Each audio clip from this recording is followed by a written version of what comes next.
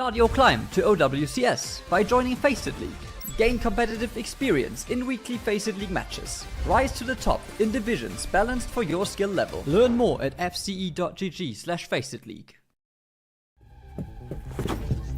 The match is about to start. Sorry I'm late. Let's do this. Widow's up top. I'm on point, dude. Genji, you want Nino? Okay, guys, lock in. It's overtime. Let's stagger. On me. Yeah, I'm dead. Down. My ult's ready. Xander. Dead. Pushing, I'm pushing. No, pull back. Hold car, we're down. That was so bad. Yeah, we suck. Yep. Let's try something new.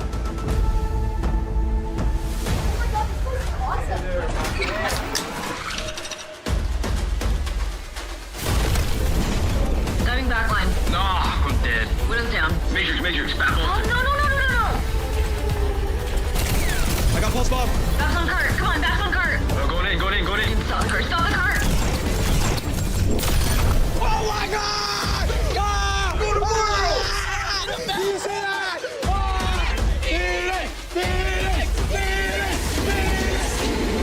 Making their OWCS World Finals debut, please welcome to the stage, Team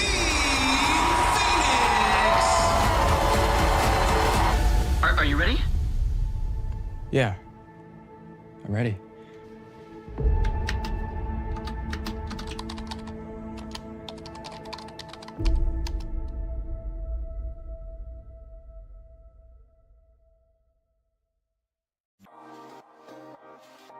Hello, friends, and welcome to the FACEIT League Season 5 Master Division Playoffs.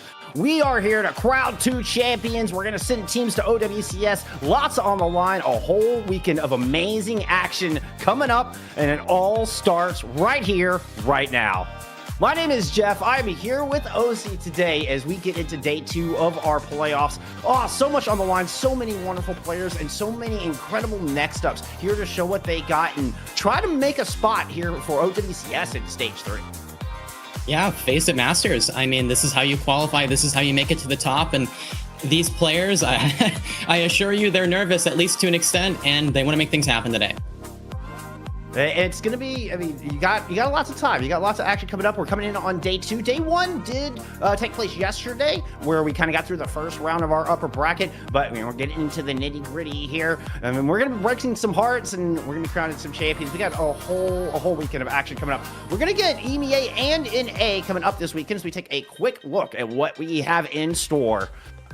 We will start here in your lower bracket for EMEA and run through to your upper bracket finals. We'll have same thing going on down in NA a little bit later on, all culminating to your upper bracket final, your lower bracket finals and your grand finals taking place tomorrow.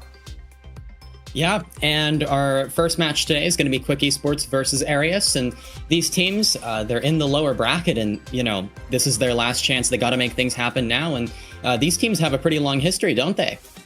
Oh, very much so. Very much. A lot of history between these two teams. Both of these teams have fought their way up through the ranks to get here. I mean, really from the ground up, and which part of what makes this so exciting and so awesome is this tier, you know, the pyramid you might have seen there in our pregame before we went live. I mean, you can start from the bottom of open division teams where anybody can sign up and, I mean, fight your way up through the ranks and all the way up into OWCS, and that is exactly what both of these two teams have done, and it's so cool to see. I love to see these teams rise up like this. I mean, Quick Esports, one of the teams we're about to see on here for our first match, they were your grand champions in advanced division back in season 2 OC. They have quite literally fought up through every single rank of that pyramid. Yeah, and that's super impressive. And I think the format here is excellent. It's exactly what I wanted, right? I mean, back in the previous season of the OWCS, I was like, hey, you know, we have promotion relegation. We can make advantage, take advantage of that. That'd be amazing. And it's been great for the players, I think. It's been great for the player experience. And we've seen so many players in the OWCS even recently that we would not have honestly seen in the Overwatch League era. And I think that's really interesting, right? So it's been really exciting. It's been really exciting to see these players actually be able to prove themselves in a tournament system that allows them to. Yeah, I mean, meritocracy from the ground up. I mean, it's been such a breath of fresh air. We've really kind of found our own path here in this new era of Overwatch esports, and I'm so excited to watch these new players move up through the ranks. Let's take a look at our bracket here. Figure out how we got to where we are today. As I mentioned, we will be focusing in on the lower bracket here to start off, but yeah, don't neglect those those teams in that upper bracket final either. I'm looking forward to seeing them a little bit later on today. Oh yeah, Vision. Violet has made his way to EMEA and into many of my videos as well. He always has a little bit of silliness to show. There's always something exciting with Violet, so I'm really looking forward to that match. That's gonna be real fun.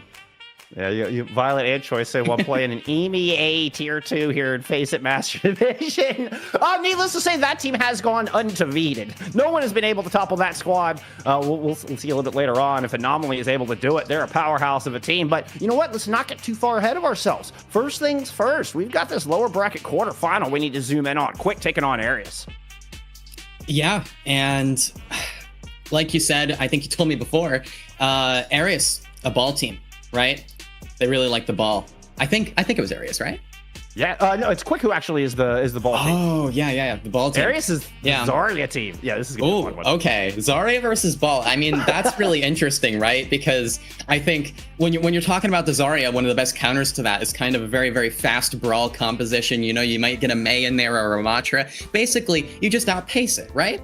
But you know, for Quick Esports, they're on the ball composition. It might be difficult to make that happen. This is going to be such a fun match to watch for that very reason. I think we're going to get a little bit of that play and counter play. Well, many would call the chess match on how you handle these unusual looks. And both of these teams have them in spades. And you know, both are trying to fight from the lower bracket for that precious spot in the grand finals. Remember, friends, you know, we were just looking at that bracket. All you got to do is make it to the grand finals here, and you'll have a shot in the promotion relegation matches happening on the 21st, I believe.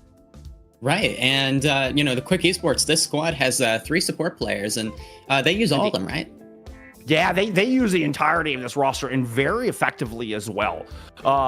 We may see even Rory and Golden Pants in at the same time on Control. You know, I don't want to spoil any surprises, but it can get fun. It can get a lot of fun. But Golden Pants is known for their wrecking ball. That is what this team does. You were talking about the ball team. That is what Golden Pants is known for, and is quite literally one of the best balls in the world. I call this ball player Junbin Jr. and is just an incredibly talented and technically adept wrecking ball player that will pull off all kinds of tech, and it's just absolutely a joy to watch. I'm a fan. You know what? I love it. It's EMEA. Usually, like, we get very few players who are willing to play kind of the more dive tank, especially, okay, we have plenty of D.Va players here. We have too many of D.Va players here, but when it comes to Ball and Winston, maybe a lacking amount. So that's really fun, actually.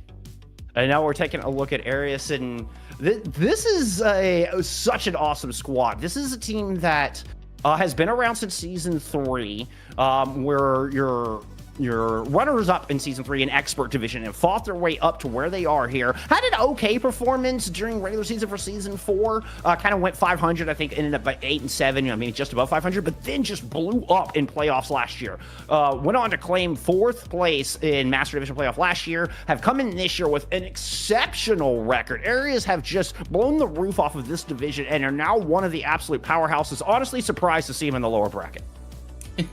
Honestly, whatever happened in that VOD review pre-playoffs must have been exceptional because they just really improved from then on. And I'm actually curious, you know, for IFish, what's the hero pool looking like for the tank here on the solo tank?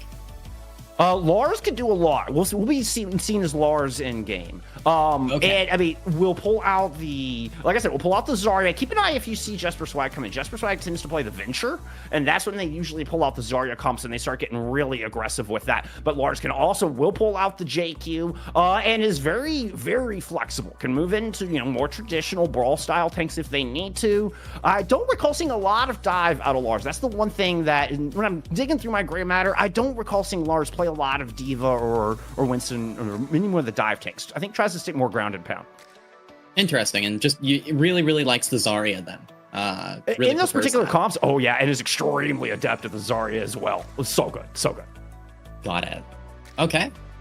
Well, it's definitely going to be a good one, and again, I think maybe the key is what can Arias bring to the table to deal with this ball composition? What are they going to play? You know, one of my first thoughts is Cast Tracer, one of the best DPS lines against ball. You would think it'd be Sombra, right? You would think Sombra would be the best, but funny enough, and this is a good one for your ranked games, by the way. If you want to pull this out, ban the Tracer. Tracer's the best counter in the game to Sombra, so if a team's running ball Tracer, the Tracer can actually permanently keep that Sombra locked down. And then it's not really that much of a problem for the ball. Yep.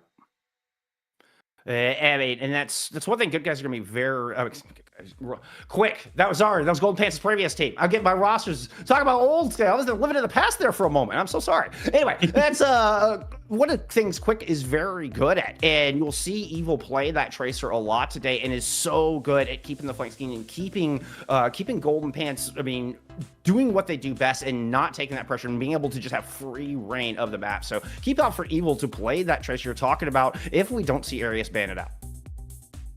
Yeah, I'm really interested to see what they do. Again, Cast Tracer, probably the best way to go if you're not banning it out. Looks like our first map is going to be Oasis as well, and Oasis has a lot of options. I think you have City Center, which is going to be really strong for the ball compositions, but the other two sub-maps, maybe not as much. Everything is Oasis. It's one thing I've been learning recently, OC. Everything is Oasis. I have to admit, and in my FACEIT open match recently, even I had my team go Oasis. It's all Oasis. It's all Oasis. I mean, there's so many fundamentals built into this map. That's one thing I have truly learned and across all 3 points. But I want to circle back to that point you were making about the Cassidy, because the funny thing about Arias, and this is what reminded me of it, is that one change they have made. They've pretty much been the same core squad since they were known under a previous name, Hypnos, back in Season 3, and that runner-up season in Expert I was talking about, have pretty much been the same core team. One of the changes, though, has been ICAV coming in here in Season 5 is exceptional on that Cassidy. Is truly, I mean, top tier on that Cassidy. So, you know, Golden Pants on the Wrecking Ball could run into some real problems with ICAV. So I just wanted to circle back, because I thought it was an important point that, I mean, that is important. You need a good cast player, you know? Yeah, could play a big part, particularly in this first map. We'll see what Quick wants to come out with. Yeah, I mean, cast right now is really strong, especially against some of those dive compositions or in certain compositions. I think when you run the cast, you're mainly playing to pocket that cast, keep that cast alive at all costs. Think back to like how Frosttails kind of played with Keo and the Cassidy in OWCS, like same deal, right? And that's what maybe you go for here against the ball compositions, right? Maybe you run a Diva, you just keep that defense matrix on top of the Cassidy and hope for the best.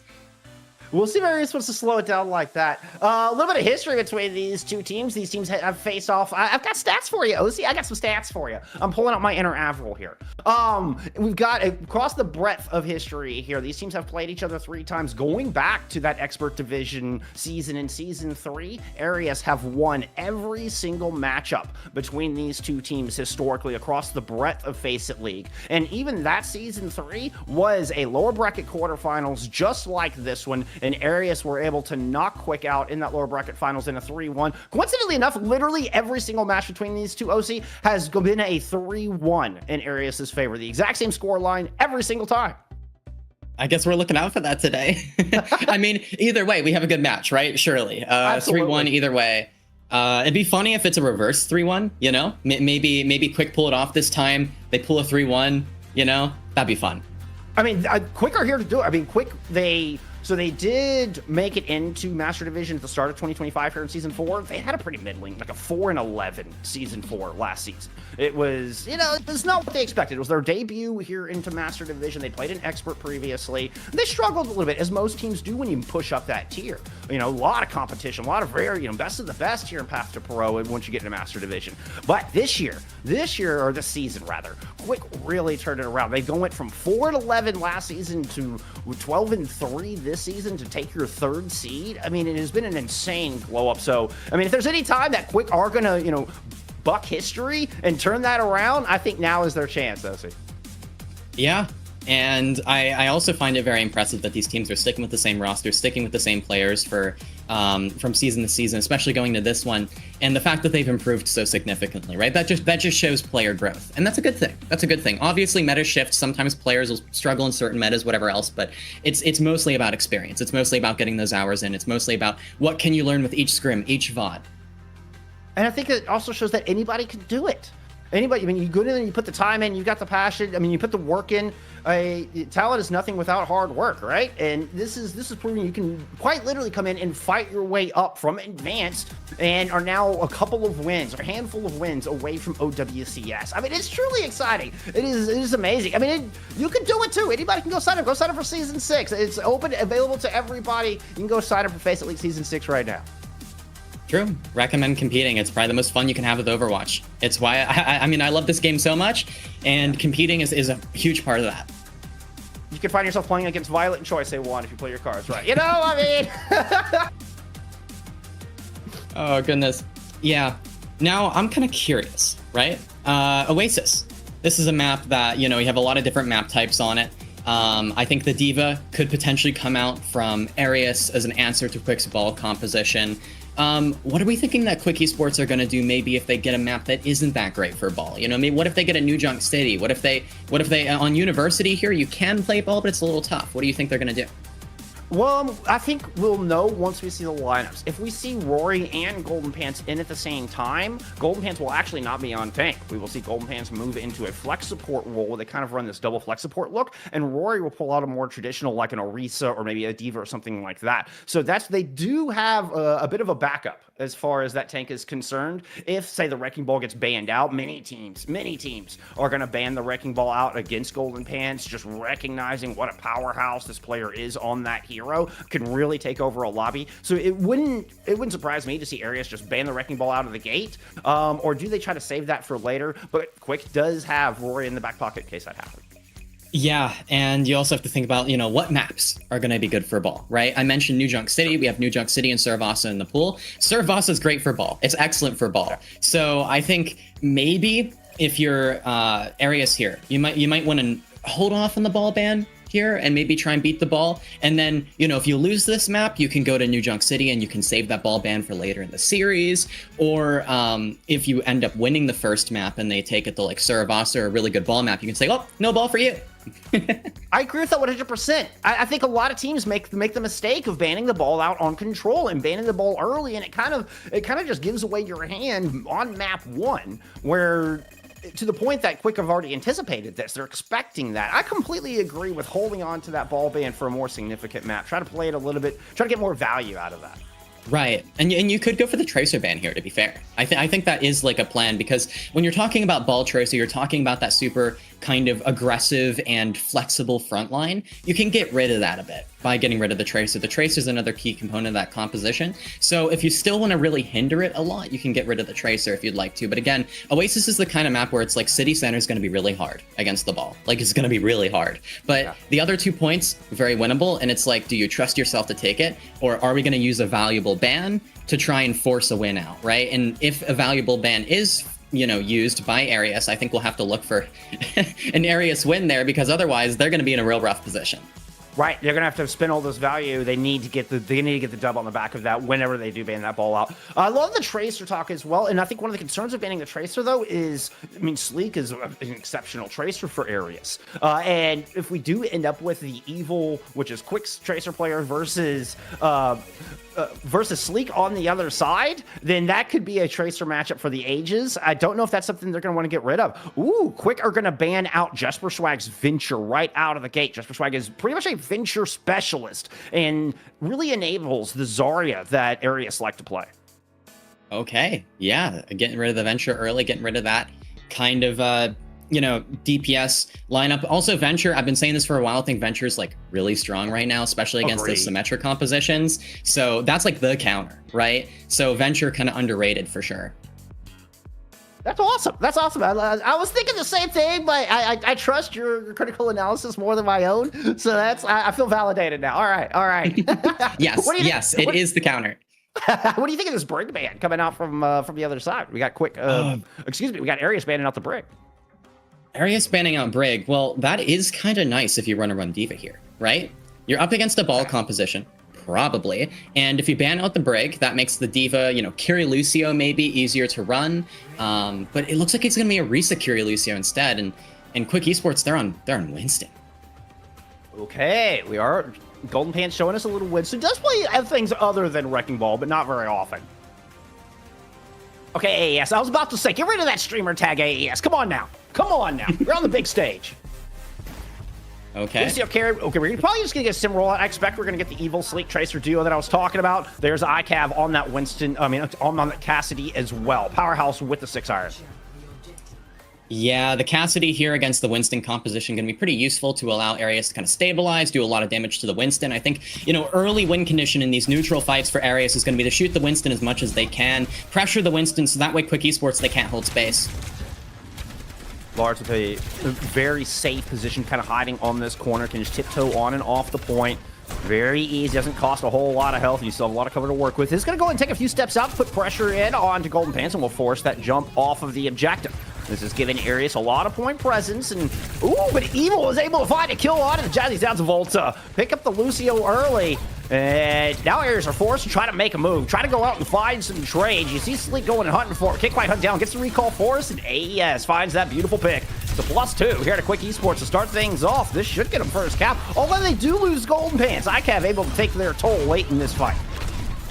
Yeah, ICAV is still dangerous here. Finds another kill into Whitebeard, and they're Evil trading out ICAV. I think Quick Esports should be able to close this out, but it's still a close fight. You see Sleek coming back in here, going to try and touch. The point still contested, finally in favor of Quick Esports, but we have a disconnect, unfortunately, on Quick Esports' end. Oh, and a terrible time for a DC as well. But we're coming up on that first ult cycle. You know, I mean, you can see ICAV sitting about 3/4 of the way to that first ultimate. I imagine Frenulous was quite similar in ult charge. That could be disastrous here as we've just gotten first control. There's 0% still on the board, though Quick do have possession. Yeah, that's rough overclock. Very, very valuable ultimate there. And I think with this Winston composition, I have to say, it was executed pretty well from Quick Esports there. They're running the Sojourn. In comparison to the cast, the Sojourn plays for kind of longer sight lines, right? You're playing for those longer sight lines. They played kind of that open angle and spread out, took angles. They let Ares initially kind of anchor themselves in the point, but you take angles, you do as much damage as you can because the Winston composition, it's a slow buildup, right? You think to kind of Weibo Gaming's Winston composition, the specialists in this kind of like Winston, Kiriko, Lucio composition, they really, really like to start off the fight slow because you have to, right? I mean, this Arisa composition is just going to poke you out too much. It's going to be too much damage for the Winston. But once you get ultimates like Primal, you get Kitsune, you get Beat, then you can start to go super, super aggressive. So it's a matter of avoiding the poke damage while you build up your own resources. Pretty much. Evil got the Pulse Bob. I mean, it could be a good resource if we can get land a stake. I'm more looking at AES with that Kitsune rush, able to match Texal here as Quick trying to hold on to this point. Ares have Flurkle looped around to put ICAV on the high ground, drops down with the Deadeye, and this is just buying a lot of point presence. Almost got the flip, but he's able to jump back onto this objective. Kitsune rush now invested here from Texal, while Sleek is trying to keep the back clean, lands the pulse. Whitebeard gets blown to smithereens, 27% away from that Sal barrier, meaning Volta doesn't even have to use theirs. Good fight win from Ares. And Quick Esports here, they're going to have to play pretty slow, and they're going to have to play carefully here because they don't have their beat just yet. They have to play for this, for Whitebeard to get back into the fight. Volts already has it available. Lars also with the Terra Surge. Arius have a pretty big ult advantage here. They should be able to get at least a good, decent amount of progress in the point until Quick Esports are actually able to go for their engage. And I expect a pretty aggressive beat coming out from Quick Esports here. Station on the high ground from Volta. Well, that's a risky move from Volta. You can't afford to die early. You're putting yourself in sight lines of Fenris jumping out like that. But Fenris is under a bit of duress over here, trying to protect this hallway and keep that backline alive from Lars pushing in. Lars does have the ultimate to work with. Sound barrier is going to get thrown in from Quick Esports. His Whitebeard gets it built up, and Lars gets melted. Tried to launch the Terra Surge, did not get the spear down. This means suddenly the beat advantage has swung dramatically, and Volta has to hold on to it. Fenris with a nice little two-piece to make it 3 here to close out this fight. That was a very surprising fight and an interesting rotation from Quick Esports too, with Fenris actually choosing to rotate through the hookah. It's that little enclosed inside lane on the Sojourn that limits your line of sight, but it did work out pretty well for Quick Esports there, at least. Now Fenris playing for this overclock. Pretty close as well. They're really shoving this corridor. Risk of getting sandwiched, but Quick does back away from that hallway after an initial bit of poke. Here comes the overclock that you're mentioning, and a Primal Rage into the corner. Sound barrier out from Volta has protected ICAV momentarily, and spot enough time for Lars to take the Winston down. Now, Tankless Quick Esports are just kind of backing away, hoping they can get maybe a kill in the disengage. Woo-hoo, AES Swift steps out with maybe 50 health, and Evil actually finds that trade. Things are getting a little bit interesting here as Quick Esports will have a quick recontest. It's a winnable fight now. Quickie Sports over to the Arisa in the Arisa mirror. It's going to be Kitsune for Kitsune on the point. It's just a matter of who can win out that initial fight. You know, if Whitebeard is able to get this beat in a longer fight, that could matter. Significant advantage here. We already saw Evil get a lot of space. ICAP trying to buy it back here with this Deadeye. So, continue rush from AES is in play, but they're going to have to do this without Fenris. A lot of damage, no absent from the point. GP under complete duress just gets too many bullets to the face. Back into watch a respawn counter you go, and Ares will hold at 87%. One last chance for Quick. Quickie Sports, they need a very quick re-engage here, of course. They're onto the ball. They're gonna have the beat. Volta a little behind on that. So that's actually gonna make this fight winnable for Quickie Sports if they're able to get a touch. And there's the initial touch from the Tracer from Evil. Oh, Gold Pants is here on the record. We're getting a little hint of what we might see in the future. Sound Barrier throw it in from Whitebeard. There's a massive advantage. Need to get a kill on it. Evil has gotten the Lucio low. Volta in trouble. The swift step in. They get pulls. Evil sticks Tetzel on the back fade blink. And this is going to flip this over unless ICAV continues to do that. ICAV's already got two in this fight, but Lars has been finished off. Now ICAV just biding some time. We will get one last 99 engagement here in this opening round. Okay, Evil using the laws of gravity there to land the pulse. I guess what goes up must come down, right? And throws it right in the path. That's beautiful. That's real fun. Now Golden Pants building up to the mines, and it's going to come down to one final here. Now, this time, Volta could potentially build up to the beat. 66% to it right now, 70%. It's going to be an aggressive engage from Golden Pants. Gets so much shielding off of that, but doesn't want to go back in. Playing a bit conservative, can move to intercept this hallway rotation. ICAV does have the Deadeye, just could just buy more and more time for Volta to get that precious sound barrier online. It's going to go ahead and unleash the Deadeye onto the point. Everybody from Quick just moves off. This gets the flip over to Arius. Now Quick have got a little bit more pressure that they can contend with. All five come roaring back onto the objective, but Iber goes down. Whitebeard, that is, and Sleek lands the pulse.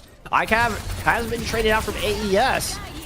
Let's see if Ares has enough damage to finish off this point with a Kitsune rush in play. It's looking like the answer is a resounding yes. Good spear follow-up kill onto AES. And Ares have got this one pretty much on block. A little bit of cleanup left here onto Evil and Golden Pants still working around. Those mines eventually unleash here to 1v4. But a good spear lands. GP not looking like they're pretty much done with a sound barrier in play here from Volta. And Texel finding a kill into Whitebeard. Ares will claim round one.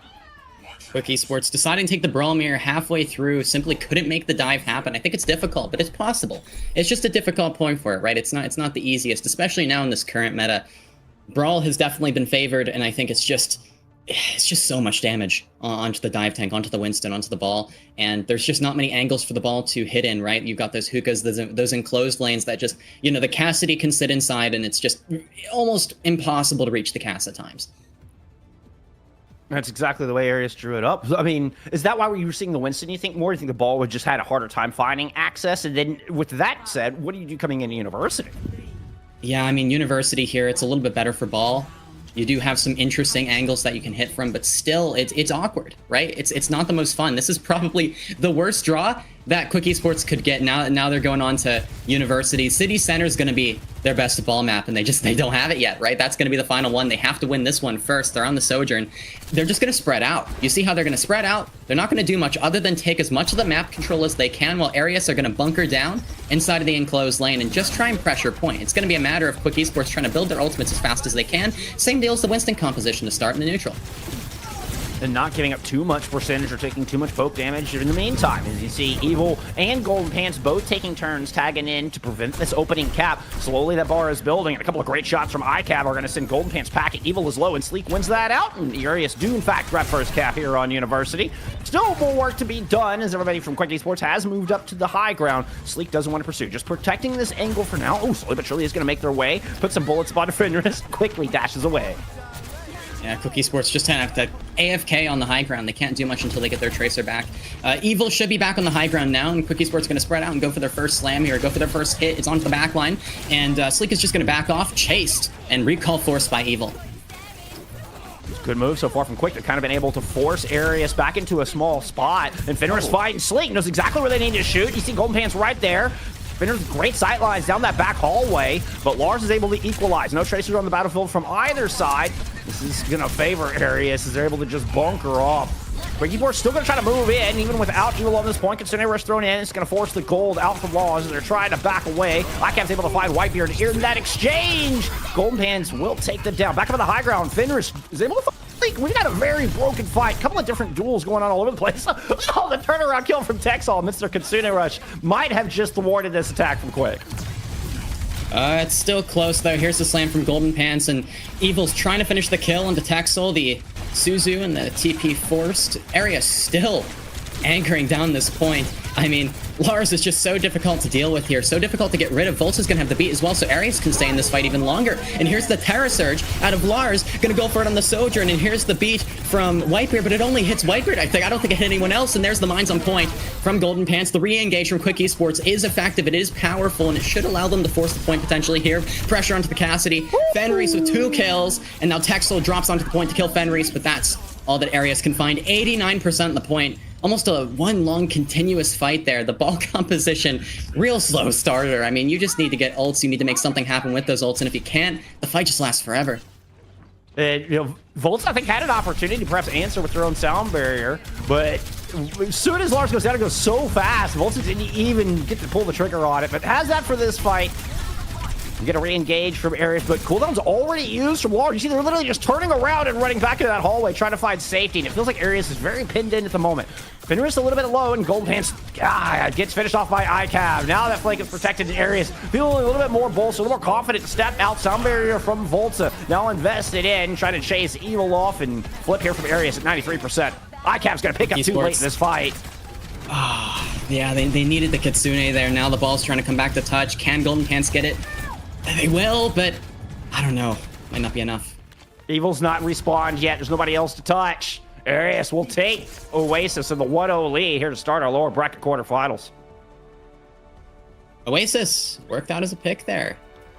Pretty effective, and I do think it is probably the most difficult for the ball composition in terms of control maps in this current map pool, right? You have Busan, which is kind of known for ball compositions, right? And you also have Ilios, which is, I mean, I think Crazy Raccoon has taught us that, you know, ball's pretty good there. So generally, I think Oasis is going to be the hardest map there. And City Center, the one sub point that they didn't get out of the 3 would be the one that I think Quick Esports would have the best chance on with their dive compositions. Yeah, it was a smart pick from Arias, and like we were talking about, they do not waste that valuable Wrecking Ball ban early in map 1. They go for the Brig ban instead. And I mean, and what a smart pick. They still have that all valuable ban in the pocket should they need it. They will get second ban here. Of course, Quick will get to choose our map too, and they do have a plethora of choices. Basically, anything but control is at their disposal here. So we'll see where they want to choose. You're thinking, you know, perhaps a Flashpoint map. You were thinking what you were speculating earlier.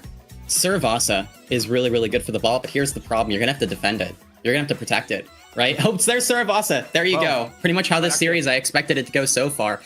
With the ball ban present, I think it would be preferable for Quick Esports to ban a support, but instead they're going to have to defend the tank. They're going to have to keep their ball available.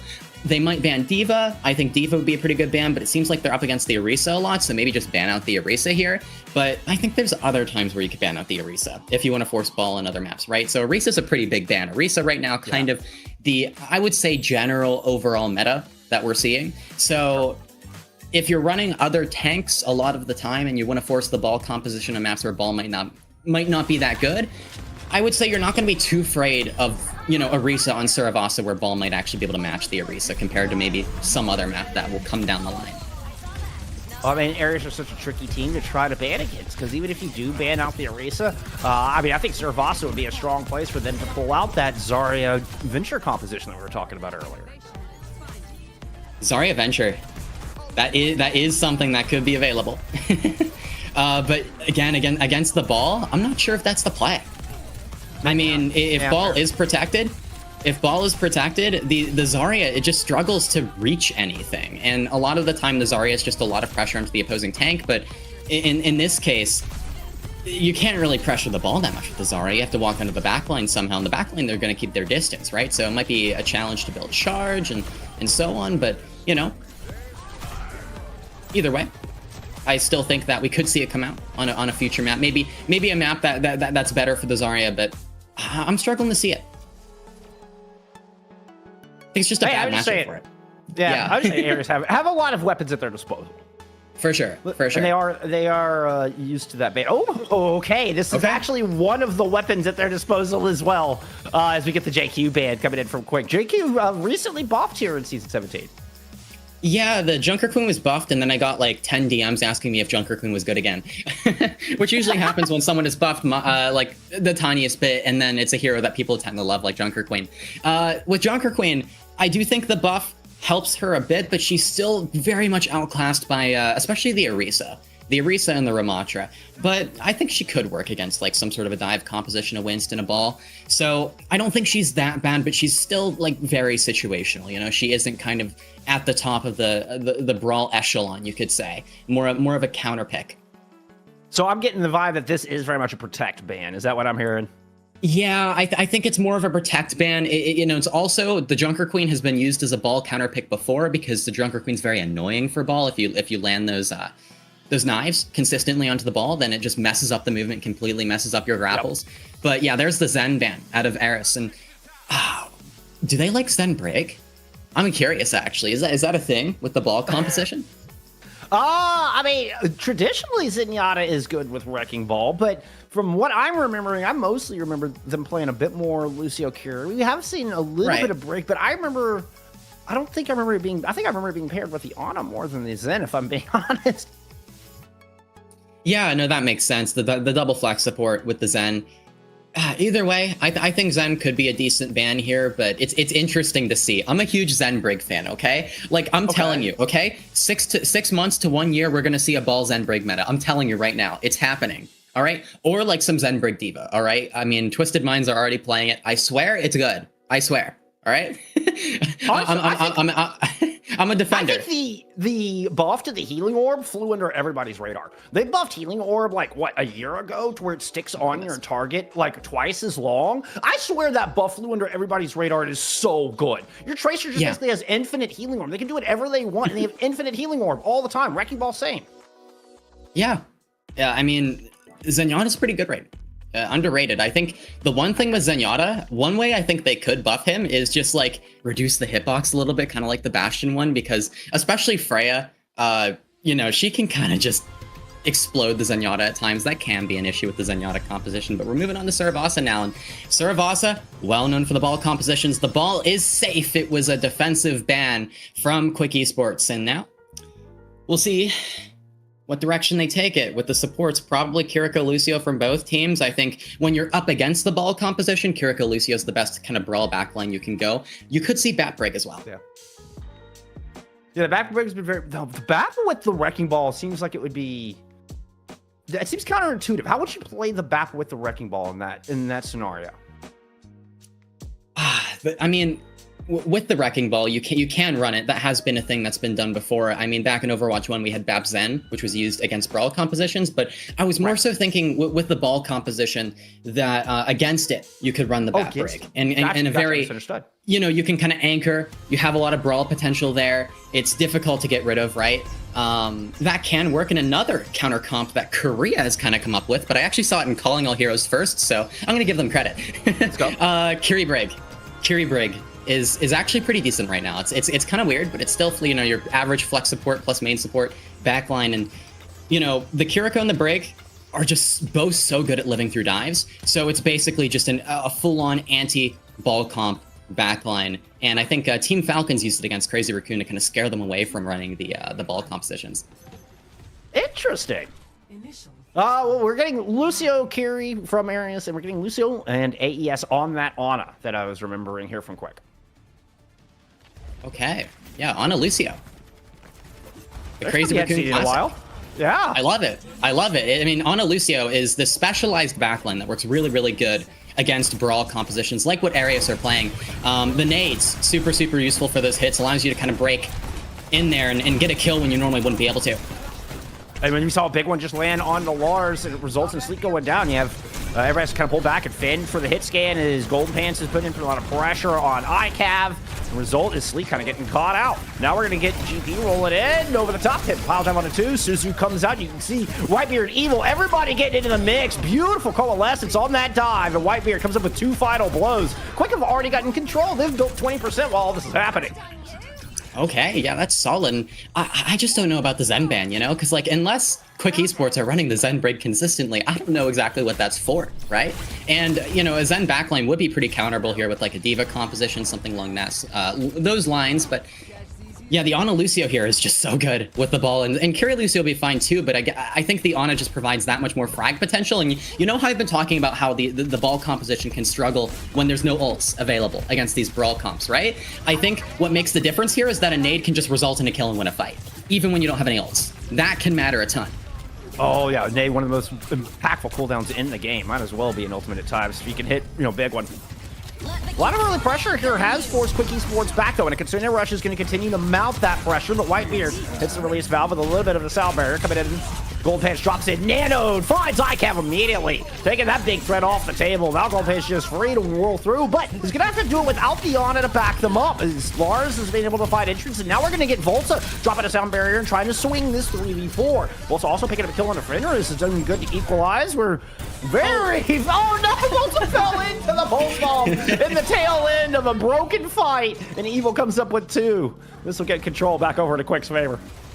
Skating right into the pulse bomb. It looks like Aras are going to do their best to deny the flip, though. You still have the cast on point, pocketed by the Kiriko. Now the Kiriko under pressure, but it looks like the Suzu's still going to come down from Texel. Fight still in progress. Golden Pants with the mines on point. It's going to force Aras back. ICAV has to regroup, and you know, Aras, they're back to 5, I think, now, but the Ana's still inaccessible in the back there, and there's the overclock out of Fenris. What an insane hold from Aras to not allow, from Quick to not allow that flip. Oh, now Aras are back in control. Really good job there from ICAV and Sleek, as they'll say. Yeah, it's not allow that flip from Quick. Now we're going to go to a 99-99 fight. Yes. Yeah, Quick Esports going to struggle to get in here, I think. Texel's going to have the Kitsune, and AES still doesn't have the Nano available. I think Quick Esports should be able to get a touch. What's nice about the ball tracer is that they can kind of contest forever. As long as the ball lives, though, Golden Pants forced to use the shields there just to get out and live. Quick Esports close to the Nano. They're going to have the Nano, and they're going to beat next. Nano thrown on the Gold Pants. ICAV gets pile drive out of the Deadeye. He's still able to live through it. Oh, and Quick doesn't get onto the point. You have so many players that should be able to stall that out. But no, none of them make it in, and Aras win that without even cleaning out the fight. That Deadeye has so much zoning potential. It's so difficult to deal with. Yeah. You basically just can't peek during it. And the problem is that when you're in an overtime situation, you kind of have to. Someone has to sacrifice themselves for it. Quick Esports now, though, they have the beat, start this fight, and they have a pretty decent ult advantage because when you're using this beat, when you're in these dive compositions, you're usually using it pretty aggressively to just like throw your Sojourn in there, maybe get Fenris in there aggressively. Looks like this fight going to take place up here in Chandelier's getting real close quarters. Oh, just barely misses the pole. Still, you get the Suzu out of Texal through that endeavor. Oh, mean. Turns around to try to get Texal. Texal lands a beautiful headshot with the Kodai. Evil, once again, falling early in these fights, and is such an important cornerstone of this dive out of Quick. Yeah, Aras, I think they were inside a kind of the enclosed lane. I don't think Quick Esports had any business trying to go for a hit in there, trying to go for a dive in there with the slam. It's just too enclosed of an area, too difficult to land any sort of slam, any sort of dive. Aras, the one thing is when the point unlocks, you know, they'll have to drop, and that's when I think Quick Esports can go for their dives there. But Quick Esports rushing it a little bit. They're going to have the beat still available for the next fight, but now Aras have had time to build their own ults, so the ult advantage, unfortunately, now isn't in Quick Esports' favor anymore. They don't have that advantage anymore. GP pressuring on the point. It's taking so much damage immediately. That health bar just evaporated in a nanosecond. Like Ice Key about to Texas sidewalk. Beautiful stick out of Sleek's gonna find Fenris, and whew, things are just going from bad to worse. Areas have just got this unlocked. So methodical in the way they are protecting every angle onto Palace. Good kill from Evil, as Sleek kind of bit off more than they can chew in that duel. Is this an opening enough? The big stun! GP does somehow make it onto the point to initiate the overtime. A little help from Whitebeard, but they're going to get popped, removing that sound barrier option for Quick from this fight. And then this is looking like an 0-2 on Suravasa. Golden Pants doing what they can to hold on, but they're down 2 players in this fight and end up just giving it over. Oh, we are not balling. We oh goodness. Yeah, Aras, they just won that entire point using Pulse Bomb, and that was it. That was the only ultimate they used that entire time, and that gives them plenty to deal with for Quick Esports. You know, Quick Esports, they're gonna have 5 ults, but now you can deal with that. You can anchor through that. Quick Esports need to be careful not to stack too many of their ults, just like pressure over time. We'll see how they handle this. Looks like Golden Pan set up for a hit. Yeah, Chandelier cosplay with mines in the pocket. ICAV is definitely aware, keeping eyes to the sky. And they all rotate around, not allow the easy pile drive mine combo. Oh, nice little spider ball up over the top, though. We'll see if they see this one coming. Boop in. Oh, but Evil loses that duel again. Evil's the first to fall for like the 3rd time in a row. Double support ults now been invested from Aras. Move on to this point. Nano Boost has been invested onto Golden Pants as well as they get the roll through kill. Take ICAV out of the fight, but the trade onto the Ana can make life difficult. Bolton trying to escape on the outside does. Mines thrown over the top, but Lars is going to clear them with just an immediate terror surge. Sleek has been able to follow, but the kill onto Fenris. No more DPS left here for Quick at all. As I say that, Evil does return, put a pulse bomb down. Gold Pants' mines find one as well. So it takes all out of the fight. Suddenly this has flipped. Quick has been able to persevere through this long engagement, long enough to get reinforcements back and start finding the kills. Yeah, great fight win from Quick, but again, Aras, they got that initial flip, and now that's 40% for them on the board. Oh my goodness! The Javelin snipe across the map on the Fenris. Quick Esports, they've lost their only ultimate, they've lost their overclock. Oh, disastrous. Not to mention the only poke damage that they really have as well. This is a free walk-up. Ares have 2 DPS ults to work with, and they're going to get planted on this objective. Evil tried to deny it. Even a good nade comes in over the top from AES. But without Fenris there, it doesn't feel like there's enough follow-up. And Slink is going to take him out of the overclock. Fenris struggling here on this 3rd flashpoint. Oh, Quick Esports, they're rushing it again. You know, they lose their Sojourn so early on, and then, you know, Evil tries to go for the touch, immediately dies, and Golden Pants then forced away. And by the time Fenris is back, you know, Quick Esports, they don't have the resources to support a hit, and Fenris immediately dies. Quick Esports now, their last-ditch effort, their last chance are their support ults. Wiper close to the beat. We saw last time work out. Snake, one clip moves in and assassinates AES out of the gate. Lands the stick. Manages to put Fenris back into a respawn timer. Looking to follow up on a Wiper, not even to let them get the sound barrier online. Oh, Ajax also finds the kill, and they AJ'd it. Yeah, I mean, Wiper had to try to hit Q. There's no other choice. But Ares hold on, a dominant Suravasa here. It's going to be Quick Esports pick, followed by the wayside, and not even going to get that final touch. Ares now set up match point. All right. You weren't lying about the Tracer ability for Sleek there. Soloing the backline, but it just felt like every step of the way, everything went wrong for Quick Esports, and that was one of their best ball maps available to them in the map pool. I mean, that's going to make the rest of this match so much harder. If you lose Suravasa, I mean, what more do you really have left, right? Because in the previous map pool, how the previous map pool worked is we only had, I believe, 4 sections of the map pool. So when you came around to a map 5, you know, you could potentially go to something like Ilios, right? You could go to another control map, which would be good for ball. That isn't a thing anymore. It's 5 sections now, so control's out. No Ilios, and you also don't have anything else in that sense, unless it goes to a map 6, which can't happen. If it goes to a map 6, there's a draw, but otherwise, you know, you just don't have those maps available. We'll get some highlights from Suravasa. Things started off looking so good here for Quick Esports. I mean, we see right out of the gate, this is the very first fight. They get an early cap, a beautiful dive. Everybody coalesced perfectly onto every target. You can see the comms in action.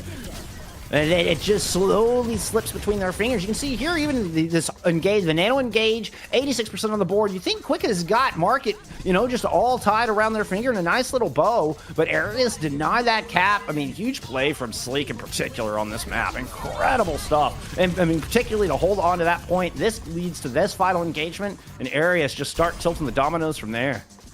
Yeah, and the Tracer is just so important when you're playing up against these ball comps, because you think about the Ana Lucio backline, the Ana is going to be particularly kind of vulnerable because the Lucio's helping with ball hits a lot more.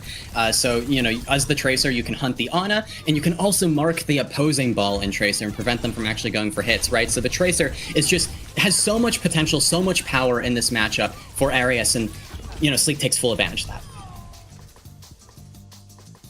So what do you do? What do you do for Quick here? I mean, like you say, you kind of felt like they've already used one of their best map picks. They've used they've used that the Junker Queen ban already as well. This was the other map that I was thinking of, and it is going to be a Runosapi here for map 3. Still, I mean, another good ball map. I expect to see Golden Pants try to stick with that. Yeah, I mean, Runosapi is one of the only ball maps they really have left that are really kind of solid for the ball. The first time I saw ball played here was Korea, I think. It wasn't really that popular of a ball map. I would say it's, probably worse than Saragossa. You don't have as many angles to come from, but still a lot of potential for the Tracer and so on. I think what's really going to be important here is can Evil really match Sleek in the Tracer duel here? Can Evil can control those spaces, especially at the corners? You know how you have the room and then you have the corner? That room is going to be where the Tracer and the Lucio for both teams are probably they're going to fight over that area, right? Yep. So whoever wins that duel is probably going to have the advantage here. Yeah, I call that the store. I don't know what it actually is. I just call it the store. It looks like a clothing shop is what that looks like. But that 2v2 is so important. We do so often see a kind of 3-2 split from both teams on this map. And sending that Lucio in to help protect that flank, to reinforce that flank, because it's so important. It's worth investing nearly half of your team to go over there and control those off angles. Quick Esports, they're gonna defend ban ball again. They're not gonna ban the Arisa, surprisingly enough. I thought they would do that here. Instead, they're gonna get rid of the hazard, and then Aras are like, all right, we're gonna ban Tracer. And this is the ban that I kind of expected to come out eventually. This is going to hurt the ball composition so much. It makes the ball composition so difficult. Now, the question is, what will Sleek run? Yeah, what does Evil run as well? Yeah. Now, Aras do have the option of pulling Jesper Swag in here, which we might see with them banning out Tracer. They could opt to go into the Jesper Swag Venture look. That would actually be a really good idea here. Yeah, that's what I was thinking too. That would actually work pretty well on Runosapi, yeah? Yeah, I mean, Runosapi, again, you have those little rooms to control. Venture happens to be a specialist in making little rooms impossible to walk into. Yep. So, perfect pick there. And then, yeah, I don't know if the hazard ban does anything. It just looks like a protect ban to me, right? Because you're probably not playing the hazard into the ball composition anyways, but not 100% sure on that. For Quick Esports, I don't know. I mean, they could match the Venture with the ball composition. They could try and run a Genji. You could go like some sort of weird Freya plus like hit scan composition kind of deal. There's a lot of options here, but none of them are as strong as Ball Tracer, and that's going to make things harder. I will say, I mean, Evil is one of the hottest DPS players coming out of EVA right now. Highly touted, one of my favorite players to watch in the region. If anybody, I mean, has a lot of flexibility and has the chops to be able to match on a Genji, or I don't know if I've seen Evil's Venture as much, but I think if anybody's got the raw mechanics to make it happen, Evil can pull it off, OC. I have faith. I have faith. All right. I mean, like you said, these two teams always go 3-1, right? Always. So surely Quick Esports, they need their map right now. This is their map. And then Aras get their map pick and win. we need the script. We need the script to continue as planned. Runosapi, the next map pick, the final solid ball map in the pool. See what direction they take it. Add an asterisk to that though, because the way GP plays can really make any map good for ball. That's true. Like I know yeah, you're talking ideally, and I respect it and I agree with it 100%. Golden Pants can make like a Dorado work. I've seen Golden Pants just destroy people on Dorado with Wrecking Ball. Like yeah. I've seen some things happen. I'm just saying, don't lose all hope, Quick fans. Like don't lose all hope. That's fair, but remember, every map pick after this is going to be Quick Esports. It's going to be Aras if Quick Esports win this. You are so right. It's probably going to be Circuit Royale and either Midtown or Kings Row next. I would imagine Kings Row and Circuit Royale. Midtown, yeah, either one. I mean, honestly, but Circuit Royale. I don't think that Aras are going to be too inclined towards providing Quick Esports with a Watchpoint Gibraltar or Dorado. We're getting the Jesper Swag Venture. Wait, please, Briggs in. Yes, we are getting a Briggs in. Okay. Hey, the Zen ban had a purpose. Sombra. Okay. I just got on the edge of my seat here, OC. Things are getting interesting. This is such a weird matchup, such a fun matchup. The Zarya Venture, the Zarya, you're looking to bubble your Venture, have your Venture engage onto the Zen Brig backline. Here's the initial slam coming out from Golden Pants. We already see the bubble on Jesper Swag as they were able to get a lot of pressure in, but a good disengage. Quicker just going to back up. Evil's going to want to take time to set up. One thing I find with the Sombra variation on this is Quick Esports play a little bit slower. Get an Evil time to get in position and really set up for a good dive attack. But Jesper Swag's not going to give them any time. Immediately going to try to move in to find that vulnerable Zenyatta. Takes a couple pot shots, backs away. Quick Esports, now it's their turn to go. Trying to counterpunch, moving in from coastal side. Looked like Evil was able to grab that Mega, but AES is under a lot of pressure. Arius just doing a good job of kind of push and pull and keeping Quick Esports contained here so far in this opening minute. The most important fight's going to happen in the corner here, though, and I think Quick Esports need to rotate to the corner. That's where they can set up their Zenyatta, AES at the corner, at distance, and you know, for this Zarya composition, even with the Venture, it's hard to close the distance to Zenyatta, but instead Quick Esports are staying behind. This is a little awkward. It's going to allow Arias to maybe get some extra cart progress where Quick Esports would rather they didn't. I mean, that's a lot of cart progress, and Aras haven't even won the fight yet, and they're almost to the checkpoint. ICAV is going to take down both supports out of the backline, while Bubble Jesper Swag just kind of corrals Golden Pants. And the bot continues to push. TS1 just got a minute 40-second checkpoint. Quick Esports is a quick swap from the Ashe over to the Sojourn for Fenris. And now, yeah, that's the corner fight done in a singular fight. I think Arias just allowed to push the card a bit too long in Quick Esports. Again, super surprising they didn't actually set up at the corner, but they're going to have both support ults coming up. And with this ball break Zen, you know, you might be surprised to hear that this is actually pretty brawly once they get their ultimates, right? They can actually brawl quite a lot. So that's going to be fun to see here. It's going to be Arias pulling the trigger first. Gets in a rush thrown up the stairwell, as well as Sound Barrier invested in. There's the Transcendence out of EAS. Has to respond for soon as things do, in fact, get brawly. ICAP's going to pop into that from up top and finds Jake. Not allowed Big to get the rally into the fight. Counterpunch from Golden Pants. His mind's in the backfield, but suffered way too much damage, and you've got a Tectonic Shock in play as well. So Arias invested so heavily in this fight, and they're going to win it out. They have already crossed the 100-meter mark. Losing the Brigitte right before the rally and wasn't able to build up to the EMP as well. So two ultimates just so important. And now the Sojourn is just completely isolated. I mean, Fenris can't really participate in the fight. That's a bit of a problem, I would say. There's the rally. It just gets in ICAP's face. And Quick get one of the few final blows that they have found so far here on Rudasapi. Evil does have this EMP, but they'd rather save that for the next fight, particularly since they've already taken ICAV out of this one. But with the Zarya coming, there's still so much damage available. Eventually, Quick Esports will whittle it down and do save that EMP for this next precious fight. Well, you know, the saving grace here for Quick Esports is that they still have 6 minutes and 30 seconds left. So if they want to bring it back, they definitely have a decent time bank to make that happen. But they're going to have to get value out of this EMP, this overclock, and start to win fights. And they're going to have to win fights fast. Hey, I will say Runasapi is the most comebackable map in the entire game. Let's see Slam EMP, but the bubble perfectly timed on top of ICAP to protect them from both. Grab thrown in, gonna catch three. That is a gargantuan grab. Golden actually gets one while that's happening, but eventually all those resources will whittle down, and Jesper Swag will find 2 of the 3 that were caught in that grab. So player advantage for Arias at the moment. Now, Quick can still operate. They have a Sombra, Zen, Wrecking Ball alive right now. They could still find a pick here. You can see they're desperately trying, but the cart's getting away from them. Yeah, I think bad. AES, they may have staggered themselves just the tiniest bit, and you lose your Zenyatta, and when you're running the Zen ball composition, everything surrounds the Zenyatta, but still Quick Esports, they're going to commit to this fight. Fenris going to use the overclock off of the hit, the slam from Golden Pants, and that's going to allow for a kill, forces Arias back. Mines were invested in that endeavor as well. So, I mean, you got OC and Mines used. You got 1 kill on the back rate. Okay, Lars out of bubbles. Could be in trouble. Suzu already used as well. They're able to get back into the corner and get topped up, though, and Arias are stabilizing. Arias likely to use an aggressive beat or Kitsune here. Both. Okay, there it is. Trying to push into the corner, and they're immediately going to pick up Fenris on the back of that aggression. AS is late on that Transcendence.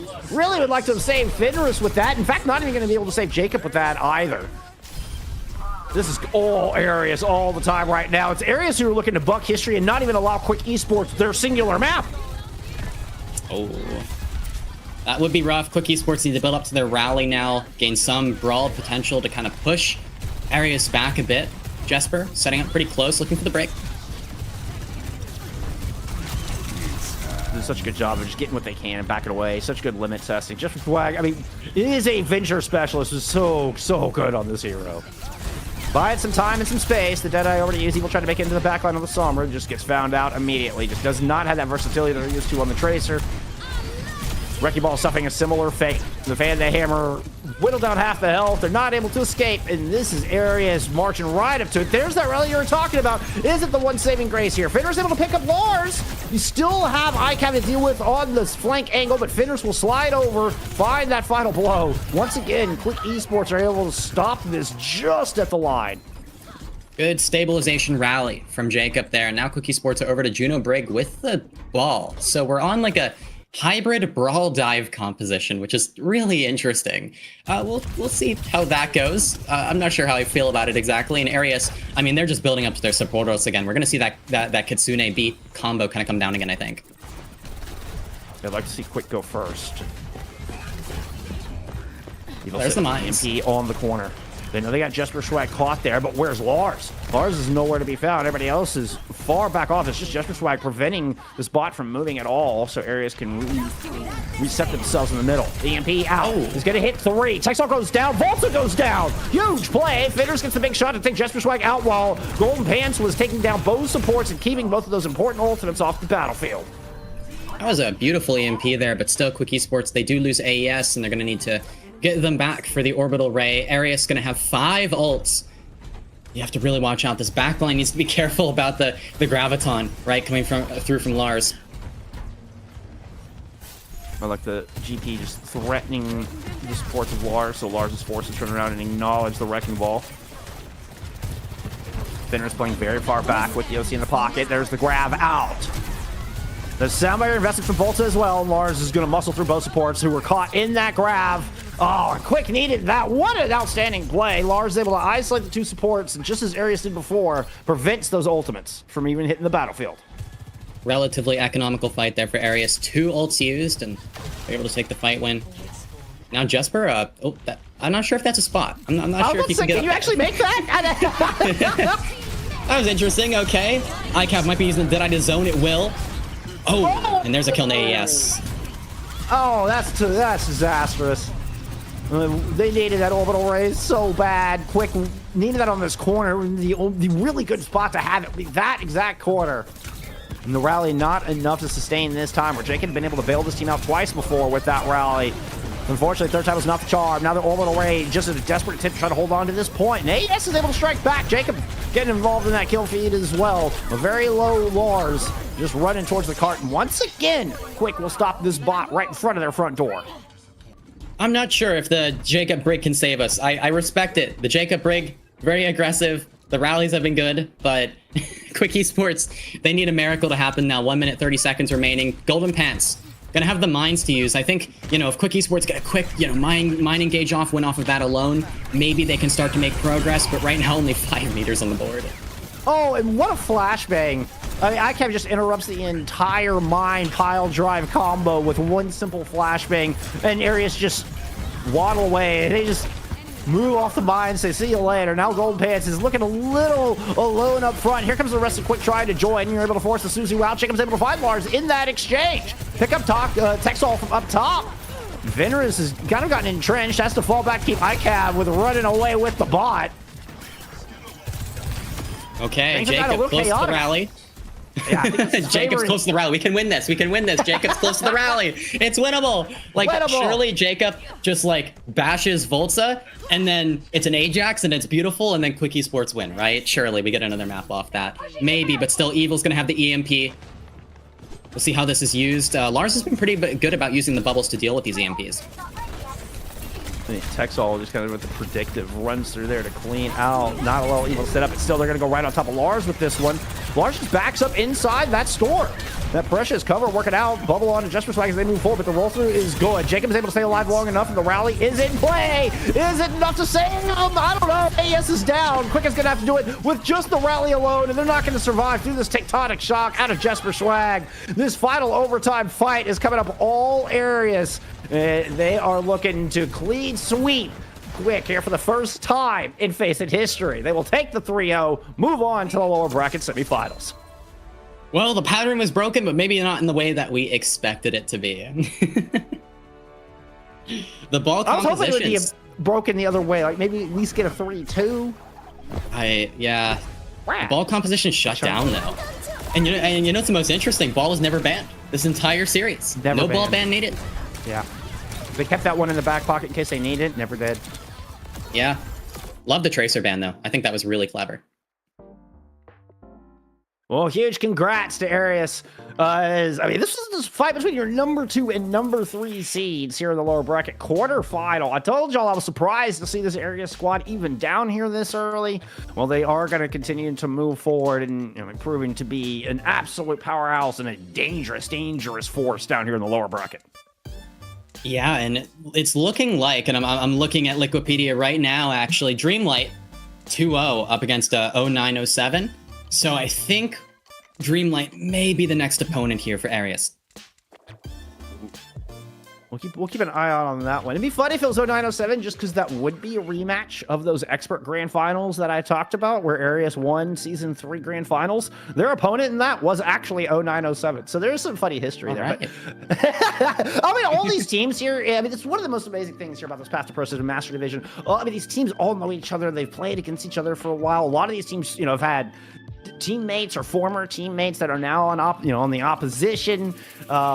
It's really cool. There's a lot of intertwining storylines here in EMEA Master Division, and I'm just looking forward to continuing through our day. We've already had one fantastic match. I kind of was hoping it wouldn't be a 3 Overwatch, I gotta admit, but it was still fantastic nevertheless. Oh yeah, absolutely. And I love casting compositions that are weird and fun, like fun. Zen Ball and other things like that, like Zarya Venture. What is that? We never see that. Amazing. But it works pretty well. And I know I touted y'all Golden Pants' ball. Golden Pants didn't have the stellar performance that we have seen from them in the past, but I promise you it's exceptional. I promise you Golden Pants is Jungden Jr. It's just Aras was that good, was that prepared here today, and I mean, knew exactly what they wanted to do and how they wanted to execute, and a little bit of luck went their favor as well, right? I mean, thinking back on Oasis, where City Center never even pops up of the 3 random map pool that we got, I mean, a little bit of luck went in Aras' favor as well. They'll take it, know? Yeah, City Center. It would have been nice for them to build some momentum off that, get a little sub map when you get into your opponent's head, but no, they did. They were denied City Center. They had both of the hard maps. All right. Let's see. I think we're going to get an interview in here. If I'm understanding correctly, we might need a minute to okay, yeah, all right, we're getting right on into it. I thought, hey, might give our team behind the scenes here a minute to do that, but you know what, we're gonna get Lars in here. We're gonna get to talk with Aras' all-star take here in a moment. OC. Okay, sounds good. I'm interested. I mean, you can ask about those Venture Zarya cuts. That is true, and I also think that how they approached not banning the ball in Oasis like we talked about at the start, that was real smart. That was a really good decision.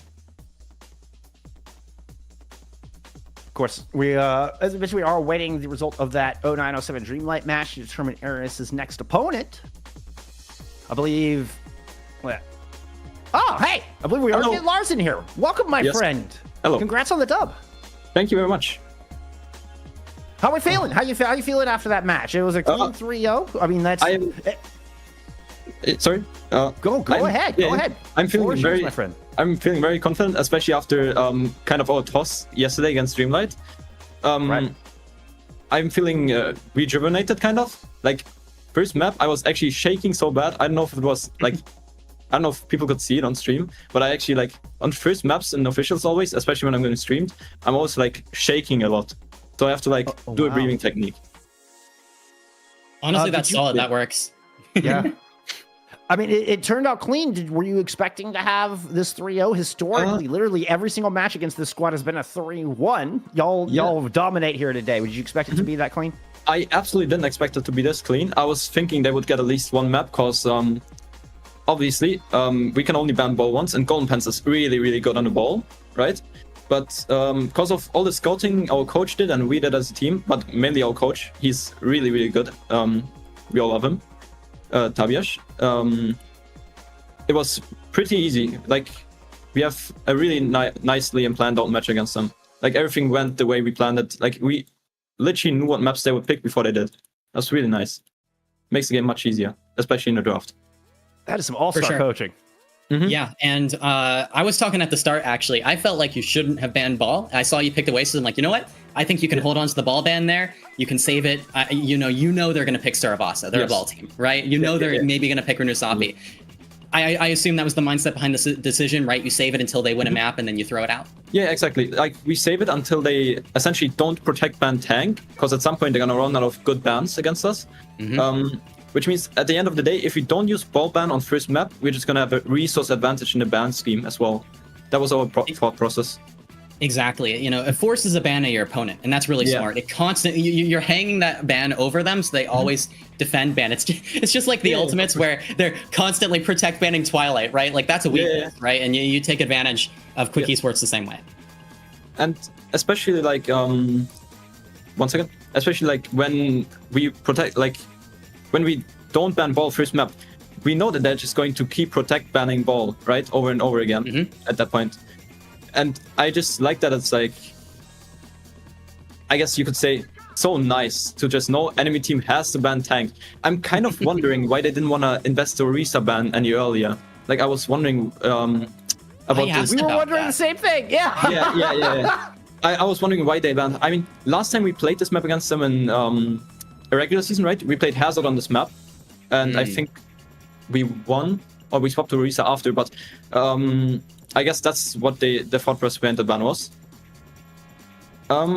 Yeah, I mean, it worked out for us. That's all I'm gonna say about that. But yeah, I was also a bit confused about the Venture and Jungle Queen ban, because in theory, at least in my personal opinion, Zarya is not the best into ball, actually. Right. Yeah. No, I actually mentioned that at the start because, you know, Jeff was bringing up the fact that you like to play a lot of Zarya, right? Yeah. And I was thinking, you know, the Zarya, when it comes to when you're up against the ball composition, she can kind of have angles taken on her, and she can get poked out pretty easily. It can be a little difficult at times, but yeah, no, it looked like you handled that really well on Renusapi, though. What was your plan going into that? I mean, it's generally just I try to do the least amount of things I can possibly do and let Jesper do as much as possible until I have bubble charge, and then I can like somewhat start playing the game. But mainly I'm just literally AFKing, trying to let my DPS play the game as much as possible while keeping my bubbles and obviously not taking away resources from my supports so we can play the game. Because at that one point, like that Kiwi Lucian comp, right? If I take any resources at all, my DPS are probably dead. Right. Which obviously with the Tracer ban though we did, was a bit easier as well, because the hits the ball comp with Sandbrick has are much weaker without the Tracer. Yeah, it's a lot of trust into your backline and your DPS, I think, to make that happen. You know, it's almost like the AFK tank style where you're just there as a distraction, right? You're the bait. Yeah. And my playstyle used to be the exact opposite of me just like being on Queen or something and taking my team's entire resources. Like I used to be an inter. I just fucking sprint into 5 people myself as Queen and do whatever I want, take infinite resources. But now that I have ICAF, let's just say he has a strong personality in my opinion, and he like he knows when he wants resources, and he made that clear to me, and he deserves them. Clearly, he deserves the resources he's getting. He's shown that over and over again already. Absolutely, especially with the cast. You can just pocket the cast so much. Oh, ICAF cast as a demon. And I want to ask about that because that's like the only change we've basically seen in your squad since y'all were known as Hypnos, is basically ICAV coming in.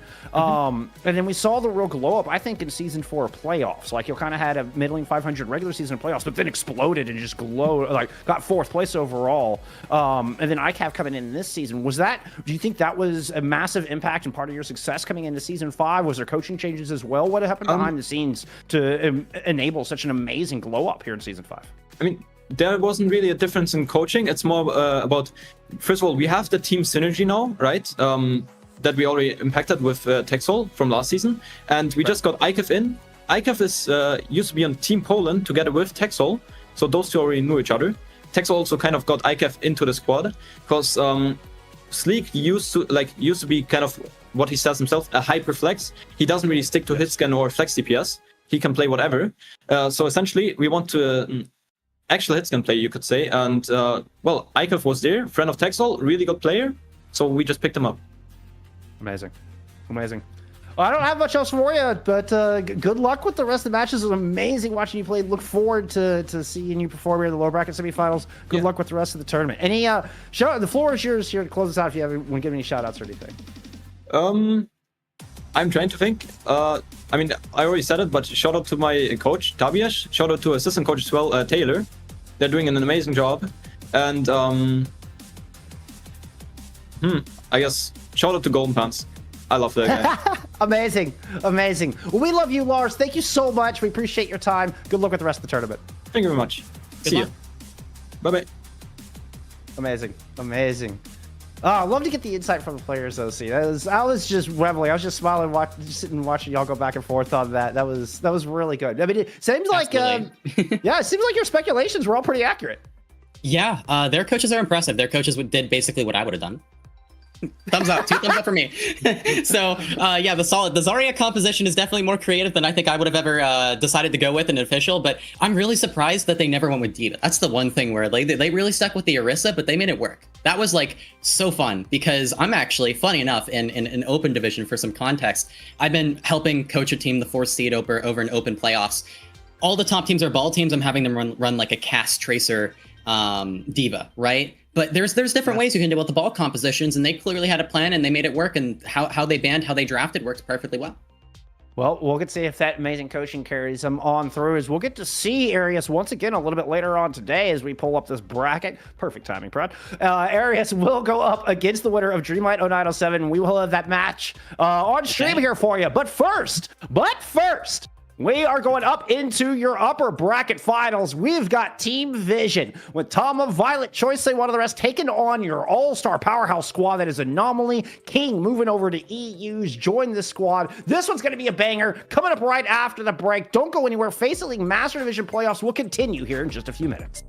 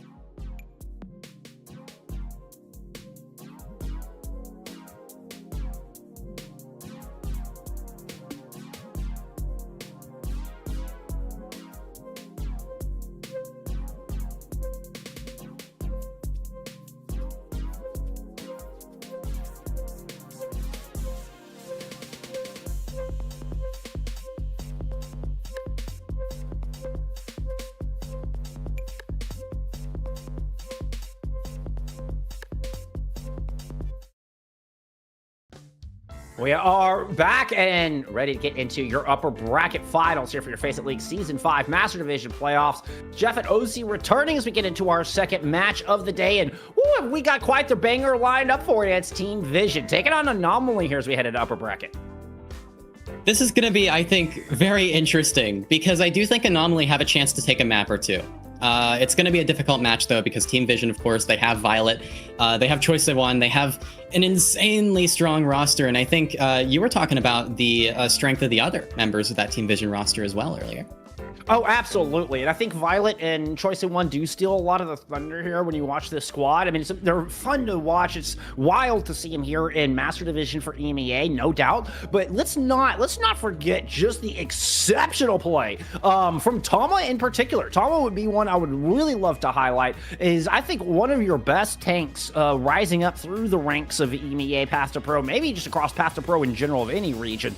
But Tama's tank play is just exceptional. Really dictates the flow of battle beautifully and takes control. Like we saw Aras really taking control of that map before. Tama does such a good job of taking control and enabling players like Violet and Choice A1 to pop off. Slow Dive is another one I would love to highlight in that hit scan role. Such a beast, such a dominant threat on the battlefild that can really distract you before Choice A1 and you and cleans up with a 4K blade out of nowhere. Why do we have Choice A1 as Winston's favorite hero? Like, I'm just by the way, Choice A1 doing a little trolling here. I'm just saying we do a little trolling. I think it was Winston on the sheet. I remember this very clearly. Okay, Choice A1 loves Winston because Winston's funny. Like, Winston comps are funny. That was the only reason stated for Choice A1. So, I mean, that's fair. I mean, if you're a Tracer player and you love playing Winston compositions, that's perfectly fair. I mean, I think that he's like one of the better Tracer players in those compositions. He's really solid in those matchups. Yeah, Choice of One's a beast. Choice of One's an absolute beast. And can really kind of be an X factor in a lot of these fights, where it looks like things will go in the opposition's favor, and Choice of One has the ability to just turn around and clutch a fight in just insane fashion, winning fights that Vision shouldn't be winning. And I think is one of the reasons, they moved undefeated so far here through Season 5. These two did match up previously. It was a 3-0 for Vision Esports. Barely even a point taken from Anomaly last time these two met. Yeah, but you can't count out Crocs and eggs. I'm telling you, my former players, Crocs in particular, Crocs is not going to give it to them easily, and you know that Crocs is going to make something happen. This guy is a little off the rails sometimes. I will have to admit, but he is very, very, very good in the Orisa. And I think with the rise of Orisa compositions, that's going to be a pretty solid, turn of events here for Anomaly. I think that's a good meta for them. Eggs probably going to try and play as much Kiriko as possible. That's what I expect. Oh, 100%. And that roster is such a, I mean, truly an all-star roster. They got built here specifically to try to make it into OWCS. That is why this roster was built. You pulled Crocs from Frost Tales, who had just made it in OWCS, and Crocs was pulled, enticed to come to this roster alongside just such a powerhouse team, truly in who's who, where everybody kind of got picked up from, it was like the best players of each of these teams around. Jonowich comes from 0907 that we've seen. Screen comes from Dreamlight. Those two now facing each other right now in the lower bracket. You had, as I mentioned, King coming over from what was at the time Rad Esports, now known as Nightmare, but straight up moved to EU, and is now playing here with no ping, to join this roster. One of the, one of our favorite, one of those touted Flex DPS through the Path to Pro system through NA. I mean, truly built just an insane roster here, all the way down the line. Two teams are going to make it through to the OWCS promotion relegation, and Anomaly might be one of them. Even if they can't take this match here, there's two possible, and we could see these teams match up in the grand finals again. But, anything can happen, right? And the first map is going to be Oasis, and Oasis was our previous, again, like you said, everything's Oasis. People love Oasis, but that's not a bad pick, I don't think, for, Anomaly either. If they want to play the Orisa, Team Vision going to start off with that Hazard ban, and an Anomaly with the Baptiste ban. I guess they want to play Curie. Yeah, I mean they want to keep EGS on Curie. That is absolutely what Anomaly wants to do. And I've heard of Eggs or EGS. I've heard both work, but both of them are viable, I think. Yeah, I always refer to them as EGS. Also, the Hazard ban doesn't surprise me, as I was starting to say. Crocs is not only good with the Orisa, but proved incredibly proficient with the Hazard, basically from day one. I think that was one of the big reasons Frost Tales had the success they did through Season 4. Yeah. I mean, these two are really, really strong. And the rest of that roster, you can't count them out as well. Like you were talking about, King, really solid on the Genji. We'll see if King goes with Genji or Tracer here. One of the interesting things about this meta right now is, we did have that Tracer buff, but I don't think Genji's dead, right? You would think in Orisa mirrors, Genji's pretty good in those. And I do think that there's the possibility that King rolls out on that. But you never know. I mean, I think that's kind of the hero that King became known for, was that Genji. Yeah. And especially if you don't have to deal with flank control as much, if you're not worried about marking flanks as much and you can be a little bit play more forward back, we would absolutely, I can see the potential Genji coming out. Looks like we are getting a pause call here from Tama early in this match. So we were being shown that the Tracer Sombra with the double flex. I mean, this is Team Vision are going to show us weird looks all day. I'll just get used to it. Yeah, Team Vision, they really prefer the double flex support compositions, and it looks like they were hovering over Juno Ilari, which makes sense. I mean, if you're going to run any sort of double flex, I would think like Juno Ilari, Juno Kiriko could be pretty solid picks, but the problem with double flex support compositions usually is that they're just susceptible to flankers. So when you're talking about King on the flex DPS, maybe on the Genji, on the Trace, or whatever else, it's going to be up to him to try and pressure that backline and basically punish Vision for playing something that's a bit greedier. That makes a lot of sense. We also, I remember seeing a lot of the Baptiste as well coming out from Team Vision. So try to use maybe a little bit more of the stability of the BAP. Right. Very slow composition. You play for angles. Yeah. You just don't have as much brawl potential. You don't have as much, and you don't have much anti-dive either. It's really up to pure mechanics, and maybe that's what they rely on, right? If you're running, I mean, some teams they run double flex support compositions, and they make it work purely because, well, I'm just better than you. Violet on the Ilari might just say, well, I don't need to run break here. I don't need to peel for my team because I'm just gonna kill you before you're on top of us. Oh, and that's what Violet wants to play. I mean, Violet moved to main support at some point, but now since coming into EMEA and playing at Master Division, it is exclusively Violet Ayari. The only time I have not seen Violet play Ayari is if it's banned, and then they go Kiri. Legitimately. Looks like Team Vision going for the Symmetra.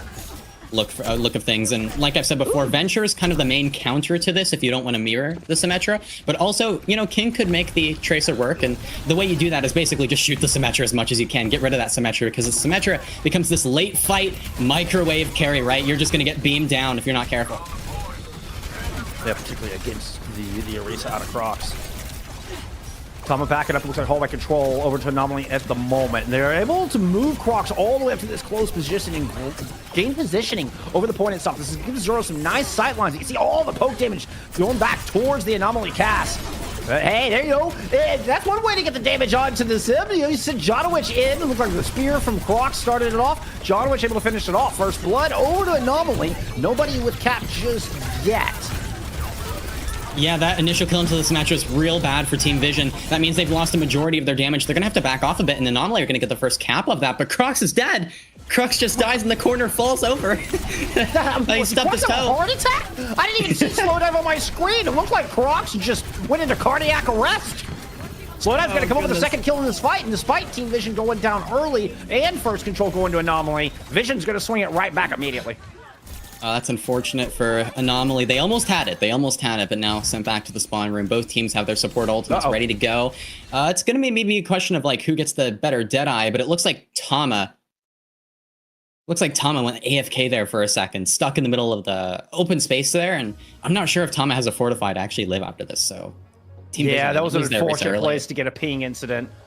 Yeah. We saw the pauses coming in the chat in a desperate attempt to try to prevent that damage coming through, knowing that Tama was not able to defend themselves. Oh, hey, you know what? Sometimes a little bit of luck going your way is not, not the worst thing. Maybe Anomaly be counting their blessings here. Let's see if here now Tama. Okay, spin and Fortify. Lucky to have those for sure. And now the Terra Surge ready to go. But Zoro opens with Slowdive. Yeah, Crocs with a good recognition just ignored Tama altogether to go get the pressure onto the cast. There's a Kitsune rush out of Anomaly thrown onto the point, but one's going to answer with their own orbital ray. So you get Sound Barrier. Oh, that's no way! King lands the pulse before Violet does the outburst and actually manages to AJ the captain's son. Wild. It wouldn't be a Violet match if Violet didn't somehow mess up a captive son. Like, there has to be at least one. Right? That's just how Violet is, but that's both support ults out from both teams. Anomaly actually have the ult advantage here with the Terra Surge and the Deadeye available. I wonder if they're going to go for an early Deadeye. It will be, but it's stunned out.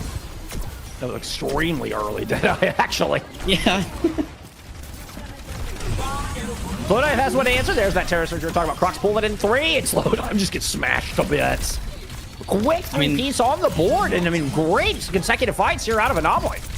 Yeah, it's beautiful. You go for the Terra Surge directly on top of the Symmetra. That's the exact target you need. And they're gonna stagger the Arisa as long as they physically can. Team Vision coming back with the Sim Wall. Now the Sim Wall has been an ultimate that I think is particularly kind of problematic in the Symmetra matchup, right? And this is why Symmetra is so popular at the top of EMEA right now in the OWCS with teams like Twisted Minds and Alcatsia running it. Oh, but everybody kind of got caught. 4 people went through the teleporter, and Anomaly just ambush it and get everybody so low. I think Tama was lucky to come up with one trade through that exchange. Actually gets Crocs as well. That's an enormous pick. And this Terra Surge is going to be huge. No way Team Vision just won this with 2 players alive. My apologies. I thought we had more time. I did not think they would actually take that TP fully as a team because that put them in such an awkward position. But I suppose Simwall makes magic happen, and Team Vision, they do turn that around there. Now they need to build their orbital array as fast as they can because I think Violet's Captive Sun isn't that useful. Oh, we're just dead. Okay, we're just... What? Tama DC again? That kind of looked like a ping issue. Yeah, we're getting the pause in chat. Oh. Oh. By the way, Animo coaching this squad, coaching Team Vision, by the way, which is kind of wild. You know, from those old school owl heads like myself that was there to watch Violet get the 2-time championship. Oh, now they got their Captive Son eaten. This is 2 Captive Sons from Violet, neither able to hit the battlefield. Sound barrier fading. Crocs' Terra Surge will pull him in. And Deadeye, actually, I was expecting to finish him off, didn't even need it. This Crocs will find 3 in the game. We do get the DC from Tama. Unfortunately. Okay, well, that was a round win, at least, for Anomaly. We have a very interesting match so far. It's been a bit creative. Violet again, not able to hit a captive sun yet. We'll see. We'll get a counter going, I think. Maybe chat can keep track. Surely, I trust you here. But so far 0 for 2, and that's the thing with Illari. Illari's kind of difficult to run because support ults are some of those valuable ultimates in the game, and captive sun is like, I'm gonna go as far as to say it's worse than Bola Shot in terms of average value. I think it is harder to hit than Bola Shot, because Bola Shot you get like twice as many of them, and I think they're just way easier to hit. It's way easier to get close up, land something, it travels faster. It just everything about it I think is honestly a bit better. So it's like a worse Bola Shot, and to have that on your support line is tough. Now I think the Symmetra wall might make up for that. You know, you're running the Symmetra and it's like, okay, well that kind of replaces maybe the beat or rally we would have as like kind of a defensive plus offensive ultimate, but you know, still, that captive sun isn't that useful, right? It's more of a distraction, right? It's just annoying to deal with. And you have to acknowledge it. Every once in a while, it might catch you off guard, and you get a couple kills on the back of it. Yeah, you kind of just have to acknowledge it. And like you say, you're sacrificing such important ultimates to, you know, to play the Ayari. You know, I mean, Right. even if you want to play the double flex and, you know, go with the Kiriko like we see Violet do every once in a while. I mean, you're comparing a Kitsune Rush to a captive sun, like it's not even a comparison. It doesn't even feel like an ultimate at that point. Kitsune Rush has such high value for fight wins, is my point. Yeah, Kitsune Rush, Beat, Rally, basically everything you could play instead of Illari is going to have way more value. And, you know, I know a lot of teams have been liking the Illari lately. I still don't see the vision personally. I can kind of see it maybe in a map like Circuit Royale, but it's tough. It's tough. You know, you have to really get so much value in the neutral and make use of that. And like I said before, maybe team vision for them is just, okay, Violet has better mechanics. We're just going to kill people with the Illari. We're going to win that way. And we're not going to be worried about ult rotation. But you also have to think about this. This team's goal is absolutely OWCS. And if they make it there, I'm not sure if they can get away with that, the Illari, for long. I mean, I kind of feel like this is them having fun. Like, I don't Maybe. feel like this is Team's Vision's final form. This is like their Master Division form, where they're just playing these weird double flex support comps and just having fun with it. I would anticipate if they do go into OWCS and really, you know, going trying to make land and stuff, we'd probably see Violet actually play main support again. That is complete speculation, y'all. This is just me guessing. I'm not gonna lie.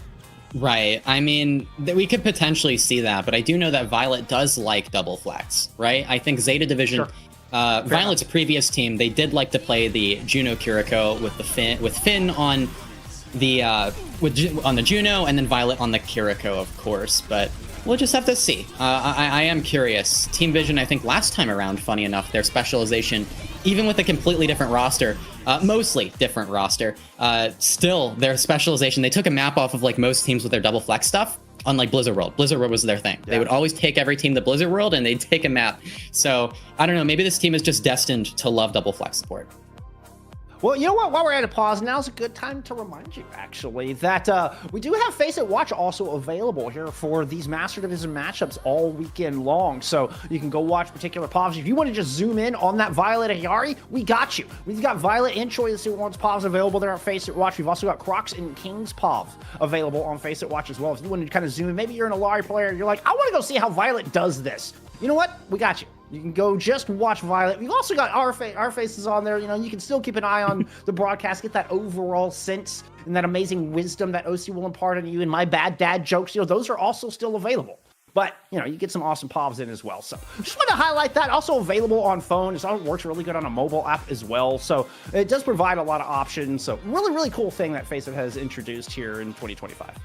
Absolutely. I mean, you get to witness every Violet Ajax in, you know, HD. Right there. Honestly, Yeah. you can't get anything better than that. And this feature is great because I think, you know, the Overwatch League actually had something similar to this a while back. They kind of trialed it with a beta, but yeah, this is totally, you know, you can use this. You can check out different POVs. It's a great way to learn the game. What I always recommend to players is you check out different POVs of different players, look at how they play. Think about, you know, what would you do in that situation? So you can watch Violet and figure out maybe how would I not Ajax this captive son, right? Okay, being on Violet a bit too much, but it's funny. Okay, it's too funny. Violet is a really good player though. He's very good. Of course. I mean, you're two-time Overwatch League champion. Yeah, of course. He's a good player. That's kind of just like why we rag on him, right? Because we know they're just one of the best in the world if they do that kind of stuff, right? So True. Oh, hey, we did get an update. One other thing we can look at here. We have gotten a update from Dreamlight versus 0907. Dreamlight able to take that 3-1 and close that one out. So 0907 kept it interesting. Remember, Dreamlight were up 2-0 at the half mark. 0907 take a map, but wasn't good enough. And fortunately, they will go home in 5th, 6th place. Dreamlight moving on to take on Aras here in your upper bracket semifinals coming up right after this match. And we're on to the second round. We'll see if Tama's internet can hold. Anomaly up around, and this is unexpected so far on the Arisa. Crocs loves Arisa. And we'll see if Choi gonna stick with the Symmetra. Nope.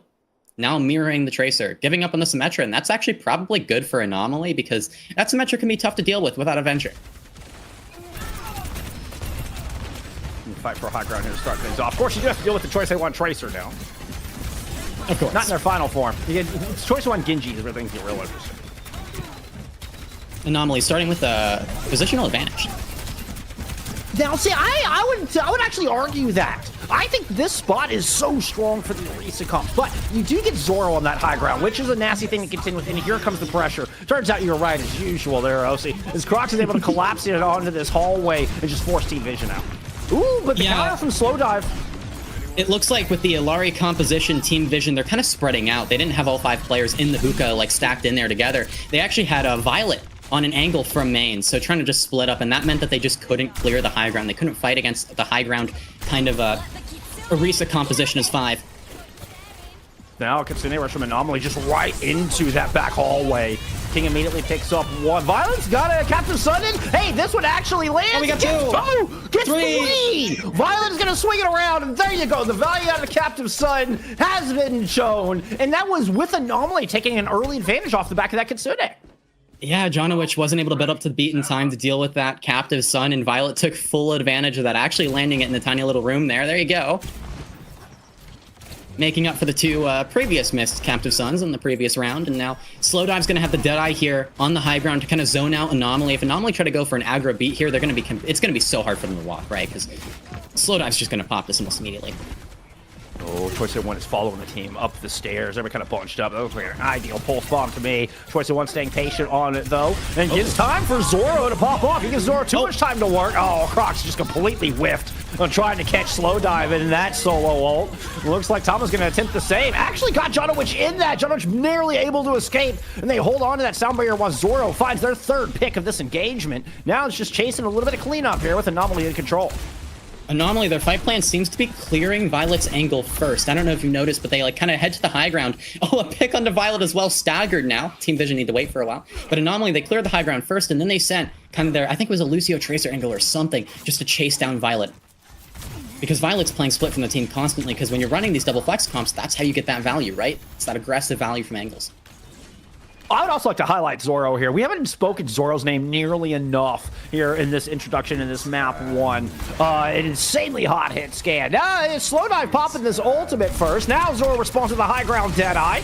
Able to get a little bit of damage to the tunnel. You actually force out the Fortify, which is a big deal. And that allowed Crocs to try to push forward, and King's going to pick up a kill. So Anomaly read the lack of cooldowns and push in on the back of a sound barrier from Jonowich. Now they're trying to follow up. They've got Vision kind of isolated here in the middle.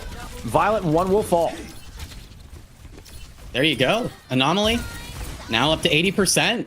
they might be able to take a map today. And like you said, the previous matchup between these teams, 3-0 for Team Vision, might not be this case anymore. Choi coming back with the pulse bomb. Here's the aggressive. They're hitting the spawn room. Gold star for Croc. She touched the spawn door with a Kitsune rush against Team Vision of all people. And not only did Anomaly not take a map, that they didn't even take a point last time on Control. Now that's going to be Violet with a Captive Sun. Let's see, it doesn't even make it. We're calling that 1 for 4. Anomaly will take a map off of Team Vision. Start off with a 1-0 in your upper bracket finals.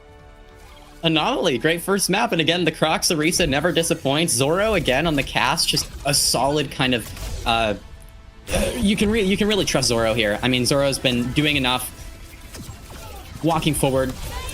It's just, it's really interesting. That hit at the end, especially the spawn room hit from Anomaly. I guess if you try hard enough, you can make anywhere a kill box, right? You know what? Fair. I suppose. We'll go with that. You try. If it's not a kill box, you're just not working hard enough. That's what I'm hearing. Exactly. You need to be more creative. Come on now. Okay, yeah. I don't even I'm kind of lost for words right now because I don't know how to describe that map or what even happened. That was just pure chaos, right? It was. You know, we had that one amazing play from Violet with the 3K, but outside of that, it looked like Team Vision. I don't even know if Team Vision were like doing anything wrong or like throwing or messing around. It just looked like Violet on the Illari constantly cleared off of his angle in the second round, and that meant that Team Vision couldn't make anything happen. And on the first round, you know, you Choi on the Symmetra and Choi Siwan constantly focused down. Like the pulse bomb landed on Choi in the kind of the final fight of the first round, and then just in the first fight, even Choi died early. Like every time, it just felt like Anomaly fulfilled their win condition. They figured out what they wanted to play for, and they made it happen. I mean, I was, wanting to highlight Zoro again with good reason. I mean, it's Zoro, I think, one of the absolute hottest hit skins we should be keeping an eye on out of this region. I mean, huge next up, played with Sakura, before, trying to claw their way back into OWCS now, led the server in damage on that one, goes 21-3 on that map, hitting 10k damage and leading the server from that casserole. Look at the other side. Violet led Vision in both damage and elims, but also led the squad in deaths as well. Well, that's just how Violet works, right? You gotta go for max stats, but Violet will get value with every life, right? Like, we're not playing for KD, we're playing for pure value. Yep. But I think that also shows the focus from Anomaly. And again, I'm telling you on that second point there, on that second round, the focus was constantly onto the Violet Illari angle. Violet would play through main, the rest of Team Vision, they'd play in the hookah in the enclosed lane, and you saw that the focus like shifted because I think it looked like it was either a 4-1 split or a 3-2 split most of the time for Team Vision, but Violet was never usually with the team. That rarely happened. Yeah, Violet is the one on the 1 or the 2 split every time. Mm-hmm. I mean, it's worked for him. It's worked for him. I mean, again, Vision has been undefeated through this season, including the 3-0 against this previous matchup against Anomaly. So now how do they answer? They're kind of, I mean, one of the rare spots where they get map pick from map 2, where they've dropped a map. I mean, they have dropped maps here and there. It's kind of what happens when you're playing a little bit, I don't want to say trolly, different. You do drop a map here and there. So this isn't completely unusual, but particularly to start down 0-1 is actually a bit unusual. Oh, this is what I expected. Circuit Royale. Exactly I was about to say, yep. Escort, Dorado, Circuit Royale, and Watchpoint Gibraltar. If you do not want to play Lucio or Brig, you want to stay away from Dorado and Watchpoint Gibraltar. That's where the dive's going to be played. That's where you're going to be at a weakness. Circuit Royale, it is a map built for double flex support compositions. And Kiriko, banned by Vision, so they really want to make the Illari work here. They absolutely want to make the Illari work here. It also protects the Illari. That's true. That ban. Yeah. That is very true, actually. I didn't even really consider that, but I assume that they want to protect it, make it happen, because this is actually a map where I think Juno Illari could be pretty solid and could be pretty effective. I honestly anticipate that's what we'll see. Mm-hmm. Now, I think the big question here is how does Anomaly answer? One thing that's really fascinating to me about Circuit Royale is we went obviously in its intro was extremely poke heavy. Then we went into almost like a brawl style on Circuit to where nobody played poke anymore at all. And now we're kind of back into a middle ground where you see like some teams try to run Ramatra and even Reinhardt and weird stuff on this map. But then you get other teams that are just right into the Sigma, double sniper, double flex. Like it's all over the place. So I'm really kind of curious which of those flavors Anomaly opts into to go against this double flex support comp as we see the Sim ban come in from that squad. Great ban. I mean, Symmetra's so strong here. I think like a Juno Illari Symmetra could be really difficult to deal with, but you get rid of at least one component of that composition if you're Anomaly. Now, I am a personal believer in like you kind of have to play some type of a brawl composition here or some sort of a composition that has brawly value. I hate to say it, but I think Sigma on this map is just not that good. I think the Diva can kind of beat it. I think the Ramatra can beat it, but Sig is just a lot weaker nowadays and can be counterpicked very easily. Sigma does have a purpose to deal with those like double hit scan DPS lines and stuff, but I don't think those are good either, right? Like, as I always like to say, everything kind of comes back to Ram or Orisa on this map, because if a team tries to play Sig, then they'll just be forced off of it pretty fast, and both teams will end up on the Ramatra, right? So Circuit Royale is just... It's interesting. We'll see what both teams go. Really, I don't have much to say until I see what the tank picks are for both teams, because that is going to define the matchup more than anything. Fair enough. Well, fair enough. And it does kind of make Mm-hmm. sense as why Sig has kind of been forced out of the meta, and then you can just get overrun. You swap to the swap to the Ram, and then just close the gap, and the Sig just is no good up close and personal. Makes Right, because a lot of sense. teams, they really like this like Sig, double sniper, and then like Bap Zen compositions like that. How do you beat that? Well, what we figured out pretty early on was, we can run Sig, and we can run like a Mei with the Sig, and run Sojourn, Bap Lucio. It's a brawl comp, right? It's a brawl Sig. And then the brawl Sig runs at the slow Sig comp and beats it. And then the other team's like, okay, well, I guess we have to go brawl Sig now too. And both teams are in brawl Sig. And then one of the brawl Sig teams is like, wait, what if we go Ramatra here? Because then we have the better like frontline trade. And then the other team has to swap Ramatra, and all of a sudden we're just on Ramatra brawl. That's what I mean when it all comes back to brawl, right? Because no matter what, it's just you can counterpick your way to that matchup. Well, we are kind of going into a little bit of unknown territory as far as previous matchup between these two. Well, we actually did see Circuit. We saw Circuit picked out of Anomaly. Interesting. The previous time these two faced off, it was a Reinhardt and a Yari is what got banned out in that particular map. It was a 2-1. So Vision were actually denied a full cap. They did not get the full cap. It was a 2-1 Circuit scoreline in Vision's favor in that last matchup. All right, maybe both of these teams, they kind of prefer the Circuit Royale, and then, for Vision, you get that first ban. You're able to protect the Illari this time. Maybe that's going to make a big difference. Of course, map 2 of any first to 3 is extremely important because this is the pivotal map where it's either Anomalies on match point and suddenly Team Vision are forced to try to reverse sweep, which is certainly not a position they've been in yet this season, or you're looking at a dead even scoreline. We're going into map 3 with perhaps Vision have a little bit more momentum, but you're going to have Anomaly with map in first ban. So it's a really, any map 2 is so pivotal in any best of 5 series. I think it's the most important map of the series, genuinely. Yeah, and unless in you this go to case, map 5, then it's map 5.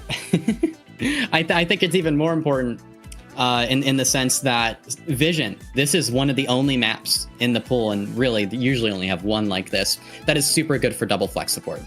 Okay, so if they lose on the good double flex support map when they only want to play double flex support, what does that mean for the rest of the series? Probably not good things generally.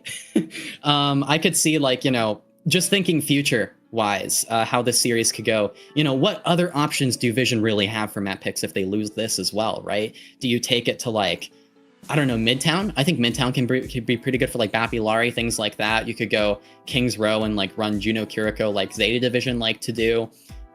There are some options, but they become less and less viable. I mean, that would be truly uncharted territory. I would have to go back and dig through, but I don't believe Vision have dropped 2 maps on any series. It's pretty rare that anybody did take a map off them. That would be truly uncharted territory where they're like, well, now what? We don't even know what to play anymore. Let's just roll the dice. We'll go Midtown, screw it.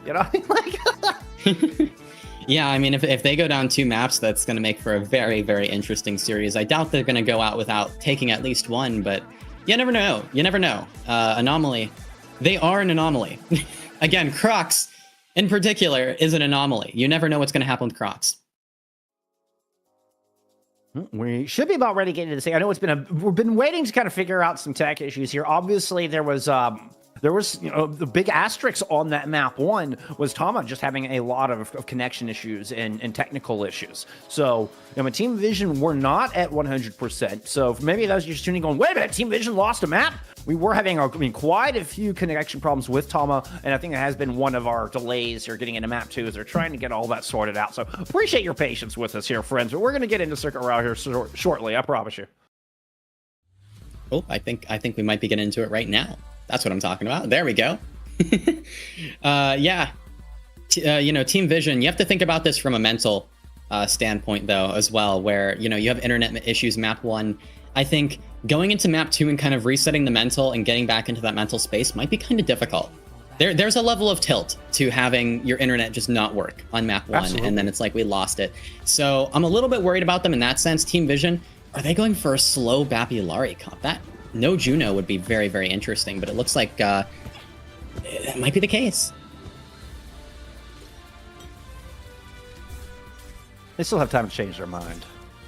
That's true. Violet's hovering over a main support. I doubt we'll see that. If Violet goes Lucio, I mean, I would think that that would be one of the most viable compositions here on this map. He would make me very happy, right? Violet would make me very happy. Anomaly on Bap Juno, kind of a double flex comp. It's a little less riskier than normal, but I think... Oh, no, Violet says, no thank you, I'm just baiting. No, I'm walking out on Ilaria. Yeah. I'm telling you, we're not going to see anything but Ilaria unless the Ilaria gets banned. I'm telling you. Looking at the defensive Anomaly, they're running the Mei here alongside with the Bat Juno of their own. So, I mean, super resource heavy with the Bat Juno backline. Good spear already found Zoro out of the gate. Still, Crocs is trying to hold up close here, just play this front corner, but Slowdive does eventually get the middle end of Zoro in that trade. Good roll, though. Oh, Crocs somehow, no, just knocking out of that one in one piece. That's going to be first fight going to Vision. Okay, Anomaly try and hold what I like to call the bad corner. It's the bad corner because it's the corner that's like way harder to hold, especially when you don't have ultimates to support that hold. It's just so difficult for the defenders. Anomaly, that also means they kind of have to give up the first good corner, which kind of sucks, right? It was an interesting choice to hold that corner. We'll see how they kind of re-engage coming back in here. They're going to be closing in on the window. Both teams are going to have the window coming up. Fortunately for Anomaly, they're kind of able to get everybody to ground level here. Trying to drop off the high ground if Vision got entrenched could have been problematic. Still, Jonowich does not make the rotation. The Slowdive's going to go with another amazing pick. Violet trying to fight Zoro. It does, lands the shot. And this is going to be just 2 fight wins in a row here from Team Vision. So far, flawless through Circuit Royale. Point on the board shortly once they cap. And we'll have about 5 minutes in the bank. Team Vision start with the momentum. They're going to have the Captive Sun. That makes me a little worried, but it should be all right. Team Vision also have the window and the bullish shot and basically everything coming up. They're going to have a lot of resources here. Probably going to continue to play slow with their composition, but Zoro's able to find a nice early opening pick onto Slowdive. Those shots always impress me so much. It just looked like such a long-range shot with the projectile speed and everything. Zoro's got it locked in, and Slowdive had been such a menace. And even with an Amp Matrix up, King's able to run in, find a kill onto Violet through this. King is just launched in behind him. The Blizzard is thrown on the pillar. I feel like Anomaly is all back behind it, but Jonowich still gets taken down, not in the Blizzard, but just found in a raw shot from Tama. And this fight has got a little bit interesting. The defensive Anomaly still have the player advantage, but a good shot from Slowdive might have just tilted the balance into Vision's favor. With Slowdive and Choice A1 coming up with picks, they've got this cart moving. Team Vision, I'm surprised they committed to that fight. I'm very surprised. One uses the window, and Team Vision turned that around with the Blizzard as well. The Blizzard, I don't even know if it hit anyone. I don't think it hit anyone. No. But it was just there to kind of zone and be a bit of an annoyance for Anomaly. Now Anomaly re-engaged. They're going to have the orbital ray. I don't think Team Vision have much to deal with that. They're going to have to kite away from this window. They're just going to completely LOS it. That's a smart decision. And now I think Team Vision on their re-engage, they might have to like try and go for a Terra Surge inside of the orbital ray. Or bait the orbital as the only other option. Crocs was just very far forward here, though. It's going to be very difficult to do. Drops the Terra Surge, Orbital, and Blizzard all thrown in from the defense. Captain's from over the top, but the Bap was caught. Violet's able to trade out, get 2. It's a 3v3 on this point, and the Orbital has gotten away from the subjective, and as such, Anomaly themselves. But Choice A1 was so deep, back behind the objective. Easy pickings there for Crocs. And this defense now with a +2, I believe should stabilize. Yeah, Violet finally picked up the back. Yeah, Anomaly managed to pull through there. The Orbital Ray, difficult to deal with, right? I think Terra Surge is a decent counter to it. You can use Blizzard as a counter to it as well. Both of them kind of zone out the Orbital Ray, but Team Vision just didn't have enough to deal with that. Now I think the rotation, the initial rotation in here from this low ground is kind of difficult without any sort of speed. You see Team Vision kind of struggling to get their backline through. And Slowdive popping up, see if they can create an opening with just some damage pressure. And One and Violet slowly work their way up the hill while that's happening. Making their way to this top of this rotation, and Team Vision finally in position to engage. They'll get the Amp Matrix on slowly, expect that to come out directly. There it is.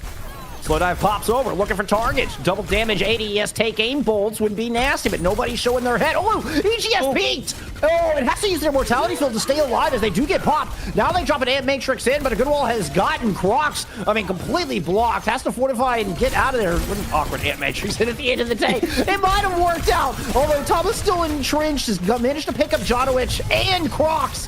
And it looks like Team Vision actually might persevere through the back of this fight. Whoa, that's a late Blizzard. Violet's going to go down. Is anybody else alive? Oh, it looks like Violet. King takes him with him.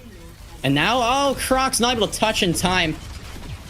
Only, I mean, honestly, if the touch came through just a second earlier, Anomaly could have gotten it. Just unable to. I think in King in chat, was that GOAT down? I think it was. Yeah, that was GOAT down because they killed Violet. That's exactly what that was. The solo Blizzard. Team Vision gonna have 4 ultimates. Captive Sun, Blizzard, quite a lot to work with. Enough to potentially zone out this orbital ray from John Lich. I love the cross positioning. Yeah, I love that hold. Yeah, pretty close. I mean, look at this run in. Jab spin all the way. Terra Surge to wheel in slow dive. Just yanked it in like a giant fishing pole. And it works out beautifully. It's all it takes. They use that one ultimate and get it done. Oh, and there was an orbital thrown in as well. It scares me. Yeah, that was Orbital Ray and Terra Surge. Oh, my goodness. Okay. Crocs, a little bit of disrespect in the spawn room. Now backing away. That's worthwhile. It's the mental. Psychic warfare. Yeah, you bet. Psychic warfare, exactly. But Team Vision, they're going to have all 5 ults here. So you have to find a way to deal with that. I mean, Anomaly used 2 for nothing. Previous fight. Bullet shot from Zoro. Finds Violet immediately. Oh, my goodness. I was glad that this Hitscan player earlier said one to keep an eye on. And really, validating that opinion right now with that beautiful opener. Still, Tama has worked their way up to the high ground. Is going to pop a Terra Surge here on top of the lobby. But there's just nobody else there. Those were those awkward Terra Surges I think I've ever seen. Yeah, going for the Terra Surge. Tama, your backline isn't even through the choke, but it looks like Choice of One's going to find a pick into Zoro. It's going to give Team Vision at least a way to get through, but Crocs is saying, no thank you, I'm going to hit that Javelin and force you away. Choice of One working around the left flank now. Violet wants to use Captive here, I think. Absolutely setting up for it. Full rotation from Anomaly. They're going to head up pool side. Put on the sunscreen, go outside. Choice of One looking to cool things off though. See how they try to work up with the Blizzard, and they were moving to the high ground earlier, but everybody just dropped down low. Window on this left-hand side for the Vision, trying to control that flank. That Blizzard thrown into the backline. How did EGS end up all the way, or how did Choice of One get down there? Choice of One just has that Tracer positioning on May. I mean... On May! I mean, you got 2 Cotton Kings Blizzard here, but I don't think there's anybody left alive. And now Team Vision left with 1 more ultimate. It's the Captive Sun and a Violet. Crocs might want to hold on to the Javelin Spin here to try and eat it, but, you know, you're not going to be able to do so. Oh, there's a Javelin Spin. That's an enormous Terra Surge. Captain Sun in over the top.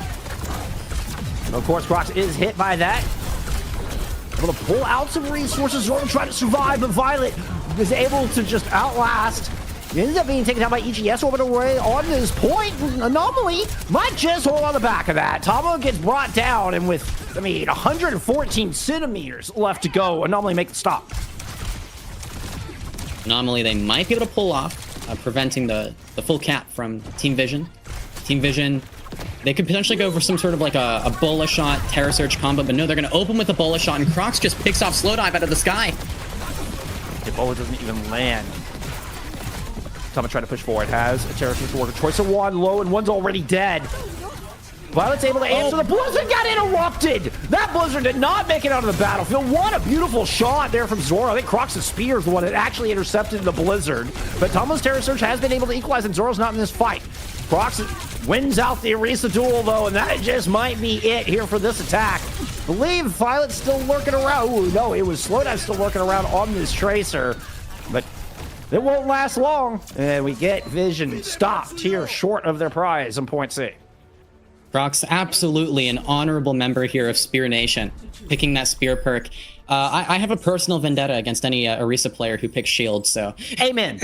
You know? Amen. I don't like that Shield. I don't like that shit. I don't think it's that good, right? I think it's overrated. I get it, but like, you know, Crocs, member of the Spear Mafia, Spear Nation, able to pull through with that Spear to cancel the Blizzard from Choice they won and results in a fight win there. So now, Anomaly, they have a clear goal in sights. They need to get to that 3rd point and get to the very end to win this map. Look how even the deaths are. I feel like, it's almost deadlocked in team fights. Very, very, very close. We also saw King on the Venture at the very end there, and I think that's maybe important for the remainder of the series. We know Choi Se-won is willing to run the Symmetra in these Arisa compositions. So, you know, the question is, will King pull out that Venture in the future in the series to try and deal with that? Anomaly probably just going to go with the same BAP Juno backline. Seemed to work pretty well for them. And Team Vision on the Papillary. The orbitals were just such a huge impact. And once again, we're talking about comparing support ultimates. I mean, yeah, comparing a captive sun to an orbital ray. Like, that just feels like such a mismatch. Shout out Mercy players and Unter. Basically the same thing. Basically. Let's go, EGS. Let's go. Anomaly start. And looks like Team Vision, they are holding the nice, fun corner. The corner that's not as hard to hold. So it's going to be a little more difficult for Anomaly here to win the first fight compared to Team Vision. They are able to get Zoro up onto the high ground, which keeps Team Vision kind of pressed back here. Zoro will, I assume, start moving forward. Yep, you can see Zoro now has moved up to the crosswalk to try to start shooting around that important corner. You know, a couple of good take-aim bolts could just crack this defense wide open. And this is where just a bit of the staging poke phase between these two teams. Croc's taking an enormous amount of damage through that exchange, though. And we're going to see Team Vision swing wide, try to pursue it. They don't get what they wanted and kind of holding their ground for now.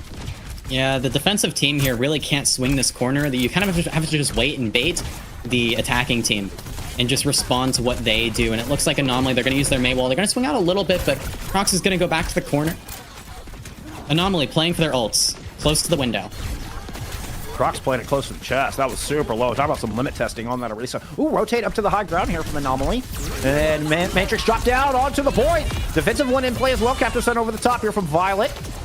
Lands on the high ground, able to hit the Baptiste, and the follow-up shot is good. Oh, that pops two! Oh no, EGS was the one hit, but the explosion takes out Zoro and Jonowich. And now the follow-up on the EGS.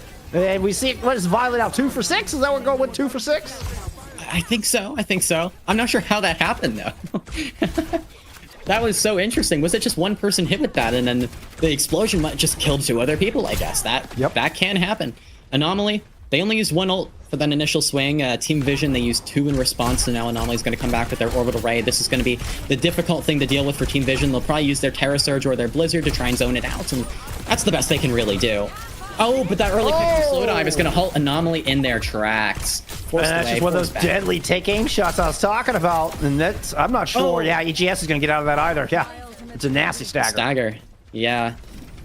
A little difficult for Anomaly. EGS going to come back 40% to window, pretty much even with 1 on that. Team Vision, they bought themselves plenty of time. I mean, we're down to 1 minute, 30 seconds remaining. There's really only 2 good fights left for Anomaly. This is a very, very important fight for them, in particular with their ult advantage. Of course, have to save something to be able to get the cap. Croc's getting aggressive, going to push in, drops the Terror Surge, pulls in 4 with the wall. That. Wall trying to prevent the retreat, but the Immortality Field is good. Takes a moment to take it down, but eventually, Anomaly do. They pick up 2 on the back of that great team play. Blizzard thrown on the point from Choice. They want gets nothing. Anomaly win it out, but they takes 3 ults for them to do it. Yeah, the Actually, faster, two. brawlier compositions here are going to do pretty well on Circuit Royale, and that's kind of a good example how Anomaly can outpace Team Vision. They set up the wall behind the Terra Surge, and Team Vision, there's nothing they can do to get out of that. I mean, they probably would have liked a speed ring or something there to try and kite Crocs, but they're not able to get away. So Crocs can kind of really set up a Terra Surge if he wants to at any point in time. Choice of 1, actually making 1 swap to the Venture here. Good shot from Zoro, that connected. Captive Sun over the top from Violet. That one hits at least 1. EGS is able to get their Mortality Field up. Orbital Ray in response. Terror Surge pulls in, will be the end of EGS, but King has been able to answer, so you trade your back for the tank. Good Zoro Bolo shot. Lands onto Slow Dive, still low on health, but able to stay on their feet, at least for the moment. In the air, in the case of this Freya. Both teams kind of playing on a knife's edge. Speed ring in, and Jonowich was so low. Choice of 1 able to chase him down. Team Vision, though, oh man, 1 strikes back and gets 2 with everybody's health bars so low. 1 chooses to go on the offense instead of healing and gets the picks. Choice of 1 over to the Venture. I love the Venture here. I think Venture is amazing, especially in the second point. It's very difficult to deal with them. I think they can kind of take very creative angles. It's easy to get in when your opponent's rotating through the low ground because you can just drop off the high ground, engage, and then dig back up to the high. 1's going to have the window, but it looks like Anomaly are going to wall off that window spot, so that way Team Vision can't punish the initial rotation. Yeah, this does provide them a little bit of cover. Oh, you see EGS trying to leap it. Everybody is taking shots as they're trying to make this rotation. Crocs is fighting with Tama for that position up top, but can't push any further. Blizzard to devalue the Ant Matrix, well placed, ends up being a trade. Team Vision missing their Baptiste. Is the Violet Ayari enough to keep them alive through this engagement? Anomaly coming up on a couple of important ultimates if they can stay alive long enough to use them. There's the first of it as Thomas is brought in by the Terra Surge. Violet unleashing yet another Captive Sun in over the top. I'm seeing a lot more red outlines than blue left on this point. As Anomaly seems to have slowed their roll. Yep, that's going to be a reset. Team Vision, effective hold here in the second point. They got that window down after the wall was over. And then King with a nice counter with the Blizzard, but it just wasn't enough. And now you have Crocs just shoved into this corner. Anomaly need a way to rotate. They're onto the Venture as well, meaning they won't have that same wall to help rotate and kind of like force Violet out of that line of sight. You can see this rotation just so challenging. So challenging. It's difficult to get a window off until you've kind of made it to the corner, so you can't window immediately to support this, but they are going to try and just window immediately. I guess that's the way to do it. Yeah, you're using the window cover. I mean, Zora's also gone over to a Cassidy here. Oh! Ooh, AGS is in a lot of trouble. Drop the Immortality, but Thomas easily able to take care of that. That Immortality field is just not enough to escape the Terror Surge. Choice A1 entrenched here in the Anomaly backline.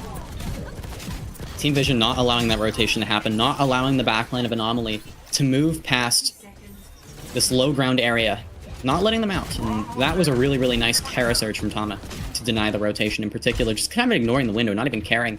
Now, you know, Anomaly, they have a Deadeye to work with, they have an Orbital Ray to work with, they could potentially use these to try and help rotate in, but still it's awkward, because Team Vision can easily break the line of sight up on that high ground and just kind of chill until it's over.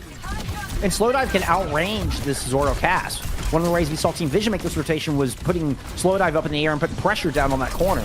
See, Zoro trying to do the same thing, even landing a headshot, not quite as effective. Still, Anomaly make it to the corner, get their Orbital Ray out, and Deadeye's able to find one, but Violet lands a good Captive Sun. Still, Zoro's got 3v3 left in this overtime fight, and Tama tilting the balance in Team Vision's favor. Only 2 players left as Crocs is trying to hide from this Immortality field and deal with the fate of Choice one in the backline, who's been able to find Zoro. Crocs is the only remaining player, and once again, we will get a Team Vision 2-1 victory on Circuit Royale, just as we saw earlier this season, but this one is to tie the series.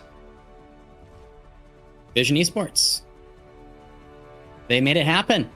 They made it happen on Circuit Royale, and this was a very, very important map for them. Again, they love their double flax comps, so they were able to run it, they were able to win it, and they're going to keep the series alive a lot longer because they've won this map. Violet hitting a couple of Captive Suns on that one. You know, we were a bit critical of the Captive Sun just in general and its value provided. We see there in that little play of the game, the Captive Sun playing a big part, and that the aggression is so intriguing to me because you go from this very poke-heavy style, just sitting back and playing angles and all that, to just all in, all at once from Vision. It's, I mean, it just feels like in the blink of an eye, suddenly Choice One's behind you and has already got your supports dead. Yeah, and the LRA, I really think Circuit Royale is the best place you can run that, right? I think that is the best LRA map in the game, even better than something like Havana, right? And it's just because you have so much distance, you have so much range to make kind of the double flex comps happen. And then the Captive Sun is easier to hit too, because it's just such a wide open space where you can kind of just throw it out from distance. There's not as much map geometry to get in the way. Like we all remember the Suravasa tree incident with Violet hitting 2 trees instead of the actual targets he wanted to back in OWCS Korea. So, you know, it can be difficult, right? Map geometry does make a big difference in how much value you can actually get out of the Captive Sun, and Circuit Royale just doesn't have as much in the way. Yeah, we saw the Ayari buff. That was the Violet buff, where they reduce the overall like geometry of the sun itself so it wouldn't clip things. Because I think Violet also clipped a roof on Suravasa that may have been Runasapi. That was pretty notorious as well. Oh, hey, it works out here. It does, and I think it was pretty solid. Now, I was surprised with 1 on the Baptiste. Instead of the Juno, I do think that made some fights, especially on Vision's attack, a little difficult, right? Because they just couldn't match the Orbital Ray that Jonowich had on the Juno. But still, the Baptiste, it was able to work. And here, you know, you could also see how Anomaly can outpace with the Juno. But I think once we got to the second point, Anomaly were completely stalled and slowed down, because every time they tried to make that rotation, the overwhelming kind of like poke potential in the poke phase of the fight that Team Vision have with the Baptiste, it was just too much, and they never really successfully made a rotation. Anomaly couldn't get through. And I get why they put Zoro on the cast. Cast. Zoro's good at, any of the hit scans I feel like Zoro can pop off on, but you get a little bit more pressure onto the tank. You're able to protect against the Venture coming into your backline, but it puts you at such a disadvantage in that long range battle that you're talking about when you're trying to trade that early damage in the early stages of the fight against the Ayari, against the Freya that we were seeing coming out from Slow Dive. I mean, I could understand the vision, no pun intended, genuinely, but the cast just felt like it did not get the value that they were looking for. Yeah, I think it was kind of a desperate pick to try and just have like a hit scan DPS that could live easier on the rotation. Cast has a bunch of HP, and it's like, okay, let's just set up our cast close. If they try and like pressure a rotation and walk on us, then the cast will have some sort of value there. But definitely kind of like a panic swap just to make that rotation happen. Anything they could try to make it happen because they didn't know what to do. They didn't really know what to do. It was very, very difficult. The cast is good against the Freya too. The roll is really good because the take aim bolts take a moment to explode, so you get max value out of the roll. You can really utilize the damage mitigation of a roll, which you can't like versus an Ashe or a Sojourn. You don't get that same damage mitigation value out of a Cassidy. So I get, in a vacuum, really good. Just cast versus Freya, totally get it. But the geometry is just not in your favor there. So now, good news for Anomaly here. Good news, they get map pick, they get first ban. They're banning off the Juno. Okay, yeah, the Juno ban from Anomaly. That means that, they're trying to force Violet onto Lucio, aren't they? Is that the plan? I'm not sure. Maybe they keep Violet in on flex support, but either way, it's New Junk City, right? We're on New Junk City. We're on Flashpoint. You really need some level of speed, especially on these enclosed points, because New Junk City, it's mainly, so you can kind of split points into two categories, right? And points that are really enclosed and kind of inside, and then points that are outside and have a lot of space. The outside ones are great for double flex support since you have more space to take angles, more open space in general, but 3 out of the 2 are enclosed, including the first one. Right? So that's where things might get difficult for Team Vision if they want to continue to run double flex. And if the Juno's gone, they have to run a double flex support comp that doesn't have speed in it. Tracer banned from Team Vision, okay. Does that mean we're going Symmetra angle maybe? Either that or Genji, one of the two. Probably Sim, but I could definitely see the choice they want King both going over to the Genji for this. In that case, I think, if it is a Symmetra angle, Anomaly might be considering the Venture. And again, we saw the Venture from both teams on the previous map on Circuit Royale, so it is an option. And I think for King, that's the best way to deal with Choice of One if Choice of One's going to go on that Symmetra. Because the Symmetra, again, like I talked about, the Symmetra becomes kind of the carry in any sort of Symmetra composition, right? You're playing around building that Symmetra beam as much as you can. Simwall's a super strong ult, so you have to play around her. So what the Venture can do is basically completely bypass the rest of the team that is trying to pocket the Sim and just put so much pressure into the Symmetra. And Symmetra really can't deal with Venture in any easy capacity, right? So it's just constant pressure in that sense. I also feel like maybe it's just a serendipitous little bonus, but really good burst damage against the teleporter rotations, which I think is the other crucial part there of the Symmetra composition. But the Venture is so good at just being able to, you can just put a massive amount of burst damage into the entire pile of people with it, be it with the Burrow and the Emerge or Drill Dash, some just well-placed primary fire shots, all have wonderful AoE damage as well. Right, and with the Venture, you don't even need to live. If you trade yourself for the Symmetra every fight, that is worth it. That's it. Like, that's all you need to do, right? You can actually sacrifice yourself for that and go for the 1-for-1 trade, because again, you get rid of the Symmetra in the sim comp early, that gets rid of the main win condition for the sim team, right? And once you do that, you can win the fight pretty easily, right? When we saw the matchup between Alcatsia and Twisted Minds, they both like to run the Symmetra, but we really saw what Alcatsia would do is constantly place focus onto Yubi, who would play the sim for Twisted Minds. And that's the way to go. No matter what, if you're up against a Symmetra, you have to take her down first. That really enables your tank, who's most likely on a Risa or like Diva or something like that. And it just makes the fight so much easier to win. If that Symmetra falls early, everything is over. We'll see what happens. I mean, looks like we're about ready to get into New Junk City. Okay. Got some stats here from last map. Actually, very, very close. Looks like Zoro had 15k damage. We're looking at Violet with 16k damage there. Violet had 16k damage, 15k healing, and was 35 and 16, just to give you all an idea of some stats there. Oh. Right? 35 and 16. That is Yeah. that's something. Oh no, 35 and 8. I'm sorry, I misread. I flipped my assists Okay. and deaths. 35 and 8. 35 and 8.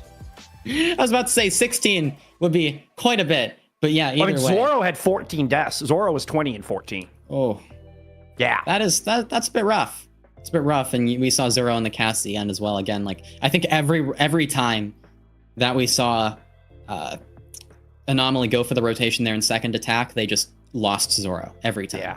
Every time. Without exception.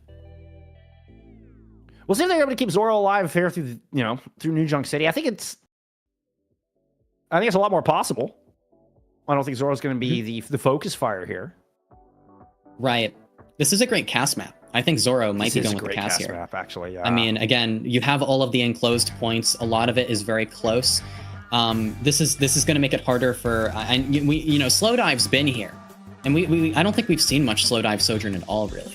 It's been Slow Dive Freya, and then the cast. Slow Dive really prefers the Sojourn and is a beast on the Sojourn. So, unfortunately, New Junk City isn't that great for it either. But we'll see. Maybe Slow Dive forces it here for Team Vision.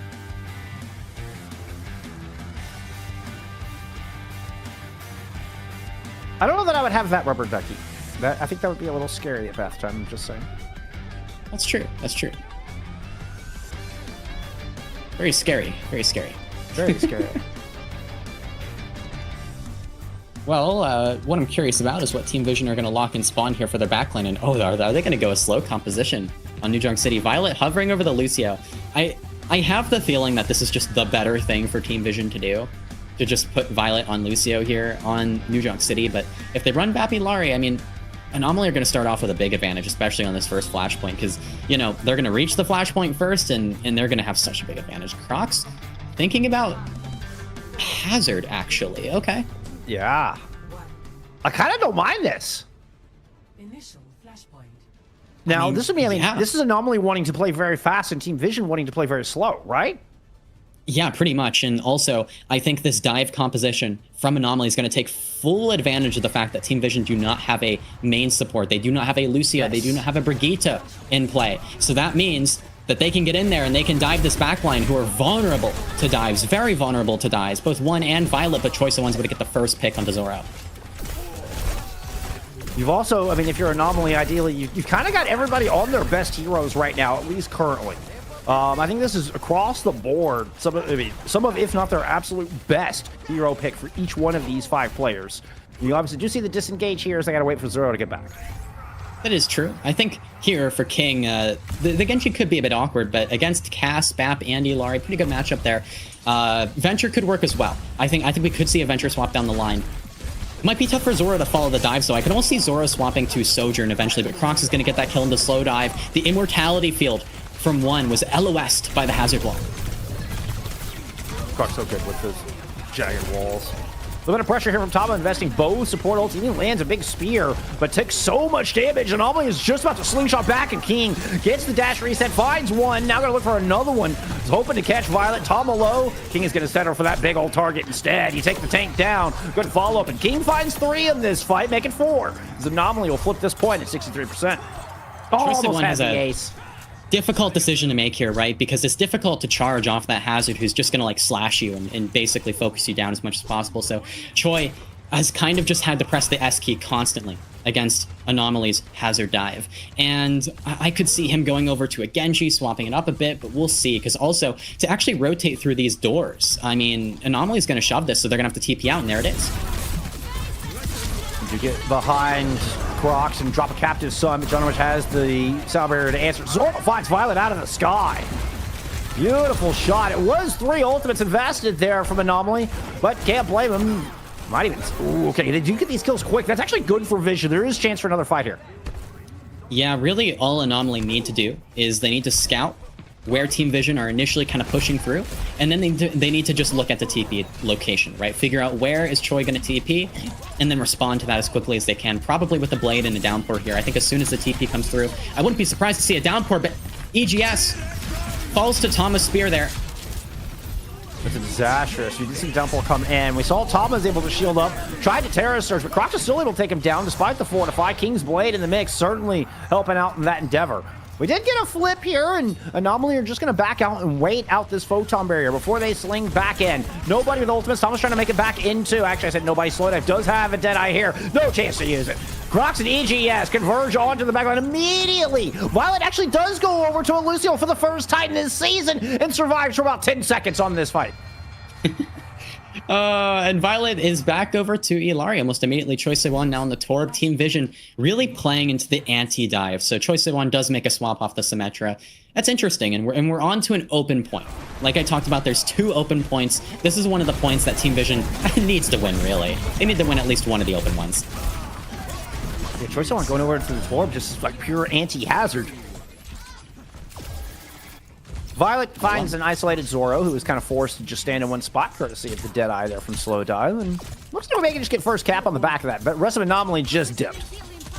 Yeah, a lot more room for the Illari here on this specific point. Anomaly are going to have both support ults, though. I think an aggressive beat might be in the cards here. You know, start off with a Kitsune immediately into a beat and just try and overwhelm this backline. It's just all range damage. The cast, the Torb, the Bap, the Illari. Great matchup for the Genji, actually. Took a lot of damage early in this fight. We did get the Kitsune Rush invested early. Crocs goes to the backline, finds Choi. And still trying to pursue. King is able to get in the mix as well. It was in fact an aggressive sound barrier layered on top once the Kitsune Rush had faded. And Anomaly take full advantage, finding max value out of the double support ult investment. We'll eventually get this flip. And there you go, that Kitsune into the beat. The beat was a little late. Crocs died, got bursted down there. And the Torb is a decent hazard counter pick because one of the ways you can deal with hazard that people figured out pretty early on is, oh, we can just play Torb and just like perma shoot the hazard, right? And Torb can also live through hazard slashes pretty easily because he's kind of a small tank, right? With the armor and everything. Slowdive, Sojourn. Ooh, we're gonna get the blade aggressively used. One slash hits 2 people, but still King can't find the final blow. Really good peel from Team Vision. All guns pointed at the Katana. Now 5v4. Team Vision looking to come back in. They got a Captive Sun and a Terror Surge at the ready. Anomaly backing all the way to the objective to try to fight on point. Buy as much time as they can for King to get back in here. Anomaly setting up on the outside. Re-engage, probably with the speed Deadeye. Here it is. And then in response, Choi just covers the point. Still, Anomaly are able to prevent the flip through all of that, despite the Molten Core, but Jonovich is going to get yanked in by this Terror Surge. King trying to play in over the top, but Crocs ends up too deep, by themselves, and the dive gets just disjointed here from Anomaly. Great job from Vision to pull them apart like string cheese.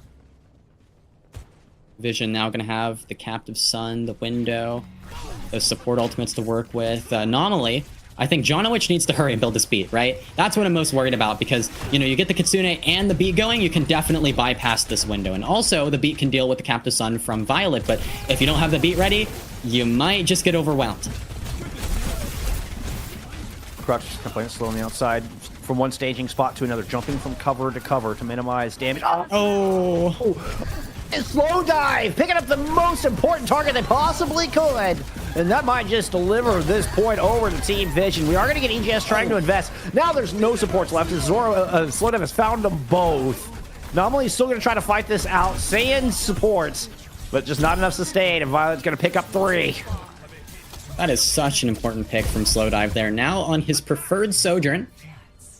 Yeah, you take out the Lucio. That gets rid of the beat. Crocs over to Junker Queen now. I'm not sure about this. I'm not sure how I feel about this at all, but I suppose, you know, there's no Suzu for Team Vision to deal with the Rampage. So at least you have that going for you, but we'll see how Crocs handles this. Now, Junker Queen kind of explodes sometimes, and Team Vision are running a composition that can explode you. So it's going to be down to how much can Crocs mitigate the damage that he takes? How much can he carefully not explode?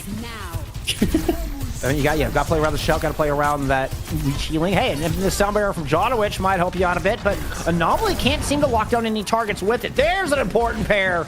Eventually, in the back end of the barrier, Anomaly are able to get the value they needed from that all-important ultimate to win out this first fight here for this third control point. Anomaly, okay. Solid cleanup there, the Junker Queen composition. We're on another open point. 2 open points in a row. Probably the best draw you could get for Team Vision, luck-wise.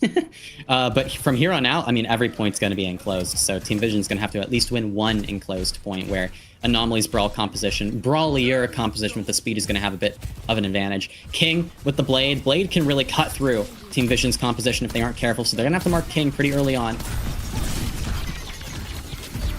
Anomaly's playing very aggressive up at the choke. Shove as much as possible. King just kind of hanging back at the moment. Ooh, that's an interesting split. Crocs goes into the left door. The rest of Anomaly backed up to the point. This is Team Vision trying to push in, and that may have been just the bait King was looking for. Pulls out the blade, and Zero's able to find Choice. They walk through that. Terra Surge out of Tom, looking to respond. Crocs still separated from the pack, but is able to duck in, find some cover, and stay alive. Meanwhile, Slowdive's keeping guns pointed both at the tank, then back at main, where the rest of Anomaly is waiting for him. Zoro goes on the other flank. Here comes King with the dash, and they combine to find a kill out of Violet. Zoro back up into the hallway, and this is all Anomaly. What an incredible plan. They even utilize all 3 lanes here to put pressure on the Vision and whittle them down. Don't even give them access to this third point. 2-1 here on New Junk City. Beautiful use of angles, like you said, and that's going to put them up 2-1. And now both of the open points are down. So from here on out, the Bapi Larry is not going to have a ton of room to work with. Crocs hitting the emote. Crocs is cooking. Crocs is in the kitchen. The Junker Queen shots. The Junker Queen composition also, you have all your valuable ults pretty much for the most part. You have the Rampage, you have the Kitsune, you have the Beat, all the resources they need to win this next fight. God, Kitsune and Junker Queen is so nasty because you up the sustain at the JQ. You give her the ability to get more and more bleed damage in, more and more carnage axes up, just ups the sustain, more shouts into the fight. Really powerful, especially combined with the Rampage. We're in a kid. It leaves the former out first. That's King able to get a kill with a deflect. Captain stood up from Violet. Unclear whether they found any targets with him, but 3 were certainly hit by that big Rampage from Crocs. Still purple. Team Vision on the back foot, backed up against the ropes, but they've managed to pick up Crocs in that meantime. Still, Zoro comes out at another clean little angle. Beautiful headshot to fight Slowdive. King with the finish. Anomaly with first cap. After that fight, I think we're going to see Choi probably sit still in the spawn room for a little bit and, you know, flame his own team in team chat, tell them not to shoot the deflect. Now, Slowdive going to be able to open the overclock. Pretty solid opening ult, but you just have to find a way in to this little room here. You just need to find a path inside, and King doesn't have the blade to mark that just yet, so I think, well, you know, Team Vision, they would have the advantage, except Zoro just finds an early kill to Violet. You know, Zoro just doing Zoro things. Oh, but King bites off way more than they can chew. Anomaly tried to get hyper-aggressive outside of the safety of, you know, this close quarters, and Tama picks him apart with that Terror Surge. Well timed, well placed. Yeah, I think you got to take the W where you can, you know? Team Vision, they would have had to reset there completely, but they had the opportunity to punish Anomaly, push too far forward. They didn't have any ults to support that, and then Anomaly crushed by Tama. So Team Vision now, they can kind of sit, and the moment that Anomaly walk through any sort of choke, we're probably going to see the overclock come through from Slowdive. We did see Slowdive call the pause here. Okay. So maybe getting a ping spike or something from Tama. I know that was an issue back in map 1. Hopefully for Vision, down 2-1 in this important pivotal map on New Junk City, hopefully they're not having more ping issues.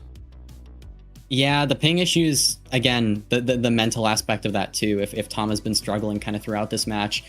It's just you never know when the ping's going to strike, and for all we know, you know, Tama is potentially lagging this entire series, and we're only, you know, calling pauses for the most severe cases. So that could play a part in how this match is kind of going, and of course, just the frustration surrounding that. All right, it just kind of breaks your concentration. I mean, at the very least, it just kind of takes your mental out of, hey, we're focused on what we need to be doing here, and suddenly you're thinking about tech issues and internet stuff, and like that's not where you want Tama's headset right now. That's not headspace right now. Yeah, Slowdive internet issues. Okay, maybe it's with Slowdive this time actually.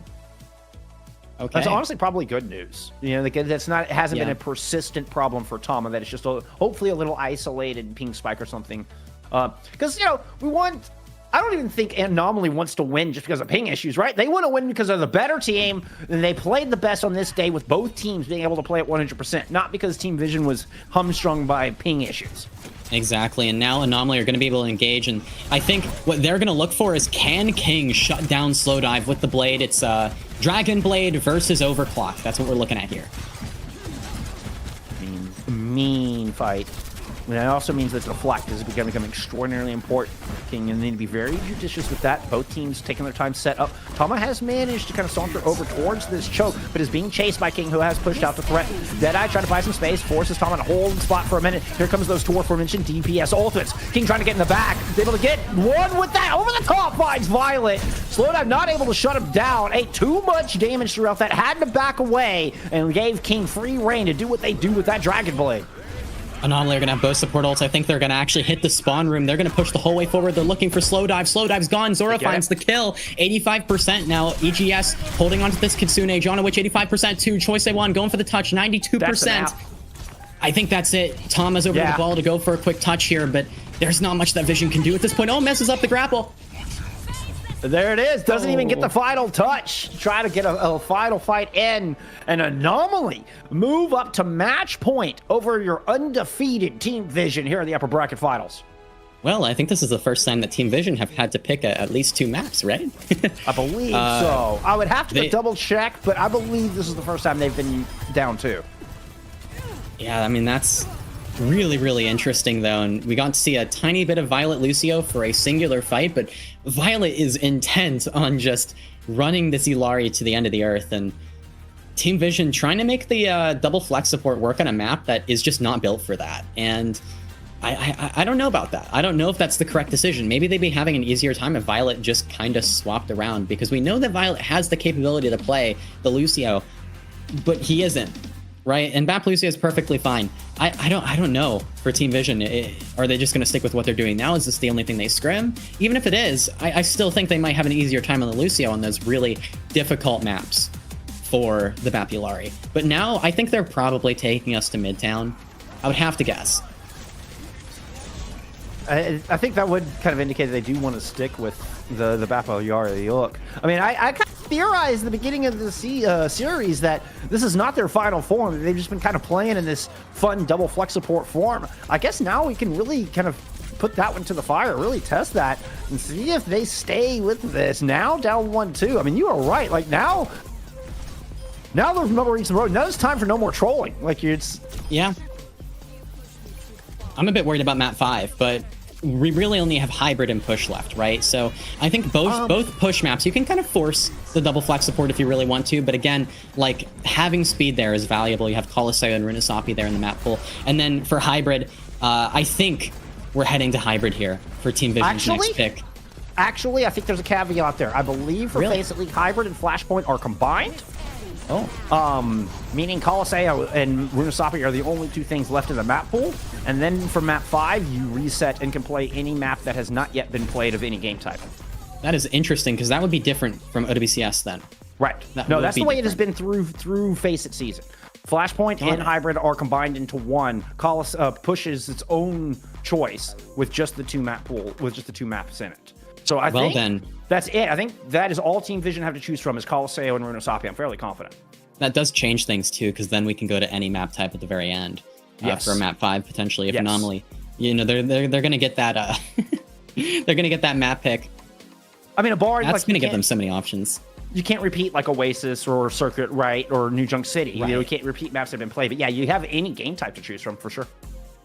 Lots of options there then. But yeah. All right. Okay. Well, we're going to take a quick break before we get ready in for map 4. Bear with us just a second. When we come back, we'll see what they choose. They got Colosseo. You got Runasapi to choose from. We'll find out when we return. Don't go away. The match is about to start. Sorry I'm late. Let's do this. Widow's up top. I'm on point, dude. Genji, you want Nino? Okay, guys, lock in. It's overtime. Let's stagger. On me. Yeah, I'm dead. Down. My ult's ready. Xander. Dead. Pushing, I'm pushing. No, pull back. Hold car, we're down. That was so bad. Yeah, we suck. Yep. Let's try something new.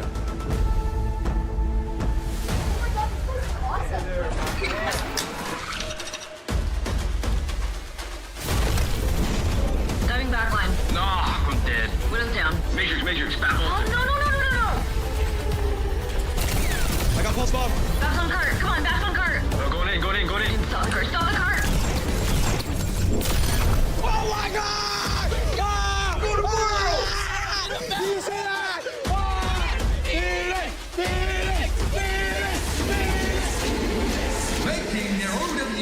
World Finals debut. Please welcome to the stage, Team Phoenix.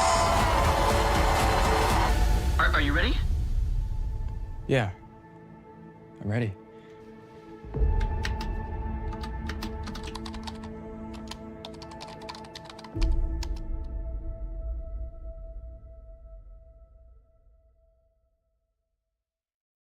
Start your climb to OWCS by joining FACEIT League.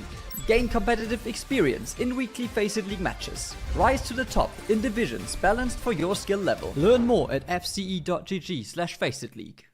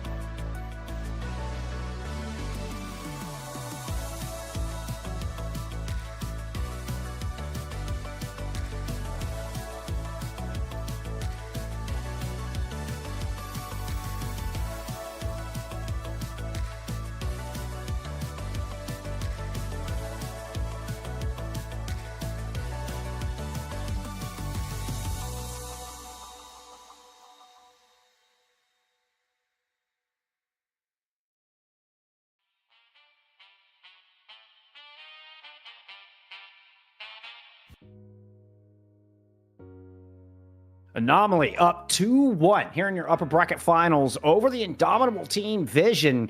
Team Vision will get map pick. They only got Coliseo and Runesapi to choose from as they look to try to claw their way and force a map 5. This is a position we have not seen Team Vision in. Jeff Anossi coming back at you here as we get ready to head into this map 4. What do you think as we getting ready for this map 4? What is Vision going to do? I mean, Runesapi, I think you have more emphasis on corner fights and using ults to force your way through. Team Vision tend to run a composition that doesn't have that good of an ult rotation, I would say. So it might be better for them to go to Coliseo, where they kind of have that super, super long middle area of the map where they can kind of force the Bappy Lari maybe. It also gives them those high grounds as well. Okay, Coliseo, there you go. That's basically what I expected, right? Because, again, Runesapi corner to corner. Ultimates matter so much a lot of the time in the Brawl Mirrors. So Team Vision, they're giving themselves a bit more space to work with. You've also got a little more, I think, high ground to play with as well. You know, you can kind of set the Bappy up there. We were trying to defend for Anomaly getting through the choke to push out. Now, that's probably not as strong as the super line sight lines down in the middle of the map, but still more advantageous, I would think, than Runesapi. I can see the Vision at least.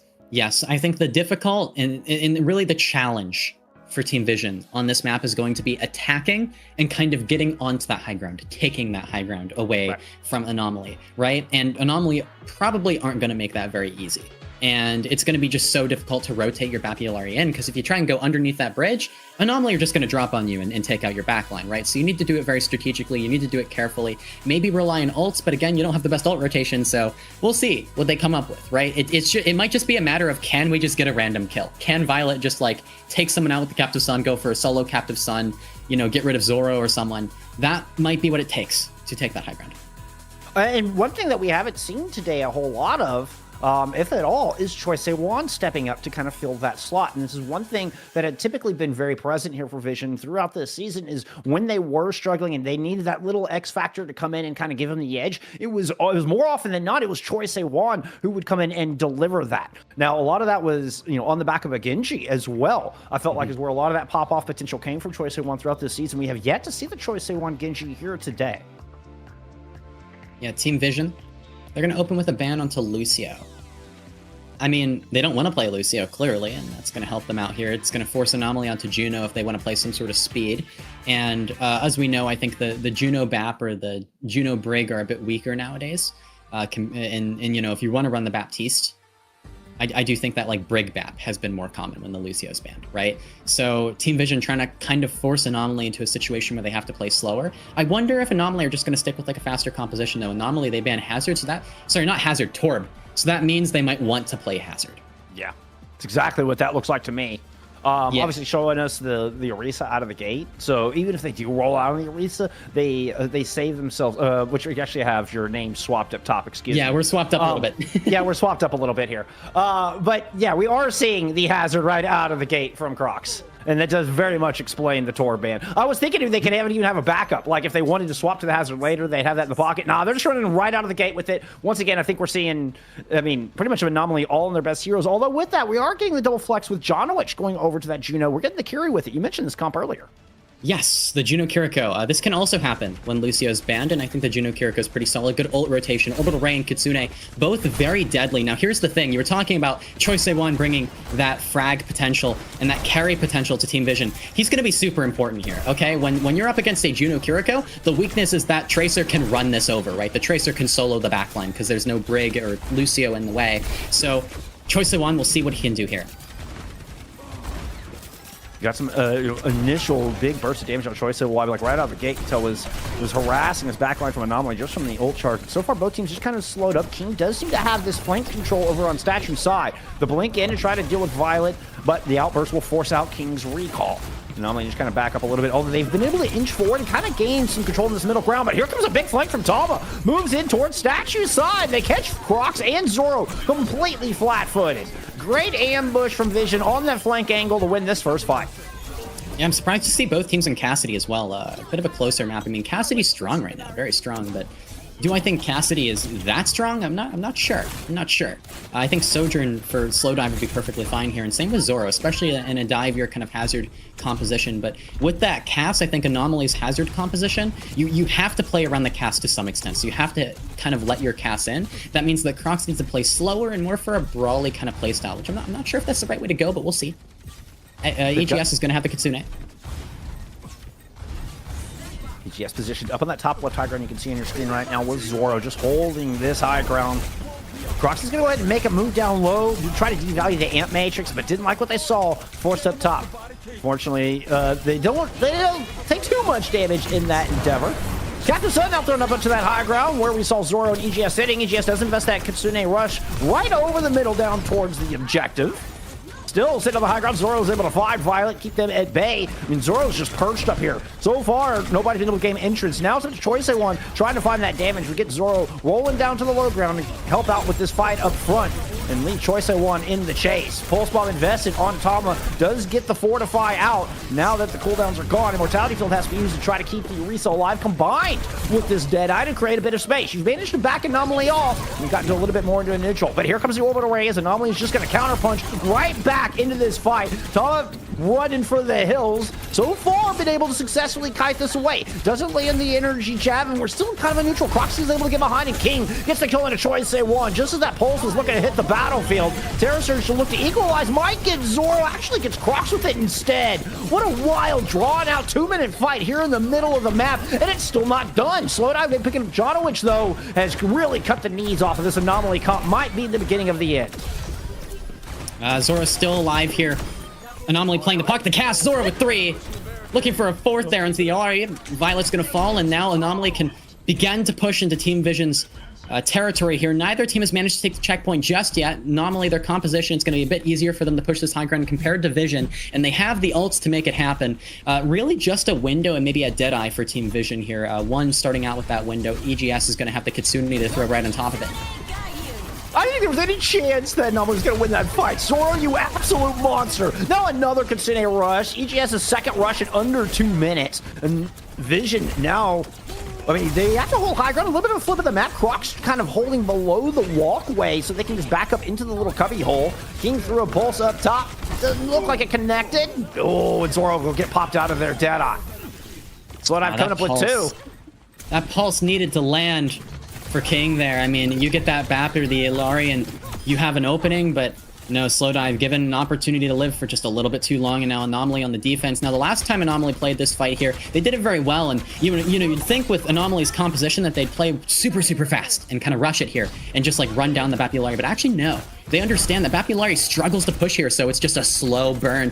EGS able to find that kill into Violet, and that just shows it, right? You take your time. Take your time on the hazard comp here because the BAP simply can't do much to push this high ground.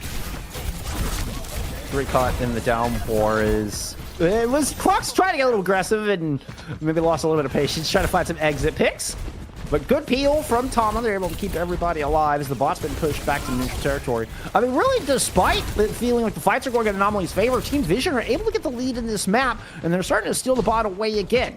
They're leaving Anomaly behind back towards Statue. Croc's using Violent Lead to come meet up and intercept this bot. We get ready for another fight here at the archway. Good push in. Suzu already out.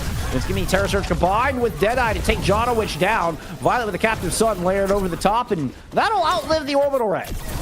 Yeah, beautiful Terror Surge right in the middle of that Orbital Ray from Tama.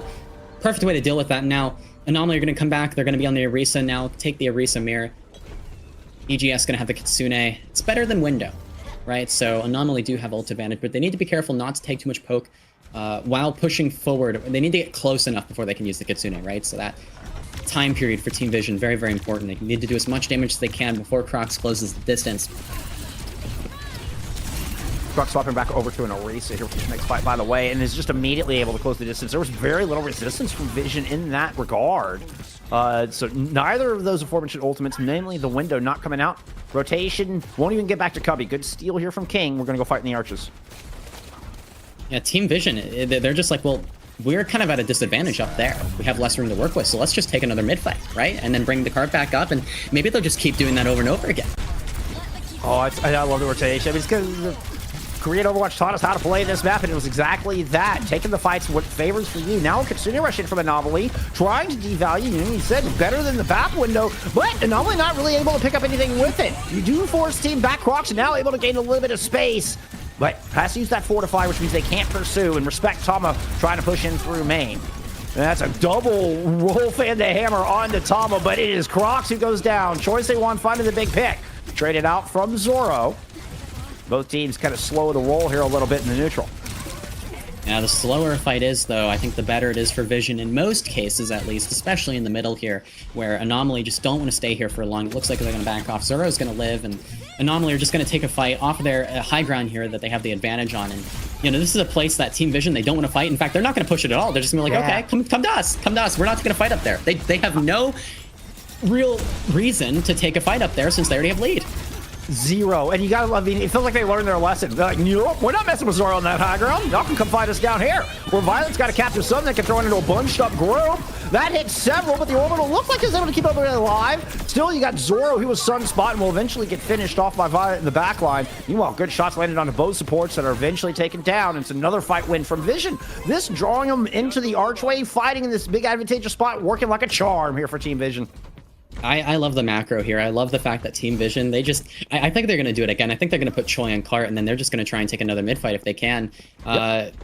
There's no reason for them to try and take a full-on fight up on the high ground. They might try a little bit, but here's the Deadeye from Zoro, and I think Team Vision, they're just going to completely back off, and they might do the same thing again. But oh my goodness, the Deadeye does way too much damage to Tama. It's Slowdive trying to cover. Zoro's actually going to find that kill before Slowdive can respond. And Team Vision, they stick their nose out for too long, got a little too greedy with it, where they've been playing so super safe, not taking any risks. And this is exactly why. Anomaly see an opportunity and they seize it. The one time that Team Vision don't just bait Anomaly into that middle kind of zone and try and take a fight there is the fight that they lose, and that's honestly not too surprising. Anomaly, it's now their turn to attack the high ground, and they need to be successful this time around, especially with the advantage that the Kitsune provides them. A lot of low health bars, critical health around. It's going to stall Anomaly out. We're, below 90 seconds here. Anomaly are running out of time. They can't play too slow. They'll put themselves into just a devastating overtime position. All right, EGS does finally use this ultimate. Doesn't look like it's really even pointed towards the high ground. I feel like it's, laterally across towards the objective. Crocs just going back and forth, trying to keep that backline clear from Choi Se-Wan. Tama is able to move in and find Zoro here with the Terra Surge. King goes down, trying to get the pulse bomb in, and just doesn't land. Was looking for access to this high ground. You see Crocs is using everything to move up and muscle through Violet, but they're so out of position, they're just going to get body blocked over here. Yeah, Crocs trying to get away. We see EGS actually TP onto Crocs to try and help him out, get him out of there. Pulse Bomb. Oh, that just barely stuck from Choi, but I think the Fortify out of Crocs keeps him alive, and here's the Orbital Ray out of Jana, which it looks like Anomaly might be able to turn this around. There's the kill from EGS, but Slowdive, beautiful exit pick there. That's going to mean that Anomaly can't continue to push this. That kill is so important. Oh, the kill of the Choi, but immediately Slowdive finds another trade. Slowdive continues to find these trades in these fights where Anomaly's on the attack. And if Jonowich gets out of that alive, this is going to be Anomaly able to get this checkpoint. You've got the sustain to muscle through the player advantage, but that one trade coming through from Slowdive at the end means Anomaly's hands are tied here. They have to back away. Yeah, there's not much that they can do. They're going to have to 3 take seconds. a mid-fight. Exactly. Oh, King's dead. No touch. They got off the cart. Anomaly didn't expect it. I don't think Crocs. I'm not sure if Crocs had Javelin Spin or not, but they don't get a touch. I think they were expecting King to get it, and King got popped. Oh. I almost guarantee it. Just the positioning from Crocs, didn't look like there was that that urgency to run to the point with 3 seconds left. I have to think that King made the call of, hey, I got touch, and then Slowdive just hits him with a headshot. And that's it. No more touch. Yep, and now we're going to map 5. And going into this map 5 situation, like you said, with how the map pool works in a FACEIT League here, they're going to have a choice of any map that hasn't been picked yet. So any map type is available. That means that Oasis is unavailable, and that, you also have maps like New Junk City is unavailable, Colosseo is unavailable, and of course Circuit Royale is unavailable. Everything else is there for Anomaly to work with, and I think something like Hollywood or Kings Row could be an option for them. Hollywood kind of like a hybrid between dive and brawl, depending on what point you're on. Hollywood's good for that. Kings Row is also kind of a it's an interesting map because it's very enclosed. So I think the Lucio, and you could run like some sort of hazard dive there. That could be pretty powerful. I'm not sure exactly what the correct decision is here for Anomaly. I think it's just going to be up to maybe what they prefer, but it's come down to the wire. Team Vision able to step up a whole lot here. I've got what brilliant play. They recognized exactly where they did and didn't want to fight. You mentioned that the hardest time that Anomaly that Team Vision would have had here in Colosseo was pushing into this high ground right here that we're looking choice they wanted the team try to push into right now. And time again, Team Vision get that early lead, but they just bait. The one time they tried to go take that fight, they almost gave away the map. Yeah, and that's the risk there, and that's why that double flex support is just so hard. But I think what I'm just impressed with when it comes to Team Vision is the fact that they understand what their win condition is. They understand the weaknesses of their composition. They were very cognizant of it, and they were able to work around that. Now, of course, we do get... I don't know if it is exactly. Again, I'd have to go double check my stats. And if I say, I was thinking about this last time we were talking about this. If I say this is Vision's first map 5 of the season, I know there's going to be one player out there from one team that I didn't think was like, hey, we took Vision to a map 5 and you forgot us. I know it. But it's one of the very few, if not the first time, that Team Vision have been taken to a map 5 here this season. And Anomaly not only are going to get this map pick, this all-important map pick with a breadth of choices, they get that first ban as well. Well, what we do know is that Team Vision are undefeated right now in their they went undefeated in the regular season. They're currently undefeated in the playoffs. So that means that an Anomaly win here would in fact be an anomaly. You know, that's so valid. So valid. Ah, we got some stats. I love stats. I love stats. Yeah, Jonowich. What stands out to you here? I'm looking, I mean, King's having a rough time, and like you said, I was talking about how Choi was so important here on the Tracer. King could not match up to Choi, and that was a problem, I think, for Anomaly on that map. You see King 8-7 compared to Choi Se1 on the Tracer, 14-3. That Tracer duel, very, very important when both teams are on the double flex support. You know, both teams' backlines will be vulnerable to the opposing Tracer. So it kind of turns into this Tracer duel over those spaces, those flanks, and whoever wins that more consistently will allow for more pressure onto the opposing team's backline. That's it, right? That Tracer duel is super important, and it looked like, for the most part, Choi Se1 always had the upper hand there.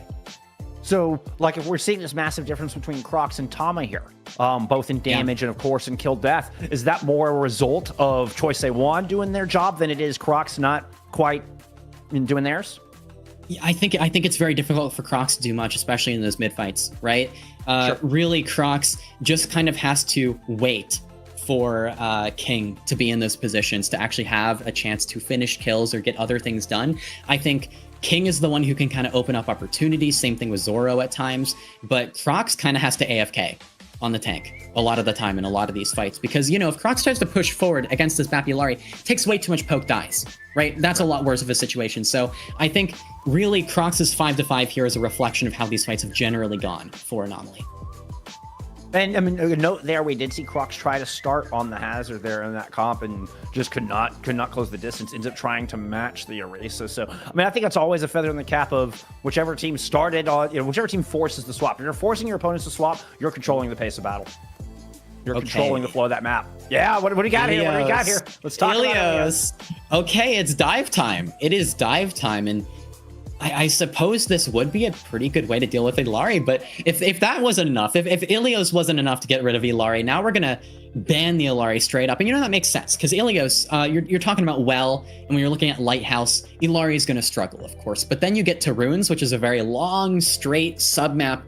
We've actually seen Illari played there before. It's a very strong Illari point. So I suppose Anomaly are like, we don't want to deal with it there either, so let's just get rid of it. And that means that for this final map, for this map 5, Violet won't have that available to play. Team Vision, we'll see what they go with. I mean, they could try and like ban out Crocs' hazard and make it so it's harder to dive. In that case, maybe we see. Oh, they did that? Yeah, they already did that. They did that in map 1. That is true. You caught me there. You caught me there. I was thinking, you know, maybe ban the hazard, but that's gone. So I think that's maybe why Anomaly went for a divier map, because they're like, well, they can't ban out our dive. They can't ban out our hazard. So instead, Team Vision go for the cast, which means it's a little easier for Slowdive to maybe play the preferred Freya or play the preferred Sojourn. Although I think for the most part, Freya is just extremely strong on Ilios, like ridiculously strong. Yeah, particularly on this map. 100% agree. So I think that's what Slowdive wants to go with here.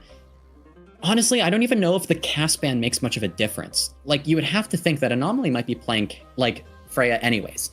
Like, that is how good Freya is on Ilios, just because Ilios, it has such an emphasis on vertical mobility more than it has an emphasis on horizontal mobility. That is why the Freya is just so strong here, because, you know, Freya's one weakness is that she can't really horizontally move in the same effectiveness that Sojourn can, right? Sojourn can slide a huge distance. Freya simply can't do the same thing, but on this map, you don't need that. Ooh, Violet showing us the BAP. This is new. I've literally only seen Violet play Curie or Iari this season. The times I've seen the Iari banned, Violet goes Curie into the Curie Juno. There it is. We're starting on Well. Right on cue, See what we get.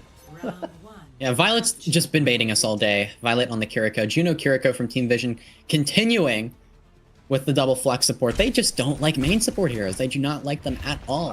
I'm telling you. Violet's tired of it.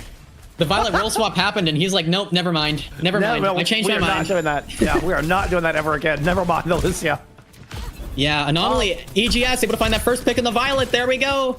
My right out of the favorite gate. ranked Kiriko player. Just perma plays ranked. I mean, EGS, I mean, just a ranked demon, constantly plays ranked, constantly grinds the game, mechanical, warlord. I mean, just incredible on it. There was a little where we actually saw a call come at the beginning of the map before things broke out, so I wasn't expecting this to break out like it did, but hey, EGS comes in with their second pick, and EGS alone takes down the back line of Team Vision here. What an advantage granted over to Anomaly, courtesy of that all-star flex support. Still, nobody's grabbed Cap. Tama playing the Ramontra has a lot of sustain, some good cooldowns to cycle through to hold on to this point. Crocs is going to move in and try to find Violet for the second time. Violet very low, but is able to back away and find safety. Anomaly's still able to grab first. Cap goes, they're able to force Tama back. All right, Violet manages to survive, just barely though, and now you see Crocs going for another hit on the Violet yet again, forces the Suzu out, now gonna go for the Mega. Zora's able to find a pick in the Choi, and there's Crocs with kill him to slow dive in one, and that is a fight win, another one for Anomaly, and they're still in control. And they're going to get a late stagger on to Violet as well, just to buy them some more percentage. Zoro popping off here on the Freya. EGS ahead on Kitsune. Team Vision, if they want to have a decent ult rotation here, they're going to have to play really slowly, and they can't walk in just yet. They're going to have to play just so slow. It's going to be painful. It's going to be a little painful here this next fight. Troy already trying to get aggressive, see if they can find access there to EGS, perhaps. Does get marked. No, I think it was EGS actually put some shots down. Consider Rush now invested here. EGS thrown directly on top of Tama's Ramontra. The Nemesis form comes out. They try to back away. The wall that time, and Pulse will land. The move from Slow Dive is able to initially avoid disaster, but King puts the volley, the clip in. Now inside got a good amount of damage in onto one. The Consider Rush has been invested. Now from Violet to try to counterpunch this out. We're getting an Annihilation in play from Tom as well. Looking to hold this corner. They've managed to force Crocs back out into cage and pick up a kill on a Janowich as well. Crocs does not manage to escape the cage and will eventually get wrought down by the tendrils of death from Tom's Annihilation. Zoro's going to land a double tap though, find one. Violet able to survive with a self-Suzu, and Tama should get control. Violet with a couple of kills to close it out, and that will get control of the Team Vision. Unfortunately, it was a bit of an overextension from Janowich, who was close to the beat there, died to Tama, and then after that Team Vision, they were able to actually win that fight. I honestly think if Janowich lives a bit longer, you know, Anomaly would have been able to stay in there, but they're gonna have to stick with their 83% that they got off that initial defense, and now they can go for maybe an aggressive beat. They could save it to deal with one's orbital ray as well, but I think they might just try and set the pace here on their dive composition. Normally staging on top of Lighthouse. This gives Crocs access to barely anybody they want to jump onto. But Suzu out of Violet attacked him. Did one just Ajax that? That was a Rajax. That was a Rajax. Yeah, I don't think the orbital hit does not come down. Choice was able to find King though.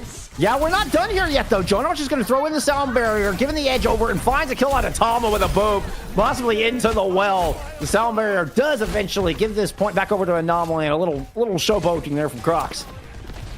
Crocs not gonna let Violet go. I think taking it to a map 5 and now the disrespect onto Violet. You know what? That's fair. That's fair. Now Tama gonna go for the slam. Shields forced on the ball now out of desperation, looking for a touch. Tama falls to King, and now Violet's under so much pressure from Crocs. Choice I want is it's up to us one to anchor this point. Everybody critical here from Team Vision as Crocs throws in the downpour. Slow Dive's been able to trade out one, but that downpour might just be the end of this well in the first round. Anomaly one step closer as we get the dance from King. Hey, job's not done yet though. Don't celebrate too early. Anomaly, they were able to take the first round, now one round away from taking down the undefeated Team Vision this season.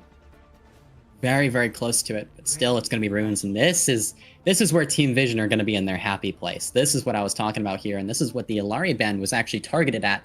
I don't think they were worried about the Illari on any of the other submaps. So this one's going to be easier for Vision. Vision kind of got lucky getting this one here. Maybe they can get a bit of momentum back, they can get their mentals back in shape, and go into the final round feeling a little better, but we'll see. We'll see how Anomaly approach this, right? It's going to be harder, though. So I'm looking at the Zoro slow dive matchups. What stands out to me in that stat line is, both are going to stick with the Freya's coming in this long distance map. And Zoro, had double the damage output, well more than double the kills. We'll see if this long range from Vision works out. If Zoro is just going to take over once again. Already has control coastal side here by Mega. Oh my goodness. Okay, Zoro's the whole way in already. Anomaly are setting the pace. Very, very aggressive Team Vision on the BAP Kiriko. Choice of one, able to find Crocs, and Tama finds Jonowich, so a few punishes there off the screen. We couldn't really tell exactly what happened, but looks like a clean fight there for Team Vision. Yeah, I really like how the Vision played that slow. I mean, they kept 3 back, recognizing that Zoro was playing extraordinarily aggressive. So Slow Dive just kind of plays back and out of the fight. They don't try to put too much pressure. They're not, feel like they have to go support Tama. They stay back, protect their supports. They deal with the Zoro flank. Meanwhile, Choice of One gets the kill up front. Great fight from Vision. Yeah, here you have a lot more horizontal distance for the hazard dive to cover, and this is what makes dive compositions a lot more difficult on runes, is the fact that, when Crocs pushes forward on the hazard, he's going to take a lot of damage. Once again, King just goes all the way across the map. Go steal the Mega, put pressure in. Hey, Crocs is back here this time as well. Prevents the retreat inside the hallway. He's going to go to the high ground. The only last bastion of safety left for this Vision backline, but Crocs is in your face. He's got spikes all over, and you have no supports left standing if you're Team Vision. Well executed there. Crocs is able to get onto the backline and cut off that escape route with the Jagged Wall. Zoro's not going to have the bullet shot to open, and if you're able to find, One or Violet here, one of the supports, then you might be able to take out one of the ultimates, one of the key ultimates for Team Vision that they're going to have. Anomaly also have both support ults, so they have a lot to make this happen, and I think what the goal is for Anomaly is I think they're going to take a super, super early dive. They're going to go for a really early hit because they don't want to take too much poke. Well, King's positioning would certainly validate that, but it's actually going to be the Volo shot out of Slow Dive, the first ult used. Now the Kitsune Rush kind of back on point. Jagged Wall had make life difficult for Tama for a moment. Oh, it almost backed into a pulse, but somehow they get their Spidey senses retangling. They're able to dodge that pulse while backing up. Kitsune Rush is in play here from Team Vision. They're just trying to move right up the gut onto the point, but Anomaly are doing a good job of using the outside lanes and keeping shots poured in. Kind of sandwiching Vision into a bad spot. So Terra Surge and Ant Matrix thrown in. Neither is enough to bail him out. Jonowich does lose that sound barrier. Choice of One just AJ'd that one, but Anomaly still look to have the player advantage in mass, and they'll flip this point right back again. I feel all warm inside. I swear, when Violet's in the lobby, I mean, we just have to have like several Ajaxes all game. I mean, every map it feels like we've had something happen. Both Team Vision and Anomaly. It's something else. Violet pushing back in there after having the Suzu forced. Violet, very brave soul there. I'm not sure if I would go for that personally, but here we see Choice One choosing to force the point. It's going to force Anomaly back, and that's a pretty solid macro from Team Vision. Yeah, smart move. You see even Crocs has to just kind of fall back to the spot and wait for an opportunity for a target to pounce on. Decides that Violet is the choice, is the carry, and once again a self-Suzu. Violet, okay, stuck around there long I would expect. Got a couple of kunai in before sort of stepping away. All right, Crocs in the back on the whole way on the flank. We see Choi continuing to try and force the Tama with the spear to shut down King. Choi has the pulse bomb, might look for it just to kill Crocs. Choice of One finds Zoro, critical out of the air. He's gonna move in, pick up EGS. I love that patience. Doesn't chase Crocs, waits for EGS to cross their sight line to pick up the carry. Yeah, gonna hold on to the pulse bomb. Team Vision close to both support ults. And Anomaly, I'm a bit concerned about Jonowich's ult charge right now, 65% to the beat. That's a key ult. That's honestly their win condition here in this fight. If they build up to the beat, I think they can win this. But if they don't get it in time, that could mean things get a little rough, because Team Vision are going to have 5 ults. You just need that beat for that late fight sustain. I mean, this is going to be a 99-99, 10 ult fight. I expect this to get very chaotic very quickly. Love the disengage from the Kitsune Rush. Anomaly don't have a whole lot of time to give it. They're able to toe that line beautifully, and Jonowich picking up a kill on Choice of One will get them that much closer to that sound barrier. Now Anomaly looking to emerge out. 91% on the board. They got to get close. There's the push. Kitsune Rush, use enable, and Crocs goes leaping into the back line. That was a downpour thrown in up top. I might have caught one. Yep, goes in to try to finish it. One drops the amplification matrix. The bullet shot thrown in. Tama is recipient of one. Crocs is the recipient of the other. No takes in this 99-99 fight. That'll be your fading. King with the only ultimate left on the battlefield as, Squishy's trying to fight out for control. Anomaly fighting to take this series. Able to force the recall out. King is going to get 2 important cooldowns out. Now goes to Chase. Lands the stick. Slowdown bomb to smithereens. Here comes Tama back on a wrecking ball. Stalls a little bit. Keeps the overtime going. Allows time for Team Vision to try to set up. Try to keep them pull themselves back into this. Choice of one. We need you to clutch up now if you're a Team Vision fan. Violet's out of the fight. Tama's out of the fight. Zoro is the hero. Anomaly take the series. They've done it. They've made it happen. Anomaly take down Team Vision in, in a map 5 series. Beautiful work from Anomaly, a map pick that works to really exploit the weaknesses of this team, and the double flex support simply doesn't work out. Anomaly hand Vision, their first loss of the season. I mean, a team that I don't think anybody expected to lose. I mean, they've just sauntered through this bracket. I mean, everyone following on Team Vision through regular season. They 3-0'd Anomaly last time these two met. Anomaly barely even got a point the last time these two faced off. And that only point was on circuit. They got 2-0'd on Ilios last time these two played. That was the map 1 in their previous matchup this season. 2-0 for Vision. Suravasa 3-0 to Vision. This time, we end up on New Junk City. This time, Anomaly flipped the script entirely. This team makes things happen. I'm telling you, Crocs and Eggs, they are such unpredictable players. And on the right day, they can do so much. And they can win matches which they shouldn't be able to win. They can take maps they shouldn't be able to. It's incredible. It's incredible. There's just so much surprise potential that can come out of this team, right? I think the question now is, can they keep up these performances going into the grand final? Can they make it happen again?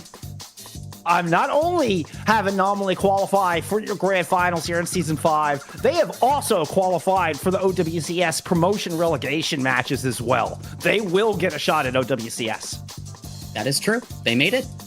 They made it. Crocs done it twice in a row, actually. This is the second time in a row for Crocs. Was on Frost Tales previously. Ended up switching over to Anomaly in FACEIT League. And it'll be really entertaining to see this team compete in promotion relegation soon.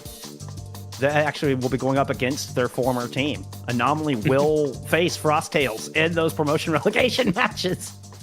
At least at some point, theoretically. It's a 4-team bracket. I don't know exactly how that bracket's going to lay out, but that's not what matters right now. What matters right now is Anomaly are celebrating one incredible, massive victory and, well, an opportunity to move up another tier and join the best of the best in Overwatch esports. Man, what a performance. What a performance out of Anomaly here today.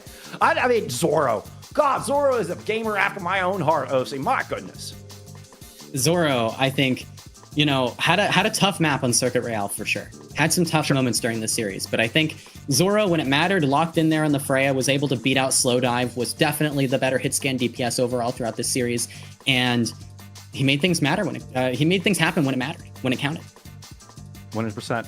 100%. God, what a match. What an incredible match. All right,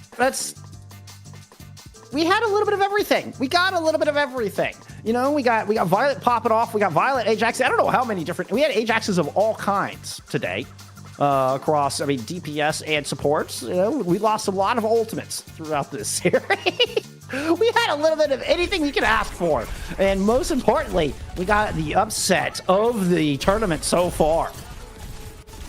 Yeah, a very chaotic match. We had internet issues here and there. We had both teams kind of have very bad moments and very good moments, right? A lot of the worst and the best would make definitely for a good Tomathan video, I think. We got all the best and the worst of Overwatch here in this series, and and all the disrespect, of course. At any turn possible. At any turn possible, Anomaly was playing that psychic warfare. God, that was so pretty. That was so pretty. It's so such cool important to see. Balls too. Yeah. It's cool to see King kind of returning to form and making this change. Was on a very prominent squad with Rad Esports in stage 1 of OWCS. And so, obviously a massive change moving across the Atlantic. to come over and play in EMEA. And man, I mean, just had an outstanding day. Obviously, yeah, a little bit of both. Obviously, King kind of got outpaced a little bit on Colosseo. Man, they turned it around here on Ilios, and the map that truly mattered. Cool to see. Yeah, cool to see. King's got to be happy about this again. You're moving across continents just to compete here and try and make it to the OWCS, and today it paid off. Made it to promotion relegation. Still a few steps to go. Still a few matches to win, but this is very close, and this is a very solid match from this team. I mean, you made it to the PNR matches. I mean, yeah, you still got to win you still got to win those matches if you want to make it into OWCS for stage 3.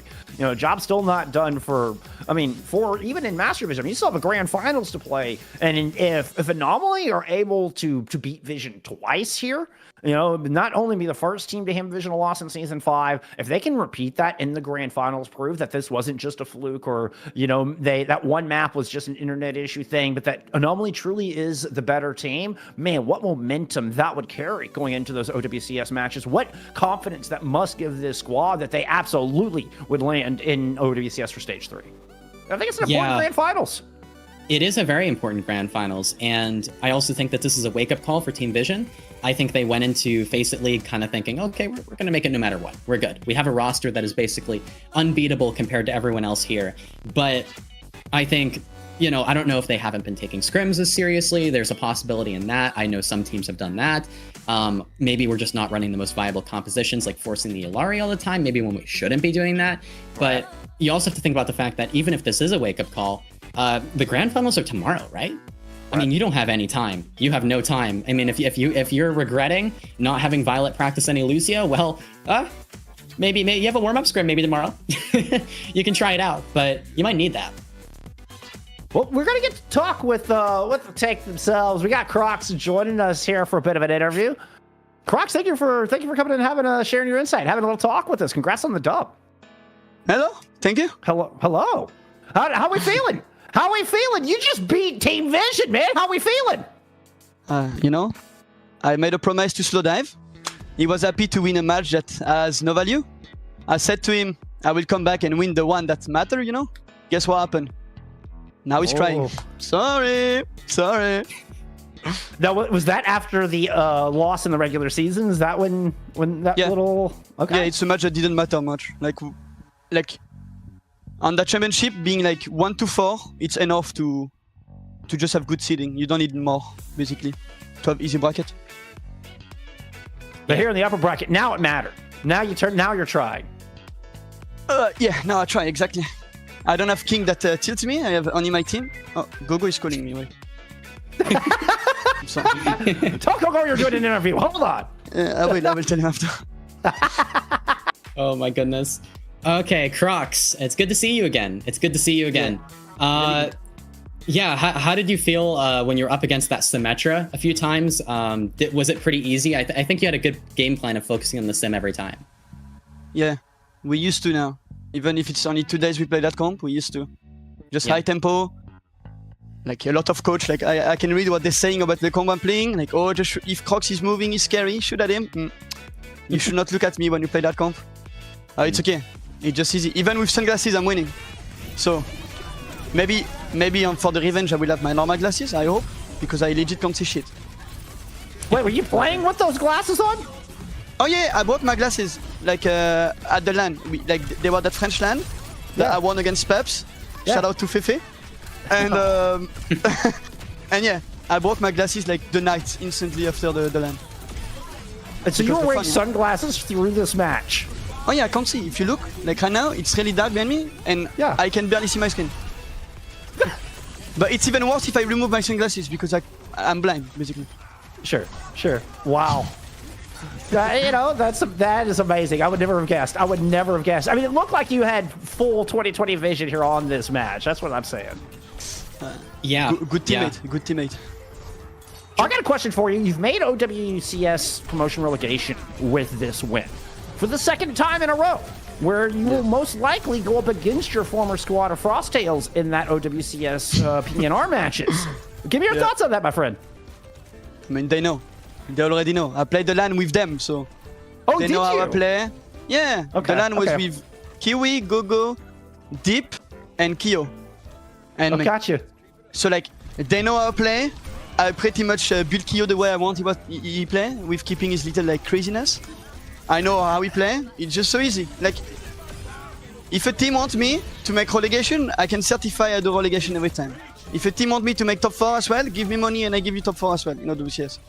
It's easy. There you go. You just need to be crazy as well. Just need to be crazy. It's easy. Yes. You just need to be crazy. Exactly. Yes, I mean, I've been telling Jeff from the beginning, you're crazy. You're ridiculous. You're all over the place. I have no idea what you're gonna do sometimes, but that's why I love you as a player. You're great. Yeah. I'm sorry if today I couldn't be the clown and typing in the chat because I got chat ban. I'm sorry, guys. Or maybe too toxic in ranked. I'm sorry. Was not able to do the show as usual. We noticed your keyboard broke a couple times after killing Violet. We did notice that. Oh yeah, my control key keep. I was keep crouching and emote for some reason. It's bugged. It's bugged, yeah. I mean, just randomly crouching and emoting, like just weird times. Yeah. All right. You mysterious gamer, you hiding in the shadows with your sunglasses. Congrats on the big time. Any thoughts you want to give here? Any shout outs you want to give? The floor is yours as you get to enjoy the rest of the day. Any last thoughts before we let you get out of here? I want to thank my teammate and COE. We don't see him because he's like a Korean coach. He's the GOAT. He's with Poker Face like before, and he helped us a lot. Like, shout out to him. Shout out to the org Anomaly. Thanks to them, they brought King in EU. Now he live with eggs. I'm not kicking, but it is what it is now. And yeah, thanks to my manager. Thanks to King. Thanks to everybody. And thanks for everybody in the chat that hate me. I love it. I'm the villain if you want, but I'm better than you at the game, so. Love you guys. Love you, buddy. We love watching you play. That's for damn sure. Oh, hey, you know what? And keep the hate coming. Apparently, it just fuels Crocs. That's what it is. Just fuels you. Huh? All right, man. Thank you so much for your time. Congrats on the huge dub, and good luck not only in the grand finals tomorrow, but those OWCS PNR matches coming up soon. Yep. Thank you. Love you guys. Cheers, bud.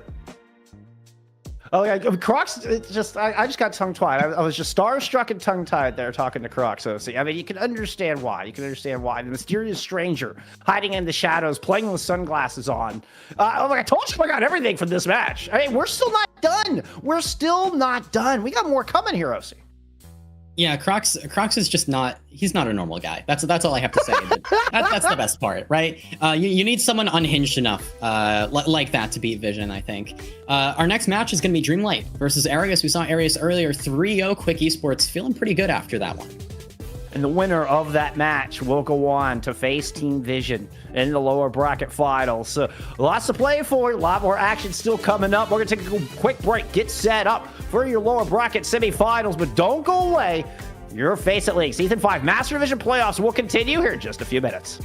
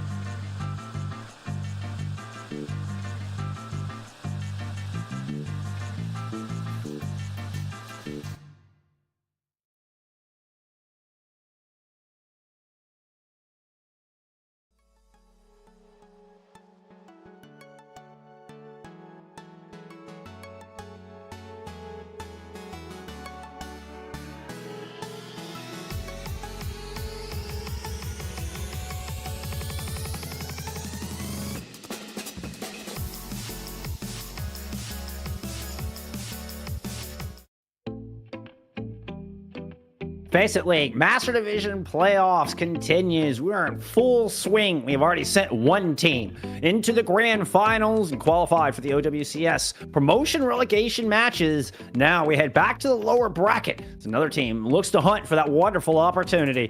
It's Jeff and Ozzy coming back at you here as we get ready for our third match of the day. We are in day 2 of your Season 5 Master Division playoffs. Upper bracket finals going the way of Anomaly as they hand Team Vision their first loss of the season. Now we head back down to the lower bracket semis to see who Vision's opponent's going to be. Right, and we have 3 teams left that could potentially get one of those promotion relegation slots. Team Vision, Dreamlight. Them are going to go in this match between Dreamlight and Aras, and we're going to see who's up against Team Vision next. Aras just won their match against Quick Esports earlier against the Ball team. They were able to perfectly draft their maps and their bans to be able to basically shut that team down completely in a 3-0 series. Dreamlight coming out of a 3-1 series against 0907. Aras have got to be your favorites coming into this just on paper. Aras were your number 2 seed. The only team that had beat Aras throughout the regular season was in fact Team Vision. So that's them being in the lower bracket this early on is quite an interesting and unexpected turn. But you know what? Guess what was the team that sent them down to this lower bracket? It was your 9-6 fifth seeded Dreamlight. We're the team to do it. Question is, will history repeat itself here today or here in this match? Yeah, Dreamlight, I mean, they were also able to take a map off of Anomaly, right? So this team, they look pretty solid. They look pretty solid. I think both are going to come into this pretty solid rosters here. Maybe you could give us some insight into some of these players. Absolutely. Let's see. Aras, of course, we saw them on earlier. And we play a lot of fun comms. Lars leading the charge there. If you see Jasper Swaggin, expect to see that venture. And we could see Lars even swap to Zarya and play some fun stuff. We even saw, I think, a little bit of Junker Queen at one point. Very versatile, very powerful area squad. A lot of history there. Dreamlight, on the other hand, I mean, very similar actually. Long-time EMEA players here. This team has been together across a couple of different orgs, if memory serves. Lillian being kind of the newcomer in this. Lillian is going to be the Tracer player, and I mean, she's absolutely pop off incredible. If you see Lillian come in, Dreamlight's going to play the Tracer, and look for them to have a huge impact here on these plays. Looking forward to that. And Centralopon, what does the hero pool look like there? Ooh, for Opon, that I want to say I see Opon play mostly like the Orisa and things like that. I feel like, and what I remember is this team really kind of does prefer a little bit more of the ground and pound, but Central Opon will play some Winston. The exception there is does have kind of the tendency, or at least the capability, to move into that Winston map like might see on Ilios, we commonly see on Lighthouse. We've also seen Watchpoint Gibraltar kind of enter the mix here this season, has been in the map pool, so expect that to be a pick in the back pocket of Dreamlight. Yeah, interesting. It looks like we're going to be going to Oasis first. I think this is Arias's first pick, right? Because Aras had the higher seed. So that's what I would assume, right? It should be the case. So in that case, I think Oasis makes a lot of sense if you're trying to avoid the Winston, but again, City Center is still good for the dive composition. We've seen plenty of Winston there. And then going into the second map, like you were talking about, there's a chance if Dreamlight, they're not able to take the first, that they might take it into some sort of a dive mirror on Watchpoint, Dorado. There's a few places you can go, even Hollywood. Ooh, I would love to see some Hollywood. I love that app. I don't get to see enough of it. Also, I love WPG. We have been blessed with a little bit of Watchpoint Gibraltar here this season. We have gotten some Jibby in all of its many forms. It looks like, we got a Venture ban right out of the gate here heading into Oasis. Yeah, the Venture ban. This is the same route that Quick Esports went against Aras, right. And Aras were actually a bit confused about the Venture ban, I believe. They didn't fully understand it. I think Oasis, maybe not their favorite place to play the Venture. Not exactly sure about that, but either way, that could pay off, right? You get rid of that potential Zarya Venture composition. that Aras do like to play, but we're still going to have ICAV in on the cast, and I think for Aras, with their Orisa compositions that they've been preferring, it's basically just how many resources can we put into the cast. And what's nice is this Baptiste ban actually plays into that as well, because if you ban Bap and then you go Curie Lucio, you can like Suzy your cast and then speed your cast. It's easier to run and kind of go for that playstyle, while when you're running the Baptiste version, yeah, the cast plays a little further back. You're not playing to like, push your cast in there as much. We are going to get mirror compositions right out of the gate. Sleek is going to swap over to the Tracer, actually. Primotino sticking with that Symmetra, kind of throwing off that initial mirror that we were seeing. Both teams... City Center. Yeah, makes sense. Yeah, that's Symmetra. That's Symmetra. Both teams favoring this coastal side right out of the gate. You see Lars was pressing up on the stairs. I think really wanted that. What a spear to catch Volta right out of the gate. Long distance shot out of Opon. And immediately first pick onto a priority Lucio. He's going to send Aras packing and give Dreamlight first cap. Yeah, Dreamlight here, the key is how can they close distance, how can they get value out of the Symmetra on a longer map like City Center. They're going to play inside of this room, inside of this area. It's going to be difficult for Ares to actually win a fight in there, win a brawl in there, though. That's the difficulty, right? Because the Symmetra, just more brawl potential. Ares with the Tracer, they're going to have to play slower to try and poke the Sim out. There it is. And there it is. Pomatino tries to teleport back into the safety of the stairwell where ICAV was waiting and then Sleep with the follow-up. So big +1. And Central up on just staying on the point as long as they can. Got it up 26%. Eventually, Ares get the flip. Ares pretty effectively shut down the Symmetra there. You see Dreamlight struggling to build up the sim wall as well. It's going to be real slow, just because, again, this is such a long map. Both teams have the Kitsune. Both are pretty much equivalent on beat charge as well, so pretty much a neutral situation in terms of ultimates. Give me that Kitsune rush out first. Looks like ICAV was trying to stall it out, but just did not get the skulls. He got intercepted there by the jab spin. ICAV stubbornly standing for that Kitsune rush. It ends up being a big mistake. Texel even tries to invest one in to counterpunch, but so far no kills here from Ares in this fight. Hey, Dreamlight, they turned that around, and I'm surprised about Ares' decision there to hold inside, to hold that coastal lane, because over there, I mean, that's where the Symmetra is kind of happy. That's a Symmetra happy place for Dreamlight. Here's the early Deadeye out of a... I'm not sure about this, but there's a TP inside. Let's see if Pomatimo and the rest of the team tries to follow. We are going to get a cheeky little flip underneath. Oh, right if he gets there just in the nick of time. But Ares coming back in, despite Lee's and ICAV really going to try to fight what they can here on this point. It has been a trade for both sides, and now a sound barrier invested here from Dreamlight. Volta answers with the second sound barrier, and Ares continue to push forward. Tomix has to rejoin the rest of Dreamlight to try to back away and get Central Opon out in one piece. Time to get the photon barrier up. Dreamlight plant their feet. D-Cruise finds a kill on his Sleek. The Central Opon goes screaming forward, hits ICAV with an energy jab and gets the subsequent shots down. Really good. Oh. What? Texel runs into traffic. No, what? Lars? Okay. Yeah, that... Alright. Anyways. I guess that's a way to reset. That's a way to do it. That's one way to reset, yeah. Kind of staggered, though. I think I could have done that a little faster if your goal is to reset. Texel approaching the Kitsune. Tomix a little bit ahead. It's a race to see who can build this faster, but also you have to keep in mind that Opon has the advantage on Terra Surge. Barrier's hand's going to be forced. Sleek pushes around to the left-hand lane. Kitsune rush throw it in from Tomix. Texel still about 12% away. Central Opon's going to move forward, throws in the Terra Surge. That is good. D-Cruise and Poma team able to find kills outside of the Terra Surge, but still good enough.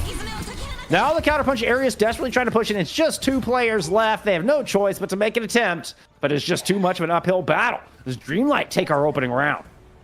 Yeah, not able to build up to that Kitsune in time, and I was really impressed by Dreamlight with their Symmetra, managing to make that work, but also Ares maybe unintentionally playing into that win condition with their positioning. I think that was a little concerning, right? And we might continue to see this Symmetra look in the future, and if that's the case, then Ares, I think their Venture might be a key component in this matchup, and that also means maybe the Venture ban was pretty good here. I think the Venture ban makes quite a good bit of sense because I was saying it earlier, Venture is a decent counter to Symmetra, right? And if you don't have that available, then that's going to make it a lot easier for Dreamlight to force it. Yeah, you're just empowering Pomatimo in that Symmetra. Really smart ban. Dreamlight, we saw only 3 deaths in totality. They're on City Center. Well, Lars Three already final low fortified forest. Yeah, they're gone. Jed's That's dead. it. Just dead. Oh, an unusual turn. This is not the Ares we're used to seeing. Dreamlight just seems to be their kryptonite. You don't see Anomaly just die like that. Like, I mean, just out of the gate. Boom, gone.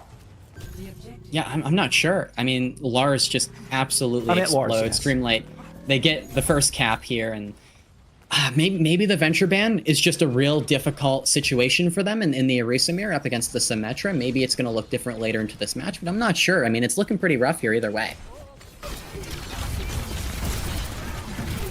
Just trying to fight to get in. There's Central Alpha popping the Fortify, trying to hold some space. Lars has kept it bait on that microwave beam, but finds D cruise through the chaos. Great isolation, can focus to pick up the cast early on this fight. You still have the Sim to deal with. Sim still to crutch this composition, push all the way through. Aggressive move from Lars. The defensive teleport and try to get Dreamlight back out to safety, and they're able to melt through Lars with that big beam. But the pulse from Sleek is good. Drops it at the feet of Pomatimo. They actually hit the wall, and it's good enough to get the flip and the fight win. Good recovery from Sleek. As long as that Symmetra's in the fight's winnable for Dreamlight. Yeah. Arias know that. They should know that at least. Now both teams support ults available, and Dreamlight going to go for a pretty early re-engage. Get them onto the point. Lars just kind of standing out in the open. I feel like it's got to be baiting. There's the later Container Rush. Texel with a beautiful shot. Oh, I'm always impressed with headshots coming out from the Kirikos. Now split in two. Ares is going to turn right and, well, pick up Central Upon, separated from the rest of the pack. Nice little isolation. Good mismatches created from Ares during that fight. A good recovery from Arias. Tough first round. It's looking a bit better here, though. Also, the closer angles maybe makes it a bit easier for ICAP to carry on the cast. City Center a bit, longer range. I've noticed teams prefer more Sojourn or Freya on City Center. So, I think ICAP can just do more here. Photon Barrier re-engage. Lars pops the Fortifier, just trying to back away. Opts to go all the way inside and just has to take full cover. There's the teleport in. Okay. It's just a bait, or it got destroyed before D-Cruz decided to Deadeye teleport through it. There's just gets all fine. There's the enormous smashdown. That is the entirety of Dreamlight crushed under the weight of Lars Arisa. I was doubting Lars trying to contest there against the symbol. I'm like, you should get out of there. I mean, they're burning you. And I was worried for a moment, but the Fortify held through long enough, and then Arias were able to stabilize, re-engage perfectly into the Terra Surge. Now, Dreamlight coming in with their beat. They need to make something happen with this, and Texel's going to have the Kitsune in response. Oh, yeah, Lars just gets forced out. Beautiful spear. Pomatino's going to follow that up with good shots or primary fire. Locked in. Arias is locked, is gone to the wayside as Dreamlight have locked in to take this point away. I'm a bit worried, though, for Dreamlight, right? They would have preferred to win that fight. If they're going to use the beat, at least trade it for Texel's Kitsune, right? They've used the beat. I don't think it was necessary. They already had the kill onto Lars. So now, Arias coming back in with the Kitsune. It's going to be Kitsune for Kitsune, but still, there's the post bump from Sleep. Two, the backline's gone. Arias. They still commit the Kitsune, though. They do still commit the Kitsune. But they're at 83%. They're going to flip this point. They're going to continue to get stagger kills. This is going to be a broken fight at best out of Dreamlight. Yeah, Dreamlight, it's kind of difficult for them to get back. They don't have a Tracer for touch either, which just really makes things worse. We have the Reaper swap coming through. Here's the Kitsune, the advantage, but wasn't able to prevent the touch. The teleport is at least able to get them close. Lars is low. The Suzu is there to save them from the level 3 beam coming out from Pomatimo. Tomux is able to get that final blow. Now we got, a low Tomix barely able to drop down, find the Mega, stay alive, and Dreamlight hang on to force a final fight. That was iffy as to whether they would get a touch or not, but they do. They're on the Reaper now. Arias, they're going to be able to engage with the beat. Dreamlight in return, they should have the symbol. It's just like, can we stabilize, right? Can we stabilize through Arias to engage with the beat, with the Terra Surge, and they can win that way. That's their win condition here. I mean, I think if you're Dreamlight also, can you avoid the 5-man Terra Surge coming out that Lars is about to throw down? Soundbarrier actually used first, and it's Dreamlight! Central Upon yanked in everybody, and Lars finds themselves at the business end of a bunch of bullets coming out from Upon, interrupting the Deadeye. Now Upon's going to chase down ICAV out of the corner. ICAV's actually able to trade out through that exchange. Not going to be enough. Dreamlight will take up map 1, the 1-0 lead with a win here on Oasis. Defeated. Dreamlight with their Symmetra Orisa composition, the current kind of top meta in EMEA, what's played quite a bit. The Venture banned, one of the better counters to the Symmetra, so Aras couldn't pull that out, and they love Venture, by the way. They definitely are comfortable with it. So, although this is a map win for Dreamlight, they have used a valuable ban here to win this map. So it's almost like they had to take this one, right? Because from here on out, Aras can come back and they can run their Venture. Now, it does require a swap. It is a bit advertised. That is the one they will put just for swag in. So at least like before you're entering lobby, Dreamlight will know, oh, just for swag's in, you can expect the Venture, which I mean also means you can probably expect the Zarya to come with it. Those two tend to come hand in hand with Ares. Right. I mean, not always, but it's definitely, we heard from Lars earlier. I mean, he just loves to play that hero, even if they have to sit AFK for a few minutes and build up charge. Yeah, I think, you know, when you're talking about next map, my thought is maybe New Young City. New Young City is like really nice for Venture. Yeah. It's very nice for Venture. We could see Runasapi as well. I know they do kind of like the Runasapi there. But, you know, the Venture can't be banned anymore, so you can kind of pick maps around that. And you don't need to protect ban either. So that's something that I think Aras should consider here. That Terra Surge. Terra Surge, yeah. Oh, that was enormous. Gargantuan play out of Lars. I love the upcoming tanks in EMEA are just, I feel, are so good. I feel like there's a lot of strength in the front line here in all the teams that we're seeing here today. Lars and Opon are two wonderful examples. I mean, we've seen, you know, Tama and GP earlier in this day as well. I think are both also top tier tanks here in your EMEA path to pro. I don't know what it is. I don't know what they feed them over here at EMEA OC, but they have some top tier tank players. Yeah, I love to see it. I mean, I think with EMEA, with tanks, the stereotype is that like they have one or two tanks that they can play often, usually like the off-tank hero pool. But a lot of these tank players look pretty flexible and they can play other things. So that might matter going forward, right? We see Ice actually get picked up by Virtus Pro. That was a recent big pickup there. Yeah. To fill in those like heroes that are kind of missing, the Winston, the Hazard. We might see more of that in the OWCS where these teams take on different tank players to fulfill different roles, and the players kind of coming up through FACEIT League are going to be very, very valuable and valued for that. Opon and Lars are both very flexible tank players as well. You see Opon leading the server in damage here for this map 1. ICAF having a rough time, I think, on the cast. 13-7. Definitely focused down. Definitely a primary target for the composition from Dreamlight. I think ICAP's cast is kind of just the carry. It's what Aras are mainly playing for here. Yeah, it's the focal point. I think just of that composition in general, it's supposed to be the focal point.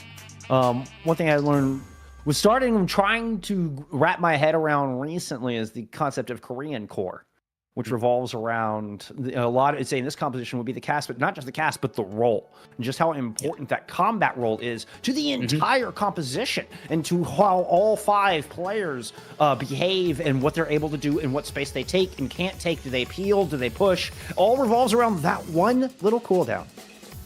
Yeah, very, very, very important. And, you know, you have the Symmetra compositions, everything centered around the sim. You can do it with the Cassidy.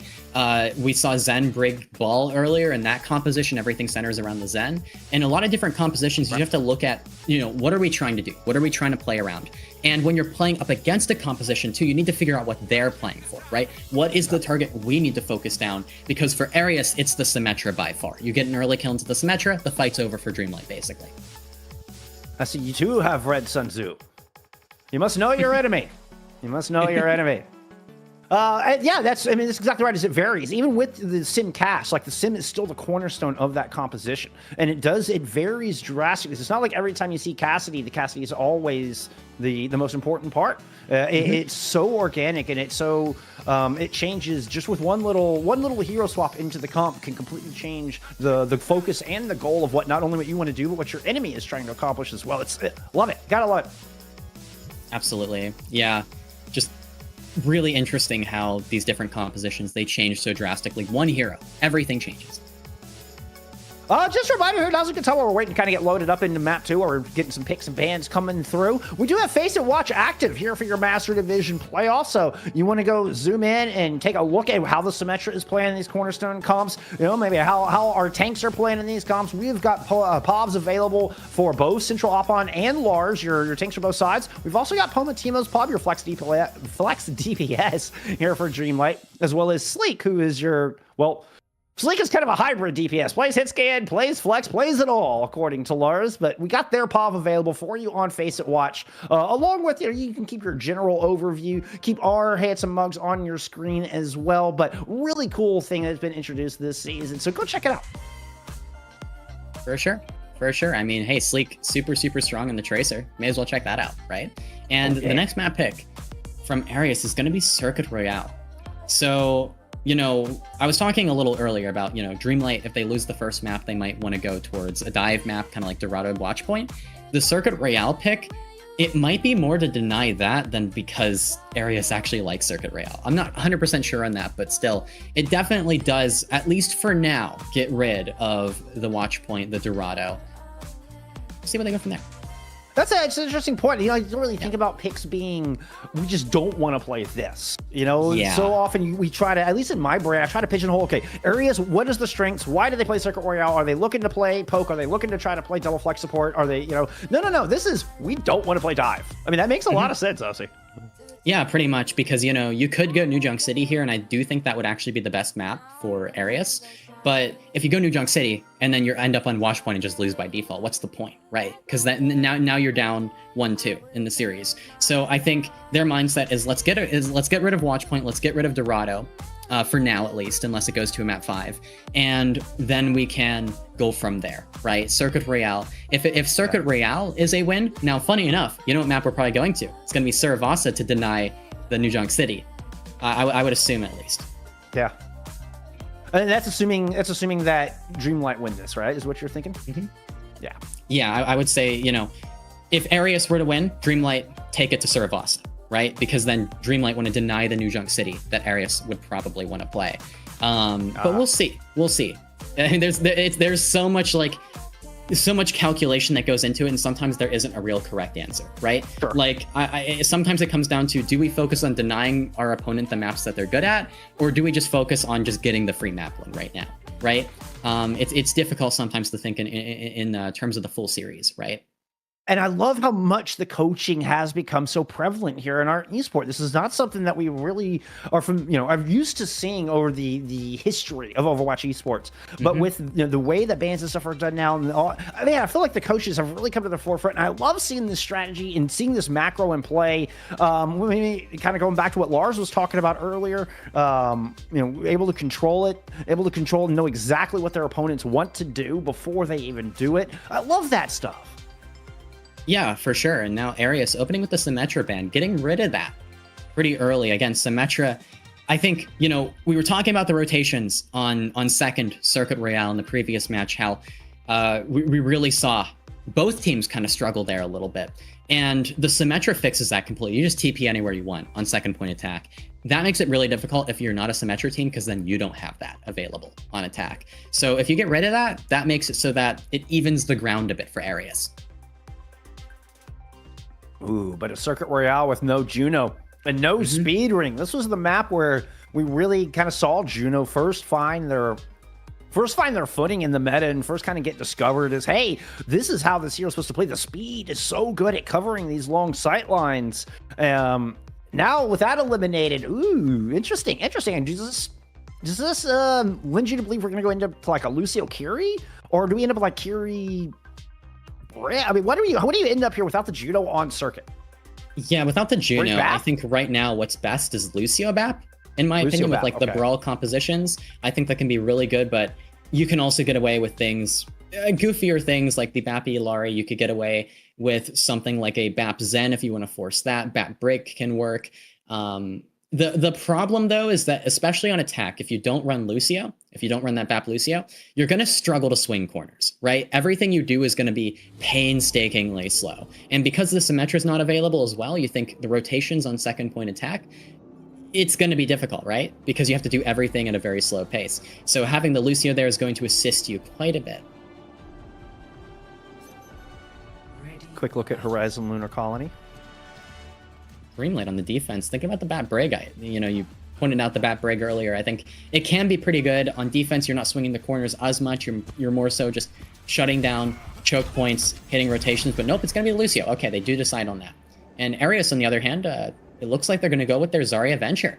And, Zarya here, the main counter is the speed. It is just getting run over, right? For Dreamlight, their win condition is basically, Zarya can't do anything if you just wall her and run her over before she builds any charge, right? So that's what your goal is. You just explode the Zarya. You don't even care about shooting bubbles. You just break the bubbles. Exactly. And that's going to be I feel like it's one of the fallacies in ranked is people like nobody wants to shoot the Zarya when the exact way to handle the Zarya is focus her down. Yeah, I think the problem, though, is in ranked as well. You just need that coordination to kill the Zarya in that moment where you focus her down. Ranked just moves a lot slower, so when you don't have the correct composition, if your team isn't on the right thing, it can be really difficult to go for that win condition. Zarya also one of the lowest health pools of all the tanks. It's very low health pool. See, Jesper's hack here is kind of oh my goodness. Yeah, the tip of the spear and gets D-Cruz with it. Now still playing from the top of this catwalk, drops in with a nice drill dash. This is going to force Palmatino's cryo freeze out very early. Vulnerable to Lars. They're going to get mowed down with no cooldowns to protect themselves. And a systematic dismantling at this point A defense from Aras. Yeah, and Zarya works off of the momentum, and now Lars has a bit of charge going into the next fight. That matters a ton, actually. Consecutive fight wins are great. Oh, again! Twice in a row! Good the Freya Lord. Just deleted. Jesper's always in the right position there, I suppose, but that's the first cap for Aras very fast. I mean, Jesper's Swag is keeping pace with Tomix in ult charge, while Dreamlight has just been under such duress. I mean, it's one thing you'd think the BAP is just going to build up immense ult charge. Jesper's Swag is keeping right there with it. We're going to get a super early tectonic shock. We've already gotten a super early cap. 5 minutes on the time make as Aras is looking to push up this chicane.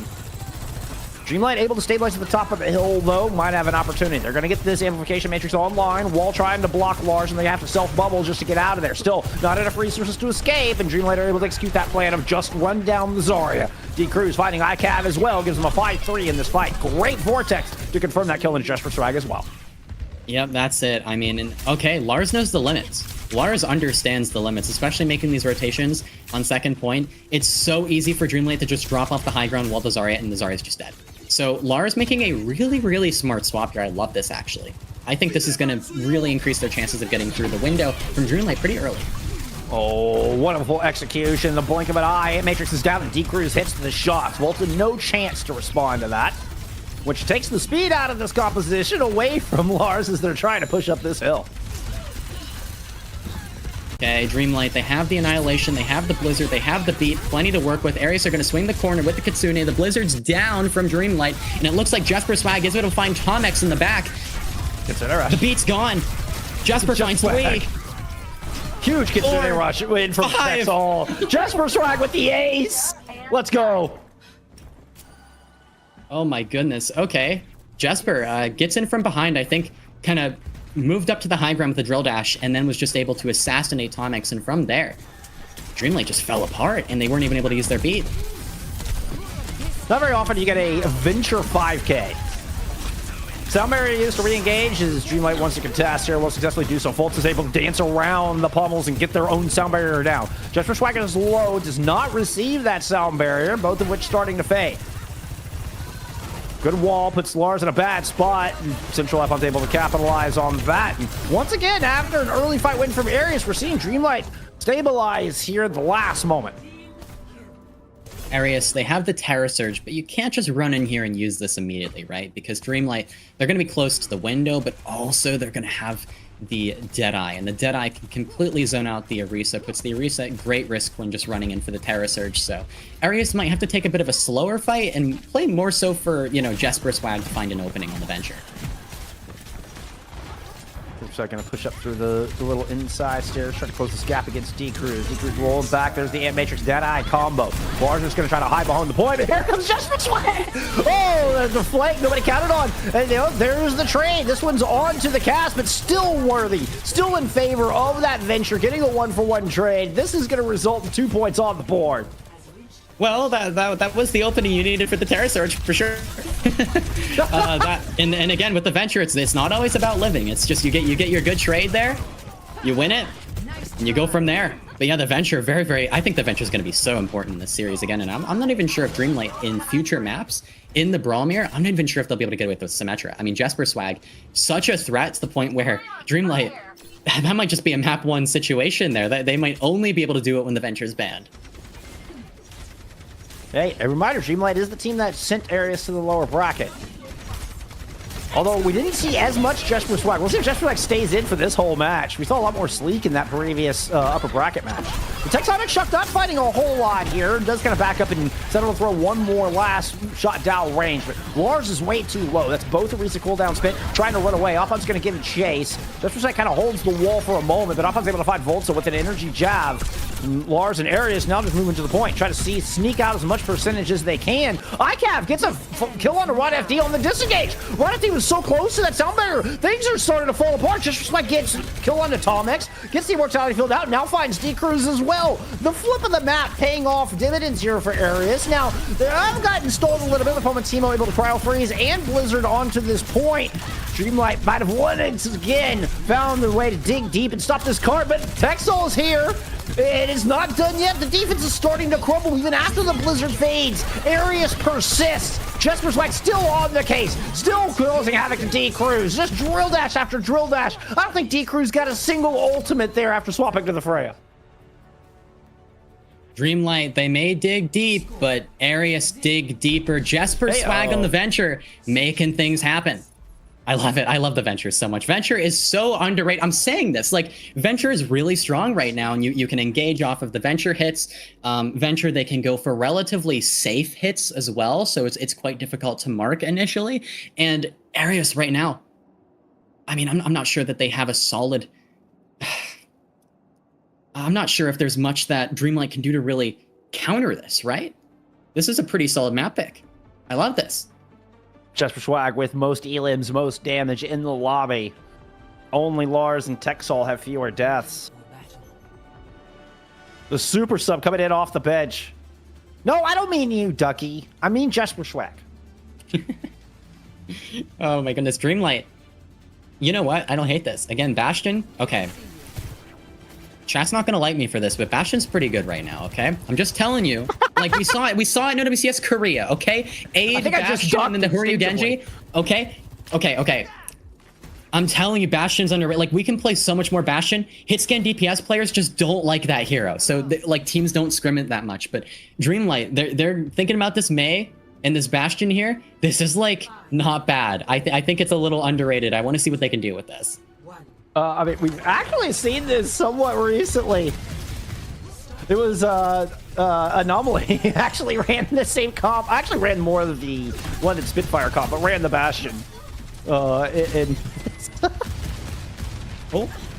Jesper Swag lives on 1 HP. All right, D-Cruz wills down. This is the burst of damage that Dreamlight are playing around. And they're going to use that to try to create some space, but it doesn't work out. Aras do not fall back around the corner. They hold stubbornly and now push forward to take the bad corner back. Yes, they take the bad corner back, but they can kind of afford to hold it because I don't know if you noticed, but they have Jesper Swag on that left side. So for Dreamlight to push, they actually have to clear Jesper Swag first, and that means that you can kind of hold this bad corner if you have angles. But it looks like Aras they're gonna back to the good corner. I think they are back into the good corner. It's just so difficult to hold this initial corner, which is just. We still see Jesper Swag going for a hit though.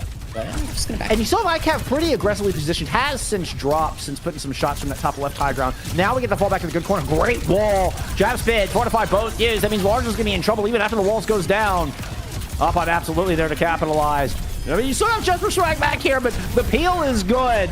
Texol grades through that. I love sending Texol into the back line. Swift steps onto Jesper Swag into the back line.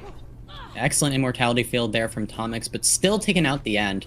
Aras, I think they overstayed their welcome at that initial corner trying to poke it out, and then after that, it was just Jesper Swag looking for a desperate trade. Texol's going to come back in with the Kitsune. Beat's also available for Volta here in a moment. Jazzy sounds Volta, ready to ring out. It's going to be the Kitsune rush thrown down. Texol was low, lucky to get that one onto the battlefield. Dreamlight hold. They do not disengage. They try to just counter with their own Ant Matrix. So the jab spin and Lars Ooh! That's gonna be the Terror Surge eventually thrown in from Lars. Volts, I believe, got frozen out of their sound barrier. ICAP with a beautiful OC though, and Aras are just gonna hold here despite losing that. I'm not even confident Volta lost it. I think they did. I didn't see it hit. Yeah, I'm not 100% sure there, but Lars just lived forever. Yeah, I have no idea how Lars lived through the window from Tomix, but manages to, and now Dreamlight coming back with a Terror Surge, 1 minute, 40 seconds remaining, and I mean, it's going to take them some time to get back up in terms of ult rotation. And oh, Jesper on the flank, on top of the Lucio. Roofed. Oh! And the emerge damage from the Burrow finds Rod FD. Just the support wasn't there. The reinforcements didn't show up in time. No peel. Now we get a tectonic shock out of Jesper Swag. Just going all the way. A double drill dash. That's going to find Central iPod. Good timing catches Tomix just as they hit the ground with that ground base ultimate. Oh, Jesper Swag is taking over. Anything is a kill box if you believe it is. If you try hard. Creative enough. If Jesper Swag setting up early, I think we're actually going to hit the skill box here in front of the spawn, which you can do this. It's just very difficult. And, you know, Apan able to find that spear into ICAP. So Aras down one. I think they're just going to look for a trade and then die cart. Yeah, I think ICAP got a little aggressive. You saw the shot come in, the disruptor shot come in from the Sojourn, pointed at the spawn doors. I think ICAP wanted to get involved in Jesper Swag's little fun in front of the spawn camp, but just swings way too wide. Cart moved back far enough as to maybe Aras can pull through with a touch, but I'm not sure if it's possible here. I mean, there's a bullish shot from D Cruz, and then Jesper Swag makes it. Of course, it's Jesper Swag. Were we expect anything less? I mean, of course, if Ares can get back here, they'll have a considerable rush to invest. There's the Matrix from Tomix and a Terror Surge thrown in over the top. That almost got it over the line. Less than 10 seconds, less than 1 meter. Separates Dreamlight from moving forward. They're going to do without their tank. Lars on the battlefield, taking Pamatimo. That Blizzard, I think, went along with it. Lucky to get the sound barrier down. Rod FD is going to try to keep this going, and Tomix has gotten 2 picks. Lars will muscle down one of those supports. Tomix is able to dance around from this energy jab, but can't avoid the subsequent primary fire. Returning on a Wrecking Ball. Central IPod is here to try to keep this going. D Cruz is there putting shots into Lars, and we get the cap. Time extended. Dreamlight, hang on. Upon to the rescue on the ball. Able to get back just in time. Obtains 2 kills. Back over to the Risa now. Dreamlight. Kiriko Lucio. May Freya. The Kiriko Lucio. It's easier to rotate with that than the BAP Lucio. I think trying to rotate BAP on attack here through this low ground is very difficult. So I actually like the Kiriko Lucio for rotations, as well as just to try and live through Jesper, since, you know, Jesper is just problematic on the Venture. I mean, at this point. They're so, I mean, just perfect with their cooldown. I feel like, oh, well, now you don't have any cooldowns, and then boom, they just drill dash out. Sound barrier engaged from the defensive area as Lars runs down D Cruz early in this fight, taking that bullet shot off the table, removing that option entirely. Oh, it's Jesper Swag just marches all the way down the hill to drill through Central Upon. Okay, Jesper Swag going to spawn. Decides to back off a little bit, though, not going for every single kill there. Dreamlight swapping, I believe that was the May over to Genji, and I like that because that allows you to kind of attack the high ground, mark the high ground while you're making these rotations through. Arius, Jesper Swag has the Tectonic Shock. I would be scared. I mean, Jesper Swag is very scary. I'm terrified. Sitting up, waiting for the ambush. Tectonic Shock is going to get pushed. D Cruz takes to the skies, and Jesper Swag has to back up. Drill dashes right back into the thick of things, though. Feigns a retreat, only to return fire and take Central Upon down. It's ICAV getting the final blows in on both of those opening kills, and another big hold from Arias' defense with less than a minute to go. Now, Arias just needs to hit with the Kitsune, honestly, and if Dreamlight don't build up to their Kitsune, their beat, they just won't live through the engage. I think Dreamlight, for them, they just need not to rush this. Even though they're limited on time, they can't afford to make this rotation earlier than that they can afford. Well, I mean, ICAV's overclock is going to be a monster as well. And there's really no answer for that I can see. But Arias are opting to get a little close here. They give up more space than I anticipated they would. Dreamlight able to close this gap, but Pomatimo just ends up baited in. Oh, Jesper Swag's just going to have a seat. Jesper Swag chilling. They're just chilling in the room, chilling in the little tunnel. Venture loves small little spaces, little tunnels, little areas like that. Jesper Swag always finding a little corner to hide in, a little corner to control. Here's the Kitsune out from Dreamlight and a overclock in response from ICAP. Top area is going to support. I can't throw that ultimate. Terrorists are starting in from Central Lopan. They have the Concerning Rush to back him up. Everybody's able to escape the slam down of the spear, but it did kind of separate Lars from the rest of the team. Lars low, but it's ICAV who gets pounced on. Lars able to get back up into that precious yellow health and hold this corner. Pomatimo was kind of getting behind him and was working up towards this play. That might be just the ticket for Dreamlight to continue his push, but Pomatimo goes down. They are not given that option. Volta removes it from the table. Jesper Swag will find Nick Cruz for the 17th time. There he is, have planted their feet. They have tied us up in your lower bracket semifinals. I love Venture. I love Venture too. The non-binary Rock Eater. Very scary. Very terrifying. Dreamlight doing everything they can to deal with Jesper Swag, but just nothing. You see the Baptiste. Tomic started on that Baptiste, but you just can't get away. You can't get away. Soloing the backline, killing the Mei too. Just an easy 5K. Easy ace for Jesper Swag. Just another day at the office for Jesper Swag. It's just another Saturday.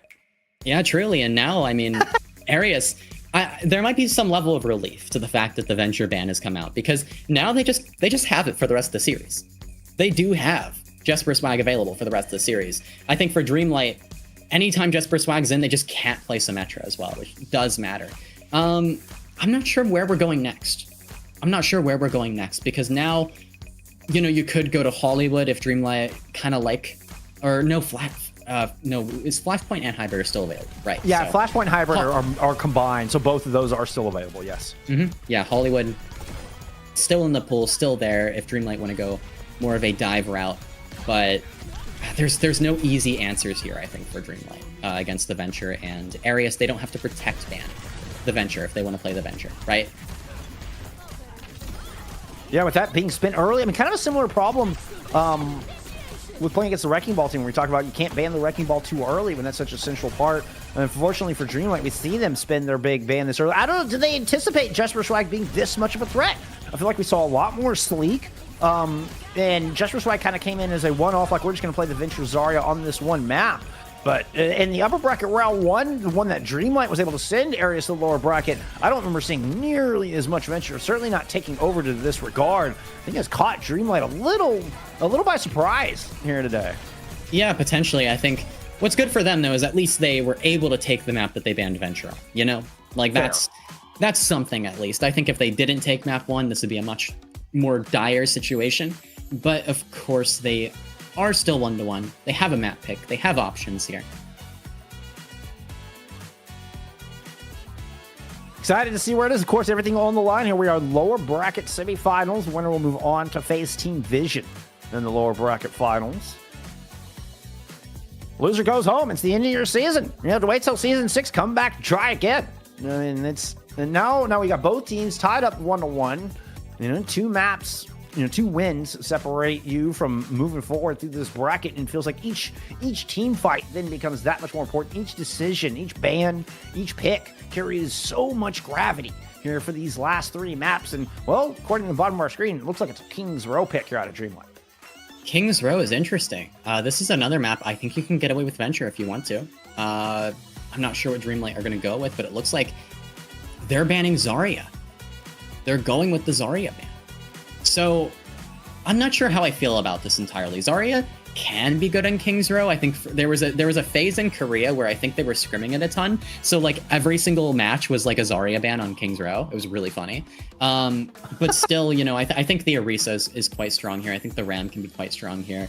And the Ram can kind of run down the Zarya. So I'm not sure if I would be too worried about the Zarya. It's counterable, right? Like, the Zarya wasn't even really the biggest threat previous map. Yeah, no, I mean, they played the Zarya for a small stint. Yeah, maybe it's more of a protect ban, like make sure we can still play our Arisa or Ram, whatever else.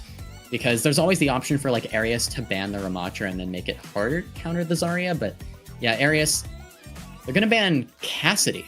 Isn't that ICAV's kind of specialty there? That is kind of ICAV's specialty, 100%. Interesting.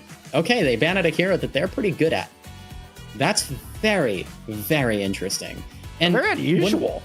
Wouldn't that make Venture easier, too? I feel you would like think.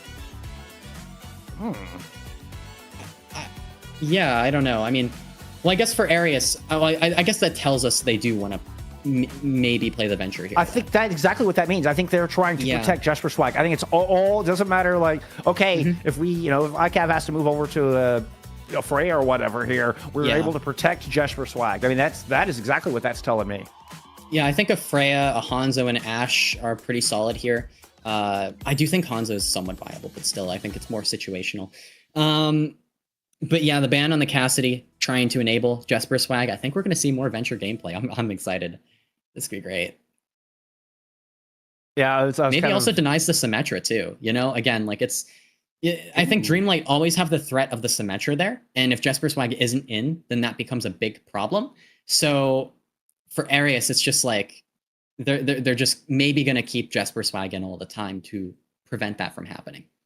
I mean, I can take a little peek behind the curtain here, and we are going to keep Jesper Swag on the roster here for map 3. That I can confirm. There you go. As we see we get in game, see the rosters up top. Let's see what they want to go with. Yeah, and I think that's one of the difficulties when it comes to bringing in a specialist to play the Venture, is that if it's always a threat, if it's always an option, then it's a lot easier to scare away the sim teams. But Aras, they have to have Jesper Swag in if they want to deny the Symmetra. Like, and that might mean that they might even play Jesper Swag in situations where the Venture isn't as viable. But here, like, you got a lot of enclosed spaces, a lot of little rooms that the Venture can hide inside. Oh, we got a little peek. Yeah, I was like, Jesper Swag was trying to photobomb our opening shot there. We're looking at Mondada, okay? Respect the Mondada. True. Dreamlight, are they actually going to run ball here? Or no, it's just the Arisa, Kiriko, Lucio, both teams. Home team will back into the sim, though. Looks like they're going to start in the Symmetra. Yeah, okay. Yeah. Good decision to stick Jesper in then. Very good decision. Defense look at like a 1-4 split. You just got ICAV holding hotel. The rest of the team on the high ground. Beautiful take aim from Fight's over. The sim's dead. The fight's over. That's it. That's it. I mean, that's sim comps. Meanwhile, Jesper Swag doing Jesper Swag things. Yeah, Jesper Swag's just chilling in that left lane on that left flank. You constantly have to keep an eye on them. So this has to be your number one goal, right? Okay, well, Dreamlight are going to go off to a different path. They're going to circumvent that, try to push through Hotel, and see if they can flip this map. Good shot from D. Cruz. We'll cut some sustain off of this. And Dreamlight is going to fortify the back of this spot and try to force areas to come to them. Now, areas have dropped off the high ground only for a moment, as they're going to use the Venture for the point presence. Eventually, Jesper Swag will be forced to drill dash away. We're starting to get some progress. One tick picked up here from Dreamlight, and so far, this just fortify on the point plan seems to be working. Aras, they have better map control here. Their re-engage is going to be deadly, but D-Cruz finds an important kill into ICAV. I think that's really, really good for Dreamlight, right? Because they're in like an awkward position on the point. They can't really do much from here. D-Cruz looking for another onto the Venture.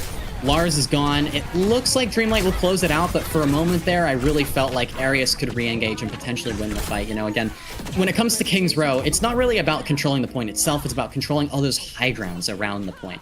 And Aras did have control, but I mean, that can be overcome just with a few picks from the Freya.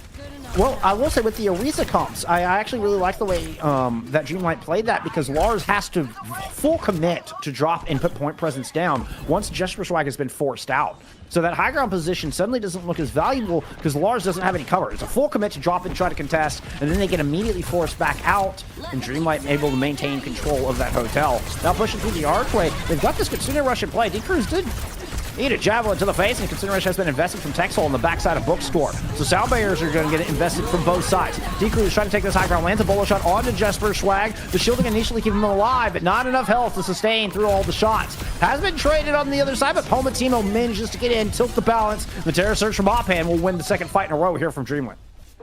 Dreamlight, pretty solid ultimate usage there. I like the opening Kitsune from Tomix, and then after that, Appa. Great Terror Surge to close things out, and also D-Cruz, all the focus onto taking care of Jesper Swag, and I think it was like, so many take aim shots put into the Venture with the beat health, and finally gets the kill after a while. ICAV over to Ashe. I think Ashe is pretty solid right now, underrated. I think Freya kind of overshadows the Ashe right now, but Ashe is still okay. Photon barrier up from Dreamlight, and their only ultimate to try to push in, but it's a powerful one. Look at all that big microwave beam just focused on Lars.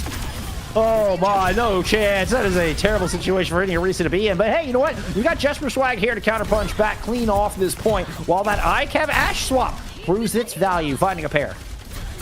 You can't ignore the Rock Eater. You cannot ignore that Rock Eater.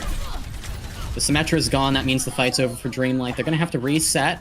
They committed their Sim Wall there as well, which is like super valuable. So now Aras should be able to hold for a while on second point. I think they have a pretty good opportunity to win the next fight as well. It's Kitsune for Kitsune, and then from there, it's like, who can frag more? And I kind of trust Jesper Swag when it comes to who can frag more.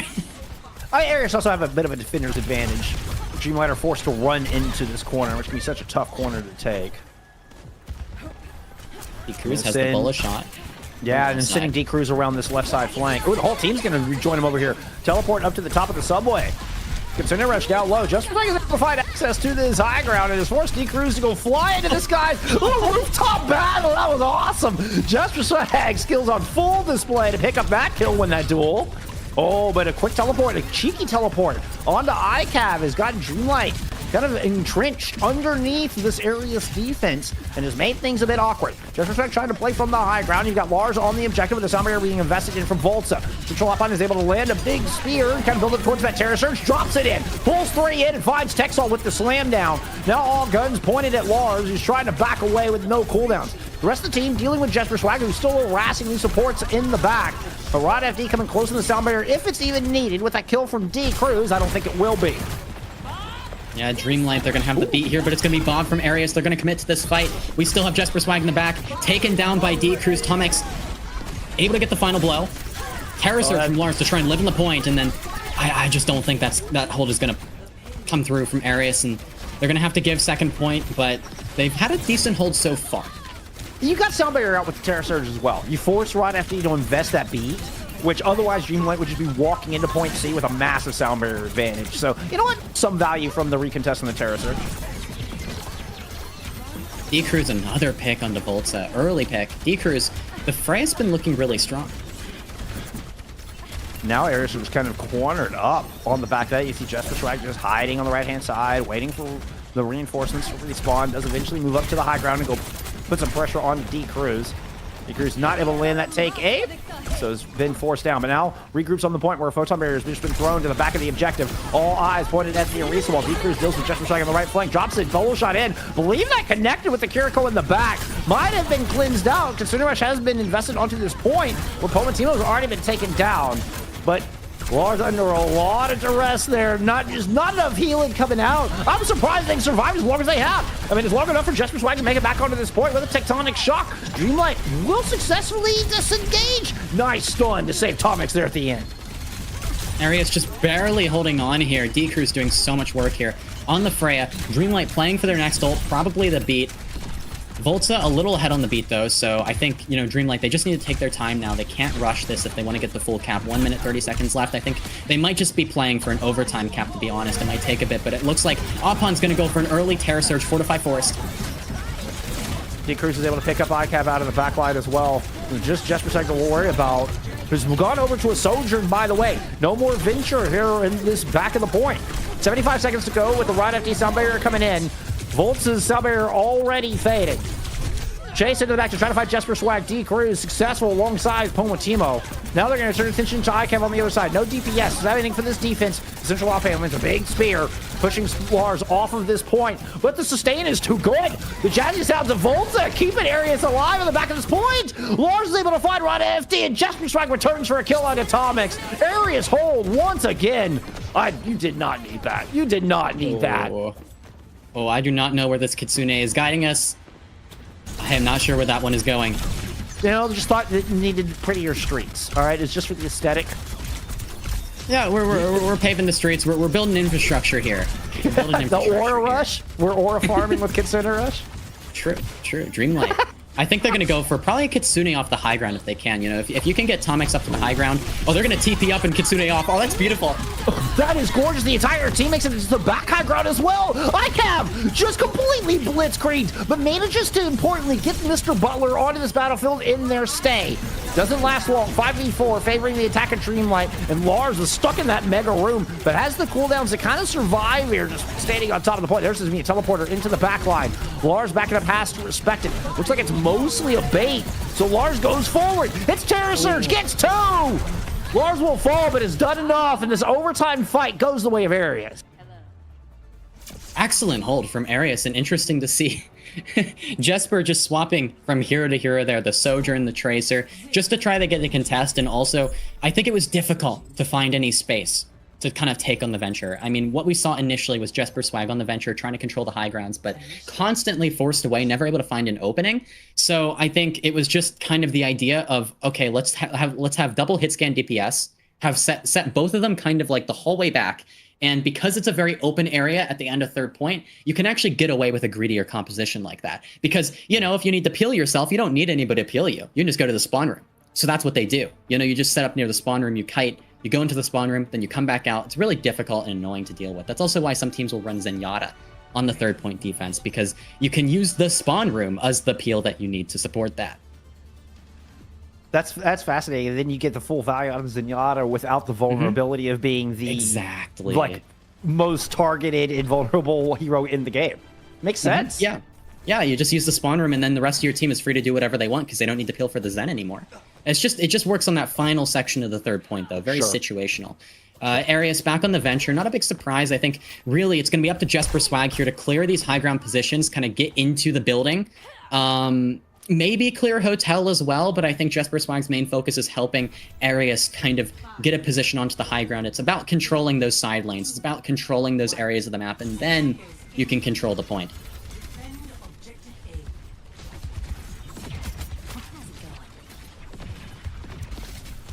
Switch into the choke, Jesper Swag immediately drill dash over to the right-hand side, moving up stair side. Rotation. Yep, moving up stair side lane. Grab that high ground that you're talking about. But look at this aggressive. Oh, what a spear. Central Alpha playing up at statues, not given a lot of room, and has intercepted this rotation. Made things quite awkward for Jesper Swag, who is now alone, trying to regroup with the team, but got intercepted. Yeah, Arius maybe rushing that a bit there. I felt like Jesper Swag wasn't really set up. Wasn't really on that flank, wasn't really much of a distraction, and that allowed Dreamlight to push forward and punish that rotation from Arius through the main choke. And this is a very aggressive place for Dreamlight to hold, so Arius just need to get in from behind. Arius, in fact, do look like they were trying to push through Hotel. Lars does, but got taken down below that yellow bar of armor, so they had to fall back out. A precious mark for any Orisa player. Kind of gives you an indication of, can I continue to push her? Am I in danger? Those Tomax who found themselves in danger. Danger. That's a nice little kill there. The Venture, always a threat. Now, Appa very, very low on the Orisa, has to back off. Dreamlight now playing for the re-engage. They're going to be close to Kitsune, close to the beat. They need to build up to these. Oh, that misses. Oh, D-Cruz clips the wall. Kitsune was thrown onto this point, and it's Dreamlight trying to re-engage with their sound barrier, running into that rush. They have a rush of their own down invested, and Thomas is able to pick up one. The teleport thrown into the backline. Oh, Pomatimo was hoping to get the carry. Eventually does. A little help there from Central Alpha. What a retake there from Dreamlight. That was nasty. Oh my goodness, yeah, the Symmetra just does so much damage when really she can get in there, get pocketed. Big problem for Arius, and now we're going to see another swap from Jesper over to the Pharah. That's another way to deal with the Symmetra. The Symmetra simply can't reach the Pharah, and the Pharah just provides a lot of pressure, but there's a spear from Appa. That one's sending a message, I think, as much as anything. Photon barrier in will also negate a lot of this damage from this overclock that ICAV is trying to use at the moment, not to mention Jesper Swag's Pharah. Yeah, the best counter to Photon barrier, I think, is just don't play the game for a little bit. Right. Yeah, just back up, wait it out. Pomatino trying to teleport to the high ground, got knocked down there by concussive blast. D-Cruz invested in the bolo shot from behind, and it looked like she might have gotten a little too big for their britches on this one, although Pomatino's still a threat. Oh, that Symmetra's just too much. Yeah, the Symmetra's still alive. It's always winnable if the Symmetra's alive. Now Tomic's close to the Kitsune. A spear onto ICAV. ICAV lives through, though. Still not the level 3 perks. Everyone's at level 2. Lars moving on to a Ramasha to try to push back onto this point. See, the rocket's pointed at the teleporter, valuing that. Yeah, beautiful Kitsune rush. This is split Lars. Lars is stuck by themselves in this house. There's no way you get out of it. Oh, they're trying to buy time. They pop the Nemesis for him. Then Brain and their team can go bail them out. Good job from Volt is able to make it up there. The Cellmaker saves them. The Kitsune Rush is in play. A miraculous survival attempt from Lars. Pulls so much aggression and ends up corralling Dreamlight inside the house as they try to go pursue the kill. What a play from Volt to show it up, and the jazzy sounds ring out to save Arias. Arias keeping themselves alive on this map. This was Dreamlight's pick. Dreamlight, very important that they try and take this here. I don't think the Zarya ban meant anything, honestly. I really don't think it did. That might have been kind of a misstep from Dreamlight, but again, also it could have been to protect the Orisa. Arias now on the Ramatra, and that's you know, with the Ramatra, I think when you're up against the Sim, it allows you to extend the fight longer. The Ramatra lives longer than the Orisa might, and that might give time for Jesper on the Pharah to find a kill, maybe pressure the Pharah away, but Lars just explodes, and that's been kind of a common theme this match today. And that didn't even really have anything to do with the Sim. I think Deep Cruz got a couple of shots in. It was hard to tell, but man, that health bar went away. Lars, well, I mean, you'd think this Ramatra is one of the most sustainable heroes in the entire game and has the cooldowns. It doesn't have the same vulnerabilities to the Symmetra that an Orisa does, but man, that life bar just evaporated before our eyes in that previous fight, and here comes Deep Cruz. Oh. Now they pull in from the Terra Surge combined with the Bolo shot, and Voltage immediately smashed down. Good job from Arias to not lose any more players through that, honestly. Yeah, that was great. I'm surprised. Like, that looked like it might have been a 3K. I think it was a Suzu that came down from Texalt. OC in response here from ICAP. They try to slingshot back on this point. Waste, I mean, has to spend a lot of time just dealing with Sim turrets. But it ends up working out. You get a chonky shot onto Opon. They're trying to back away. Just Respect in pursuit. Try to keep him in with the concussive blast. Opon's still able to stay alive until the very end. Actually, a late kill is going to favor Arias here. The Orisa staggered. That's going to mean Dreamlight are going to have to wait a while until they can re-engage. But they do have the you don't get to play the game for a while ultimate, which is Simwall. So that's going to be very useful, right? Because it's going to be the support ults traded, and then that Simwall in the late fight just makes it impossible for Arias. So what I'm looking for here is a really, really good kite. They need to be able to kite this. Oh, I think Arias are just going to try to get aggressive into it. Oh, the barrage completely stopped by the photon barrier, but it breaks it. Now, makes you weigh your worthy use. Sound barriers, I believe, did both land. The Volta is, in fact, in the spawn, and the defense from Dreamlight getting another big dub here with less than a minute to go at one of the most difficult spots in the entire map for the attackers to retake. It's very rare to see Simwall break like that. I think it did break. I believe it did. I believe the barrage broke it. Yeah. As well. Yeah. Lars. Oh, this is just mean. Yeah, that's difficult. Now we're up to level 3, so Lars is going to have that nice slow, and Upon, I think, going with the Spirit Perk. Should be going with the Spirit Perk, but we're going to TP and we're going to go for an early gold, maybe? What's going on here? The risky play is what's going on here. I don't know if Dreamlight are trying to bait or what Aras. Oh! Trying to make a run to the backline. I think it was just going to go back half. Just ends up getting smashed.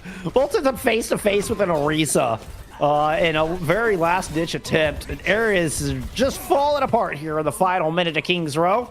Dreamlight will take this map. Move up to match point. Looks like we might get a touch. Oh, it's ripped down by the Terra Surge. Dreamlight move up to a 2-1.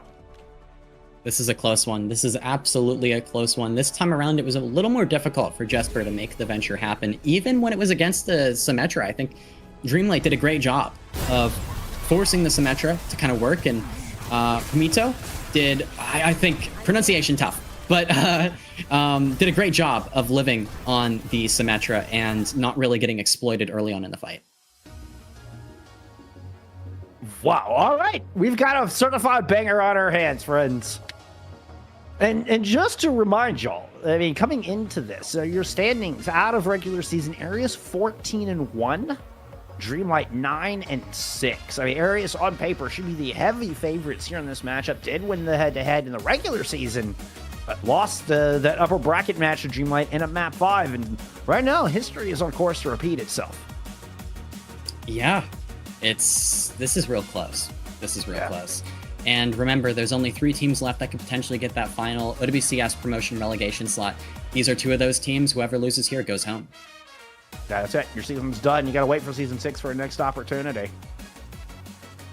Arias, now, I mean, at least you get map pick here, but you don't have much to choose from. Your options are Colosseo or Ritasapi is what's remaining in the map pool. Yeah, pretty much. And unfortunately, I don't think they're going to get their preferred New Junk City. New Junk City, it's in that hybrid flashpoint, so it's not available to them right now. And, you know, in the final map, I believe Dreamlight would get the pick, and they're definitely not going to give them New Junk City. So, yeah, it's going to be difficult. I think Runasapi, though, probably better for the Venture. I've seen Runasapi used with the Venture in OWCS Korea, a few other regions as well. Venture is mostly played in Korea, though, is what I've found, at least recently. So that's where we get most of the examples of kind of where Venture can be the most effective. I think AGG in particular really like the Venture. Oh yeah? Yeah, I think they do. Play. I love our Rock Muncher. What a unique hero, and I mean, we'll see. We'll see if we. I mean, does Jesper Swag stay in? Do they try to keep this going? What worked so well for him on Circuit Royale? I mean, Jesper Swag completely took over the lobby. You know, really forced all the attention and all of Dreamlight had to acknowledge Jesper Swag at every step of the way through Circuit Royale. But you know, you force that swap here, so it doesn't work. Even though there's no Venture ban, even there's nothing really directly stopping Jesper Swag, just Dreamlight's gameplay. And I mean, even with Pomatimo on that sim like you're talking about, now it makes me wonder: do areas stick with it? They will have to sub in Sleek if they want to swap that out. Sleek, a little bit better on the Tracer, a little bit better on some of the other heroes. Yeah, I think the problem though is that you've already gotten rid of that Symmetra ban. I don't know if you can take Jesper Swag out now that you've used that ban. I think maybe saving that ban for another map, like, this one, and then, you can obviously more easily bring in another player, swap out Jesper Swag. That might be the case, but as long as the Symmetra is a threat, you may as well run the hero that's probably best into it if you don't want to run Symmetra yourself. Yeah, so with that in mind, we are anticipating to see Jesper Swag stick in as we do head to Runasapi. Not surprising, I don't think Runasapi being picked over Colosseo here. Yeah, Runasapi, better. Those rooms, control of those rooms, very important. I think we'll see kind of what Dreamlight do to counter the Venture just constantly sitting in those rooms for Aras. It's not easy, though. It's not easy for sure. And Aras are going to go with an initial Ramatra ban that will make sure that they can, run their Orisa, whatever else they want to do in Dreamlight, and respond with a Sojourn ban, which means it's probably Freya or Cass. And I think for Aras, that probably means ICAV on the Cass. For Dreamlight, maybe Freya, not sure. Yeah, I would actually anticipate that they stick with the Freya. Especially Runasapi. I mean, you got pretty long sightlines to work with on Runasapi. The Cass can find themselves at a real disadvantage. Yeah, I think Swing Deadeyes can be really effective at the corners, but beyond that, the Cassidy can be at a disadvantage in terms of just how long these fights will go. Obviously, when you're swinging corners very close to your opponent, the Cass can be at effective range at that point, but it is possible for Dreamlight to play around that, especially with their Freya. They can play a lot slower, they can bait more. That's kind of interesting to think about because that gives you so many more options, right? Like if you don't have to just go. I feel like it gives you a lot more options on pacing and timing, which is so important. I mean, it's always about to control the flow of the match. I mean, I talk about with any title. First you learn the flow of battle, then you learn to control the flow of battle. And that's what both of these teams are trying to do, be it in the macros across the board, right? It's all about control. And I'm curious to see if Ares is still able to exert that control.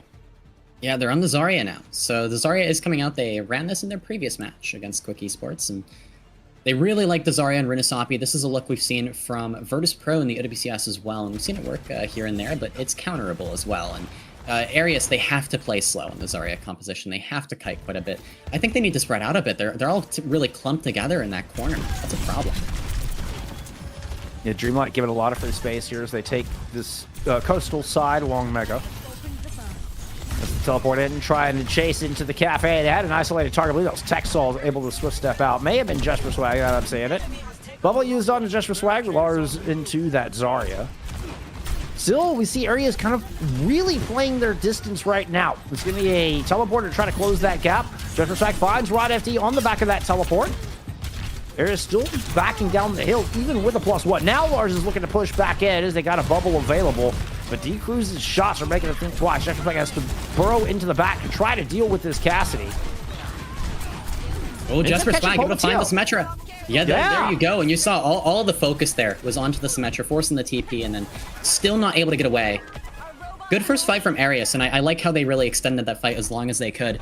Think of Zarya as kind of a slower Symmetra. Symmetra, you know, she is the win condition. She is the main person you're playing around if you're Dreamlight, and you're playing for that high charge beam. Zarya also is the person that Aras are playing around. It's just a little different because Zarya beam takes way longer to charge. It's way slower. They're way more reliant on the bubbles being available. Kitsune Rush used here. Lars is charged up. Got a good bubble onto the Lucio to start protecting the sound barrier in from Volta. Oh. But it is Central AP trades out one. You did get a late Kitsune Rush from Texal once again. Texal, I mean, we're in professional Overwatch here. We're not in infrastructure development. So I would say maybe watch where you build roads. Watch where you build roads. Thanks for playing Sin City here.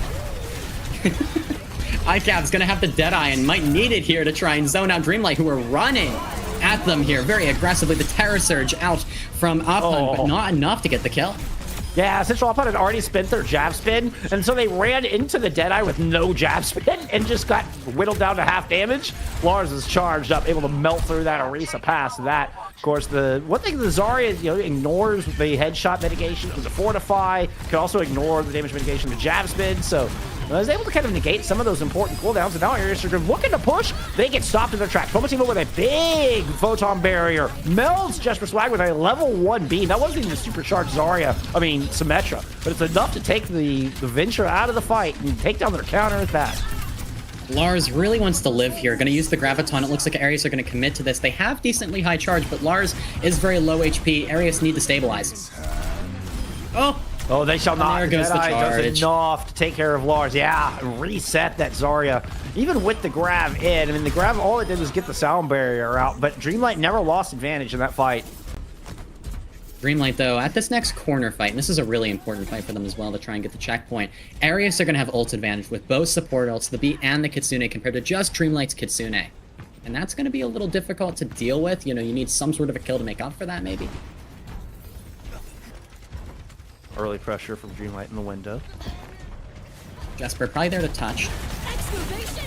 He's going to pop the Tectonic Shock immediately after getting the touch. He's kind of forced out by the spin, but has Tomic's low ICAP with the finish. Sound barrier in from Volta to push forward. And in fact, Dreamlight did have no answer for this. It is double support ults invested in to respond to Tomic's Kitsune Rush, but it works out. Yeah, I think Ares maybe could have held on to one of their support ults there. They could have maybe gotten away with like the Tectonic Shock and the Kitsune, but they use everything, and that means Dreamlight, ult-wise, they should be able to build up their Sim Wall, their B in a very slow fight here at the corner and potentially come back. But ICAP's going to swing with the Deadeye very early on. This is going to buy a lot of space.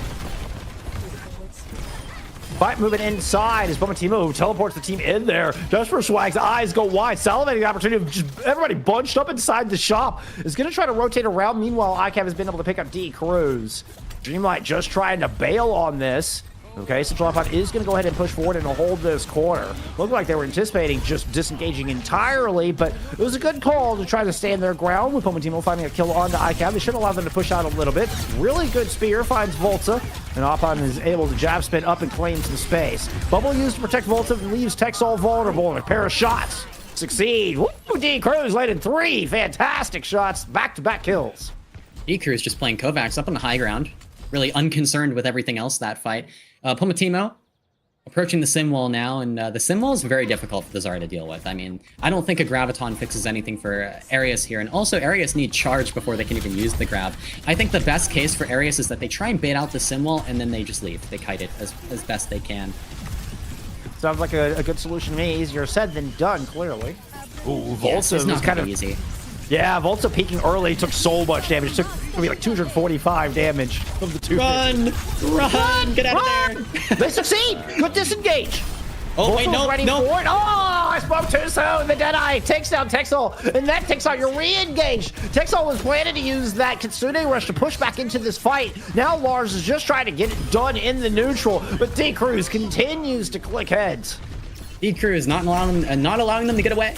Not allowing them to get away. Gonna punish that. Here's the Kitsune from Ares. They're gonna try and keep this fight alive. They're gonna push back in, and Dreamlight, they're gonna kite this, but they're gonna lose D Cruz on the way out.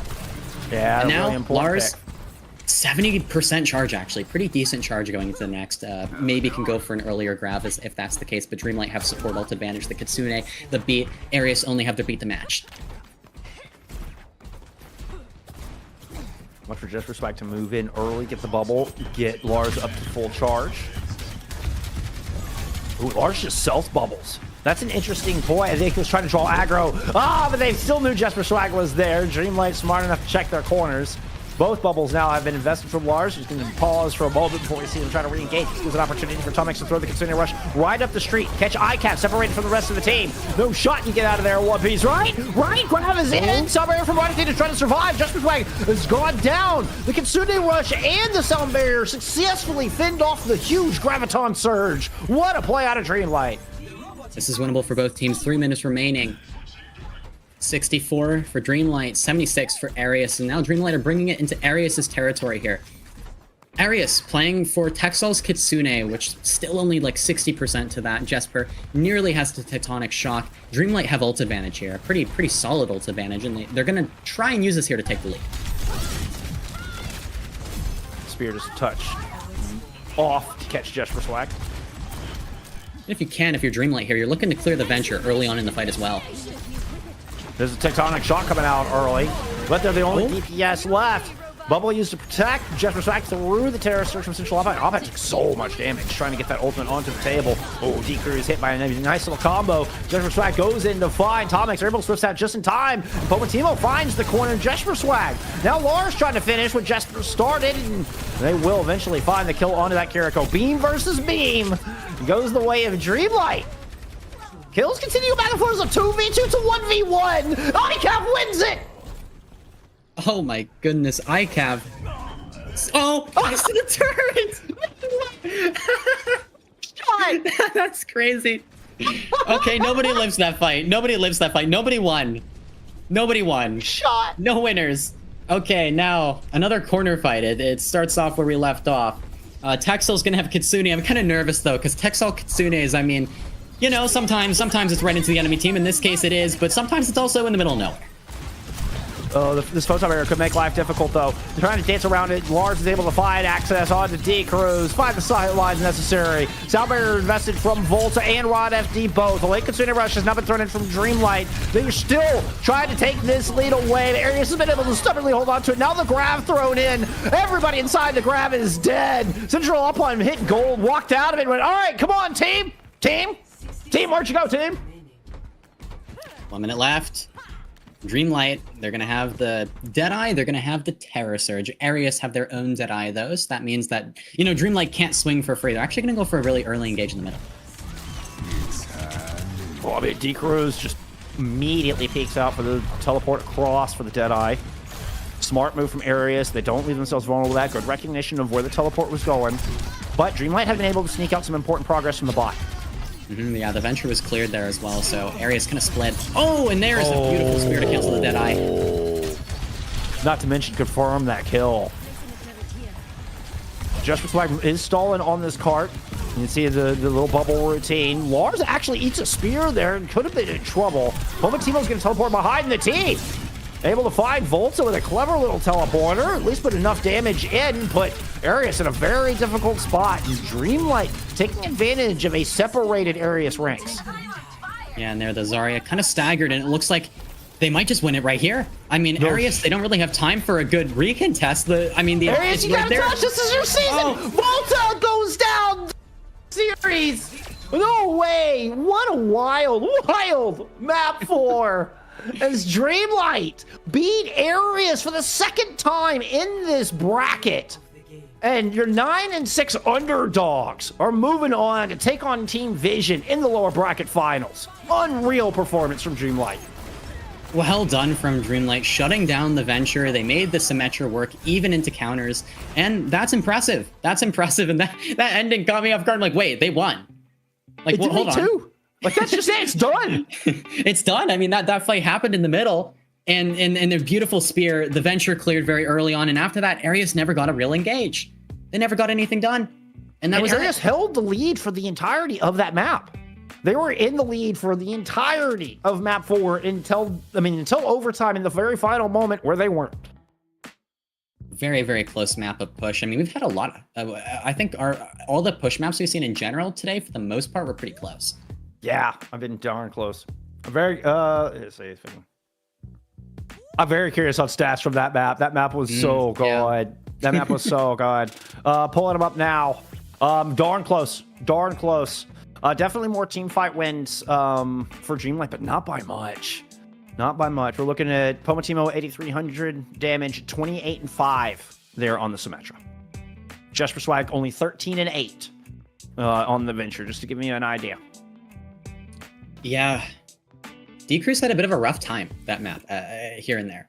Like, it felt like D-Cruz was under so much pressure. You know, D-Cruz had great moments, but it was a little inconsistent. But still, good finish, hard to contend with ICAV. ICAV is certainly more standout hit scan. I mean, even coming into this, I mean, I don't think anybody would have really argued with that.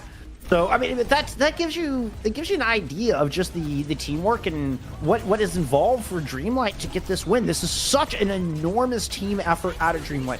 Now, I don't think any one of these players, honestly, where you'd be like, oh yeah, that's probably the best, you know, Kiriko in the division, or, you know, yeah, that, you know, D-Cruz's cast is, you know, unmatched. I don't think any one of these players is honestly of that caliber. I gotta be real with y'all. It's their teamwork that was so exceptional through this. I mean, I say that D-Cruz just, you know, showing off some skills there as I say that. I'm not going to take anything away from you, D-Cruz. I'm just saying. Just very consistent players, you know? You're a high enough level that you can bring a fight to any team you're up against. You can challenge any team you're up against. And I think that's what matters, right? Just that consistency that you can bring. You bet. Wow, we got 3 teams remaining, yo. We have 3 teams remaining. Team Vision will take on Dreamlight tomorrow to open up us for our 3rd and final day here for your Season 5 Master Division playoffs. The winner of that match will face Anomaly in the grand finals. Oh my goodness. Vision have already suffered their first loss of the season. Dreamlight have already upset your number 2 seed twice. Can they send Vision home and deny them a shot in OWCS? What cinema that would be? That would be really funny. I cannot lie. It would be really funny just because of that, how strong that roster is, and probably how much money has gone into that roster as well. I mean, that's just a huge investment, right? Vision need to make it to promotion relegation. It's necessary for them, right? Lots on the line for those players. But yeah, Dreamlight, I mean, I think Anomaly kind of gave us a little masterclass on how you can actually take down Vision, at least in terms of map picks and hero ban choices, right? Maybe Dreamlight can use that to their advantage, kind of study up, do a VOD or two, and they might have a better chance tomorrow in their match. Anomaly definitely gave them a good blueprint. They've got something to follow. I mean, Dreamlight have got to have a lot of confidence coming in. I mean, they were your 6th seed, 5th seed. They were your 5th seed out of 8 teams into this bracket, and now set as one of your top 3. I mean, incredible. They've got to have the confidence now. They know they're able to punch up. And you're talking about how Vision has kind of been bought and built specifically to get back into OWCS. Dreamlight, this is a homegrown grassroots squad. I mean, just fighting tooth and nail from the ground up to be here today. Yeah, and it'll be interesting to see what they can do against Vision. And I always like an underdog. I like to see what they can do. I mean, Vision, going up against Vision must be very scary. It must be very, very scary. It's not going to be an easy one. You don't have a lot of prep time either. I mean, you get this far and you're like, oh, we made it this far? We're in top 3? Oh crap, we gotta beat Vision now, right? And that's how you have to make your way to grand finals. That's how you have to make your way to the WCS. I'm sure their stomachs kind of dropped when they noticed that Team Vision lost as well, because that means, oh, they're getting sent to the lower bracket. We have to beat them to go to WCS, right? And that's going to make it harder for sure. So, and then for Team Vision, like I said, it's a wake-up call. I'm not sure if they can keep forcing double flex support. I bet they'll try it tomorrow because that's all they've been scrimming and playing, but we'll see. Well, we'll get to ask Dreamlight what their plans are for tomorrow. We got Tomex in here joining us for a little post-match interview. Congrats on an enormous dub. I mean, huge claps. You not only upset Arius once, you did it twice, my friend. How is the squad feeling right now? We are absolutely livid currently. It's such a nice feeling to beat Arius, like especially after struggling to them in the regular season a little bit with a 2-3 loss against them. We're just feeling like better than ever, beating them twice in these playoffs.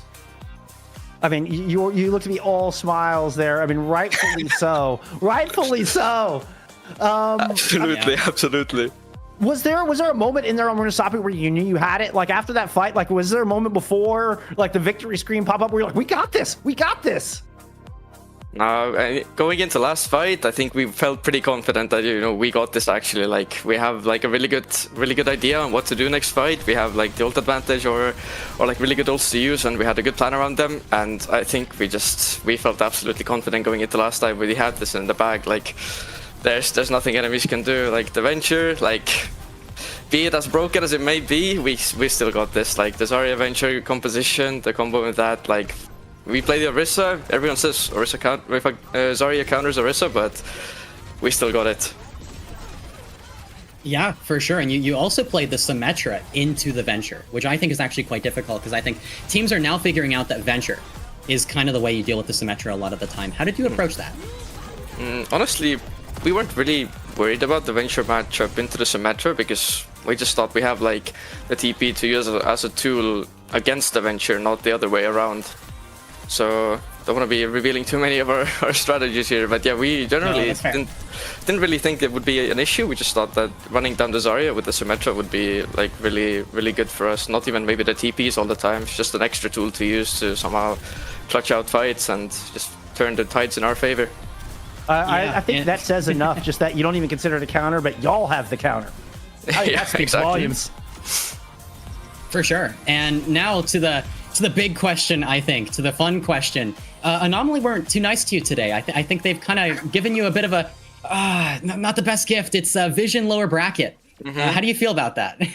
No, honestly, like, we need to prepare a bit for sure. But considering that Violet's stuck on the Illari most of the time, I feel like we can maybe take advantage of that. So just a little heads up to Vision, like if you're gonna keep playing the Illari, if you don't wanna run the regular comps, get Alba, my goat, in Alba, my absolute favorite player, then it might be in for some trouble, Yeah, I mean they force that double flex support, and I think that's something you can take advantage of. Absolutely. And I think that's a problem for them. I think they might be a little too confident with it, Like they've gone this entire season so far getting away with it, but you can bring something tomorrow and you can make something happen. Absolutely. I gotta ask, I mean, kind of as a homegrown EMEA squad, I mean, it's kind of been grassroots, I mean, kind of built up from the ground up. What would it mean for y'all to actually make OWCS, to beat a team as the caliber of Vision, to make your way into OWCS? What would that mean for you and the squad? Honestly, I think we weren't really even thinking about like what reaching OWCS would be like. I think our main focus on seeing Vision in the lower bracket against us tomorrow was the fact that if we were to beat out Vision here, it would be incredibly comical that the squad that gets 2 Korean imports into just an EMEA squad, we're just coming from the grounds up at 7th in the regular season and just going top 3 now, already guaranteed. And if we beat out Vision, they don't get even a chance to go to the relegations, then that would be pretty comical. But also I would feel bad for some of the players that I know more from that roster, notably Tama and Alba. If we somehow beat them out and like don't allow them the chance even to go into relegation matches, then I would feel incredibly bad for them. But at the same time, it just shows our caliber as players, and I think we're capable of doing it for sure. There's a lot on the line 100%. for everyone, and I think in EMEA right now, we have so many kind of people rising up, getting better and better. We kind of had the revolution in North America already with a lot of new players, with Zira kind of coming in, showing what he can do. So many different players and kind of newer talent. I think the same thing is slowly happening now in EMEA. Yeah, of course. Like there are so many players who I feel like are up and coming, and even though the Korean imports in like the OWCS part of EMEA are like showing their talent and like showing that they're kind of dominant, I feel like EMEA players are still like matching up to their skills and even outperforming them sometimes. Definitely with the Al Ghazia roster, as we can see, like the only Korean import they have Checkmate, but everyone else just fully EMEA, and they're putting up a really good fight towards everyone. And I feel like that's very, very significant in what's happening in the region. For sure. That's awesome. It's elevating the whole region. I mean, that is absolutely a high tide raises all ships, where it feels like all of EMEA is kind of being elevated by that. And one of the things I was commenting on was just the tank play. The tank play, I feel like, you have so many hot tank players that are just exceptional through here. Oppon, I don't know if Oppon would have made that list. Now I'm starting to reconsider. Give me some Oppon glaze. Tell me why Oppon should be like my favorite tank in EMEA. I think Oppon is just one of the most flexible tanks you can find, at least in like our level of play. Like we'll see how far we take our level of play, but like just the most flexible you can think of. Like I don't think there's a single character Oppon can't play to the level that we need him to play. Like he can pull out the D.Va when we need, we can pull out the Monkey, the Hazard, the Orisa, Ram, everything. There's just nothing he can't do, I think. That's what I'm talking about. That's what I'm talking about. It was outstanding showing. It is an absolute joy to see your smiling face and get to congratulate you on a huge dub here today. Big congrats, big GGs. Any thank yous or shout outs or whatever you want to do, the floor is yours, Tom X. Please have at it. I mean, I can't think of anything else to say besides just like thank you to my team so much. They're so incredibly amazing at the game, all of them, and it's just such a joy to be here at 1 a.m. Estonian time and just closing out the match so late, but like it's absolutely worth it. And like beating out the teams that we beaten today and yesterday, like I'm so happy. I don't have the words for it. Thank you to my team so much, like every one of them. I think that's amazing. I think it speaks volumes. Thank you so much for being here and sharing your insight. Huge congrats on the big dub. Good luck tomorrow against Team Vision. Thank you so much, and thank you for having me for the interview. You bet, Tomex. Cheers. All right. Oh, another wonderful interview. God, all smiles. Understandable. I mean, I don't know. You can see a smile go that big. I mean, Tomex's smile just went from ear to ear, and it is clear to see why. And then, I mean, all on the back of some good teamwork, and maybe I was a little off on Oppon. Maybe that flexibility truly is the magic sauce here for Dreamlight. Hey, EMEA, I mean, most tanks can play like 2 heroes and that's it sometimes, Right. I feel like EMEA tanks are kind of known for a lack of flexibility, but Oppon can just if Oppon can play that many heroes, that's amazing for Dreamlight. That's going to be great. That flexibility might be valuable against Vision as well. And we look at our bracket here, we have 2 matches left in EMEA, and those will be occurring tomorrow. It's going to be Vision versus Dreamlight in the lower bracket final to decide who will get that final OWCS promotion relegation slot. And then, of course, the grand final after Anomaly already sitting up there waiting for their next opponent. 3 teams, 2 slots into the precious promotion relegation.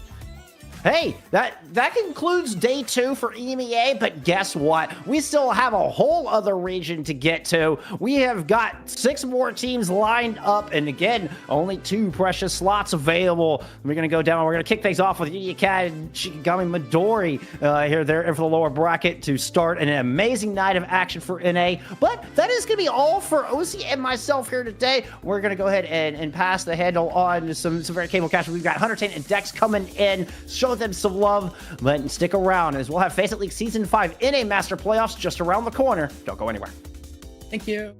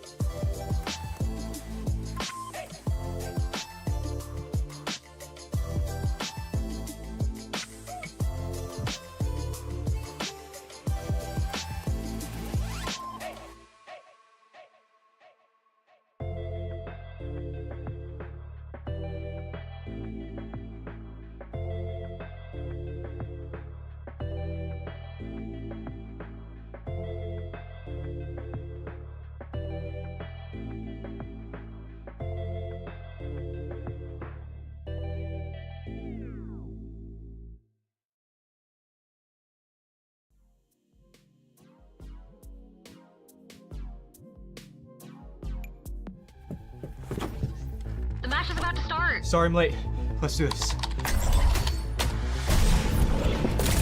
Widow's up top. I'm on point, dude. Genji, you want Nito? Okay, guys, lock in. It's overtime. Let's stagger, let's stagger. On me, on me, on me. Yeah, I'm dead. Down. My ult's ready. Xander.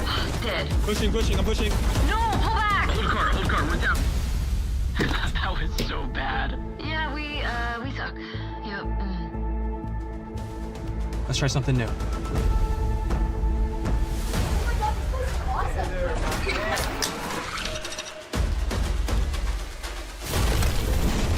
Diving back line. No, I'm dead. Widow's down. Matrix, battle. Oh, no. I got pulse bomb. Back on cart. Come on, back on cart. Oh, going in. Stop the cart. Oh my God! Ah! Go to world! Do you see that?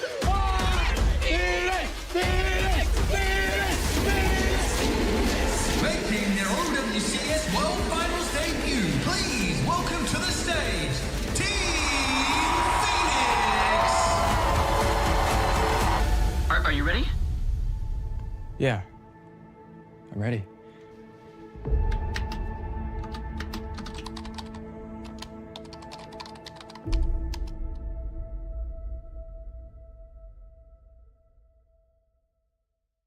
Climb to OWCS by joining FACEIT League.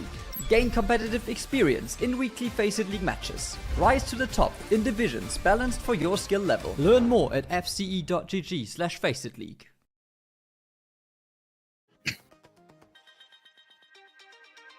Everybody, welcome back once more to some FACEIT League action here in the Master Playoffs, deciding the couple of slots that are going to go play in the relegation promotion games for the upcoming stage of OWCS. And if EMEA has anything today, it should be very entertaining. Thank y'all very much for joining us here today. Myself, I am Hunter Tane, joined by Dex. And Dex, we already had an action-packed day. We had sweeps, we had map 5s, we had upsets. So if EMEA has anything to say about it, NA should be just as jam-packed. Yeah, especially with how chaotic this tier has been all across the board. It seems like any team could really beat each other. We'll look at this. We'll look at the bracket here in a little bit, but it just has been an insane time here. Again, hey, thank you so much to Bullskunk and OC for taking us through EMEA. It's gonna be me and you here tonight in NA. So everyone, we are in for an action-packed series here, especially as Uni Academy takes on Shikigami, Midori, and Hunter. We've covered these teams a lot in the regular season, but these two teams really, really good in their own right. And you look at the schedule for the day, like you said, a sweep in our first game, had that map 5 banger with Anomaly beating Vision, and then Dreamlight again finding another upset there over Aras. Hunter, I feel like we might be in store for a couple more upsets here tonight. Yeah, we definitely might be. Shikigami Midori, one of those teams that barely managed to make it through, only made it into that last spot with map differential, making it over Extinction 0, and now they're going up against Uni Academy, a team who I probably wouldn't have expected to be down in the lower bracket this early, but they've still been an incredibly strong team. They have been one of the favorites going into this whole thing throughout the season, so I'm excited to see which way it goes, because to this point, Shikigami Midori has gone back-to-back map 5s since getting into the playoffs, as we'll see here momentarily. And of course, you had the matchup earlier with Young and Beautiful and Uni Academy falling yesterday 3-1. And Dex, I mean, that Young and Beautiful squad, I can't wait to talk about them later. But for Shiki and Uni, it should be a banger, honestly. Yeah, but I think the highlight of this right now is looking at Shikigami. Took Dreamland to map 5. A lot of people think Dreamland should be a lock for that top 2 no matter what. Took Tanuki Tepir to map 5 as well. We're able to come out on top of that one. A couple of the players tweeting after the fact that they had finally broken that map 5 curse. They go up against Uni Academy, who, I mean, I should never be near a bracket again. Mine is so terrible, but I thought Uni Academy would be in that upper finals. Young and Beautiful, though, like we said, talk about them later on. Able to beat them there in probably one of the cleanest series I've been able to go and watch back here. But now, Uni Academy and Shikigami Midori, Hunter, like I said, we covered these teams a lot in the regular season. Both have their quirks, both have pop-off players on each side here. But, I mean, there's going to be a little bit of a twist here tonight, especially with Uni Academy. I do not necessarily know if Lich is going to be back, but Mage, from what I saw yesterday, can pick up the slack for them. Doesn't play Tracer a lot like Lich does. Instead, prefers the Venture, but they can play Tracer as well. Yeah, and if we've had any example from EMEA, that venture can do a ton of work when you're able to simply go in that backline, assassinate, especially if you pair it up with something like the Zarya, where it's really hard to punch or go after that venture in a lot of different situations. So I'm curious to see if that combo comes up, because it's felt like a scenario where we've seen it more in EMEA than the NA side of things, but it very well could make its example here. But of course, you were talking about those amazing rosters and what we've been able to see from both of these sides here today. And both these rosters, honestly, have been standout throughout the entirety of this season. I mean, Shikigami and Midori with the 2-tank backline, Seaful occasionally coming in to play that in Doomfist. And if last series is anything to tell, Seaful might end up starting out for us. Yeah, absolutely. But after map 1 in Shikigami's last game, it was hero throughout. Cabe is probably the person you really have to watch out for on this Midori squad. But Uni Academy, like I said, I don't believe Lich is here tonight. Instead, it will be Bunheim, or in-game name is going to be Mage. They played an excellent venture throughout the series yesterday.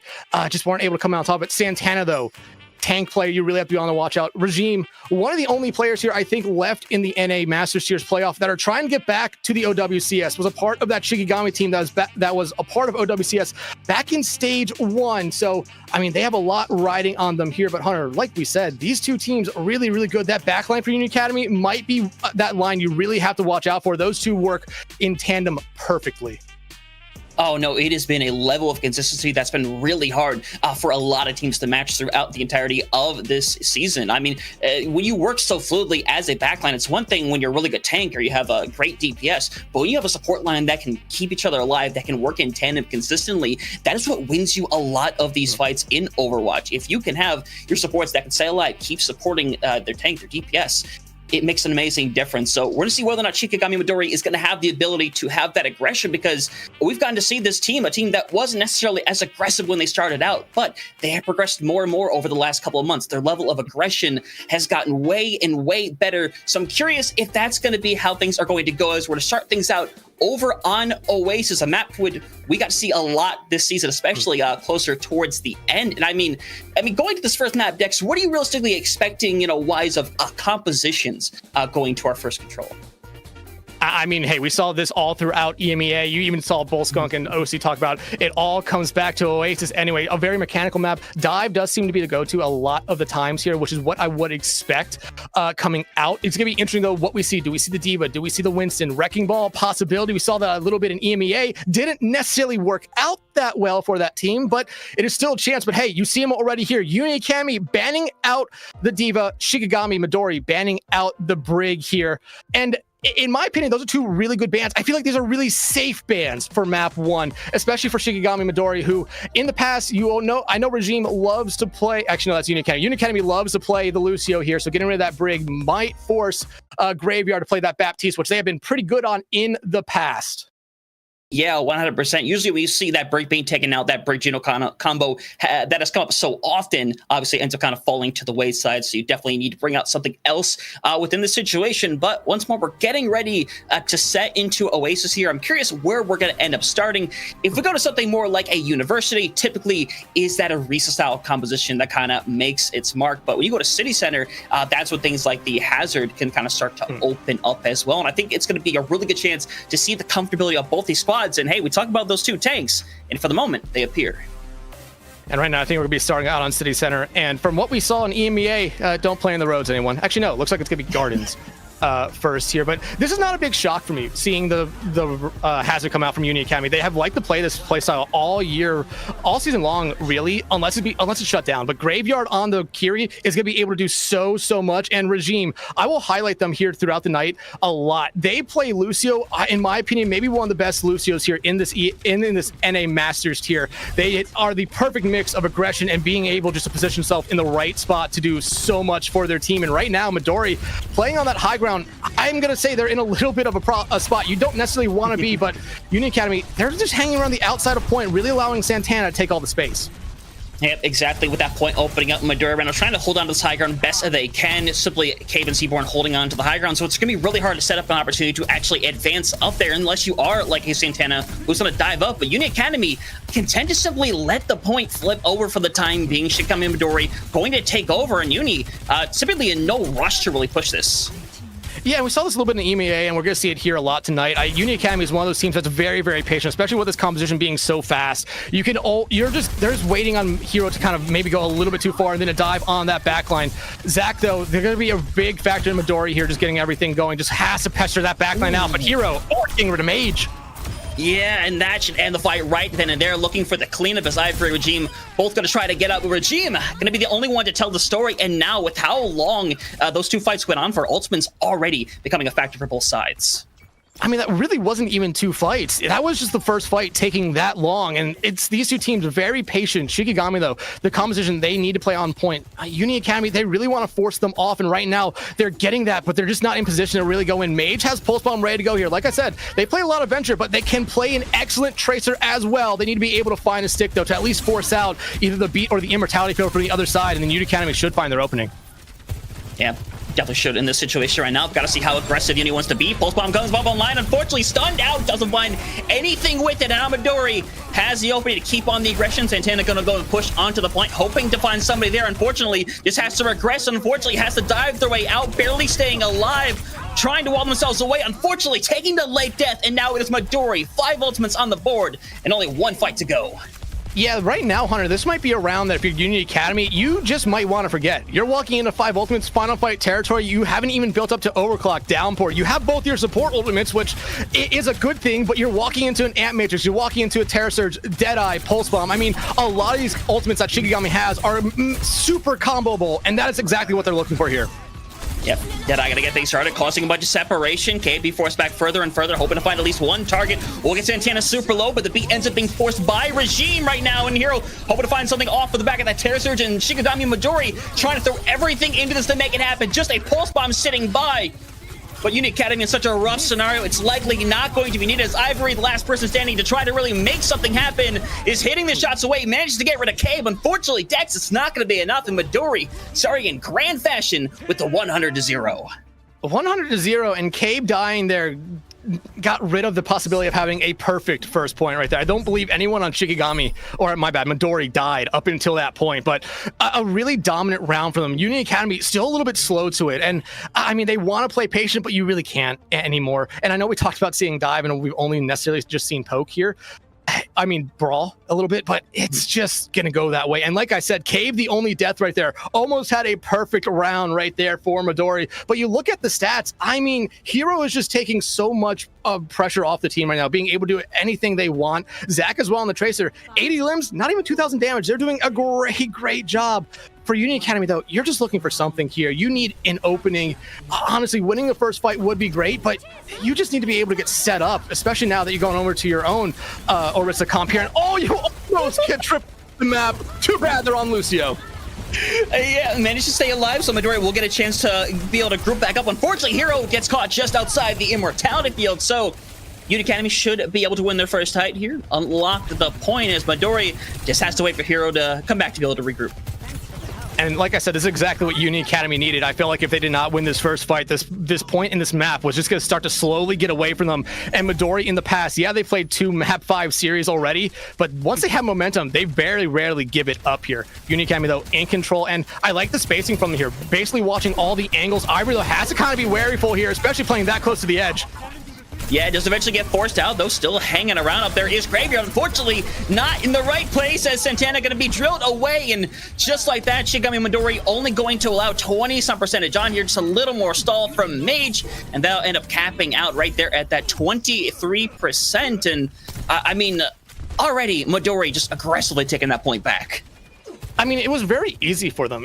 You had the split there for Uni Academy, and it seemed like Midori was honestly expecting it, and they sent the right people to harass the right lines there. Tank v tank, you had to support and DPS go out on that high ground, and you were able to win it out just because Graveyard wasn't able to jump over the wall here. But now, Uni Academy, how do they respond? Nowhere near any ultimate outside of Mage's Pulse Bomb and the Amp Matrix. You might need to be able to find something with this Pulse Bomb to really find anything in this fight. Amp Matrix, though, is out.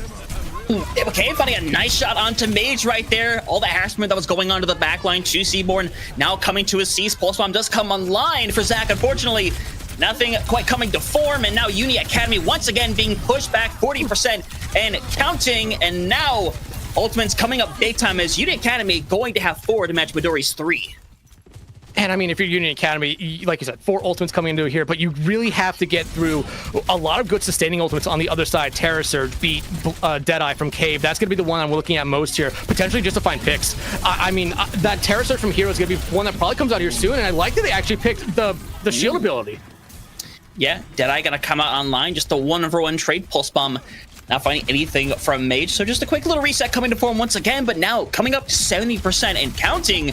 This is entering final fight territory so quickly to the point where maybe you have to take a super aggressive approach right now as Ivory gonna try to find something with this overclock. Beat has to be engaged and eventually shared back by Triplet, and now only one ultimate sitting on the table. Santana trying to find something with the Terra Surge, but you see right there, Cave ends up jumping in the hole to keep themselves alive, so we're still within that 5v5 situation. Unfortunately, Regime now out of the fight right here. Shikigami Midori have the chance to close this map out. If Hero drops down, it'd be absolutely devastating, but Seaborn has come back online with their own Amp Matrix being shared at the other side right now. 98% trying to stop them from touching the point. Unfortunately, it's really not going to matter. Midori gonna clear around. We'll take a dominant start here on Oasis. Dominant is the easiest way to put it right there, Hunter. I mean, Midori truly only lost 1 fight? Not even. I mean, they lost Hero in the first engagement on this point and then just backed out. They truly didn't lose an entire fight throughout this map. And Hero, I talked about just being able to take so much attention on the first point, was just doing the exact same thing on this point as well. They were all over the place, leading the lobby in damage and elims. I mean, they just played an incredible round there. And outside that death from Hero, no one else from Shikigami Midori died. That map, I mean, you had 3 people do a 1-life challenge and come out on top. Yeah, and that's not something you see even in this division where things are so chaotic and can really go one way or the other. I don't know if we had incidents in covering all these games where I can remember a time where something like that happened. But again, that goes to show what Midori has kind of been doing throughout the entirety of the season, the way that they have grown. And there's a reason why they are fighting so hard against these teams that have done better throughout the season. And that's because of the progression and how much they are really amping it up right here where it matters the most. But for Uni Academy, it's not quite the form we're used to seeing them in. This is one of the most dominant teams that was able to showcase within the Masters division here. So it's kind of rough to see them having a start like this, but it's the first of 3 for a reason. They will have an opportunity to be able to bounce back, and that'll come in the form of their own ban and map pick. Yeah, and honestly, Uni Academy, they need a good bounce back here. You don't want to let this series get away from you very early on. You don't want to go down 0-2 and have your entire stage here banking on reverse sweeping here. But Shikigami Midori, I mean, you have to imagine this team has the biggest chip on their shoulder. The number 8 seed coming into playoffs takes Dreamland, the number 1 seed, to map 5, beats Sanuki Tapir, the number 4 seed, in a map 5 down here in the lower bracket. I mean, if there's not a team here with more momentum than the Shikigami team, I don't know, or this Midori team, I don't know who it actually is here. I think this Midori team, they have really stepped up in these last couple weeks. Yeah, they fell down to that 8th seed very late in the regular season, but they have shown us a lot throughout the regular season as well, that they are one of the top contending teams. They just had a couple rough showings towards the end of it. Yeah, 100%. I mean, you look back at the last 5 matches that they had within the regular season, they ended up losing 4 out of those 5. It's an example of what we see from Alternate, the other team right now that's in the lower bracket that didn't have the best of endings, but is still keeping themselves alive and fighting really hard. But you can just see from all the examples of these highlights where Midori just kind of wins out these wars of attrition. And if not, they just take these really aggressive engagements. They clear away these high grounds. And that's what you want to see from a team like this that has the ability to do that has the ability to play fast and play dominantly. And right now, they're displaying it at, I think, 100% effectiveness right now. Yeah, absolutely. I mean, you look at the stats here. Like I said, only 2 deaths on the side of Shikigami Midori, that entire one. Cabe died towards the end of point 1. Hero died at the start of point 2. Outside of that, no one died. A great job by everyone. Great job by the supports as well. Look at Seaborn. 9,000 healing there. Triplet as well on that Lucio. You saw him getting very aggressive, very physical, getting up into the face of the other team. That's something I talked about Regime doing a lot. But Triplet, it sounds like they heard me and they wanted to prove me wrong a little bit and say, hey, I can do what Regime can do and potentially even better. And right now, they are proving me wrong. They are playing a little bit better than Regime. But you have to really look at tanks here. Santana and Hero. Hero just was able to do so much, commanding so much space, taking so much space, and they never overstepped their boundaries. That's what I talked about there on the first point. It was really the entirety of Uni Academy was waiting for Hero to overstep one time, and so they would pounce on them and be able to find that pick, and then probably win a team fight after that. Hero never did that. They played a very smart round right there. Now, as we head into King's Row here, I mean, it's going to be very interesting to see what these teams want to ban going into this map, because you would have to expect Orisa's still going to be on the table here, but it would not surprise me if we've seen an Orisa ban come out, just considering how well we saw Hero play, though. Uni Academy, though. First ban? Ooh. No Lucio. So this, in my opinion, hurts both teams, but Regime and Triplet, they are both known for those Lucios, so they're going to be flexing over to something else here this map. Yeah, I'm curious what it's going to end up being in this situation right here, but I'm more so curious what Midori wants to be able to ban back in this situation. Given how that first map went, you really got to consider taking information that you know ahead of time going to this, or maybe it's a scenario where you don't want to treat this as a super serious ban and get rid of something that you think, hey, maybe this could be a threat further down the line. It ends up being the Ramatra in this situation, and we saw the Ramatra ban earlier. It was one of those situations where it was used to kind of deny the ability to counter what the team was trying to run here, and that's what it feels like with this Ramatra ban. It's just a preventiveness, taking away an option from Uni.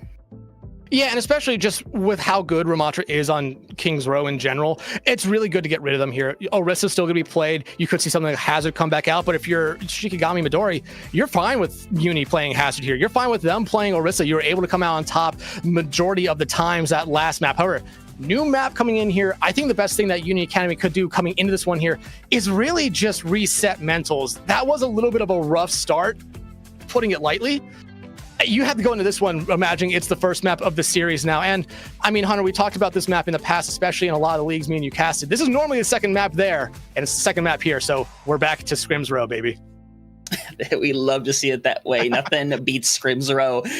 But yeah, you said it best right there. Uni Academy, this just has to be a reset for them. And luckily, it is one of those modes, while it can get out of hand pretty quickly, it is one of those modes that can go for a very long time. And even if Uni doesn't come away with the win here, this is a big opportunity for them to learn a lot more about Midori and potentially have to work on that reverse sweep. But of course, no team wants to be in the reverse sweep situation. You don't want to have to crawl back and win 3 maps in a row just to try to bring it back. But I'm curious how it will end up going down, especially with the bans that have come through. It's a situation where Uni obviously has the tools to be able to come back to make this happen, but it is about being able to utilize all that they have, because Midori right now is making a really good example of how well they're able to adapt immediately and just turn on the aggression at a moment's notice.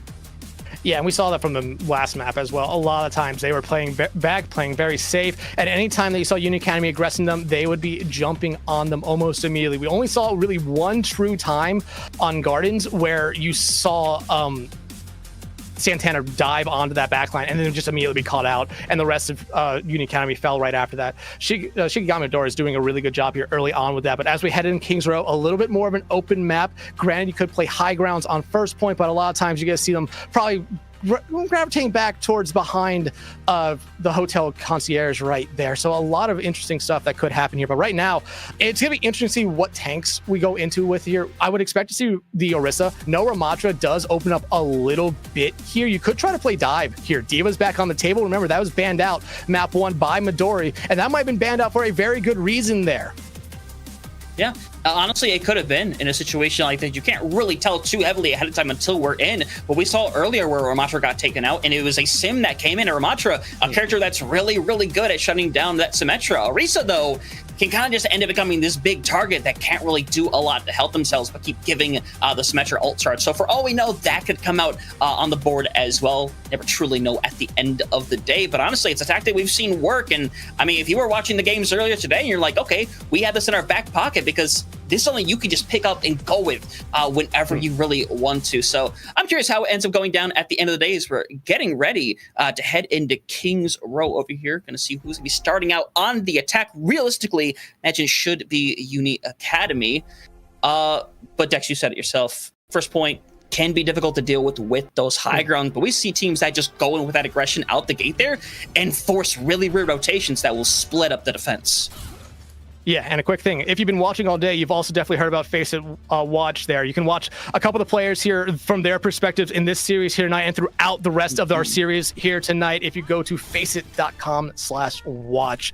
And honestly, I've done that a couple times in OWCS. Really, really fun to actually see how some of these players work here. But coming out of the gates, Cabe on the Freya. Not necessarily a big surprise to see Freya out here on Kings Row. Feel like a really strong map for them. Mage, though, looking for maybe a shot and then swapping back over to that Tracer or Venture. Ivory, they've played a really strong Freya in the past. Remember, no Lucio this map. You see Regime go over to the Brig.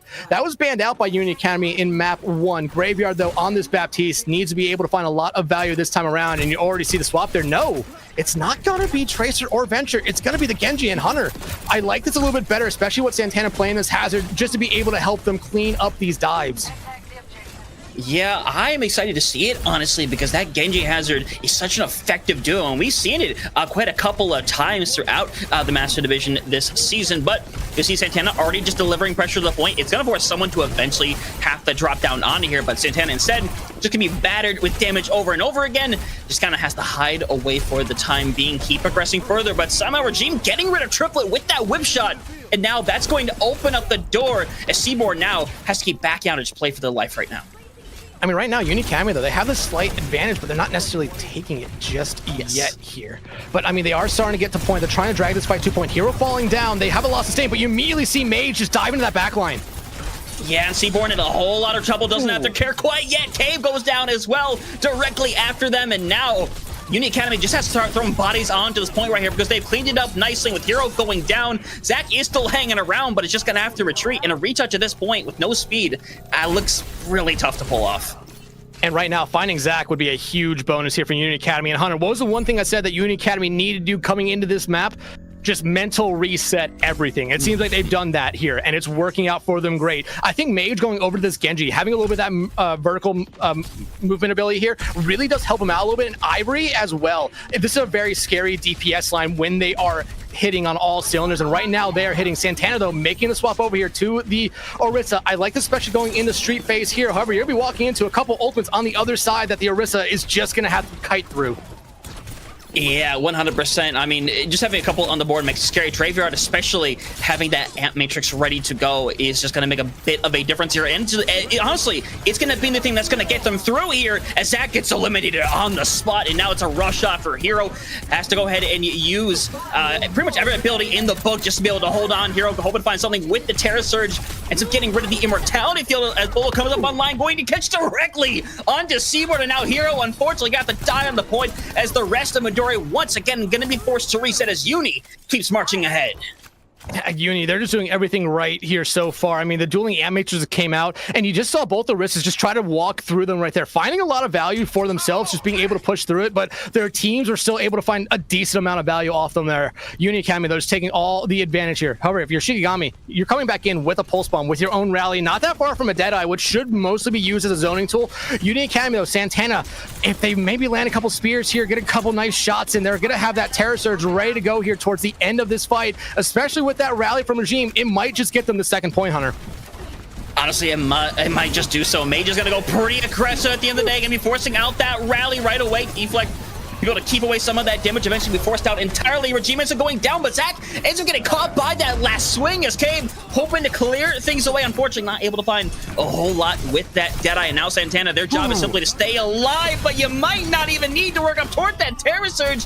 But we're still going back and forth. It's basically a 3v3 on the point. Santana might be looking just to try to end this with their own Terror Surge, because in a 3v3, the way things are, that might be all you need, but they're forced back further and further and further. At the end of the day, that Terror Surge is indeed going to clear things away as Hero, last one to fall. Maybe a bit more touch from Zach, but now Uni Academy, 4:15 on the clock. They are rolling straight through Kings Row. I mean, hey, this is the type of performance I expected from Uni Academy here this entire series, and right now they are making me very happy. However, I don't think that Terror Surge was necessarily needed there. I think Graveyard's Amp Matrix was going to do enough. The Terror Surge were just a little bit of icing on the cake, but now kind of puts you behind here. Granted, 4 minutes on that time bank is great. However, Cave getting deleted off the face of the earth the moment after turning that corner is not. Yeah, that kind of takes away any possibility of doing a whole lot in this engagement, as Uni Academy will be able to get Ivory back pretty quickly. So it's not really a bad thing all considered. You get a quick reset. just only one ultimate on the board, and I mean one ultimate by a mile. As Uni might think about having to use that pretty aggressively. Santana already taking a beating. Ant Matrix used on top of all that. Gonna try to get everybody out if you are Shikigami Midori, but at the end of the day, rough scenario for mages, they're forced out and they're pulled back into a Terror Surge and are basically gonna get soloed. I mean, the Immortality Field tried to come in there from Graveyard, but it just got deleted off the face of the earth right there. However, if you're Unicanning, I mean, yeah, you have the Bullet Shot ready to go, but I'm gonna agree with something that OC said earlier on in EMEA. Bullet Shot's weak. It is not that good of an ultimate unless you land it on someone who's already half health or a support. It's just not necessarily going to do enough here. You want to combo with something. You want someone to be there to really clean up that damage. Mage is probably gonna be your person here, but you look at Midori, Rally, Blade, their own Bullet Shot. They're in a really good spot here just to hold, and hey, they've already gotten rid of a minute of that time bank, Hunter. Yeah, it's a minute away, but it is something. But Ivory hoping to find something with this bubble, and Matrix instead being used. Zach going on top of that with the blade, trying to slice away his Bullet Shot. Gets you specifically on them. They're caught with it direct, and Zach ends up going down. Advantage currently in Uni Academy's favor. Just trying to keep everybody alive, get a bit of a restabilization because Regime is going to be back faster than Triplet and Zach. I mean, Unicami has a slight advantage here at the moment, especially as Midori just backs up. They're really not going to have it for long here. They need to be able to get rid of Hero. That would give them that advantage right back. But the shield perk coming out there from Hero again, going to be able to save him. Here's your blade, though. Yeah, Mage able to get rid of one, getting away with something for the time being. Eventually, Terror Surge being doubled down. Rough scenario, and Mage is hoping to clear away the house and get things done here on King's Row. It's just Zach getting back into the spawn room, getting their health, but Cabe, unfortunately, not going to escape. This is Zach coming back on the Venture, hoping for a touch. I mean, Unicam is going to have to back off this unless they think they can get the cap here. No, they're going to have to back off. Santana not in this fight. They are back here now, though, but they're going to need to do a lot. Yeah, Immortality Field going to keep Zach up momentarily, being forced away. Seaborn trying to do a lot with the Ant Matrix here, and that's what it's going to take. Unfortunately, it's just going to focus on keeping everybody alive, keeping bodies on this point. And Hero being over the Diva could definitely make it happen with Santana down. The possibility starts to fall really low for Uni Academy to finish this one out. And now, as soon as that's done, Hero looking like they're going to go back and make the swap back to the Orisa. Yeah, they have the time to go do this. Cabe making the swap as well. Zach, I think sticking on the Venture here is not the worst idea. A lot of stall ability with the Venture. I like the pick. Nope, gonna be going right back over to the Genji. Cabe, though, gonna get stuck with that take aim shot there by Ivory. They have Bullet Shot, though. Graveyard not that far away from an Amp and Hunter. Uni Academy, those two ultimates might just be enough to really win you the fight. You have to put the Amp Matrix, though, in a really good spot. You cannot use it in a corner. Yeah, it's gonna help clear a bit of space here. Yeah, I mean, it forces everybody into a weird scenario. Now people have to go and touch this cart forcibly, and now it's gonna be Hero hanging around, but Mage cuts right through Zach here, and this could be exactly what Uni Academy needs. With Hero falling down, it might just be the dominoes falling over, and Cabe happens to be the last one. Uni Academy gonna finish with 34 seconds on the clock, and Dexatron, if you were talking about a bounce back needed for this team, they have certainly found it for the time being. Yeah, absolutely. I mean, the first 2 points in general were just that. They kind of did fall off there as Midori got into a very good hold on third point, but that's normal for third point just in general. Third point's a very hard point just to kind of roll through very easily. Uni Academy, though, they made some swaps there throughout the map, did really good. Graveyard, though, no deaths throughout that entire round. I was highlighting them a decent amount through it. They did so much on that Baptiste, 10,000 damage healing as well. They did a lot for that Uni Academy team, but one other player who really stepped up, Mage, and actually that DPS line, Mage and Ivory really struggled in map 1. I've seen them have a great performance there in round 1. Really, really good for this Uni Academy team as it moves on in this series. Midori, though, not surprised at the composition they're coming out with here, but they always have the time to change. Hero sticking with that Orisa, and Hunter. Santana on the hazard here on defense. I like it, but if they over-aggress themselves here, it's going to be point going over to Midori very quickly. Hero playing the Winston, potentially. That would be fun. It would be, and I think it would completely catch Uni off guard. Yeah, but there's just no way. I would love to have Winston here in the chat. Unfortunately, Winston is currently on vacation, it appears, as Graveyard. It's a gnome. No. My goodness. Gnome. Very proud of that gnome. Apparently so. Oh, but I mean, either way, Dex. I mean, the swap. Santana's pondering what to do right now, but I like this kind of hold there from them. I mean, they're going to be able to get a good lay of the land here and even try to force Hero up that high ground, which I think Hero's taking the bait. Yeah, it's forcing them away, so Santana gonna have to just back up and take the other high ground naturally. But Hero, for the time being, is just gonna have to hang around. I believe did make the transition over, but there is a bit of a separation between Hero and the rest of the team, and that's where you really want to be able to capitalize on if you are Midori. But for the time being, nobody willing to quite go down. Cave being forced away further and further, getting super low, getting some care just in time from Triplet, as for the time being 45 seconds in, and nobody has yet to fall. I mean, these two teams are playing very safe. Uni Academy's playing smart, but a little bit aggressive here. You're looking for Santana to really find a lot of damage. Ivory and Mage to clean it up, but right now, Cave just starting to get us off angle here. Ooh. Yeah, forcing out the immortality field from Graveyard means Zach is gonna have a really big opportunity to be able to dive away and take care of business, but Graveyard getting very close to that amplification matrix, and that could really end up turning this fight, especially when Santana is just getting blitzed every single time and sitting low on health. His first tick hasn't even gone over yet either, but Graveyard, unfortunately, the one member with an ult for Uni Academy ends up going down. Regime might not be too far behind, and Santana just doesn't have any more block to sustain through it all, and Midori looking to clear things away and take this first point. Yeah, but Ivory and Regime are going to be able to get out here. This allows them to come back and try to hold arches, but you already see Midori just pushing up here. Santana, yeah, the hazard is going to be a one-life thing unless you were just fighting immense amount of value with it. And with Graveyard, that being their first death that entire map, it did really call signs that was going to be the end of that point hold there for them. But like I said, they're going to be able to hold at the corner here. They win a team fight. They go hold at arches, and that's exactly what you're looking for Uni Academy at this moment. Just be able to eat a lot of time off this time bank. And Matrix already out here from Graveyard. Ooh. Yep, alone, gonna catch directly onto the face of Regime, but won't really do anything. But that's perfectly fine. But Hero going down, definitely going to do a lot as Midori likely gonna be stuck right there. But Ivory gets taken out, so now they're in a 44. They're gonna get the regroup with Hero here, and they should be able to move right in. Yeah, they should be able to, especially with the Terror Surge ready to go here from Hero, a partner, or pair that with Triplet's rally. I mean, you could be able to stun a couple people if you decide to use both of them at the same time. Blade, though, from Zach could actually be the first thing. Yeah, sitting kind of low right now, but it's still chopping away at Santana. Will end up getting rid of them, but one is realistically all you need in this scenario. Everybody else from Uni gonna get cleared as Midori gonna keep things moving right now. They do end up using 3 ultimates throughout that fight, but to break out of the archway, honestly, it's worth it. It's worth it, but if you're Uni Academy, I like that they didn't really invest anything in it. They invested the Ant Matrix very early on to try to just get back to arches, and that was all they did there. They just wanted to hold it arches for as long as they can. Hey, it was only one fight, but that's not a big problem. You're coming back in with Blade, Bola, your own rally. You really only have to deal with the Bola and the Terror Surge on the other side. Those are 2 ultimates that, like I said, Bola's not necessarily the strongest, but pair that up with that Terror Surge from Hero might just be fight under. Yeah, and there's everything being invested right now. Ball shot thrown directly back, and the catch directly onto Seaborn, and now the duo for Kigami Midori being taken care of. It's going to be hard to sustain if you are Hero and the DPS. You're going to see them hanging around, and what ends up being, honestly, a really awkward area, and this could just be a slow burn at getting rid of all 3 of them. But somehow Zach actually gets rid of Mage, so now the possibility of pulling this back honestly does exist, but eventually the cleanup does come through as Hero might end up getting the pick, but it's not long for the world. Ivory will find Hero out there late, but Santana really needed to live there. However, Midori just gonna back up as well. I mean, they both lost their Arisas. Uni Academy now, this gives them the time to get set back up. You still have Terror Surge coming up here from Santana. Graveyard now has their own Ant Matrix, and if you're Midori, you look at what they have, it's really nothing.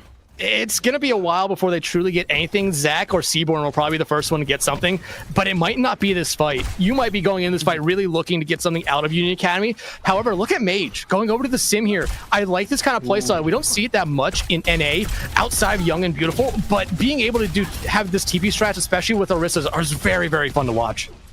Yeah, and if Hero's not careful, they could be drilled away, but you see the aggression already coming out the gate with the M Matrix separating Seaborn away, and unfortunately Cave unlikely to make it away as well, and Santana helping clear things away, and that's going to be a quick fight, and a 3K for Santana with Triplet. Oh boy, this might be a long one, but instead Santana gonna take the 4-piece combo and move on to the next fight. Yeah, and honestly, if you're Uni Academy, you're happy about that. I mean, you got out one ultimate. You probably know Santana has their Terror Surge. Ivory has probably built up to a Bola shot considering how fast you get those.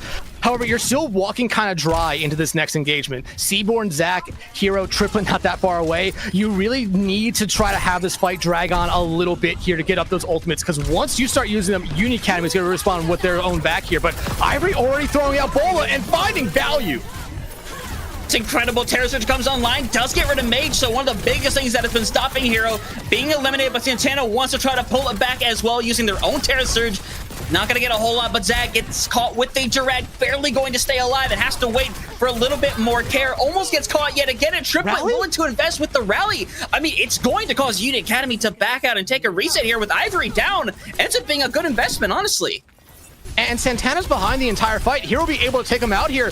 This is almost worst case scenario for Unity Academy, as you're just being staggered out one by one here. 3 members on the cart for Midori. The only person you have around it is Mage. I mean, this might just be a second point going over to Midori here. You're going to see TP come out here from Mage, but they don't have Photon Barrier to get their team back. The only thing they really have here is Rally.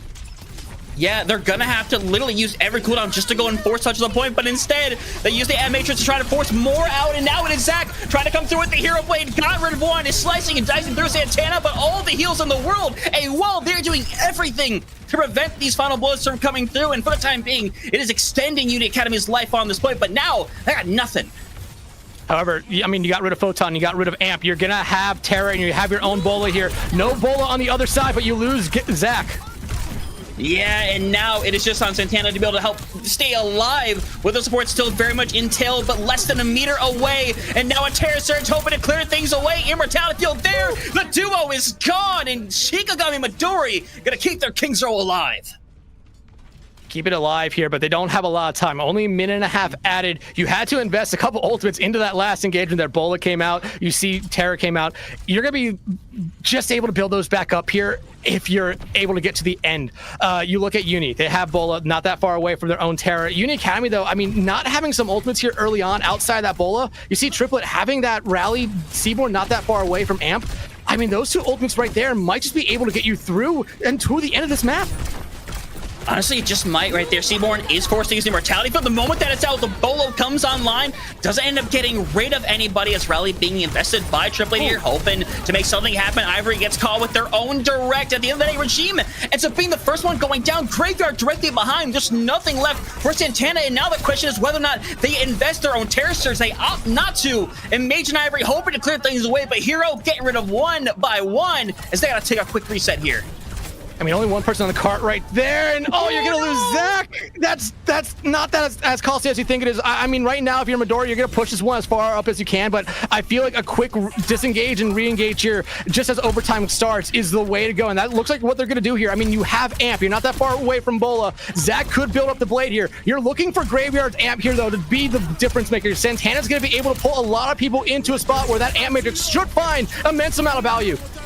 Yeah, Hero doesn't have an ammo to work with right now, being forced back more and more. Terror Surge being thrown away. It's going to catch directly onto Triplet. The Bolo shot is there, unfortunately. It is going to be too late as came. Last member surviving. Unity Academy find the bounce back that they've been looking for and will tie up the series 1-1.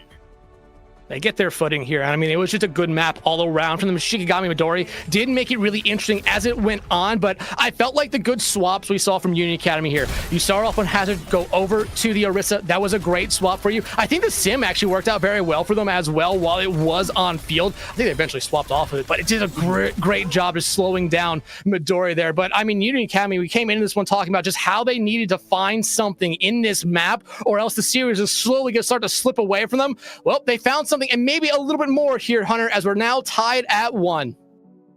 Yeah, 100%. I love the adjustments as we saw them throughout the entirety of that map. The symmetrical one you already talked about, but I love that because that is the reason why Midori wasn't able to kind of go with more than a minute and a half. And while you get that extended time, that is good enough for maybe 2 fights right there. And you usually need 2 fights just to get through that 3rd point in the first place, not to mention the stall that might take place directly afterwards. So ends up working beautifully in their favor. Midori just don't have the ultimates going into that last fight in time to really do anything. So yeah, ends up being a great situation for Uni Academy. They've kind of figured it out, and now this falls onto the responsibility of Midori now to figure out what can we do to stop the momentum that this team is getting, because Uni is another one of those squads that when they take that momentum, if you don't manage to stop them early on, they can just start running with it.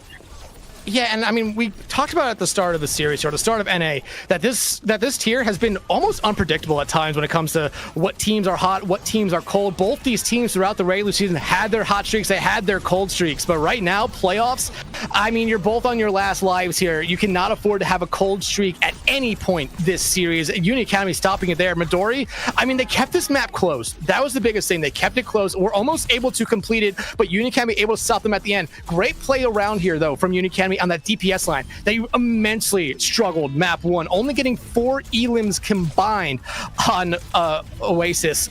But able to really bounce back here, making a good show here. Mage, one player that, hey, I talked about coming in the series, playing a lot of Venture, could play Tracer. Well, they're showing us a lot more here in that pool right now. We saw the Genji, we saw the Sim here. They are a jack of all trades, it seems, on this Uni Academy squad.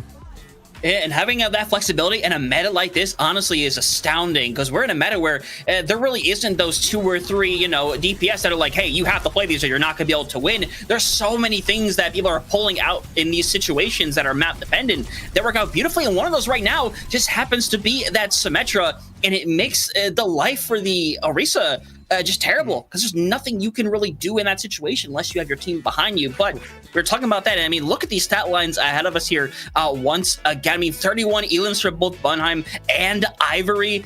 I mean, it's a beautiful display by both teams right here, quite frankly. Yeah, and like I said, from 4 combined picks in map 1 to 62 in map 2, they really did step up here for Uni Academy. Just a great showing all around. Regime, not playing the Lucio that they're known for, but playing the Brig, did an excellent job. However, you look at the other side, this was a very close map back and forth here. Hero, you look at it just stats-wise, able to really keep up with Santana, getting a little bit more damage as well, a little bit more mitigation. That's because Santana did decide to play Hazard for their first life on both rounds, but still able to do a lot there, and the supports basically tying each other here, maybe 1,000 healing off from each other combined across the board. I mean, an incredibly close map between these two teams, and Hunter, I feel like that's going to be how the rest of the series really goes.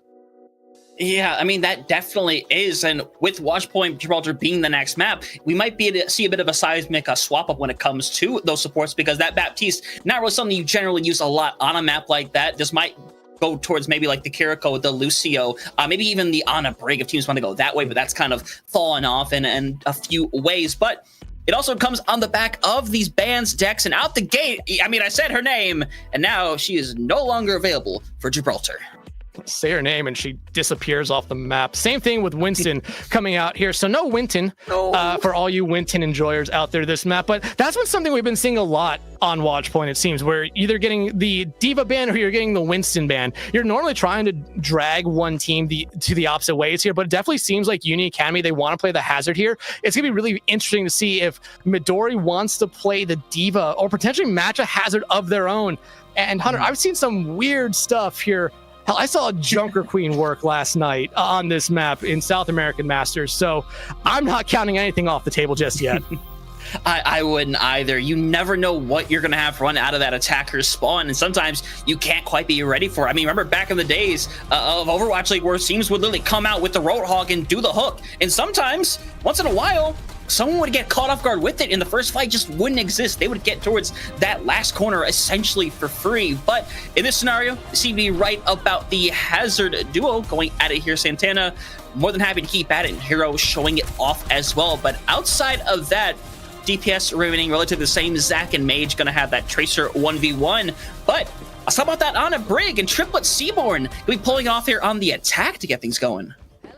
Yeah, I mean, the Ana Brig is like the most hard comp dive support line you could see here. It's like essentially for this map in general. Diva, though, coming out here late from Hero, this is what I kind of expected from them. The Hazard would have been fun to see, but I feel like Diva is a little bit more shocking. It does do a little bit more damage as well.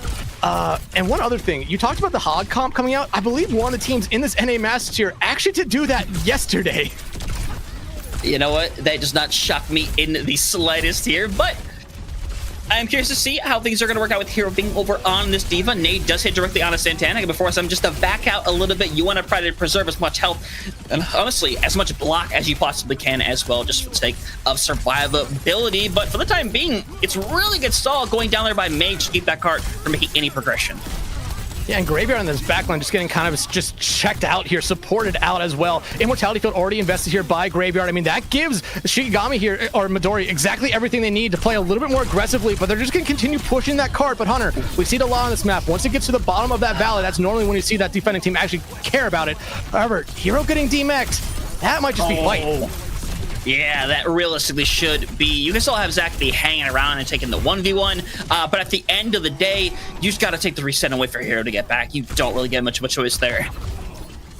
Yeah, and I mean, a great start here for Uni Academy, picking right up where they left off here. And Santana, I mean, again, they are just trying to grab all the attention. Ivory really has to keep a watch on Cabe, because you already look at here. Cabe, bullet shot ready to go. Ivory, not even 60%. Cart, though, again, resting at the bottom of that valley. This is a point where you see it a lot, and oh, Ivory almost gets just assassinated there by Zach.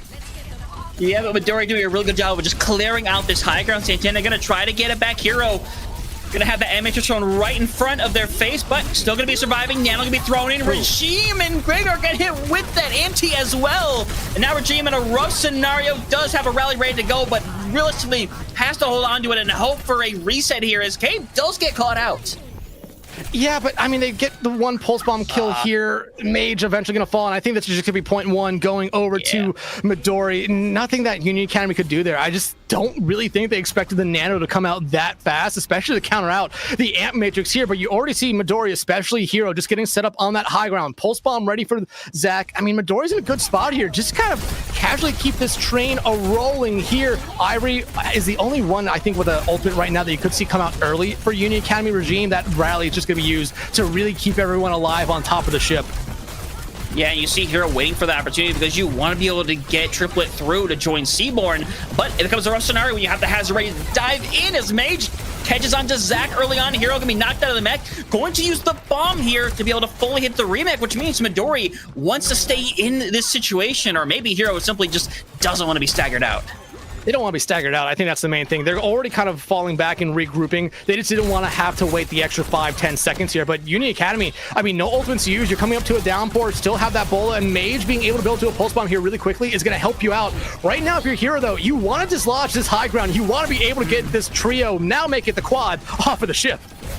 Yeah, and it's going to be really hard to if you're just Hero, as you can cause disruption, but you're not going to be able to forcibly get rid of them. But to be honest, a Nano might help out in that process. A lot of people getting low. Cabe, though, ends up being the first one caught out, so while Hero is taking a lot of attention away, Santana is getting away with a lot as well, and pushing them back further and further. Ends up getting slept, but not going to be enough to take them down as Hero, again, just has to go for preservation of their own life.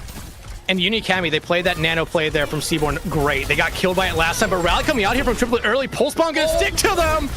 Oh, unfortunate, but sticks directly back. Unfortunately, Santana has a block more than ready to go, and unfortunately, Hero is going to be staggered out this time as the rest of Midori has to escape, and oh, poor Hero.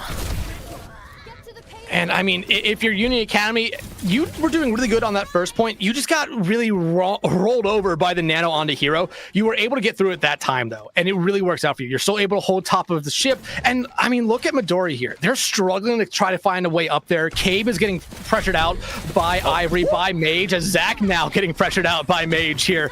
I mean, Midori, they need to find something here, or else, I mean, you still have 2 minutes on the time bank, but you're going to allow Union Academy here to really rotate back into a good spot with their ultimates.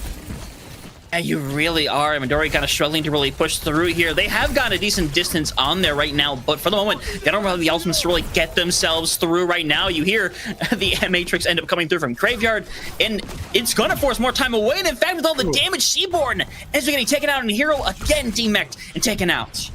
And this fight's over just off of that right there. You find Seaborn, you find Hero. I mean, one ultimate, you love it there for Union Academy. You're going to have Bola, you're going to have Pulse Bomb, and you're in a good spot. Cabe has their own Bola shot, but Hunter, they don't have the time or the space really to get a good shot off without just kind of throwing it out there and hope that it sticks. And like we've highlighted, not the strongest ultimate in the game, especially when there is a Brig and a Bap on the other side that can throw down an Immortality Field. So right now, Union Academy, they're making this hangar a living hell for Midori. They really are. Pulse Bomb comes up online, but Hero this time manages to come away with Sage, and it's thrown directly back in. Ivory and Cabe holding something happened with the Bolo that caught onto 3, but nobody ends up going down in the exchanges. Santana trying to make it back up, does manage to get back up momentarily, and is just trying to block to save their life as full support's there to be able to bring them back closer and closer to that full health. But it is the investment here by Hero with that Nano with Seaborn, helping them bulldoze through Uni Academy as Regime and Graveyard doing a really good job of staying alive. Regime, though, just doesn't have Graveyard with them anymore, and Shikigami Midori super close to getting the second checkpoint. I mean, Uni Academy, they could go for a touch here. They have numbers here, so they're going to go for a touch. Hero getting demeched would be costly because that's going to force Bomb out. Yeah, Santana going to be able to use their own block right there. to stop it right there. Now 20 seconds on the board, hoping to find something with the downpour. Nobody caught out directly as Cave is coming back over on that Sombra to be able to come back and get some effectives right here, but Graveyard hoping to end it with a Amp Matrix. Hero being taken out of this mech, and now Regime with a rally ready to go. But honestly, ladies and gentlemen, it's not looking like it's gonna be needed. It's just the DPS and Seaborn hanging around. And while Seaborn does manage to get one, you'll be lucky to even get the stall out here, as Midori gonna fall just short of that second checkpoint.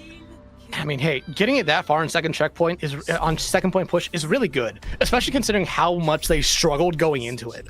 I mean, like I said, at one point, Uni Academy made it hell, essentially, for Midori to truly do anything there.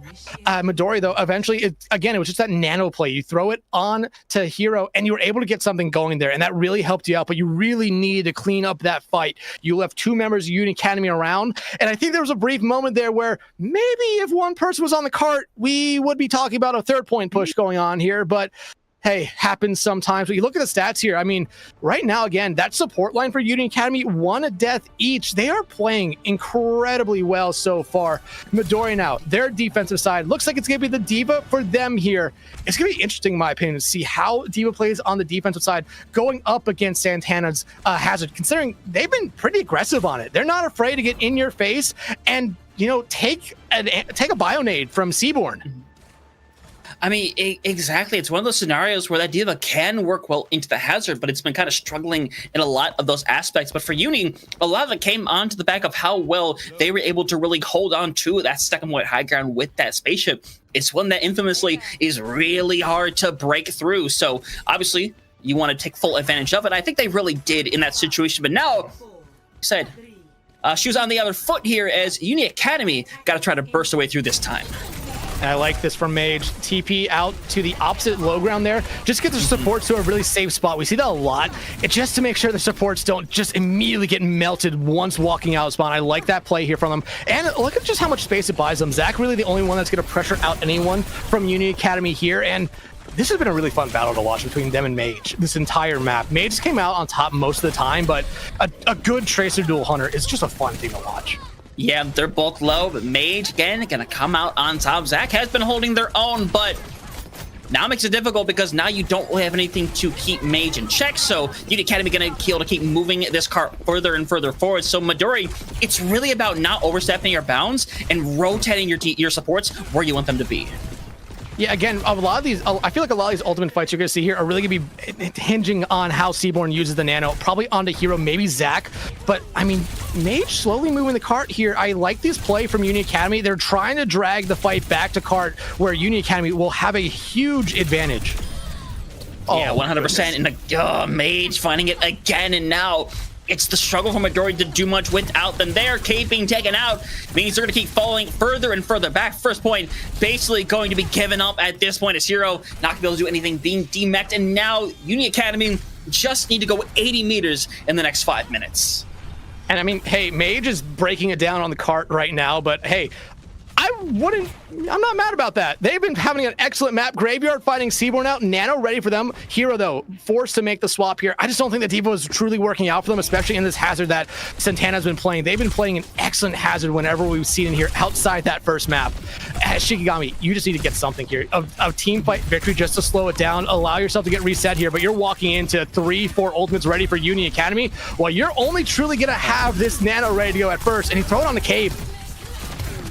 Yeah, Hero gonna go and try to find something. A bit of an awkward scenario for them now. Should be able to get out momentarily, but Amateur's thrown in to try to get rid of Hero, forcing them back further and further. Santana hoping to find something.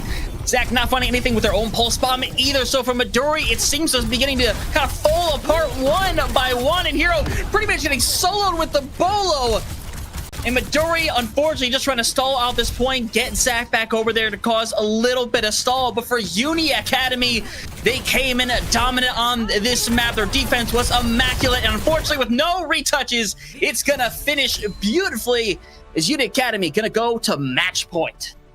Uni Academy is making that first map look like it was just a warm-up map for them here. honestly, these last two maps have been almost perfect for them on every round. Graveyard getting play of the game here. This was probably their best map throughout this entire series so far. It just seemed like they were doing so much here for this Uni Academy squad. This Amp Majors here at the end of second point push for Shikigami really sealed the deal on that defensive round. And I mean, just excellent play all around from this Uni Academy team. I mean, like I said, that bounce back on Kings Row, they carried it over here. And Midori, they're struggling now, Hunter, but they have a knack for map 5s this playoff, if you don't know. Yeah, you might know a little bit if you've seen the bracket earlier. So, I mean, it's certainly setting up for that possibility, but for Midori, it's definitely going to be a journey to be able to make that back, because with it being the 4th map, your selection for a map is very limited overall, but we'll talk more about that here in a minute. As looking back through some of these highlights, I mean, the Tracer play overall was incredible, but really Ivory and Mage stepping up big time within this matchup, really making it difficult for Zach and Cave to really do as much as they're typically able to do in the situation right here. And Santana consistently being able to be kept alive, playing smart, playing safe, and just keeping Hero constantly out of the backline. It's incredibly impactful. Yeah, Jagged Wall for Santana on the second point defense really just forced Midori into one way in, and Uni Academy, that DPS line just took advantage of it through and through. Mage and Ivory, again, that first map performance, remember, 4 elims, 62 elims on Kings Row, probably around the same here on this map. I mean, they are really picking it up here in this series, but I mean, Uni Academy is just firing on all cylinders right now, and Shikigami Midori, they've lost a step. They really have. I mean, the Diva play coming out from Hero, like I said, it was going to be very interesting to see if it was going to truly work out for them on that attacking side. I mean, on the defense side, it just really didn't. And you see the big difference there. Look, that support line for Uni Academy, only dying once. Graveyard doing almost the same amount of damage as Mage there on the BAP, which is something you love to see from your Baptiste, while almost putting up 10,000 healing. I mean, it's a beautiful stat line. There's a reason why we talked about Regime and Graveyard going into this matchup, because they have this level to go so high with their skill ceiling. And when there's a scenario like this, where they are being helped out so much by Santana, they can remain so consistent and stay alive. It's the reason why they were only dying once throughout the entirety of that map. And obviously, if you're going to the situation, you're a Uni Academy fan, you want this to keep up. You want Regime and Graveyard to stay alive and keep things rocking and rolling. But Dex, we're gonna find out whether or not that's going to be the case, because we're gonna cut it to a little break really quick, but in a few minutes, we're gonna come back with what might be the 4th and final map of our series. Don't delay, it's coming soon.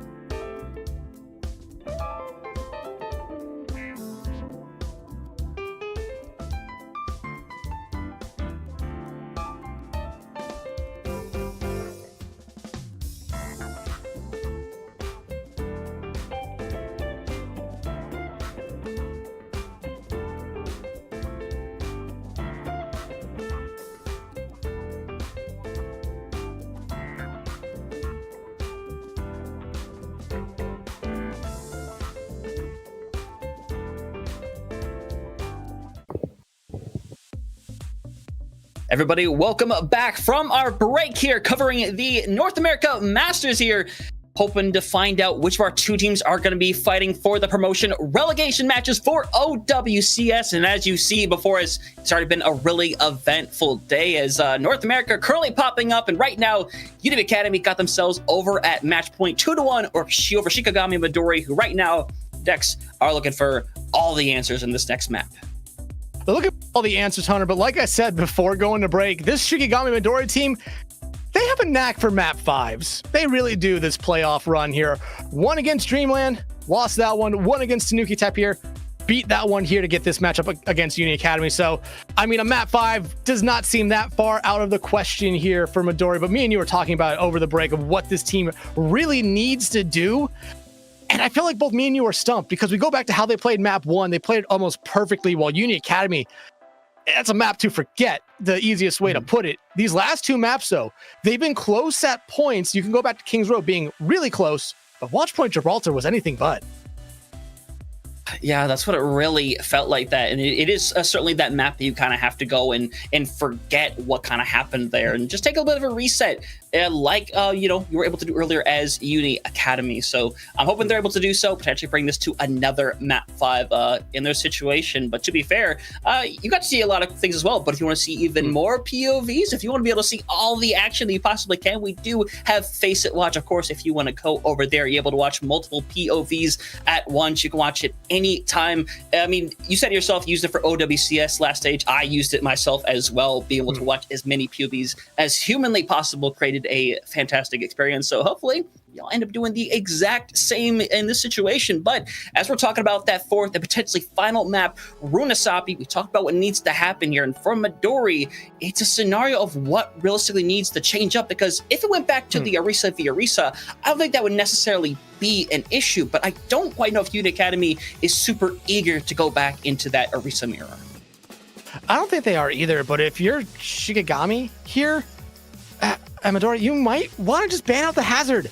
I mean, it might not necessarily be the smartest one. You might want to say that for a map 5 ban, but hey, you need to make it to map 5, and it looks like they're banning out that hazard. Unity Academy, though, going to be banning out the Tracer here this time around. And especially on a map like Runasapi, Tracer does find a lot of value. And one thing coming into this series, I talked about Mage for Unity Academy playing a lot of different heroes. They've been showing us a lot of different heroes tonight, Hunter, and man, have they been excelling on all of them here, though. Zach, I feel like is going to be the one that takes a little bit of a hit here for Midori. I think they were your Tracer player throughout the entirety of this series, starting off, or at least teasing us with the Sombra, but hey, you are absolutely right. Arisa's coming out of the gate, backlines are the same. Right now, the only difference, those DPS lines, and how different they could possibly be, and now they are very similar. Yeah, they are slowly but surely going to come together. I wonder if Zach and Mage are both going to stay on the Sombra. I would say it would be shocking, but Sombra can have a lot of effectiveness. But no, they're both going out with the Sombra, and now this is going to create a really interesting situation where if Hero or Santana get hacked out in the wrong place at the wrong time, they either have to force out their form, or they're simply going to be caught out and just obliterated on the spot. Yeah, and I think both teams are recognizing that there's a Sombra on each side here, so every team's going to play a little bit safer here, though. Zach, though, getting very low early on, throwing that virus out, not going to be able to do much here, but Ivory, I feel like on this Freya, is going to have to do a lot here. Cave on the cast, especially on this map, I think just finds so much value with how close quarters it can get.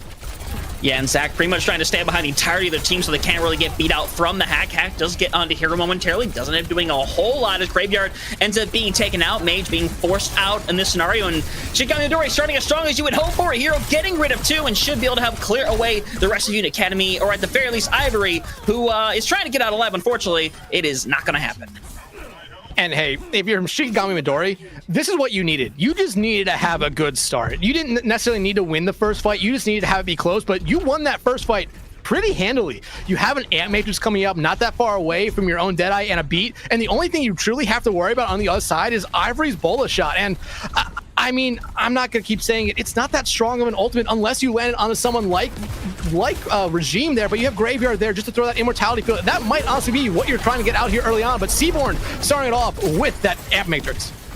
Yeah, Bolo catches on to a couple people that forced out the immortality field, doesn't really end up catching anybody at the end of the day, but Graveyard having their slightly slower kind of plays well in this case because it's forcing Midori kind of cold back around this corner, but now you gotta start worrying about other ultimates. Cave is going to have this Deadeye here, and with that hack, they are gonna go for it, forcing Santana into a rough scenario, and honestly, they're just gonna go for the solo on Santana, and I love the idea. Get rid of them, make this really difficult for Unity Academy to pull back, and with Graveyard falling momentarily, I mean, Shikigami Midori already 2 minutes in, had the checkpoint.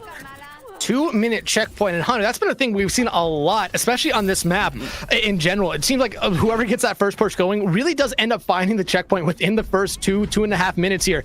And you look at Midori here, I mean, they only use that Amp and the Deadeye. They still have EMP, they have Beat, they have Terra Surge. I mean, you have the possibility right now for Midori to find yourself with an over 100-meter lead here before we're even 4 minutes into the map. Yep, EMP call it out and immediately Graveyard shifted away. Gonna try to get it back if you are Mage. You end up trading out right here. Terra Surge being activated by Midori, who have invested 3 ultimates into this fight to try to pull it back. And right now, they're reaching into that 100-meter deficit, and it is going to keep growing. And Hunter, I mean, Midori, I mean, Unity Academy, they did invest EMP, actually found a lot more value with it hitting 4, but you're walking into Midori, who's firing at all cylinders right now. Amp Matrix out here early on. They're in the home stretch, Hunter, and we might be seeing a speed run potentially. But speedrun will be stopped momentarily as Seaborn being taken care of means Hero is not long for this world. Deleted away as Santana, not quite happy about how things have started, but will be able to help clear things away as Unit Academy taking their first fight win, but now it is a uphill battle to bring this one back.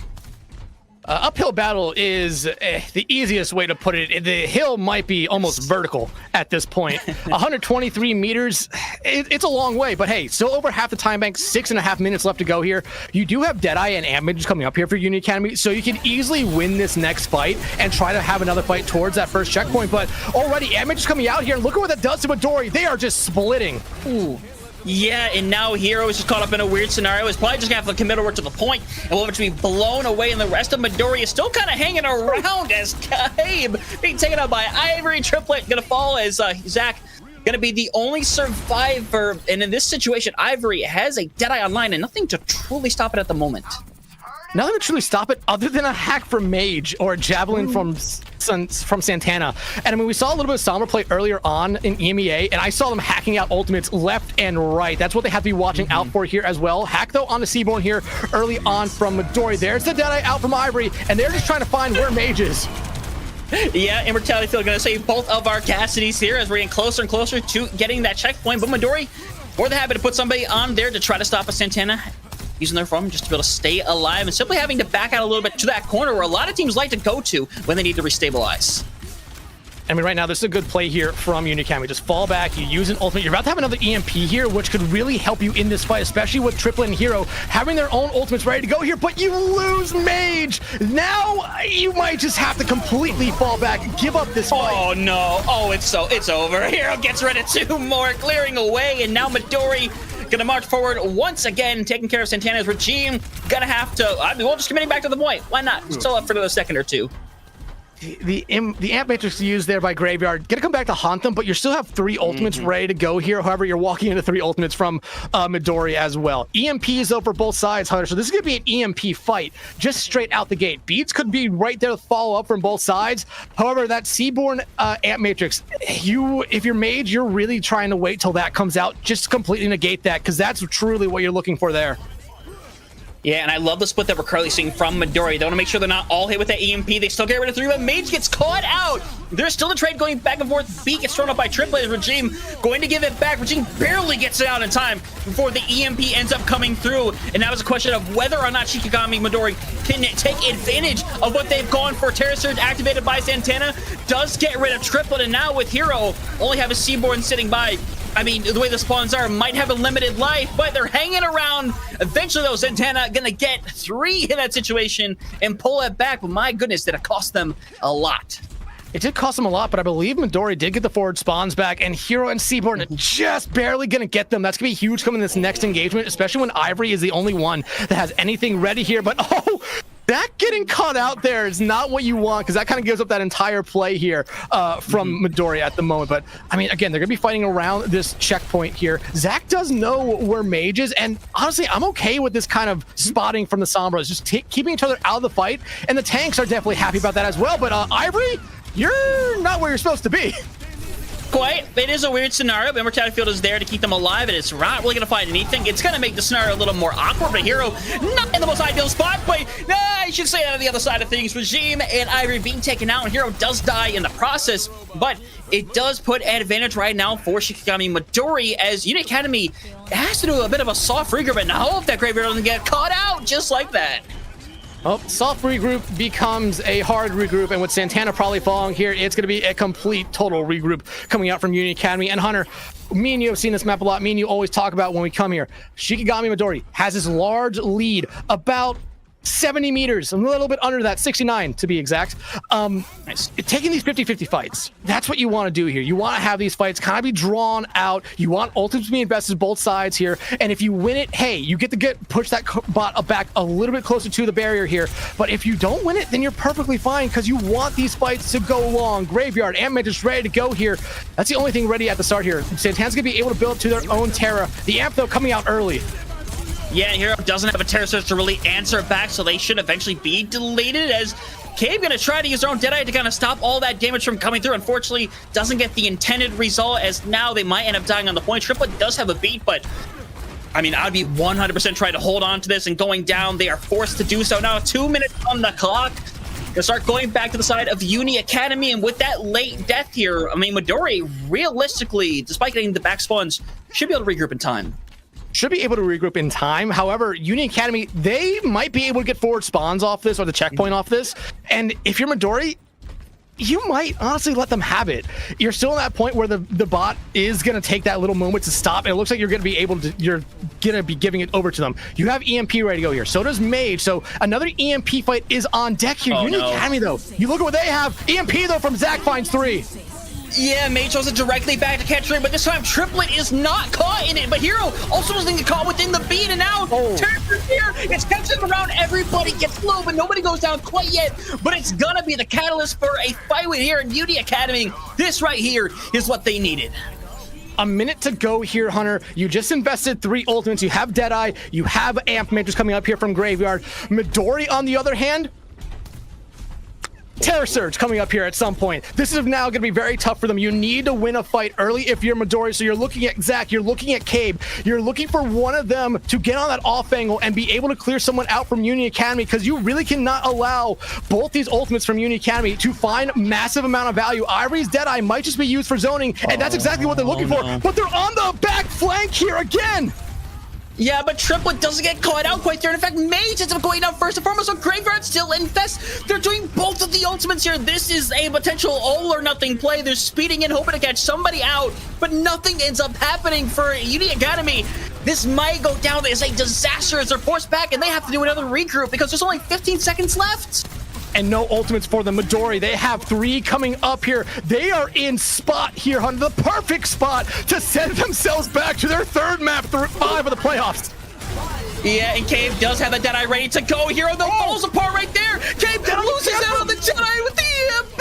Oh no, and Seaborn trying to find something with the Amp Matrix right now. It's still trading back and forth. Cave manages to find one. Triple hanging around. Beat is out. No spear to be able to stop them. And Shikigami Midori pulling it back, keeping themselves alive. And ladies and gentlemen, say with me, we are ready to head over to a map number 5. I said this Midori squad has a knack for map 5s in the playoffs. They are here for entertainment, and they are delivering it right here again. Oh my goodness. Uni Academy, though, they made it really interesting towards the end. Midori, though, that 123 meters they got in that first push. Remember, that was the first push Midori had. After that, they never got another meter. Uni Academy did make it very close, but just at the end, the ultimates just for Midori end up finding them all the value in the world, even with a Terra Surge basically being a flop, a Deadeye getting hacked out. That Amp Matrix from Graveyard was the difference maker there.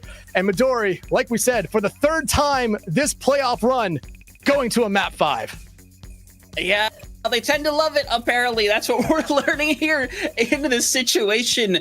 And I mean, we're talking about what they needed to do that map, and I think they did exactly what they needed. They had the swap around. The Sombra ends up working out really well, and there was a kind of come to form once again, going back over to that Orisa. You're able to survive a lot more of these one-on-one situations. In fact, I mean, for them to go down, it took so much being invested every single time just to kind of take them out in those engagements. So it ends up working beautifully for them here, and now it creates a really interesting scenario for what comes next, because Dex, with the fact that we are going to map 5, that means that the map pool opens back up, aside from the maps that have already been picked. So for Uni Academy, it really is going to become the pick of the litter. But speaking of what we just saw here, the incredible display of Midori, especially during that first half.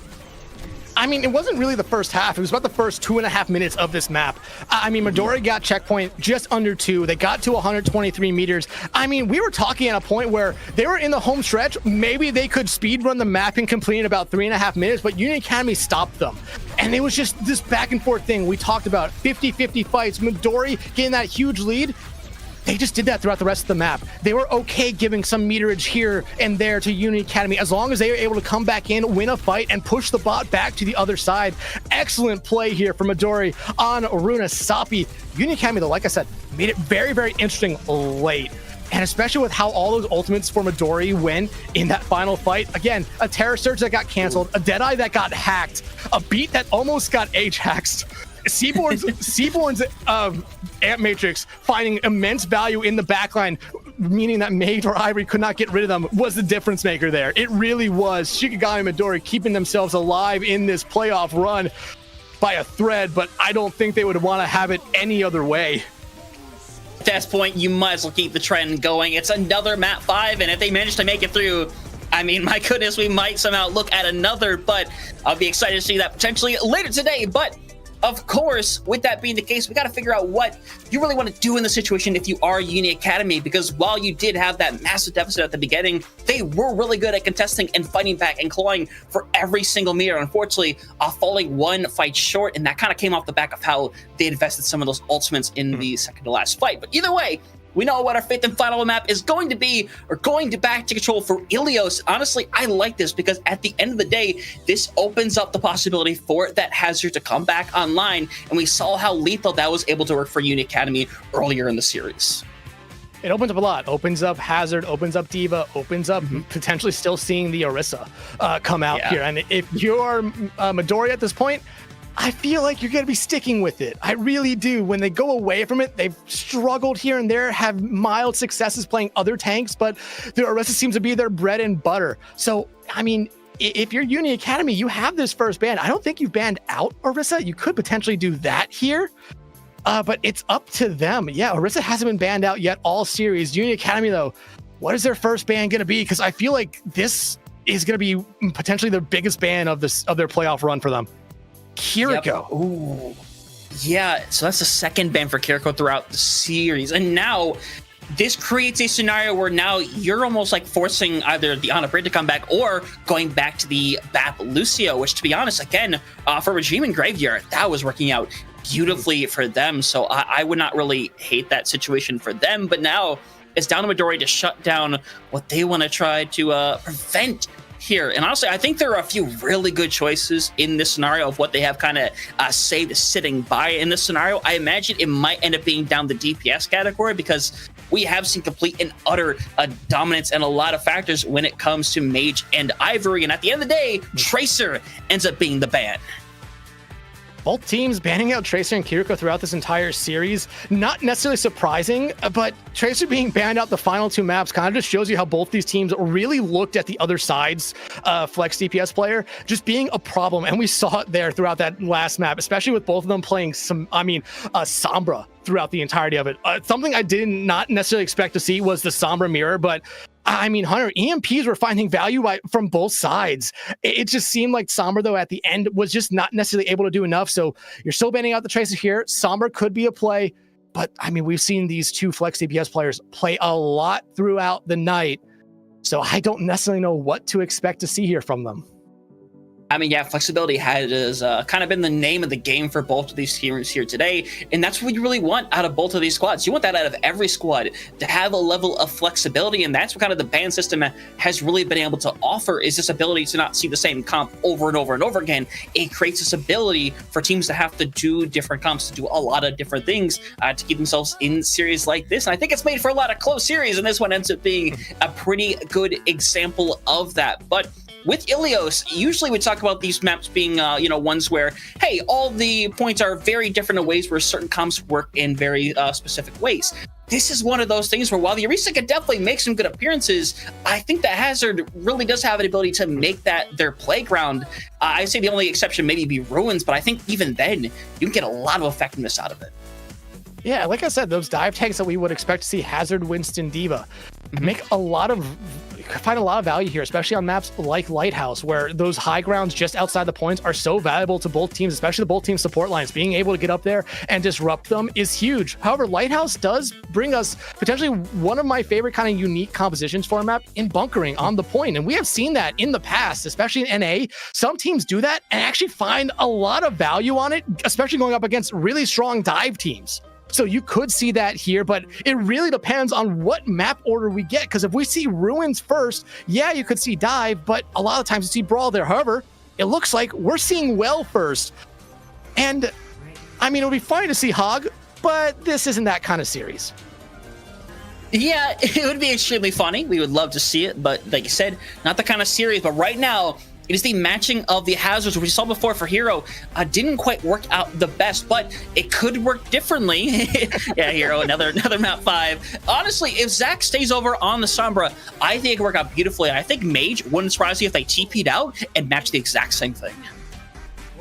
Yeah, Mage sticking on the sim here would be fun, but yeah, like you said, it's going over to the Genji actually. I like this a little bit better, especially with how they've been playing the Hazard comp. You want that cleanup. Ivory and Mage on this DPS line when Santana's on the Hazard.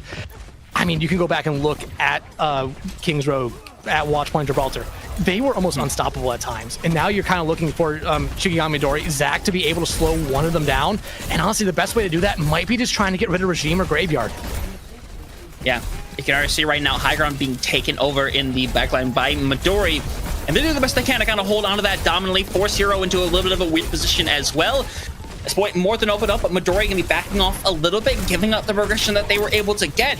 As Uni currently rallying for it, escaping is Zach, as you don't really want to walk into Mage, not the situation I would love to be in, but for Santana, they end up going down first and foremost to Hero, flipping the script on that one. The Uni Academy gonna be forced to reset, fall back as Midori gonna take the first fight here.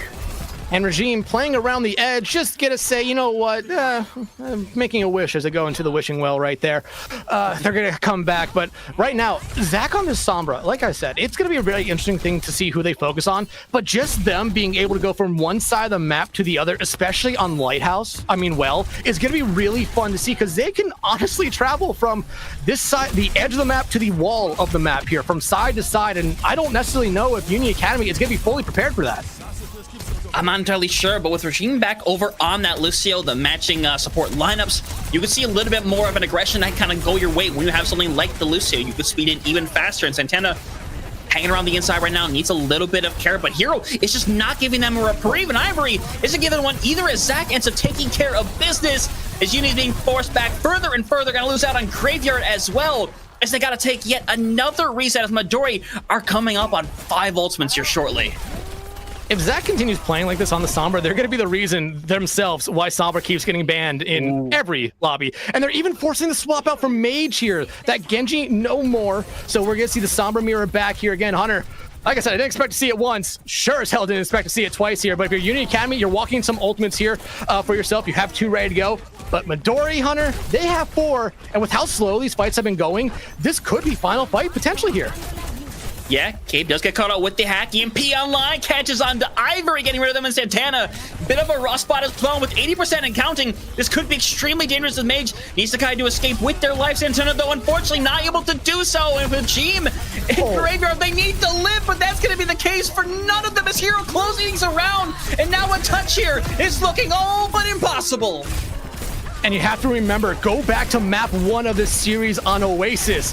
What did Uni Academy look like? They looked like a shell of themselves, what we've seen them in the last 3 maps. And Hunter, they're starting to slowly look like that again here. Midori starting off excellently here. And I think looking at the stats, you might be looking at almost the same kind of stat line that we had after point 1 on Oasis. Yeah, it is just a return to form from what we saw all the way back at Oasis. I honestly can't wait to see it momentarily, but for Shikami Midori, this is exactly what you wanted out of them here. Zach being on that Sombra makes it difficult for Santana to do their job. Ivory isn't able to be as aggressive either, and the way that Triplet and Seaborn have played throughout the series, they're making it difficult for Mage to do a whole lot on this Sombra. And honestly, in the 3.5 minutes that we saw, it was really showing.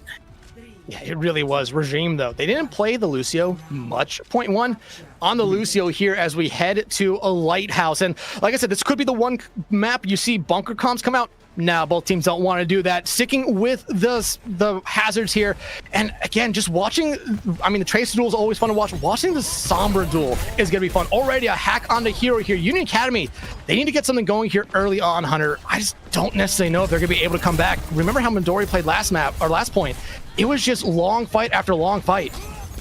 Yeah, and Zach going down isn't what I would really hope for if I am the Uni fan here. But either way, it does open up the door for them to start moving forward as Santana being forced back further and further and further. Rough scenario, but Uni Academy has opened up with the point with Hero going down. Midori fully forced back here as, for the time being, Uni seem to have a grasp on this once more. Yeah, I mean, getting rid of Zach early on, you get rid of that voice in your walls, and that's just a good thing. It takes off a lot of pressure, especially onto everyone. But you saw it there for the most part. Mage was just trying to focus in on hacking Hero, and it worked out for them. It allowed the rest of their team to play a little bit freely, knowing that the hazard was going to be kind of muted for a moment here. But now, Uni Academy has control of point. They're playing very split, which is what you really want to see here, because this is a point, especially with how mobile this squad is for Uni Academy, for both sides, really. It's fast. It's quick for them to get back to the point. Yeah, it really is. Multiple 6 on to Seaborn. Going to be able to survive through that for the time being. But you see the amount of aggression as Atana going to go back onto the high ground. Is getting carried by Graveyard pretty well. As you don't normally see a lot of fights happen up here. So primarily as you're going to see Shikami Midori make their way over towards the point. Going to try to get the free flip. Not going to quite get it. As Santana just going to try to buy themselves on the point. Santana going to go through as a point is going to flip over at 52%.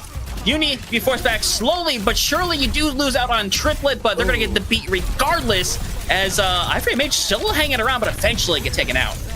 Amp Matrix actually invested there by Graveyard. That's rough. That's rough. Ivory did also invest Bola. Same thing with Cabe.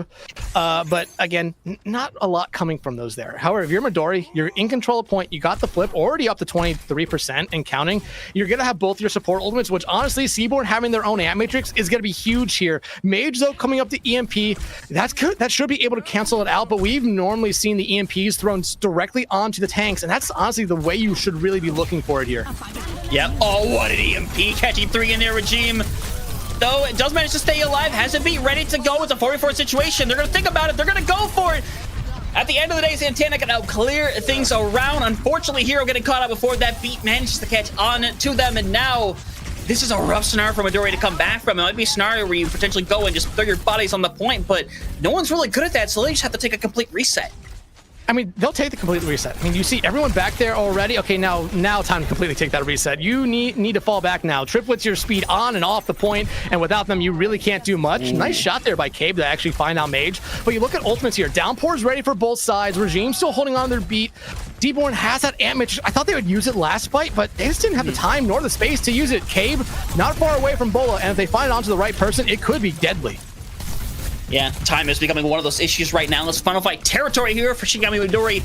Try to end it over here on Lighthouse, but as things are speaking, they're coming up on some great ultimates. They go for that downpour right there. It's caught. The people in a bit of a rough scenario separates them from the immortality field, but who knows if it's going to matter at the end of the day. Santana getting super low, getting hacked out. It's a 3v3 situation. Gotta try to keep Hero alive, but it's only the triplet heals. Curly hanging around Ivory. Gonna go in there, try to find something. Polo thrown directly back into the face of Mage, clearing things away. As Unit Academy gonna be stopped once more with the Cave 3K. Bola might be weak, but you want to know what's still strong? Just the damage coming out from Freya, and Cave has been showing us that throughout the series here and throughout this map. Shikigami, though, back in control. Unity Academy, though, they held to 99%, which is exactly what you want to do, but you're only walking into this next engagement with an Ant Matrix. However, if you're Midori, you don't have anything at the start. That Ant Matrix could come out and decimate you, force you to fall back a decent amount of the way here, but you lose Cave, your main source of damage, out early on, Hunter. Yeah, and now Triplet's the only person with an ult anywhere close from Midori, so they have to try to help out Seaborn and get this in and get this beat onto Hero before it ends up being too late, as Triplet is going to have it online. Seaborn is there, but Seaborn ends up dropping down! And now it can all be falling apart as Unity Academy trying to drill through. All this aggression being thrown at his Triplet. Literally almost gives their life, but they managed to flip it. But Cabe and Zach have both found their own, and Santana hanging on the point. Hero needs some level of care. They're getting hacked away, but all the block is sitting by for them to be able to survive. But eventually Santana is able to clear around the point. Bolo shot thrown directly into the face of Mage. They're able to get the EMP out, and now bodies have to stagger on. But at the end of the day, Midori stopping the touches from coming through. The Midori magic lives to see another day as they will move on to the next round. Your 8th seed coming into the playoffs took number 1 seed the distance, took the number 4 seed the distance, won it, broke the curse, and now they're sending another high seed out of the playoffs. That map 5 curse is long dead here. Shikigami Midori somehow, some way, keeping this magical run alive. It is unbelievable what they have managed to pull off here in the span of the last 28 hours. It is hard to really properly tell you the story of how much this team has tried to come back from these situations, and now they have done it back to back to back times. All the credit to the squad that's going to be able to move even further into that lower bracket, another step closer to getting into those promotion relegation games. But my God, Dex, it is just an amazing start from the squad. Hanging around the top 4 in standings, had a little bit of a slip towards the end and ended up settling in that 8th spot, the final spot in the playoffs, with a little bit of a map differential and a victory over In Control, really being the thing that kept them in this playoffs. And going into that final week, they're playing their sister team, Shikigami. Shikigami actually came out on top of that one, beating Midori, and Midori was kind of sitting there waiting, were they going to be able to make it? Sneaking in as that 8th seed, like we said, 15 maps down now. They're still fighting. I mean, this is just insane right now, the performance we're seeing from Shikigami Midori here at points. And you look at the playoffs, Emote down mid and alternate also went 5 as well. Emote down mid, another one of those good teams. I believe Uni and Emote down mid were the 3 and the 4 seeds. So Shikigami Midori right now, I mean, they could have the chance to take the 1 seed to map 5, take the 4 seed to map 5 and win. Beat, I believe Uni Academy was the 3 seed to map 5 and win, and they could take down the number 4 seed and Emote down mid, potentially to another map 5 and win here. I imagine they don't want to do that. I imagine they would like to win in something less than 5, but they are on a little bit of a hot streak right now. Emote down mid, though, they are a really, really tough opponent. Alternate taking them to 5, I think says a lot about Alternate, but Emote down mid, just being able to stay alive for them is good enough. It really is. Not every team is able to take a map off of Dreamland as well. Not something that you're really able to pull off all the time. So it is an impressive effort for them to get there in that map 5 situation as well, proving that when they're really down and really need to make it happen, they are able to pull it off here. As we look back at this 5th and amazing map here to finish off this series. It really was back and forth when we got into that second one, but for Midori, it was all them at the start, just taking control with Hero on the Hazard, and Zach especially doing wonders on that Sombra. Yeah, and we talked about it. We were starting to see shades of what we saw in Oasis, where it was truly just Midori coming out of the gate and just rolling over Uni Academy time after time again. You go to Lighthouse, though. Uni Academy shows this fight back. They shut down Zach early. They're able to get up. They're able to get up to 52% and able to get up to 99% after a second cap from them there. And they were almost able to get the cap back from Midori there in the end, but just supports coming in clutch for Midori, keeping Hero alive just long enough, and the cleanup there from that DPS line as well, which, I mean, Cave and Zach, they are starting to really establish themselves here in this NA Masters tier as a scary group when they are together here. But I mean, you're just seeing these last couple of fights play out from our final map of the series. An incredible showing from Midori as they move on. But Uni Academy, I mean, Hunter, again, I'm going to talk about my bracket. It's in shambles. It really is. Never let me near another bracket in my life, because I had Uni Academy in that grand finals. Yeah, there's a reason why I don't make brackets anymore, because I don't want to do that to myself. I don't want to go through that pain. But I don't want to do it to teams anymore either. But either way, I mean, the fact that we get to have this level of excitement out the gate here in North America, this really is like the prospect of what we have had throughout the entirety of this season, having all the chaos, these amazing teams that are able to punch up, and honestly feels like almost anybody can win on any given day. That's what we've gotten to experience over the last couple of months, and what y'all get to experience today and tomorrow here in North America and in EMEA as well. But Tex, with that being the case, I mean, all credit goes to Uni Academy as well, dropping here. They had themselves an incredible season. It's an unfortunate run, but they go out swinging. They go out strong. Make sure everybody knew that they were here to play, and unfortunately, just not here to stay.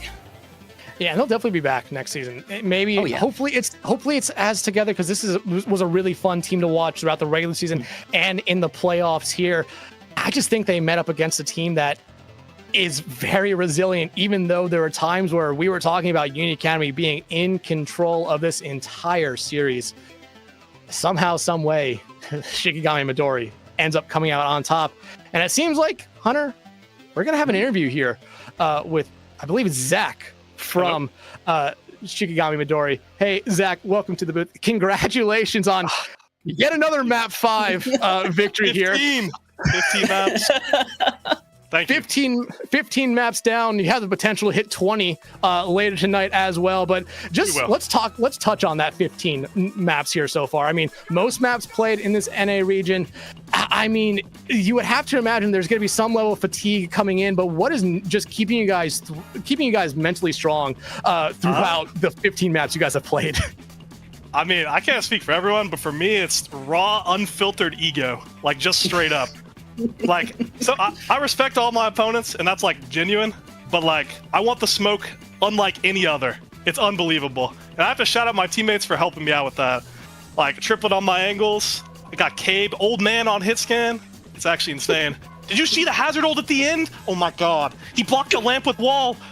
Oh my god. He did.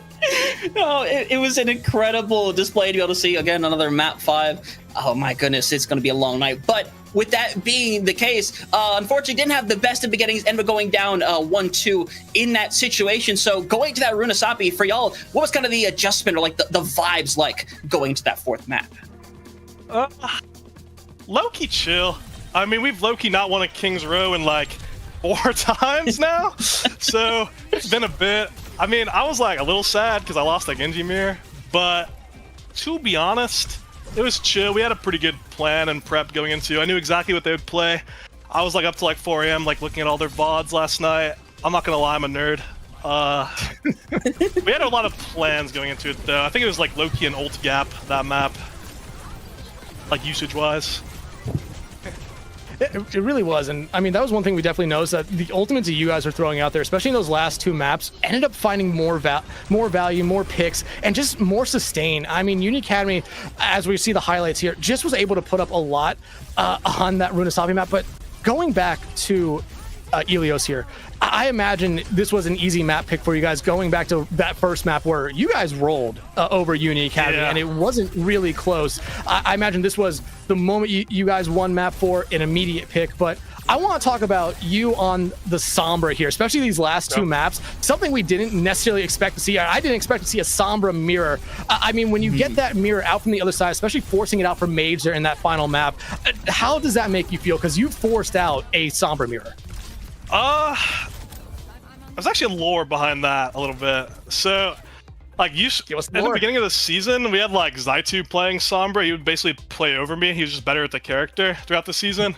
We kind of switched it up like midway through, but he kind of like taught me almost everything I know on that character. Like the heal Sombra, low-key clutched the last fight. Like me and Trip went on the BAP like 2v1, and he would have died to their Lucio, but I healed him, and then I also like healed Hero to make him live in the last fight longer. It's kind of like, I don't know. I would just shout out Zaitu on the Sombra as like the lore behind it, basically. Because we were like the first team to start playing it in Masters, in my opinion. And then we kind of just stopped for a bit. But we still have that in us, you know? We just didn't pull it out for a while. Shout out to our coach as well. My coach, Tenacious, he like hard predicted Sombra to be pretty good this entire like last 2 patches. I didn't believe him for a second. So, shout out to him. Great coach. Yeah, definitely sounds to be the case. But of course, y'all having this map 5 situation, you had another pair of teams that went to a map 5. Emo Downman ended up winning their game, going down to the wire as well. So that'll be your opponent waiting for y'all later on tonight. So just going into that matchup, I mean, just for you, does the mindset change at all? Or is it going to be business as usual, map 5, chug down some caffeine, let's get it? Mindset changes a little bit. I think the way they play the game is like different than everyone else.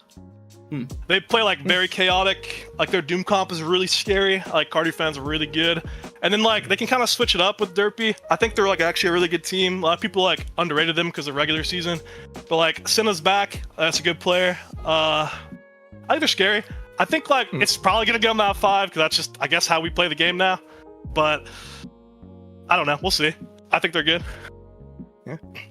Absolutely, but hey, we'll see you a little bit later here on stream. However, before we go, you've already gave a couple shout outs to some people. Is there anyone else you want to give any shout outs to, man?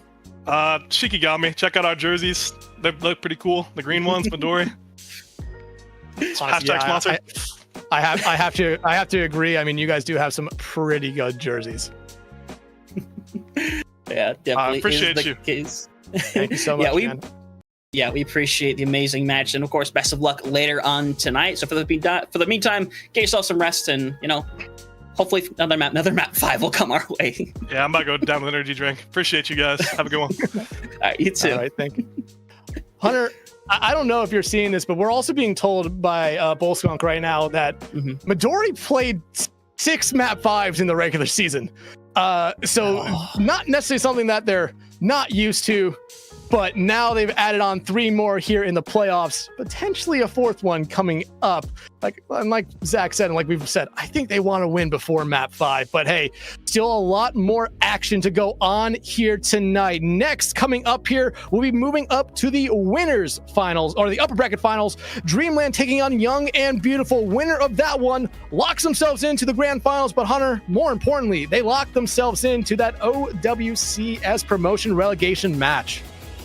And that's exactly what you want in that situation right there. You're locked in. The pressure at least goes off for a short period of time, knowing that you could sit back and watch your opponents in the lower bracket and see who's going to be coming your way. But with that being the case, we're going to figure out pretty soon who's going to be that winner. It's been a long night already, ladies and gentlemen, but make sure you stick around because we have some more FACEIT League action coming your way.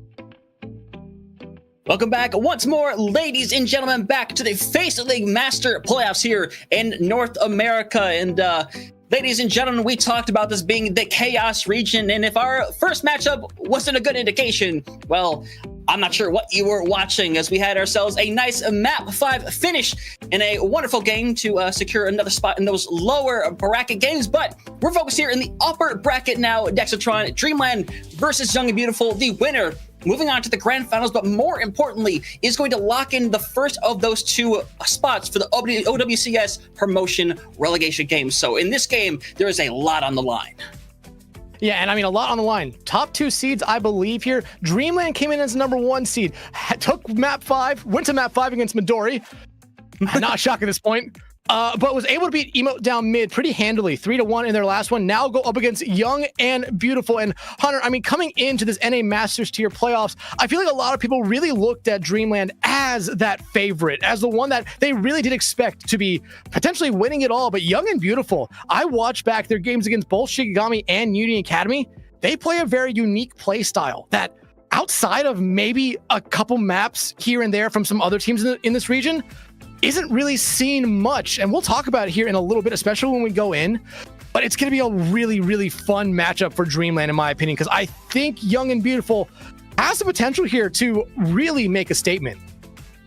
They really do in the situation right here. And for Dreamland, it has been a long time since they have lost a game. The last game they ended up losing was Emote down mid, and that was the 3rd game of the regular season. They have won at least a dozen games since then, including what is here in the playoffs. So this is not a team that is used to losing. And Young and Beautiful, for their right, they aren't either. They are a team that has come through and had an amazing stretch, an amazing run, become one of the biggest threats for really good reasons. And I mean, looking at some of the names we have on here, there's really good reason to see why we have such amazing threats. A lot of names that I'm personally familiar with, but one thing I'm really looking forward to see once again is going to be that tank battle, because I got to see a lot of Ass Design playing that Arisa, and honestly, they are fire on that character.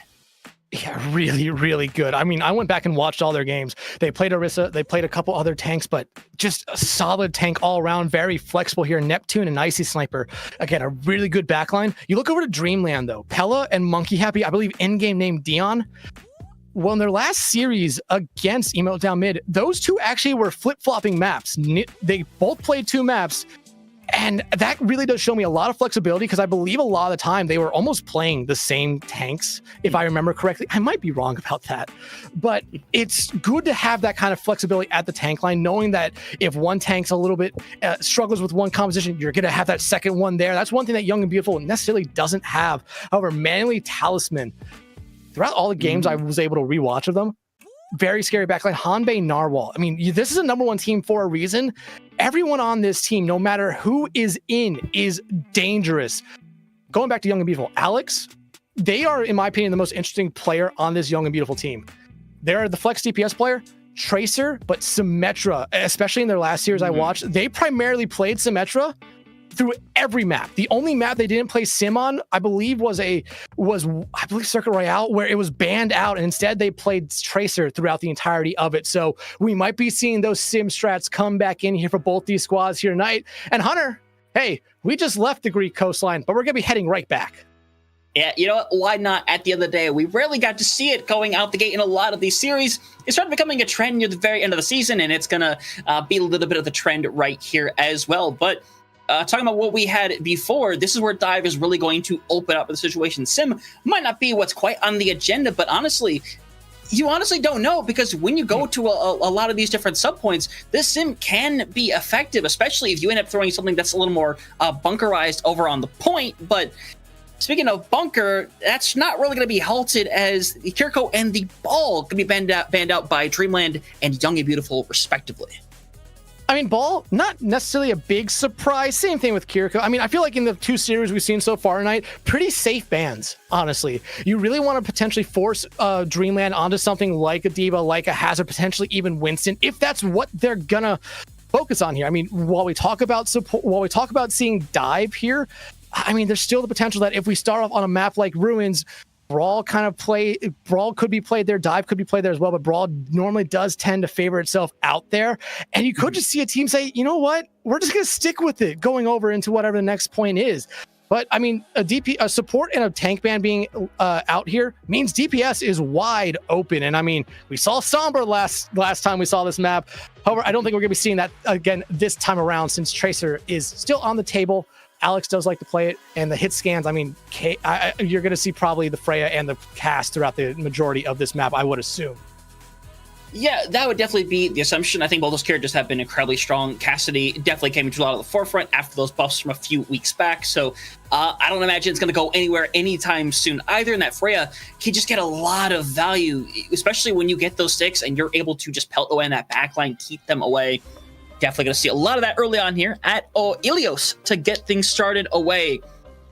And Dex, we talk about this mainly being a dive type map. I think it's a scenario where if we go to something like Ruins, which we did not really get the opportunity to see in our last matchup, we might see things play a little different. I think that might be where the Symmetra could play best, where there's a lot of different areas to play around. But I know that ship very well, ladies and gentlemen. If I'm correct in my assumption, I believe we're going to be starting over at Lighthouse. Oh, I'm wrong, ladies and gentlemen. I do not know my knowledge. Baited us. I was gonna say Lighthouse as well, but Ruins. I mean, hey, at least we see all 3 points. There's that. But Pella coming out here on the Doomfist, or at least teasing us with it, it would be really, really fun. I'm not gonna look at Young and Beautiful just yet, for obvious reasons. But I mean, you're still seeing this right here. Dreamland, I feel like it's pretty much set in their composition right now. Manually on that Freya, Talisman on the Tracer, gonna be really strong. Hanbei on this BAP, very, very scary. Very scary. Honestly, Hanbei on any support that can play, that can do a lot of damage, very, very scary. But you see swaps coming out there.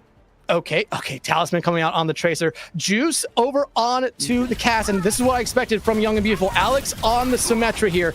Watch out for these teleporters. They are going to be left, right, and center whenever they are ready to go. Yeah, you have to be especially careful in the situation if you are Narwhal and Hanbei, because if you are caught in the wrong place at the wrong time, I mean, things can fall apart very quickly for you. But for the time, Young and Beautiful, happy to kind of hang around on the point, slowly start to take control, as Pella is eventually going to have to put some kind of stance on this point. But you see the moment that they do, they just get pelted away, and they have to spin out and just give over the point to start. I mean, it's very hard. Even though you have the Orisa, you don't want to necessarily engage onto it, but getting rid of AST design, I mean, that opens up a lot here now for Dreamland. However, this TP is going to be able to keep Young and Beautiful alive for the moment, but I mean, losing Nature or Neptune, Alex, and now Icy Sniper, this should be the point flip here, but Juice finding some value at the end of it. 19% though, good kind of fight there for Young and Beautiful, being able to sustain that long and into a really bad situation. However, now, I mean, you're coming to this next engagement, you already have Deadeye ready to go, not far away from your own amp matrix if you're Young and Beautiful. Dreamland only going to have a bola shot, and you're really looking right now from Alex that TP onto someone, whether it be onto the backline, because that's normally who they go after. Yeah, exactly. And this fight will be really interesting. The fact that we have ultimates around the corner, but Juice going to be kept alive momentarily from that Polo. Does still have the Deadeye there. It's going to go behind, but get booped away instantly. That is a nice little shot there from Narwhal to push them away. Hanbei is still in a bit of a rough situation, but stays alive momentarily. Unfortunately, it's not going to result in a whole lot here. Alex does go down, but the point will flip over. Only 33% for Dreamland. Juice went flying through that teleporter because of that boop with some momentum. And that's honestly really funny to see. But now if you're Young and Beautiful, you're still in a good spot. AST design, though, struggling to really get anything going here. 50% on Annihilation, while you look at Dreamland, Terror Surge, Pulse Bomb, you're going to have Rally, you're going to have an Amp Matrix. You are in a little bit of a tough spot here. And again, you just need to be able to find something here early on. Pulse Bomb out there from Talisman, not going to be able to do much, but these TPs from Alex might get AST design out of a sticky situation here. Yeah, and the boot goes through it. Oh, it was good knowing Neptune sending them over the coast, and now, I mean, there's not a thing you can do that if you're Dreamland. You just got to run, keep everybody alive, try to get a quick reset here as Talisman. Happy to keep dealing with some pressure on the side, but inevitably has to get out. I mean, but that was a huge fight there for Young and Beautiful. You got the boop kill that really allows AST design to build up to this Annihilation. Alex about to have Photon Barrier as well, especially going into an Amp Matrix of Terror Surge and another Bola. That Photon Barrier could basically negate all 3 of those ultimates in one fell click.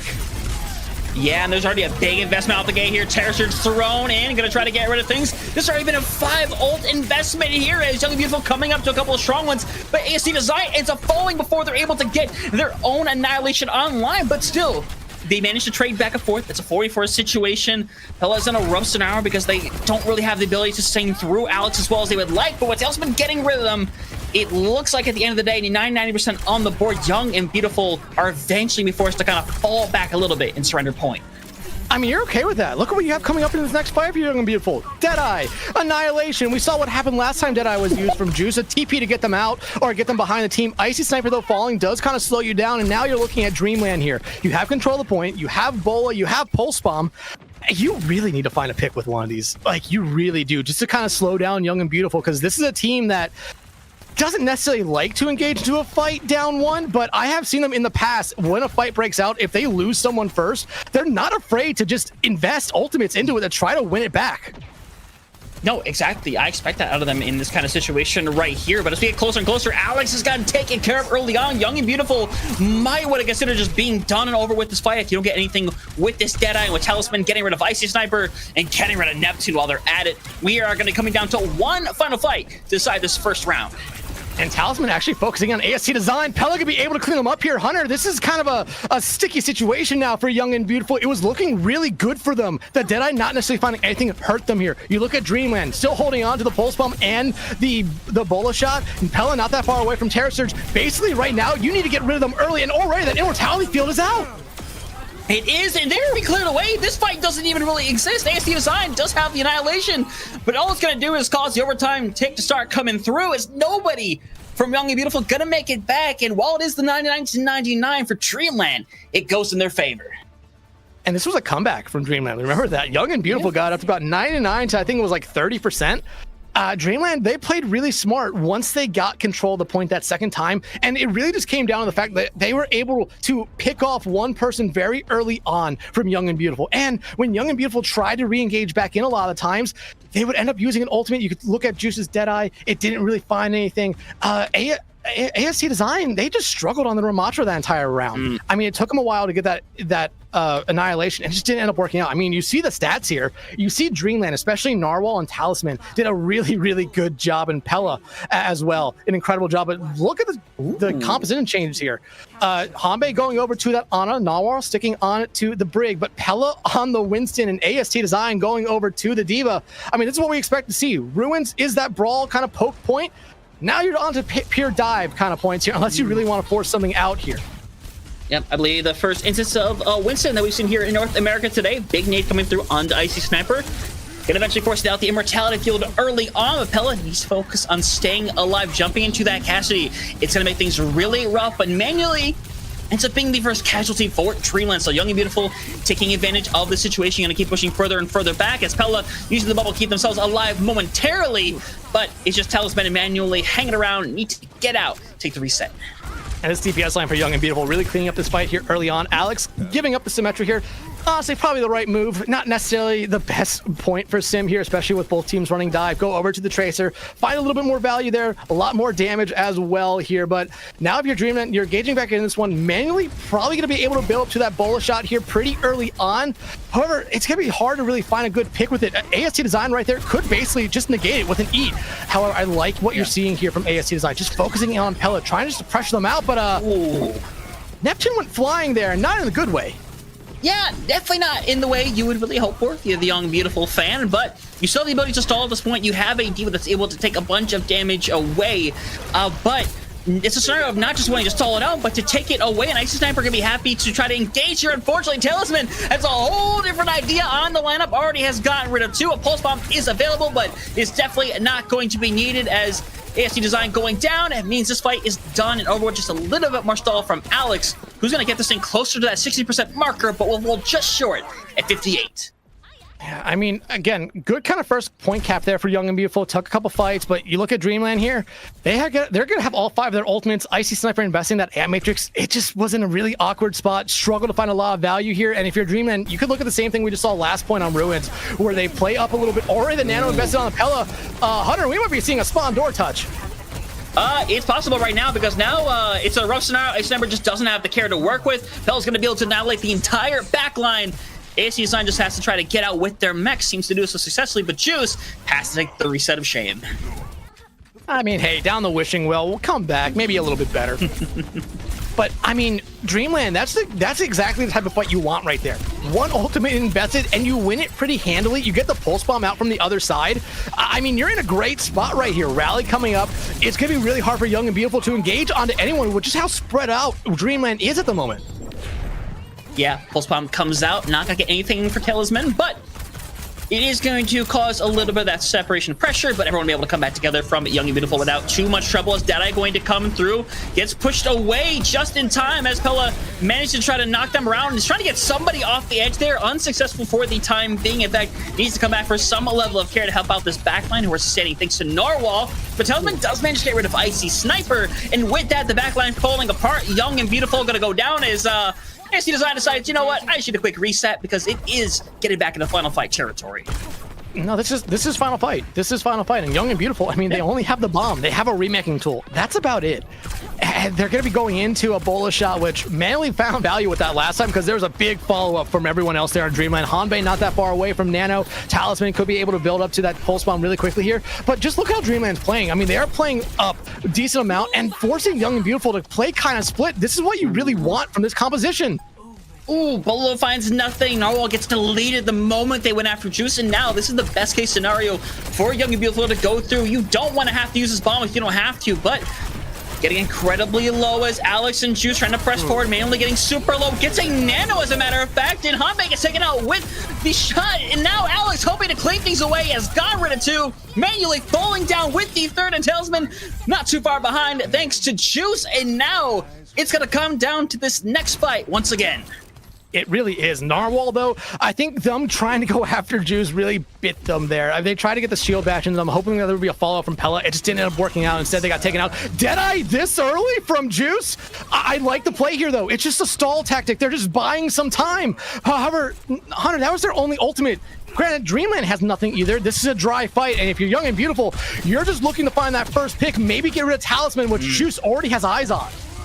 Yeah, because for the most part, this is going to be a dry fight. The exception is like a Neptune 70% to their beat right now, manually 70% to their own Bolo. But if this isn't a long fight, this is simply going to come down to the neutral game. And both teams are able to accomplish. But for Dreamland, first and foremost, it's getting that touch for the overtime, which they will manage to accomplish manually.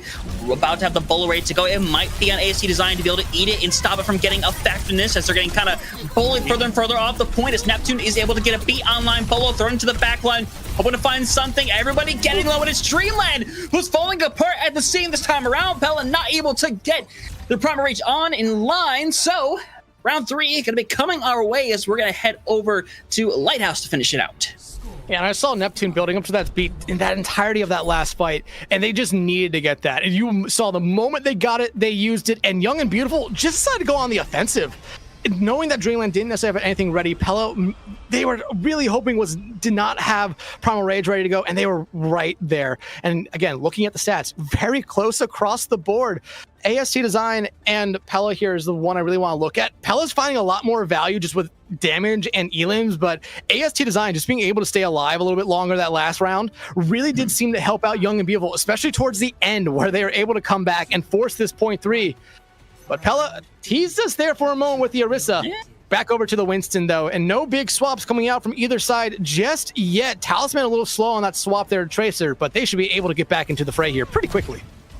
Yep, Narwhal Hanbei representing the Break Honor respectively in this situation as Young Beautiful just simply going to go play the high ground, keep out of effective range as Pella eventually is going to have to take some level of dive, but you have to be careful. If you go in there alone, you're going to get blown up. Instead, they're going to take over that little side high ground and just progressively move forward. As soon as they get out of range, though, they run them down. ASC Design manages to get rid of Hanbei with a little bit of help, and Narwhal extremely low means Dreamland, unfortunately, starting out with a nightmare on this first fight.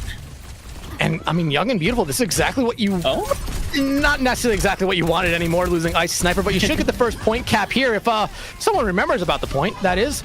But the biggest problem, in my opinion, with Winston going into Diva on this composition, on this map, or point in general, is Winston's a little bit more easy to survive. You saw it right there. ASC Design just decided to roll up, roll down onto that backline there for Dreamland, and the sleep was not enough, the shield bash was not enough, and they were able to find Hanbei out early on.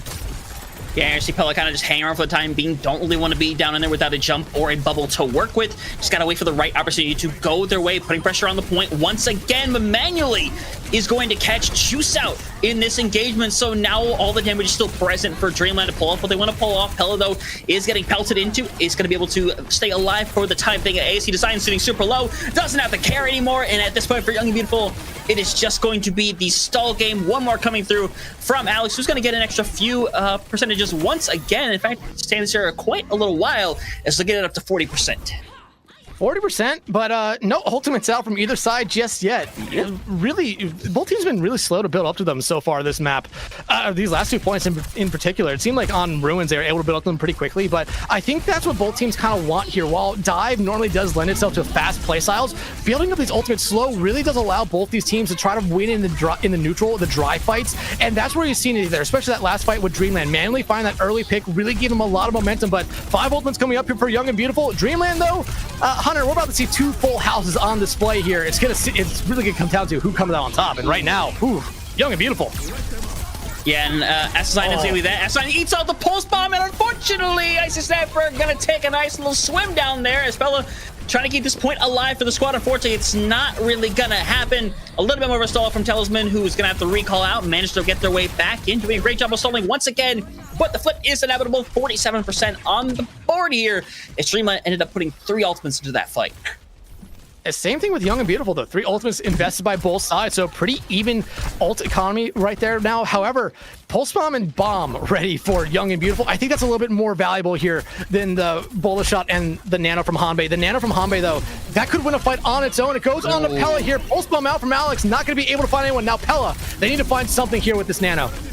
Yeah, you saw the moment of hesitation with that Nano coming out onto them right there. And now with Hanbei getting rid of Icy Sniper, opens up the door beautifully, but AC Design being knocked out of the mech is going to have to use that so get back in the bomb. Managed to do so outside, thankfully, so creates a good scenario for them. And now 80% and counting, trying to stay alive as Alex doing a really good job of keeping them in this situation. But Talisman still on the scene, has been wonderful throughout this map so far. We'll be able to clear away. So 89% looks like it's going to end up being the cap here for Young and Beautiful.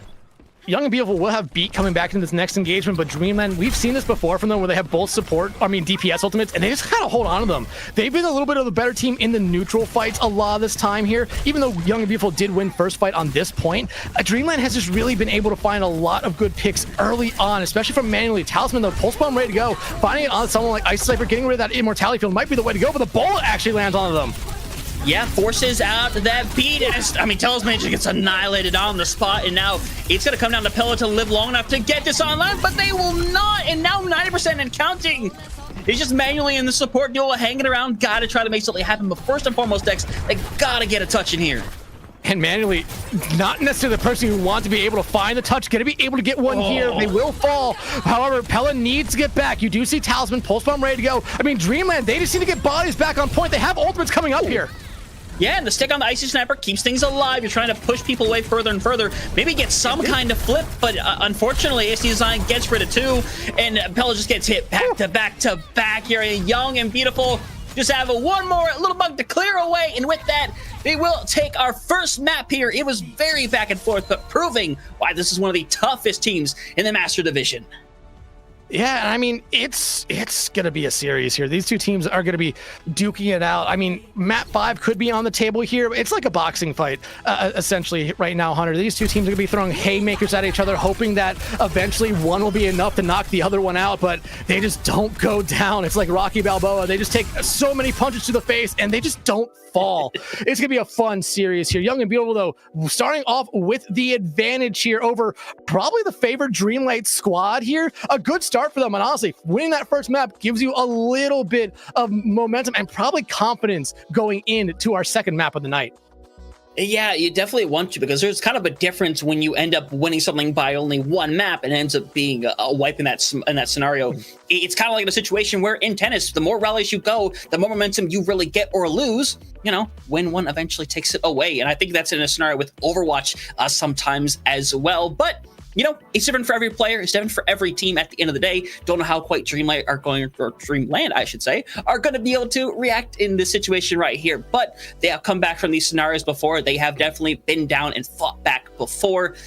So I'm excited to see what they're going to be able to bring to the table. But of course, that also comes down to what their map pick and their initial ban is going to be in this scenario. But there's still a lot open up at the table. But I mean, with Young and Beautiful, what they were able to do, was there any heroes that kind of really stood out for you, or more so players that stood out for you that you might want to kind of punish with this next ban?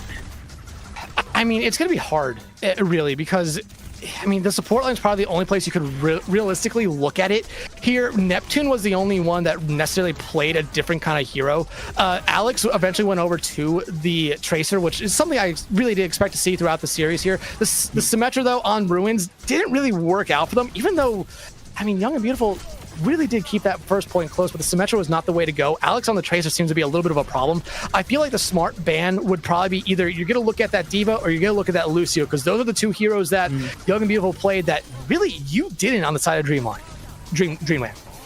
Yeah, because Pella at the end of the day was doing a lot on that Winston, but Astasign was obviously just kind of constantly being in their face and making it difficult to do their job. You see scenarios like that where Pella was able to get away with a lot, but that was off of the back of the exchange between those two squads. Pella had to go forward all the way through, Watermarch leaving the team to their own device, and sometimes that works out, like in that situation. Others, though, unfortunately, it's not quite the case. I mean, Astasign all the time took advantage of when Pella would go in deep and would just kind of go and punish the backline as a result, but obviously, that can change depending on what map type you go to. Maybe we end up going to something that's a little bit more linear, and you have to force something more like the Brawl, where the D.Va perhaps isn't as effective into something like the Orisa or even the Hazard.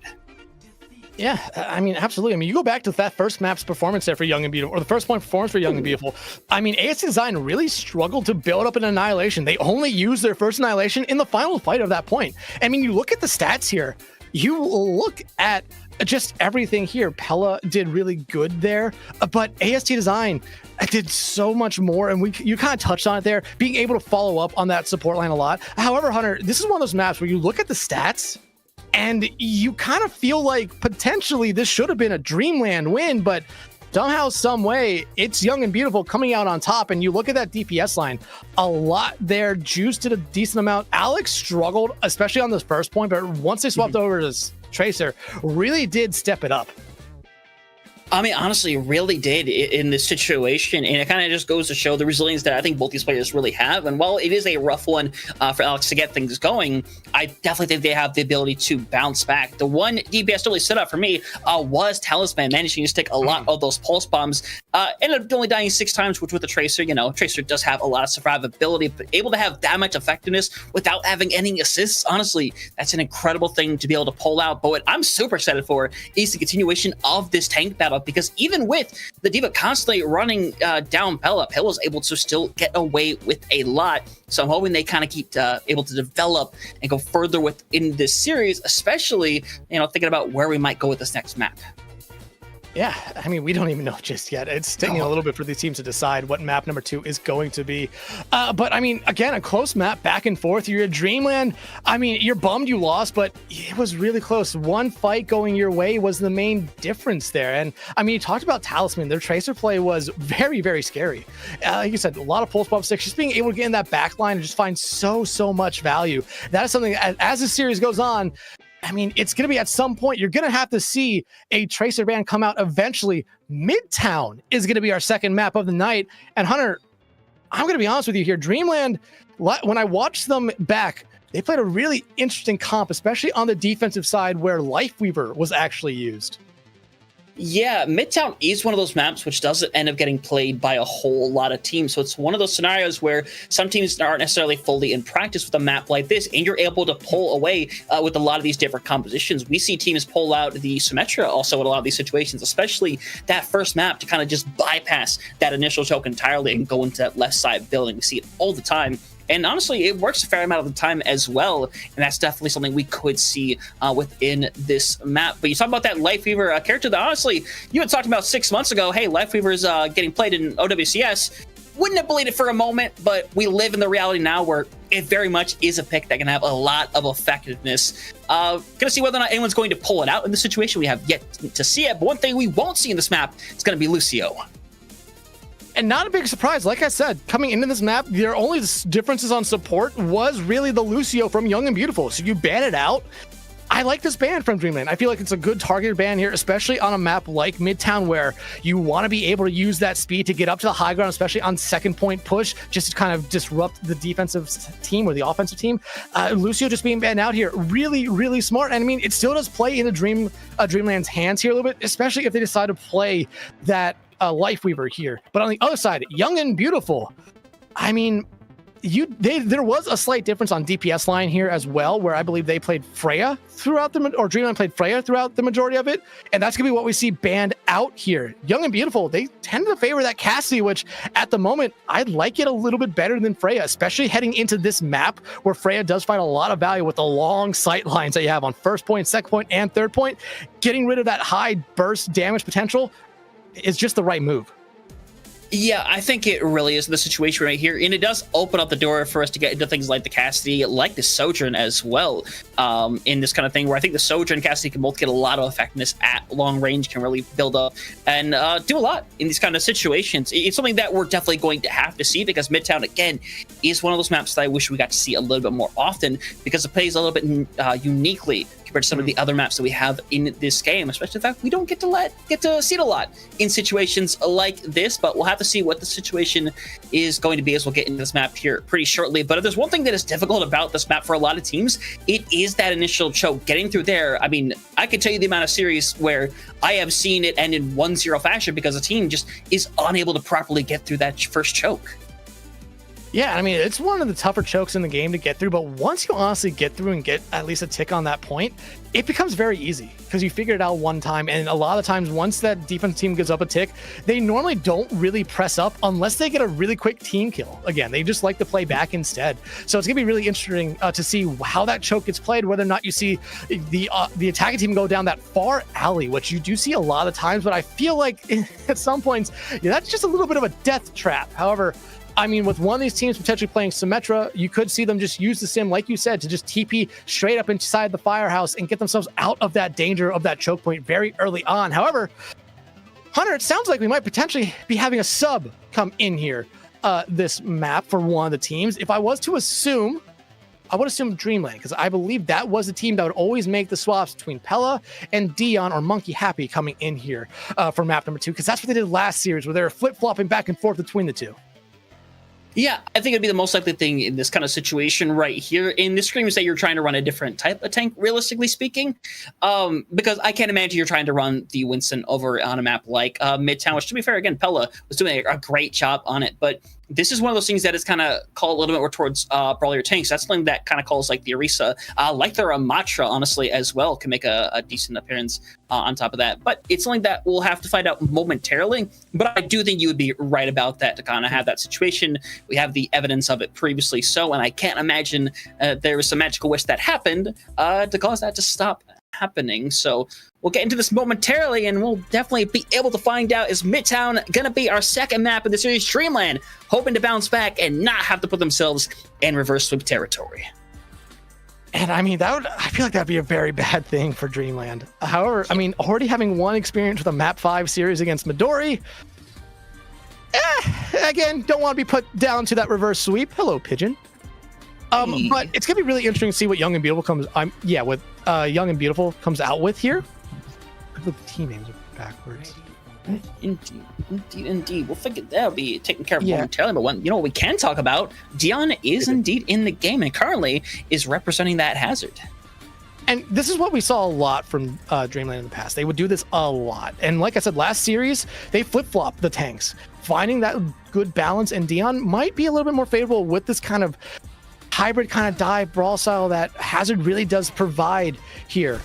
But right now you do look at it, looks like there might be a little bit of a discussion going on between the two teams here, but it does look like that Young and Beautiful, yep, there we go, gonna be defending here first. And this was gonna be what I was gonna talk about. What was Neptune gonna come out with here? Because they were playing that Lucio the entirety of the first map. I thought Brig would be what we would see them go to, and that's exactly what we do. But Talisman, they're showing us the sim here to start off, and it looks like they're immediately going back. A swap here early on from Dreamland. Hunter, I like this kind of play. You get a good idea of what Young and Beautiful is playing. You go back, swap over here to the Ramatra, and Talisman back over to the Tracer. Hanbei now on to the Kiriko. I like this play from Dreamland. They took 30 seconds, but they're in the right composition right now. Yeah, and I think when you go into a thing like Midtown, where the first point, the way it is, I feel like it's more than worth it to take those extra 30 seconds to realize, all right, this is the right comp. This is exactly what we want to do right here. Interesting enough, Alex being over on this Torbjorn is going to make things very interesting. And honestly, it's going to make things really difficult for Talisman to do the job that they want to do. But first fight definitely being initiated right now. Dion going to be pushing forward with that Nemesis form, pushing back further and further. But ASC Design more than happy to keep spinning them back and back and back, try to keep them away from doing what they want to do. But for the time being, Neptune is just caught out in the wrong place at the wrong time. ASC Design is now in a bit of a rough spot. Eventually has to use all their cooldowns to try to live momentarily. But for Dion and Co, for Dreamland, it's looking like it might be a quick first point. I feel like I did a bad job as a color caster without even mentioning the Torb. Alex at least going to be able to find one, but Hunter, that might be all we see of the Torb here for Young and Beautiful. I would imagine going in the second point, they're going to swap back over to something else here. But if you're Dreamland, we talked about it. That's a very difficult choke to get through. But with how Young and Beautiful played it, kind of split up, it'll really allow Dreamland just kind of push through very easily. And because they took that 30 seconds at the start to make the swaps, they put themselves into a much more favorable position. Alex, though, going to be sticking with the Swede here right now, the Torb. And I mean, the turret has to really act as essentially a 6-man here, especially with ASC already taking so much space. I mean, 100% right now, manually getting incredibly low. Dion trying to simply run down Icy Sniper, who eventually can be forced to use that Mortality Field. A lot of bodies caught in, but a cleanse.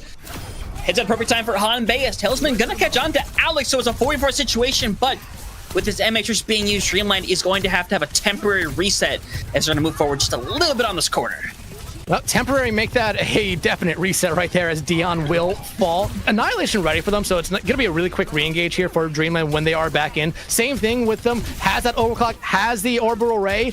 I mean, they're in a really good spot right here. The only thing Young and Beautiful can honestly do into it is just try to get this Molten Core out from Alex to stop them from walking with that Annihilation. And that has to be the play here. You're not that far from your own rally, not that far from your own Terror Surge, but the Molten Core from Alex has to be a difference maker in this fight as manually already decides to pop off with one, but I feel like that Molten Core comes out early.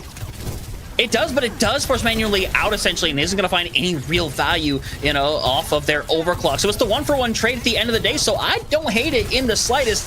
But now you have to be able to capitalize on this, and for Dion, it's a really early annihilation here. They're going to be able to help get rid of Juice at the end of the day, but that's just going to be the only person they can really get rid of, as Alex is going to commit and die on to the point with their tank here. Honestly, just to stall for the extra few seconds. And I want to say again, maybe this is the time where Alex makes the swap, but I think they're stuck on the Torb. If they've stuck on the Torb this long, they're going to stick on it. Nope. Okay. I need to stop talking about swaps. Alex gonna go swapping over to the Trace here. I like this a little bit better for them. Dreamland, though, like you said, Dion maybe using that Annihilation a little bit early. I think they used it as really good. They really just bought space with it. And even though you wanted to find value with picks and stuff like that, just getting the space, being able to push up card up to where it is now is really good. But you're walking into Young and Beautiful, who has ultimates and already using one. Yeah, it's going to clear away part of that high ground. Going to make you kind of have to hide away if you are Dreamland, but this is mainly just going to take a few seconds off this clock at the end of the day, as Dreamland going to be happy to try to go aggressive momentarily, but again, they pop another ult early on Young and Beautiful, and again, this forces Dreamland to kind of just have to hide away and wait around.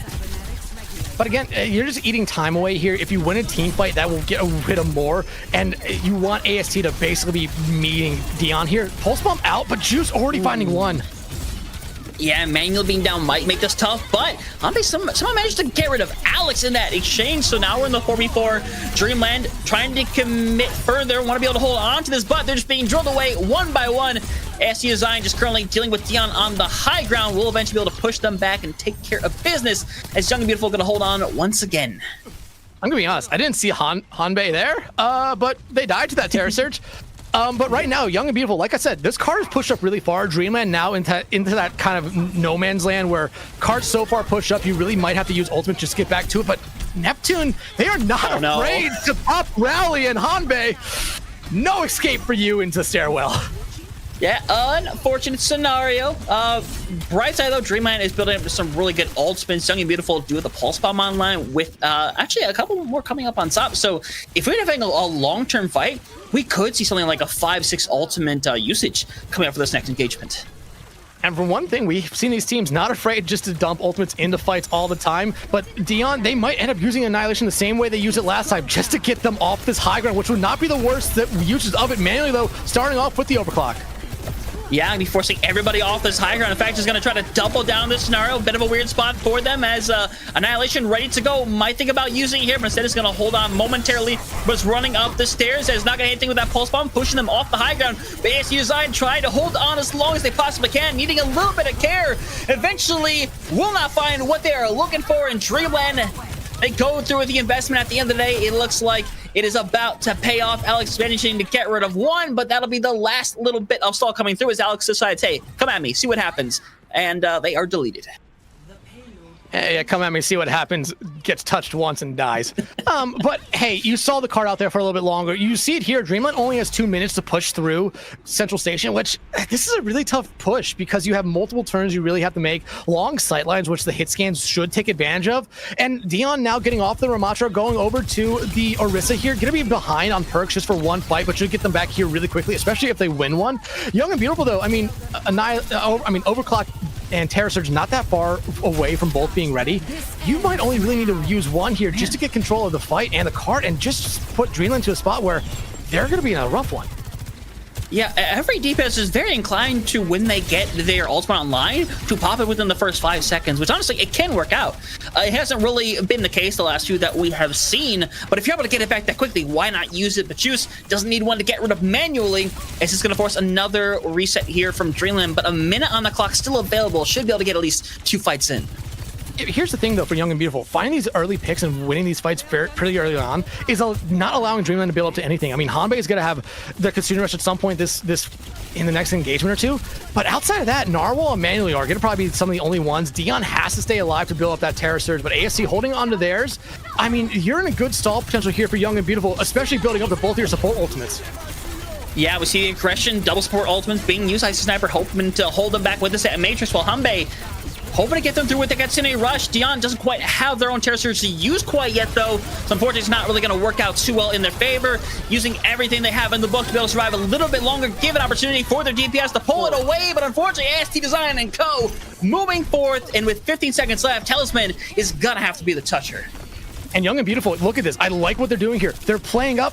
They fall back. I really wish they would have stayed up. It would have been able to slow down Dreamland here. AST Design going to be the only one. They could Terror Surge at this choke point to stop them from getting a touch, but there's the touch from Talisman. Narwhal has that orbital ray manually not that far away from the overclock here, Hunter. Dreamland does have the ultimates here to really find a teamfight victory.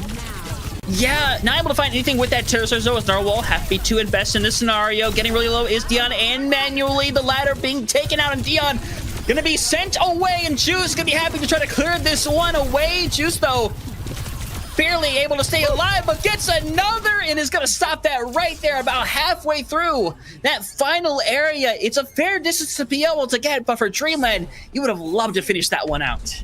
You would have loved to finish it out. Hell, you would have loved to at least get it to that final turn, because that's really a rough spot to get to, or really hard spot to get to on any attack. But Young and Beautiful, I mean, as that map went on, or as that round went on, their defense got more and more stout, becoming a little bit more of a brick wall. Yeah, Dreamland was still able to get through them at points, but it really took a huge ultimate investment. And that was one thing that really hurt Dreamland there with that 2-minute time bank they had going in to Central Station. They just didn't have enough time to really rotate through all their ultimates. Narwhal and Hanbei almost using their ultimate, or basically using their ultimates in back-to-back fights, ended up hurting them here. And I mean, you look at the stats here, Alex had a little bit of a rough round, but they were playing Tracer the majority of the time. That's what you really expect a lot of times from a Tracer, that is pestering the back line. Dion, though, a good job coming out here, coming in here for this map. And this is what I expect from Dreamland. I talked about it. They like to play Lifeweaver on this map, particularly on the defensive side. It really allows Dion to play a little bit aggressively and have them get out of dodge, especially with that grasp. But right now, I mean, if you lose Dion early on, the Lifeweaver starts to lose a lot of its value unless you're going to be pulling Hanbei back closer to you. Yeah, exactly. You can definitely have a lot of effectiveness out of it. Does have to be used at the right time, though, as we see Young and Beautiful making a couple of last-minute adjustments, making us guess and wonder what's going to come up. I don't think it's going to be the ball. It will go back to the Arisa, as Alex going to TP them out. And at the end of the day, it's going to go back to the Torbjorn. Okay.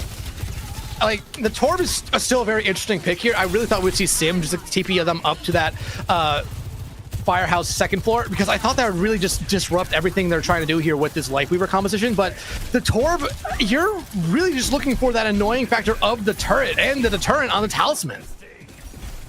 Yeah, exactly. You have to be very careful if you're our Talisman. Now, Recall is already out, has to fully go back into the Firehouse, but unfortunately for Juice, doesn't really get that luxury as they get taken out in Dreamland. Exactly how you want to start out this first fight, and now, unfortunately for Neptune, they are horribly separated, as is Alex, but everyone's coming back together as Dion might end up suffering here, has to use shield just to be able to stay alive a little bit longer, will be able to get the care and take the reset. And right now, I mean, you see Young and Beautiful going down this alleyway.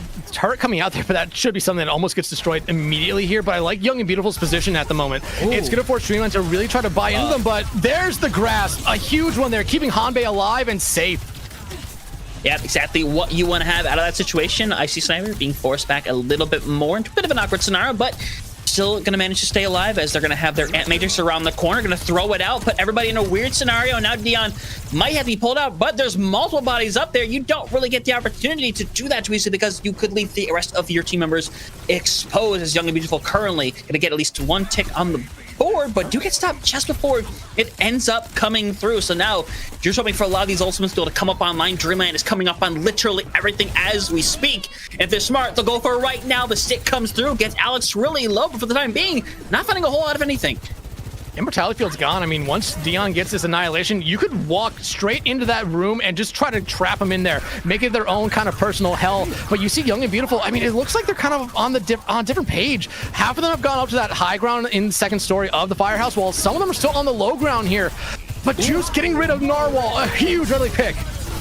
Yeah, now you got to try to live your AST design right now. Not able to find anything with that Terror Surge, but you clear out a bunch of space. But Juice has got another, and here it comes from Dion going into the room, and it is ultimate hell going on right now as Dion Silblade gets forced out, as I imagine the first tick will definitely be coming through momentarily, but you want to be sure to play a little bit careful if you are Young and Beautiful, as trying to find something with this Nemesis form. Juice ends up being taken out. Icy Sniper might not be too far behind. Immortality Field currently not to their name, as Dion getting run down by Alex will eventually go down, but it's not going to be enough, as Young and Beautiful trying hard, but so far, no progress. No ticks either. I mean, like you talked about there, they should have at least probably had one. Some swaps now coming out. Alex going over to the Tracer. Yeah, this is probably the right move at this point. Neptune's rally didn't really find the value you were truly looking for. You need to get rid of Dion. You just didn't. And now, though, this is a pretty dry fight outside of Icy Sniper's Amp Matrix. You really, really need this to find something here, because Talisman, not that far away from a Pulse Bomb. If they find it onto someone, say like Neptune, say like Icy Sniper, that Immortality Field's out. That just gives Dreamland every advantage in the world to play aggressively into you. But the Amp Matrix is out here now from Young and Beautiful. Yeah, here it is. It gets thrown out. It's going to force out the Immortality Field, just like you want to do in that scenario. Don't really expect to get that first pick, but ST Design, rough scenario, gets run down, sitting super low, needs all the care in the world, but will not get it. Hanbei will get traded out as well, but Dion is just really going to run down this back line. You see the pull coming through, as well as Dion going to get the three-piece combo, and now 20 seconds on the board. Young Beautiful got to hurry out here, switching to the Juno. Desperation times call for desperate measures, but AST Design sticking on this Orisa. I don't necessarily know if that's the right thing to do here, but you see the Juno swap here. Dion has Annihilation, manually has that overclock to come up here. You have no ultimates for Young and Beautiful, other than Alex could build up to a pulse, but that Annihilation coming out early. The touch gonna come out there from Alex just to force overtime, but you need to find something here now if you're Young and Beautiful, or it's curtains for this map. Yeah, and barely touching the point once more is Alex. Gonna need somebody else to potentially get this next one forced back. They die, and no one else can make it back. It is the full hole for Dreamland to tie back up this series. If they needed a bounce back, that was definitely the way to do it. Yeah, definitely there. This was a really, really strong map for them. And Young and Beautiful, they just kind of seemed lost. It kind of seemed like they were in between a couple different ideas. The Torb was a very interesting one. You knew that there was going to be a Tracer from Talisman there, and you really wanted to slow him down. However, the turret didn't necessarily do that, both on defense and on offense. You just struggled into everything there for Young and Beautiful. Dreamland, though, that is what you truly, truly wanted there. A good bounce back map, like you said, and one that was pretty handily yours throughout it. Yeah, Young and Beautiful was able to stop you on that third point push, but I mean, every fight that you saw there was very methodical. They seem to have their targets called out, really good amount of communication coming out there from Dreamland to even up the series here. Yeah, it's honestly the beautiful display. It's what you want if you're a Dreamland fan. You go out there, and to be fair, you put on a pretty good attack, all things considered. You get stopped a couple of fights short of finishing the map.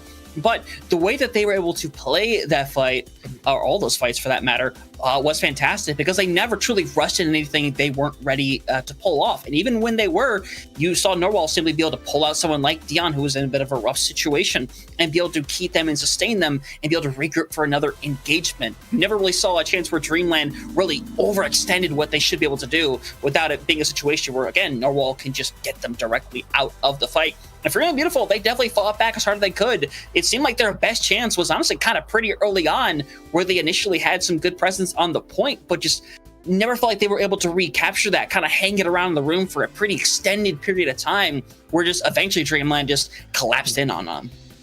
Yeah, and like I said, there was a point right there where there was 2 or 3 people going up, 1 or 2 people on the ground floor, and it just seemed like there was different ideas going on right there where they were trying to chase kills, just try to give themselves an early advantage, and instead it just fired in their face. Nothing really worked out for them there. It just wasn't a good map there for Young and Beautiful. I mean, again, though, you talk about this DPS line for Dreamland, one that really needed to step up. Talisman, you had that Torb there for the majority of that first point on both times. Talisman never really cared about it. I mean, you always saw their Narwhal or someone else was really dealing for it there to make sure Talisman could have that free reign, and manually on this Soj, I mean, it was just a great showing from them. A little bit, I would consider it a Soj dip coming out for them. But Dion, I mean, we see him coming in here, first map they played this series. I would not be surprised if we see Pella come right back in, because Dreamland has been flip-flopping these tanks these past couple series. So that might just be their playstyle right now. Keep Young and Beautiful guessing what kind of playstyle we might see, because these two tanks, like I said at the start, I feel like while they specialize in probably one style of play, they can definitely flex over to that other one and try to catch Young and Beautiful off guard. And again, that's exactly what you want to be able to do in a situation like this. So Pella coming out, again, wouldn't be really surprising. I think it is going to be a little bit map dependent here, because there are definitely still maps that fall into that dive format, but others that'll kind of keep this format where Dion could easily just keep playing their Amatra. And it really is a situation for Young and Beautiful on which one they deem they want to go against. And I think obviously given the results, you would want to do the former, but it's going to be somewhere in the middle, Dex, because Circa Royale is going to be our third map of the day. It is a map that doesn't quite play like any other map in the game. And honestly, Ramatra is a character we see here more than most tanks. Ramatra, you see Mei show up here, you see Aras show up here. This is one of my favorite maps in the game at the moment, because it is so unique to every other map in the game. But Ramatra, Young and Beautiful, they don't want to deal with it anymore. And Dreamland, Hunter, I'm going to be honest with you here. You know Alex likes to play the sim. I would not be surprised to see that banned out here. However, you could go look back at that support line. Dreamland looking like they want to just be punishing that support line down here, already banning out 2 supports. Yeah, honestly, it could be a third in a row. I mean, the Juno has certainly a level of effectiveness that the orbital rate could be a lot to deal with on a lot of the corners of Circa Royale. But at the end of the day, you are correct. Symmetra is going to be the ban, so this is going to be the use that Dreamland is having now. Won't have another opportunity to be able to do so, so they definitely need to make it count. And honestly, on a map like Circa Royale, we have seen that Symmetra get incredible value from some of the teams that pull it off. So waiting for this map right here and using it now, I think ends up being the right choice, at least with, perspective of being before the map. Yeah, and honestly, if you're Dreamland, I mean, you could see Lifeweaver back-to-back here. This is a really good map for Lifeweaver. We've seen in OWCS with teams like Geekay really finding a lot of value with Lifeweaver, especially on this map. Like I said, Iari could also show up here. You see that one a lot. Mei, though, I feel like is that wildcard pick just because Blizzard, especially on first point with Ice Walls, sectioning off tanks, is really, really strong here. And this is one of the only maps I feel like in the game at the moment where you do see Mei get played over a lot of other heroes that you would normally expect to be seeing out here. However, the hit scan DPS, I feel like we're going to see Freya come back into the fray here for both sides. Cassidy, though, potentially for Young and Beautiful. Yeah, we'll occasionally see something like the Widowmaker, but it's not really a character that tends to really stick around. It's kind of an early on scenario where you use it for a minute, maybe it works out, maybe it doesn't, and they kind of make the swap back. But you're correct about that May pick right there. I think it could be a beautiful realization. I think either of these teams definitely have the ability to pull it out and make it happen, because without the Ramatra in there, you're looking potentially at running something like the Orisa, maybe even like the Sigma, where it's a scenario, well, hey, when you get wall off in that situation, there's not actually a ton you can really do to kind of help yourself as much as a Ramatra who's able to simply block away every little thing possible. But, it's something we'll have to see. And luckily for you, you get to see it a lot of different ways. If you use FACEIT Watch, where you get to see a bunch of amazing different POVs anytime, any place, maybe you'll be able to do so for this Circle Royale coming up here, Dex, because like I said, it's going to be a lot of that poke game you would imagine, but if we saw something like the May and the Sarisa, it wouldn't really be surprising, would it? It really wouldn't. And I will say this, AST Design and Juice are going to be your candidates for Young and Beautiful that you guys can watch here. Pella and Hanbei are the ones for Dreamland. Pella actually not coming back in. Dion back, is going to be staying in here. A little bit different from what we saw in their last series. Everyone say hello to the duck. But coming out of the gate here, Young and Beautiful, I mean, they're playing around a little bit. They're in the spawn. Dreamland, though, this is something else I noticed when they played this map earlier on in the playoffs. They ran this double hit scan primarily throughout the entire time. Hanbei as well on the Baptiste. I mean, Hunter, you're looking at potentially 3 very, very good DPS heroes out here. Narwhal, though, back out on the Life Weaver. Like I said, I would expect to see it. AST Design, though, going over to the Diva. I really thought we'd end up seeing the Orisa mirror here, but I like this. It really worked out for them back on Ilios. However, I feel like with the Life Weaver there, Diva's gonna have a little bit of a tougher time just diving in and harassing that backline. Yeah, it feels like a very different type of map to make it happen. It definitely can have its effectiveness, but you have to do so very carefully. That Diva can be caught out in the wrong place at the wrong time, and you've got to worry about staggers. You got to worry about the D-Max that can come through if you just happen to get him in the wrong place at the wrong time. But Dreamland, for the time being, does have a really good comp. It's basically what they were doing before, where Narwhal can just pull Dion out pretty much at any point within this fight. Yeah, and look where Narwhal's just set up. I mean, that pedal's going to fade away here at the moment, but going to be able to pull out Talisman. I mean, it's just a really good setup here with Life Weaver. It's very hard to kill them just because of how they're able to move around. But right now, I mean, Dreamland allowing Young and Beautiful to get a lot of space, but this is what we see a lot on this map. And Juice shutting down manually, and Talisman, it's falling apart for Dreamland. This is the problem when you give up this much space. Yeah, and they're going to be pulled back, and at this point, I don't think a re-engagement is going to happen at all, so that's going to be a really quick take here for Young and Beautiful. 5 minutes on the clock here, and on top of that, going to have an early Katsune Rush online, and they're going to use it right now. Okay, no time to rest. They're going to push forward and take over a ton of space, which is basically going to give Young and Beautiful this ability to kind of play up close, but all it really does is kind of just give them an extra bit of time.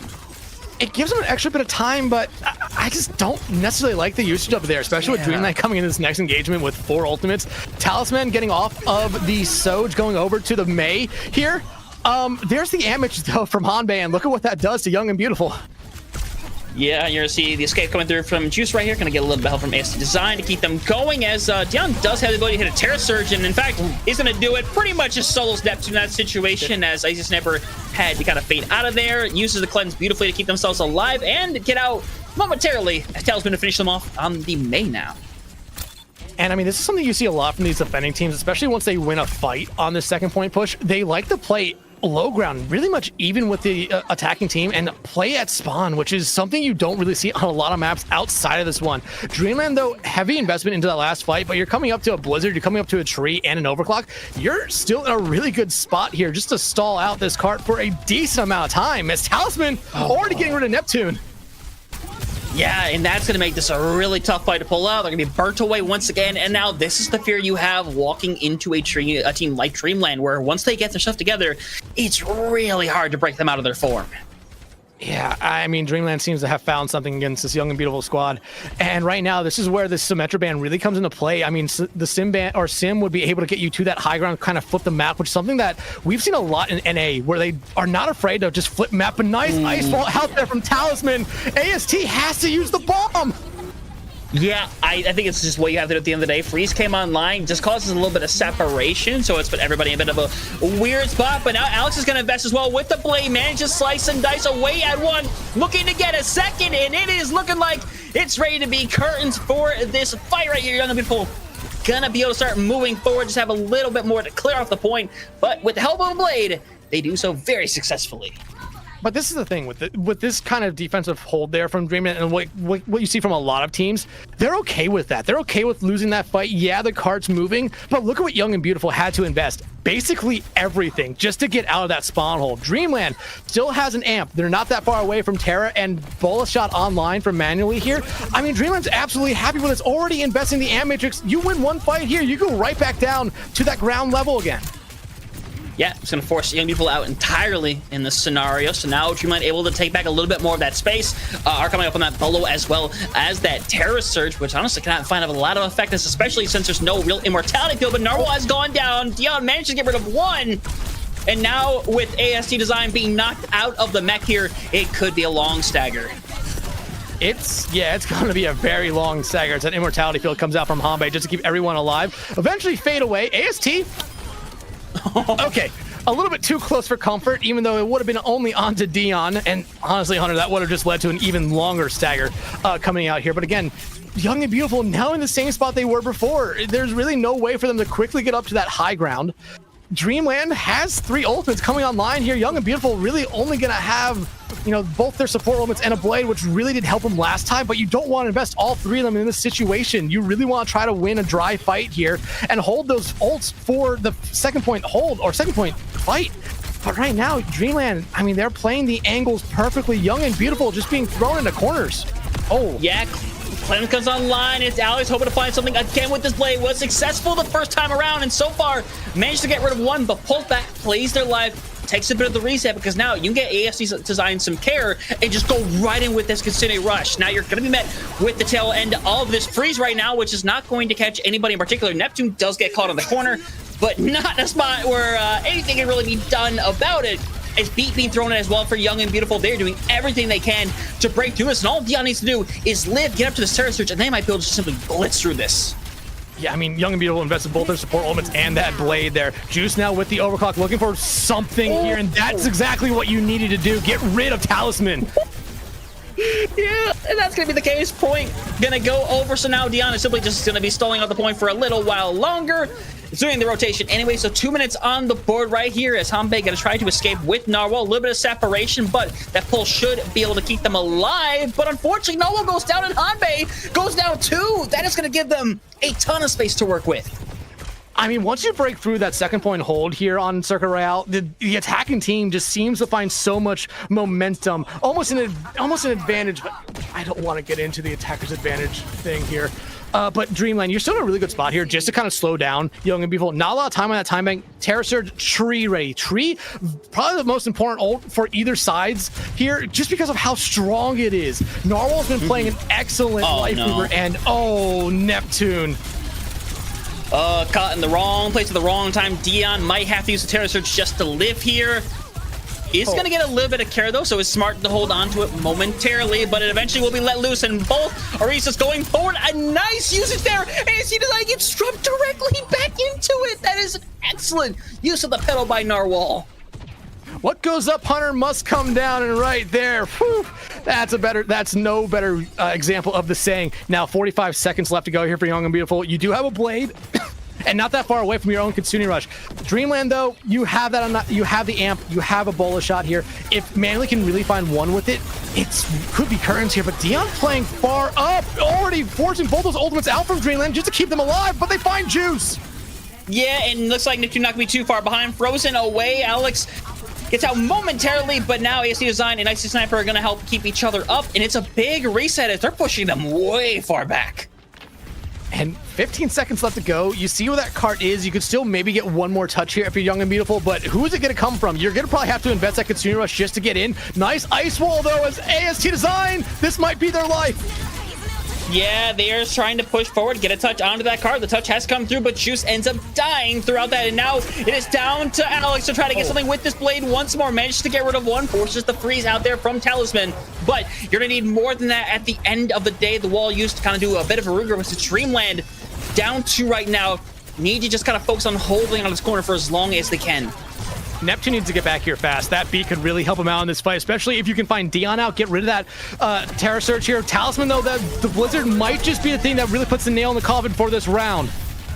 Yeah, and now everything being used, freeze being thrown on, that gold form got expended, and now they're getting forced away from the point. A nice freeze as they're going to get rid of ASD Design, and that could end up being curtains for this first round right here. Ball shot thrown in directly into the base of Neptune, trying to clear them off the point, and Dreamland looks like they're going to hold Young and Beautiful just short of that final checkpoint, as it's a good push overall, but Dreamland not letting them complete. And hey, you gave yourself a win condition here for your Dreamland. You played a really good defensive round. Young and Beautiful, though, getting it that far, especially with how much they struggled on that second point push, really, really good for them. Honestly, it really was. Because I really thought there was a point where we would see Young and Beautiful just get stonewalled over and over and over again. But they use ultimates at the right times to break that hold. I mean, stats here, pretty evenly across the board. Neptune kind of having a little bit of a struggle there, but I mean, they're playing a very aggressive Lucio, especially into the composition that they were playing. I'm not surprised by that. Talisman, though, did a lot throughout that round. Same thing could be said for Manually. I mean, that DPS line again for Dreamland, when they are on it, that Dreamland team almost seems unstoppable. And Dion coming in for the second straight map here, still playing really, really good. And you're seeing Young and Beautiful struggle right now into that. However, now, Young and Beautiful on the defensive side, really no big surprises here with that comp. I mean, it would have been fun to see them play the Life Weaver, but that's one thing that I haven't seen them play. They might not just be necessarily comfortable with it here. Dion? Yeah. You gonna play the Malcolm? I have the doubts. I have a little bit of a doubt as Dion gonna go back to the Arisa. I mean, to be fair, it'd be fun. I don't know if it would be fun for Dreamland, but it'd be fun for us. Is Young and Beautiful's getting ready for? Is this a close hold? Yeah, this is literally like, yeah, this is. Oh no, never mind. They manually spotted them out. That was smart. Sonar arrow coming out from them, and Talisman. I mean, coming out on the Widow right there for a moment just made me try to find an early pick. I like the idea there, but Young and Beautiful, I mean, they're playing this first corner, which is a very, very rough strategy, especially when you don't have that Life Weaver, because you're really banking on essentially Icy Sniper to heal up ASD while Neptune gets them out of dodge. Yeah, and you see ASD Design pretty much forced out in that scenario, as Dreamland can be more than happy to push us around this very first corner. Young and Beautiful happy to simply keep their tank alive. He did them a good shot in this next fight, but already you're starting to worry about ult. Icy Sniper already 2/3 of the way there to that first ult, but now ASD Design being down means Young and Beautiful, they are going to have to full commit to this card, try to find some picks, because at the end of the day, they need to be given time to be able to reset and take another fight. I mean, Icy Sniper will find one, but that's going to be all they get here. Dreamland, if you put 3 on the cart, it's going to be very difficult for Young and Beautiful to just get back and really have a strong contest other than just throwing bodies at the point just to try to slow it down. You see ASD Design go immediately over to the Diva just to try to get there. And Icy Sniper, again, this Kitsune Rush might actually be able to really help him out here. And I mean, with Dreamland just decommitting from the cart, it's going to allow Young and Beautiful to come back in at full force. And with that ultimate ready to go, Young and Beautiful could really handily win this fight. Yeah, Alex missing out on the dash, but not quite going to matter. So they're going to be able to clear the way and force them back further and further away. But Dreamland are coming up on a plethora of ultimates. The question really is, how much are they willing to invest? But it might be hard to do so with Manually right back in the spawn room, as they're going to be forced back further and further, as Young and Beautiful halfway to a potential full hold. And I mean, Juice right there, finding that one pick, changed the entirety of that fight right there. You don't find Manually, you probably see Dreamland really engage faster with that Orbital Ray, with the Terror Surge, and try to win that fight very, very quickly. This allows Young and Beautiful now to build up to the rest of their ultimates, but there's the Ant Matrix, and that's in a very dangerous spot here for Young and Beautiful.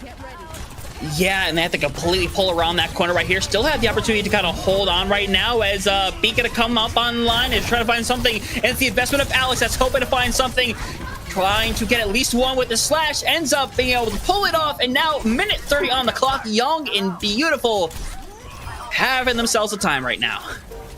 having themselves a time, having themselves a round. I mean, remember how this went last round for Dreamland on the defense? They lost Dion early and just basically gave up first point for free. They fell back so far that Young and Beautiful, all they needed was one pick, and Dreamland just had to give up first point.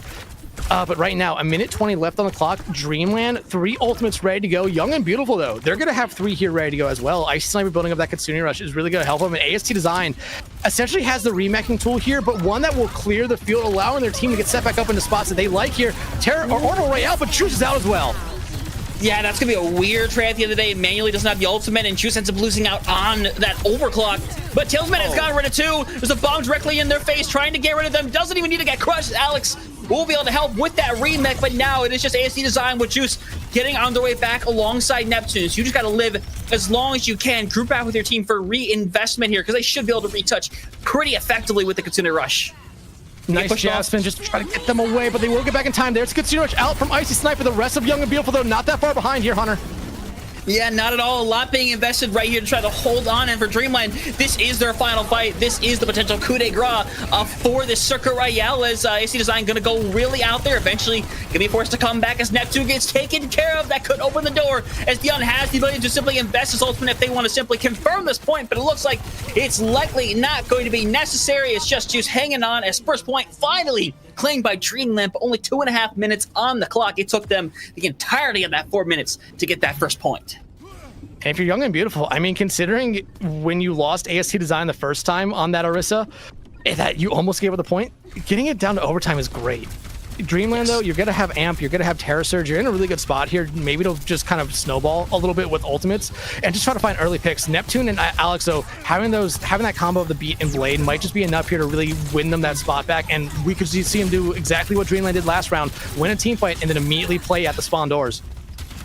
Yeah, honestly, it's a pretty likely situation by using the Matrix just to get a little bit more room, and now you're putting yourself in that one-fight territory, I'd say, pretty easily. But Tailsman is going to play a little bit careful, as AC Design in the back has a beat to be able to back them up. This Narwhal going to get run down the back line, and Hanbei might not be too far behind, but Manually does manage to catch the stray onto Alex getting out of there, but it's still going to hold back the fact that Manually is going to get back in the fight. Not enough to sail Tailsman, though, as Dreamland, again, going to get stopped here. And for Young and Beautiful, it's just them returning to what they were doing before. Yeah, now if you're Young and Beautiful, I mean, it looks like you're not necessarily going to hold at the ground level right there. You're going to still play on this high ground. And I don't necessarily hate it, especially with 3 ultimates to go here. I thought we would see that, but I mean, Alex with the Blade early on. If they can find one more, this might be right. Bolo ends up being solo used, as Alex has managed to find 2. AC Design is there to hang around. We're down to a 2v2 with Dion going down. That means the reset is going to be really slow for Dreamland, and Young and Beautiful should be able to get a majority of their cast back by this next fight. I mean, if you're Dreamland, though, you kind of have to go a little bit faster. You know that, like you said, Young and Beautiful lost a couple people there. They should be able to get back in time, though. Bomb, Overclock online. Juice got shut down, though, the last time they used Overclock. Dreamland, though, look at what they have here. Blizzard and that Orbital Ray. And you find Neptune out early on. And that almost basically commits Young and Beautiful here just to try to fight at the cart. I mean, you kind of have to at the end of the day. You're going to be pushed away, and AC Design is going to use the bomb here, which I don't like the decision very much, as they're kind of draining away. Dion does manage to get rid of Alex, and Ami's helping pull it back. So at the end of the day, Young and Beautiful trying to hold on as much as they can. ASC Design still hanging on in the back, trying to get rid of at least one more, but instead they're going to be taken care of, and honestly could be a slight stagger, as you don't want them there for that final fight. No, it's going to be a huge stagger, and I agree with you as well. I feel like that bomb usage there by AST was probably not the best, because look at where the card is right now. You're going to be essentially giving up second point here for free. I like Young and Beautiful could engage on this one here, but it's almost a suicide mission. I mean, but you gotta try to end this right here and now, and it does get another ultimate, so that is something at the end of the day. But now you're at a minute and a half way. Juice and try to get out alive, manages to slide by and get Hanbei in the processes. Everyone else for Young and Beautiful should be able to escape. Unfortunately, Juice just cannot get the care they need. Is Dreamland gonna keep pushing forward, and Young and Beautiful gotta reset. A minute 15 here. I mean, Young and Beautiful did get this cart pretty far, and you see the yellow box of victory right there. And I mean, Young and Beautiful, they can give up some space here right now. They really can. They can play slow. They can build up to their ultimates, which is what they're really trying to do. And at the same time, Dreamland, I mean, you see them taking space. They're trying to get on the high ground, try to really disrupt Young and Beautiful, because one pick going the way of Dreamland really breaks down everything Young and Beautiful is trying to do here. Ooh. Yeah, if that was most people, they would have been knocked off the edge, but Alex is going to be able to make it back. Dion after using all those cooldowns, just be able to survive momentarily. Zombie able to help them stay alive thanks to that matrix, but now they're kind of out of range of it. And Talisman not in the best situations after that freeze. She was able to finish them off, and that means Dreamland have to recall once more. And now with the way things are going, you're looking at having probably win back-to-back fights to take this one away. Yeah, you're essentially in final fight territory. If you lose one here, especially with what the time bank's at, it's going to be rough for you as a whole team to get back into the engagement. You're going to have Blizzard, you're going to have Overclock, not that far away from a Terra Surge, and honestly, you're looking at Narwhal here to build up to that Orbital Ray. Neptune, though, Investigate here early on. Blizzard coming out from Talisman, just trying to counter it out.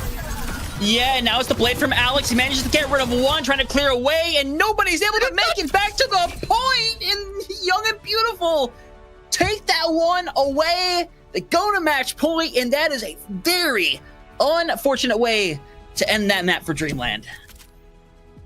It really was, but I don't think, even if we had seen a touch from Dreamland, I don't think they wouldn't have necessarily been able to really find anything there. But I mean, Young and Beautiful, they bounce back here, win this map, put them on to series point. And Hunter, you have to remember the stakes of this series. Young and Beautiful now one map away from grand finals, but more importantly, one map away from locking themselves in to that promotion relegation game for OWCS.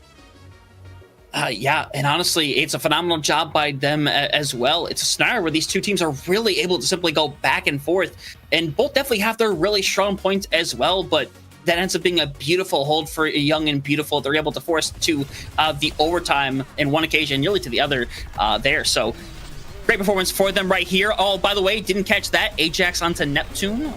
I questioned it. I really did. But I didn't want to say anything in case I was wrong. Oh, understandable. But Alex on this Genji, though, I mean, doing a heck of a lot. That blade, if it didn't end up catching anybody, it would force out some ultimate or some massive cooldowns just to be able to stop it. And it got effective value every single time. Yeah, it really did. And I mean, Young and Beautiful, though, they just played this map really smart. Again, they got that first point essentially for free. I feel like Dreamland misplayed first point defensive side, and that's what killed them this map. The fact that they gave Young and Beautiful over 5 minutes to push second point, it just killed them. It really did. And remember, they spent about the first 2.5, 3 minutes of that second point push for Young and Beautiful just stuck in their spawn, essentially, playing Respawn Simulator. They were able to finally break through and got that second point. And I mean, I felt like right there, Young and Beautiful, unless something drastically happened or Dreamland was able to match what Young and Beautiful did on the first point on their attack, I felt like Young and Beautiful had the map right there. But Dreamland, they kept it close. Again, this is what we've been seeing a lot here between these two teams. It's really back and forth.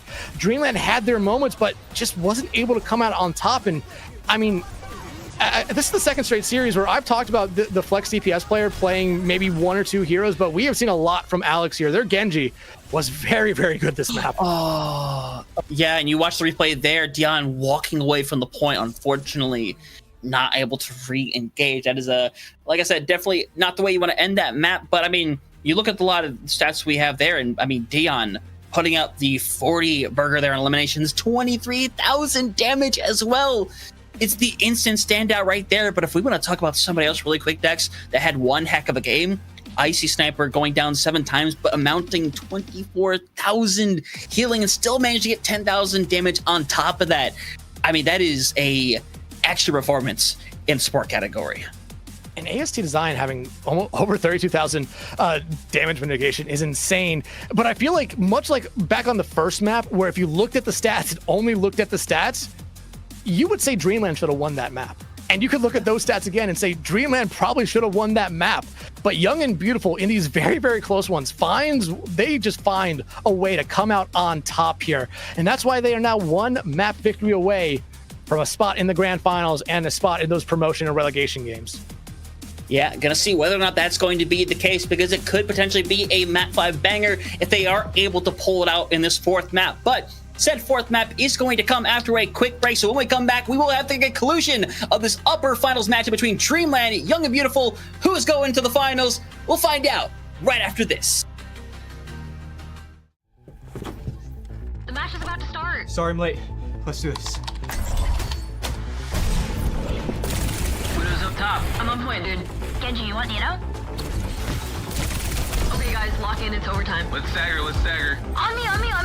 Yeah, I'm dead. Down. My ult's ready. Xander. Dead. Pushing, I'm pushing. No, pull back. Hold car. We're down.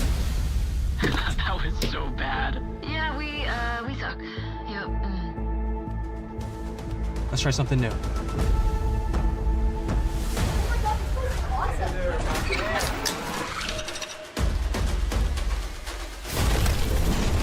Diving back line. No, I'm dead. Widow's down. Matrix, battle. Oh, no. I got pulse bomb. Back's on cart. Come on, back's on cart. Oh, going in. Stop the cart. Oh my God! Ah! Go to world! Do you see that?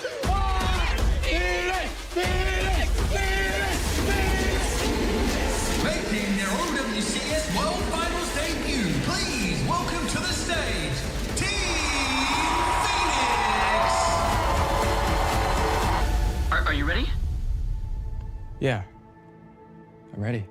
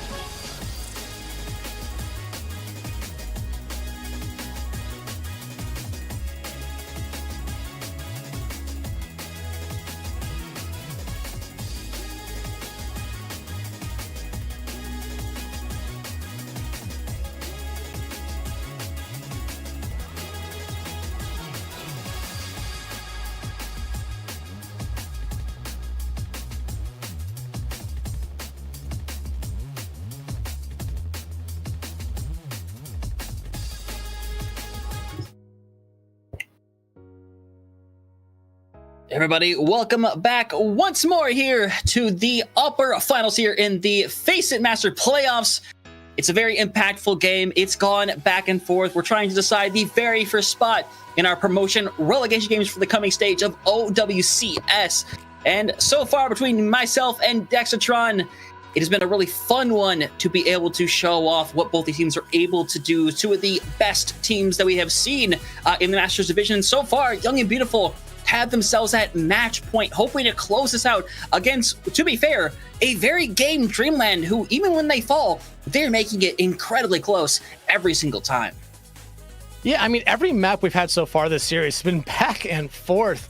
I mean, you could go back and look at all the stats here, look at all the percentages. You go back to Ilios map 1, I feel like it was 99 to 99 on a lot of those points, maybe 100 to 70 on one of the points there, but very, very close between these two teams.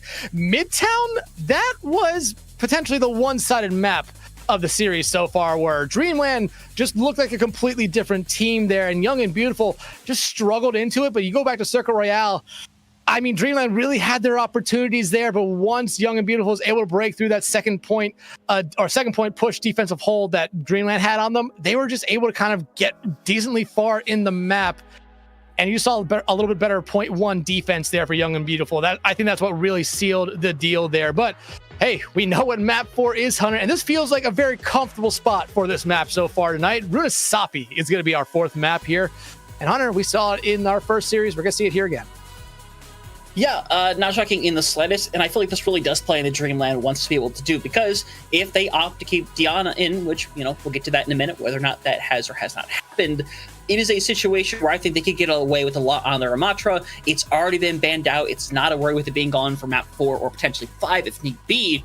So if you simply want to be able to try to run it down on a map like this, I think you have the ability. But in this situation, the bans are going to be the Cassidy and the Brigitte for Dreamland and Young and Beautiful respectively. And I mean, how do you feel about these bans? Because I honestly feel pretty decent about both of them. Cassidy makes a lot of sense here. I mean, especially if for Dreamland, Young and Beautiful played Cassidy back on map 1 and found a lot of value with it.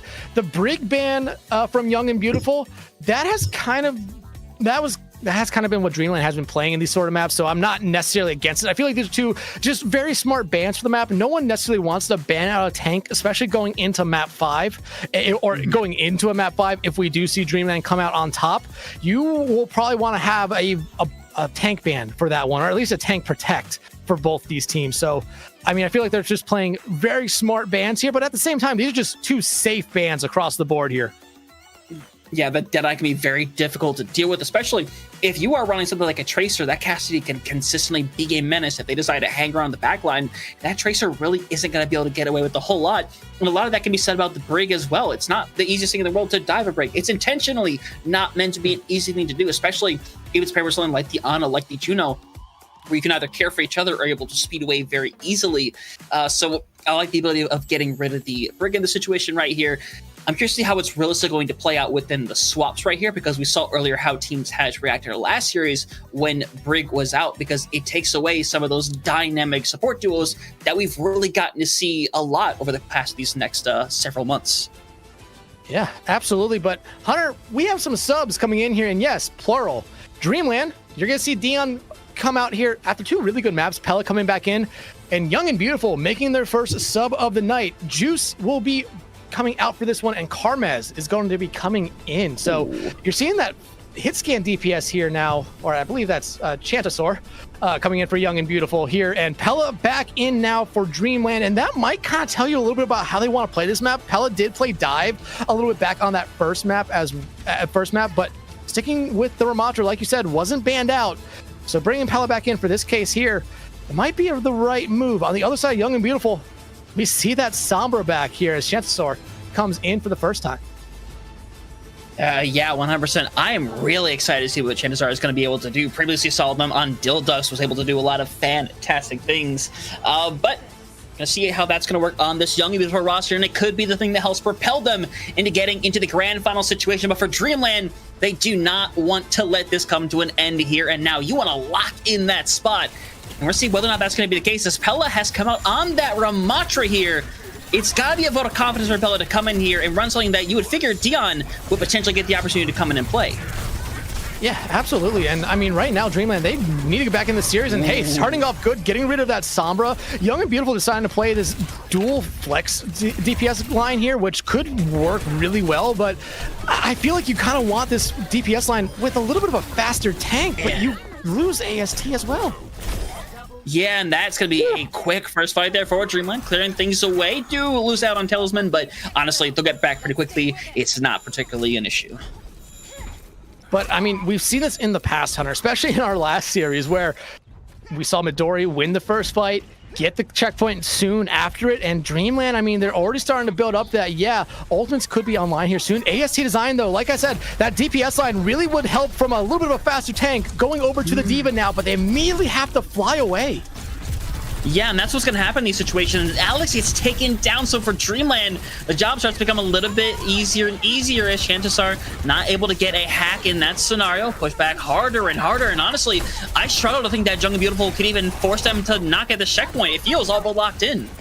Yeah, this is going to be another sub 2-minute checkpoint here tonight on stream. And Dreamland, I mean, they're kind of following exactly what we saw Midori do. Just take space, find early picks, and just win off of that here. Alex back in, almost gets rid of manually here, but Ice Sniper wants to try to get Young and Beautiful back on track. Yeah, there's a bit of a trade-off right there. You do lose Alice, but with Pella being down, it's going to be really hard for Dreamland to pull this back. There is a pulse bomb at the ready, but Tailsman knows that they're not really going to be able to get a whole lot with it. There's a couple of late deaths coming down here for Narwhal as well as manually, but with the way they died, everyone is going to get those natural good spawns. Yeah, just barely as well. Those spawn waves coming in clutch right there for Dreamland. Ultimate's still going to be online here. Chances are not going to have the EMP ready to go at first, but you do see everything almost ready for Dreamland, and this could be a really quick fight. Chances are needs to build that EMP fast, because you honestly need to slow down a lot of what Dreamland wants to do, but beat out from Neptune, they want to play fast. They want to play aggressive, Hunter. Yep, and that is the right move at the end of the day. Pella, though, is going to go in a 3v5, and unfortunately, isn't really going to find any bodies really hanging around to go after. They're going to just be bullied into the corner and eventually simply taken out. As manually going to try to get out with Tailsman. As on the bright side, you do get out the bomb and the beat.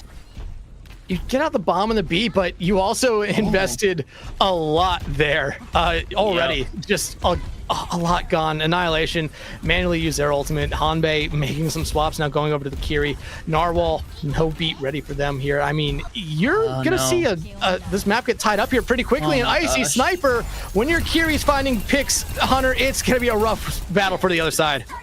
Yeah, but if Pella can be kept up right here from Hanbei, it would be incredible, but they can take it now by manually, who ends up getting rid of 2, and they're so close to getting this lead being taken over, but with it just being ASD Design and Alex sitting by, that's just not going to happen. Now ASD Design is simply going to get out, take the reset, get healed up, because the last thing you want to be is staggered on the push map. Yeah, absolutely. They didn't get that checkpoint, so no forward spawns just yet. So the long walk back will be able to basically reset the bot and start pushing it back your other way. Pella, though, not necessarily back just yet, so you're gonna have to wait for your Ramatra here. However, Young and Beautiful actually give up a decent amount of space. Dreamland, though, just decides to get off the bot. Now they're back on it here. Pulse bomb ready, but you're walking into a pulse bomb and a Kitsune rush, which Ice Sniper basically used to right the ship for Young and Beautiful after a slow start.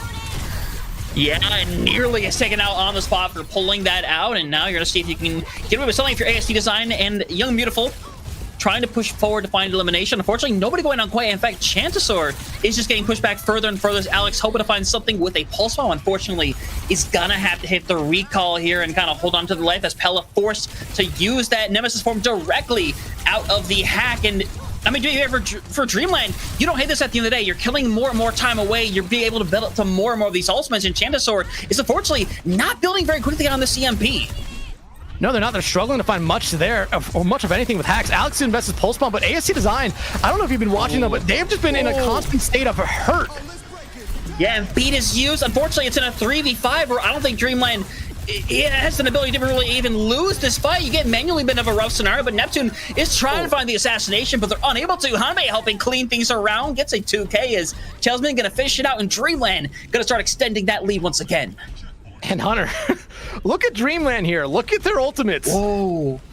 They won a fight there where Young and Beautiful invested some ultimates. Dreamland just played smart. They played safe. Manually, though, starting off here with the overclock, this should be able to buy a decent amount of space. If they find a pick, oh, that's not who you want to see fall there. Chantasaur swaps over to the Soj and immediately takes a railgun shot. Yeah, and you're going to get 100 meters plus here easily. And now it becomes a line in Narwhal, I think, just solo beated on the point. Was that a buddy? Yeah, that was, they fat fingered right there. And Hunter, I'm gonna be honest with you, that's a costly ultimate to fat finger. I mean, especially with Young and Beautiful not necessarily having a lot here other than this Kitsune rush, the beat really could have been used here to end this map. Yeah, and I mean, the thing is that Dreamland is still winning right now. They're still drilling away, and Icy Sniper is lucky to be alive right now. Shandosaurus has to come back out, and somebody is going to have to throw their body over on this thing. ASC Design is going to be the one using that gold form very early, as Pella is going to have to use their own ult just to kind of hang around in the area. They have the solo heals of Hanbei sitting by, but it's not going to be enough as they're trolled away, and it's just going to be a long stall here as everybody going to easily get these forward spawns. And hey, like I said, that beat could come back to haunt them. They have that beat there with that annihilation. You see Pella play a little bit differently probably in that engagement rather than just having to put up their arms and back out slowly.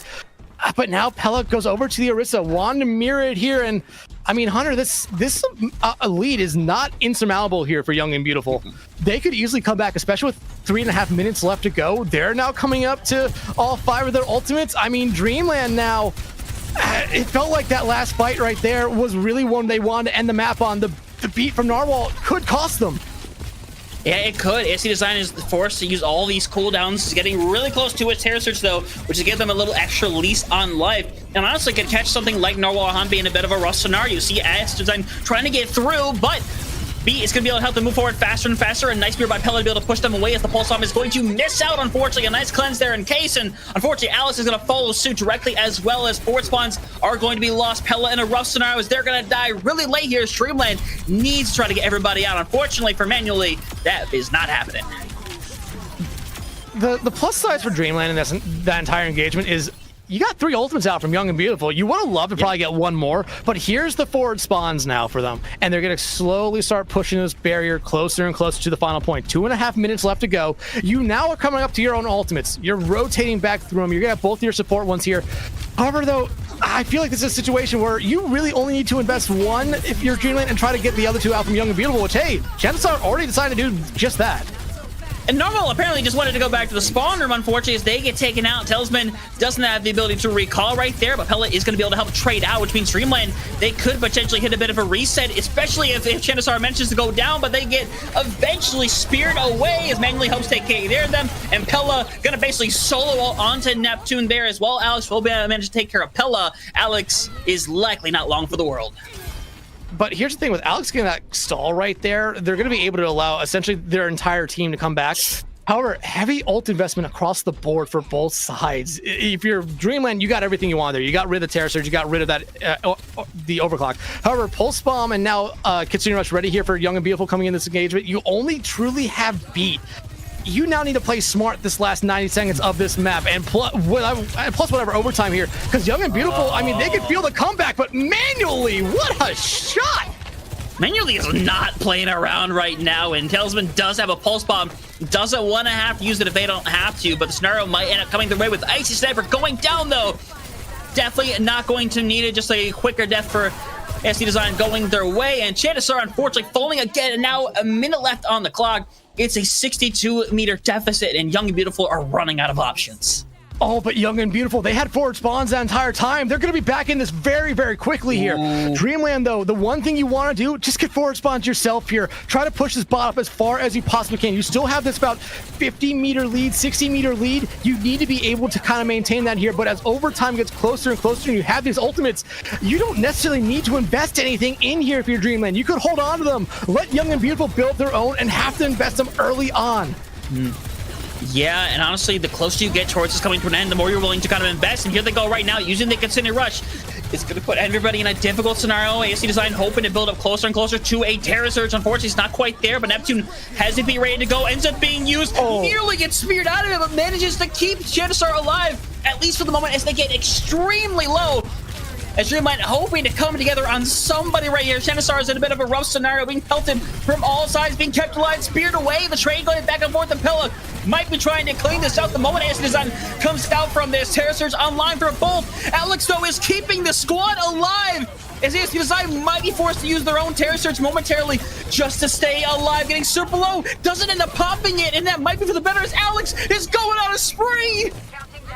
Alex, like I said, coming into this series is going to be the player to watch here for Young and Beautiful. Finding, I believe, 4, maybe even all 5 members of Dreamland out there. However, Hunter, this is a long, long road that this Young and Beautiful squad has to go to lock themselves into the grand finals and that OWCS promotion game here. But they have the ultimates to play with here. I mean, they're in a really good spot. Dreamland, they invested everything into the last fight. And finding Alex, now there's no touch, no one's there. Map 5, here we come again.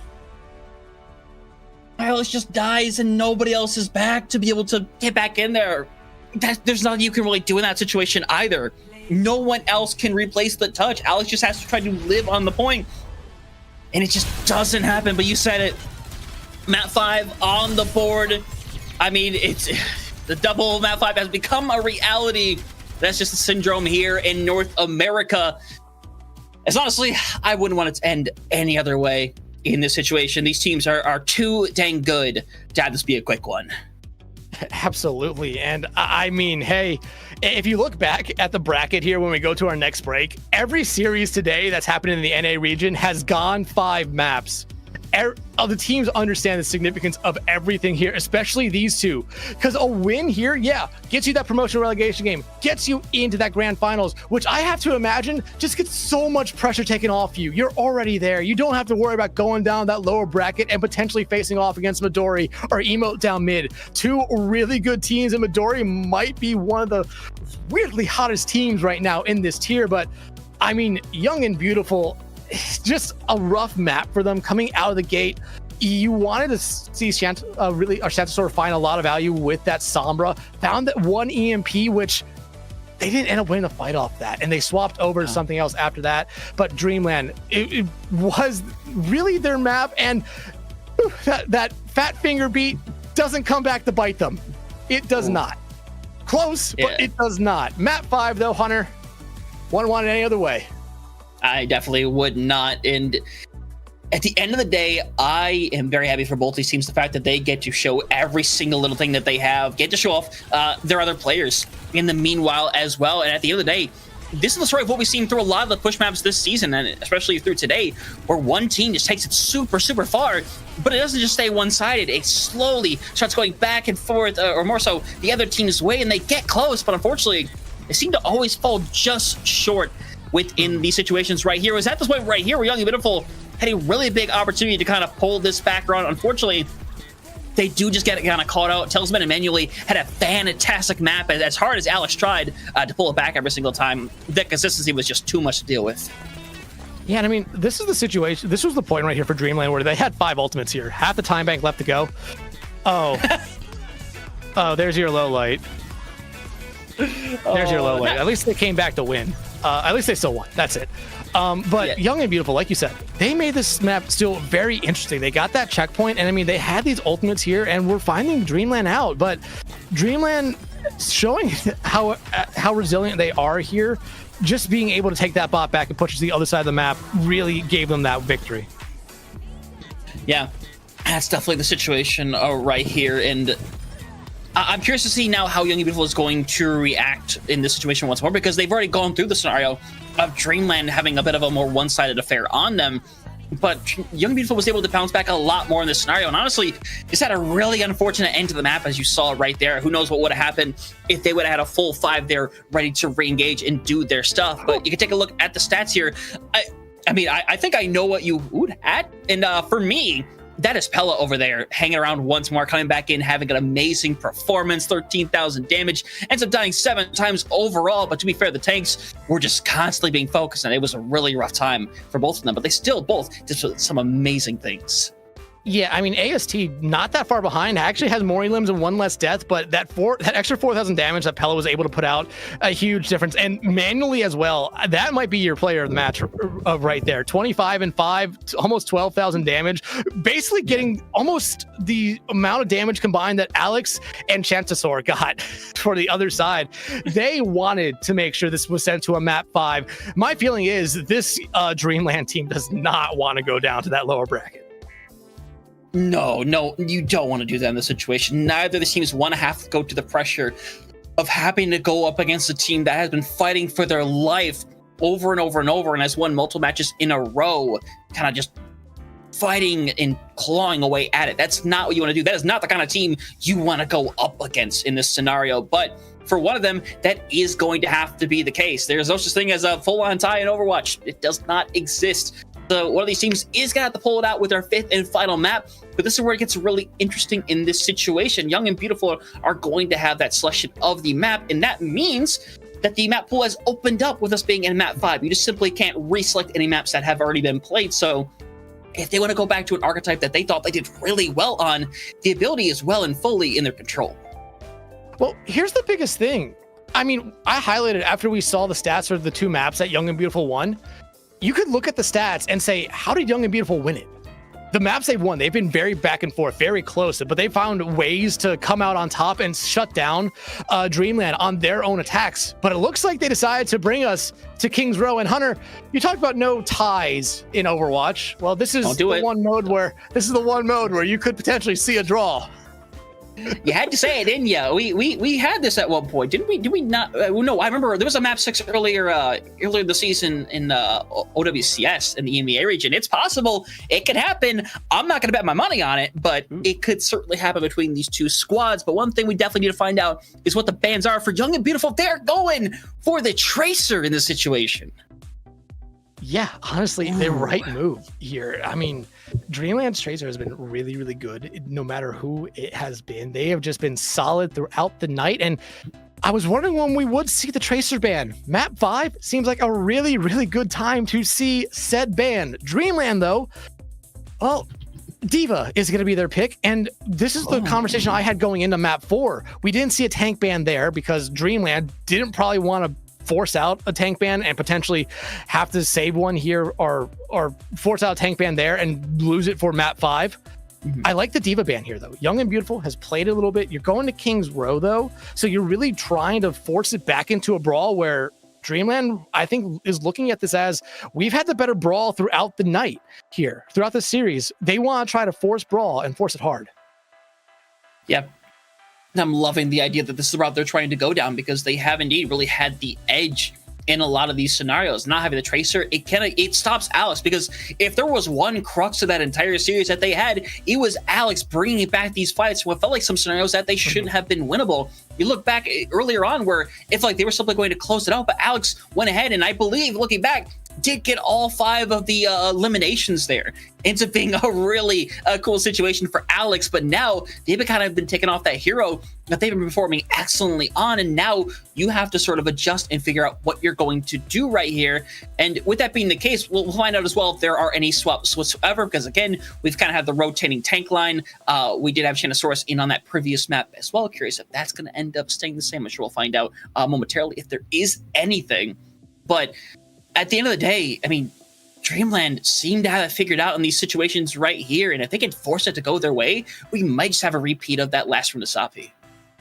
Yeah, and banning out the Tracer, I mean, like you said, Alex really did show us a lot last map, and throughout the series on it, but they might be trying to force Alex back onto something where they can handle it a little bit better, whether it be the Genji, whether it be the Symmetra potentially here. That was one thing I was very excited about with Alex here, was potentially seeing a lot of Sim play. However, it's been very muted. Outside of the first map, we haven't seen Sim at all. Sim was also one of the bans back on Circuit Royale, for the reason that Alex could find a lot of value with it. You could see Sim come back out here, but there's a lot of points where I think Sim struggles on this map.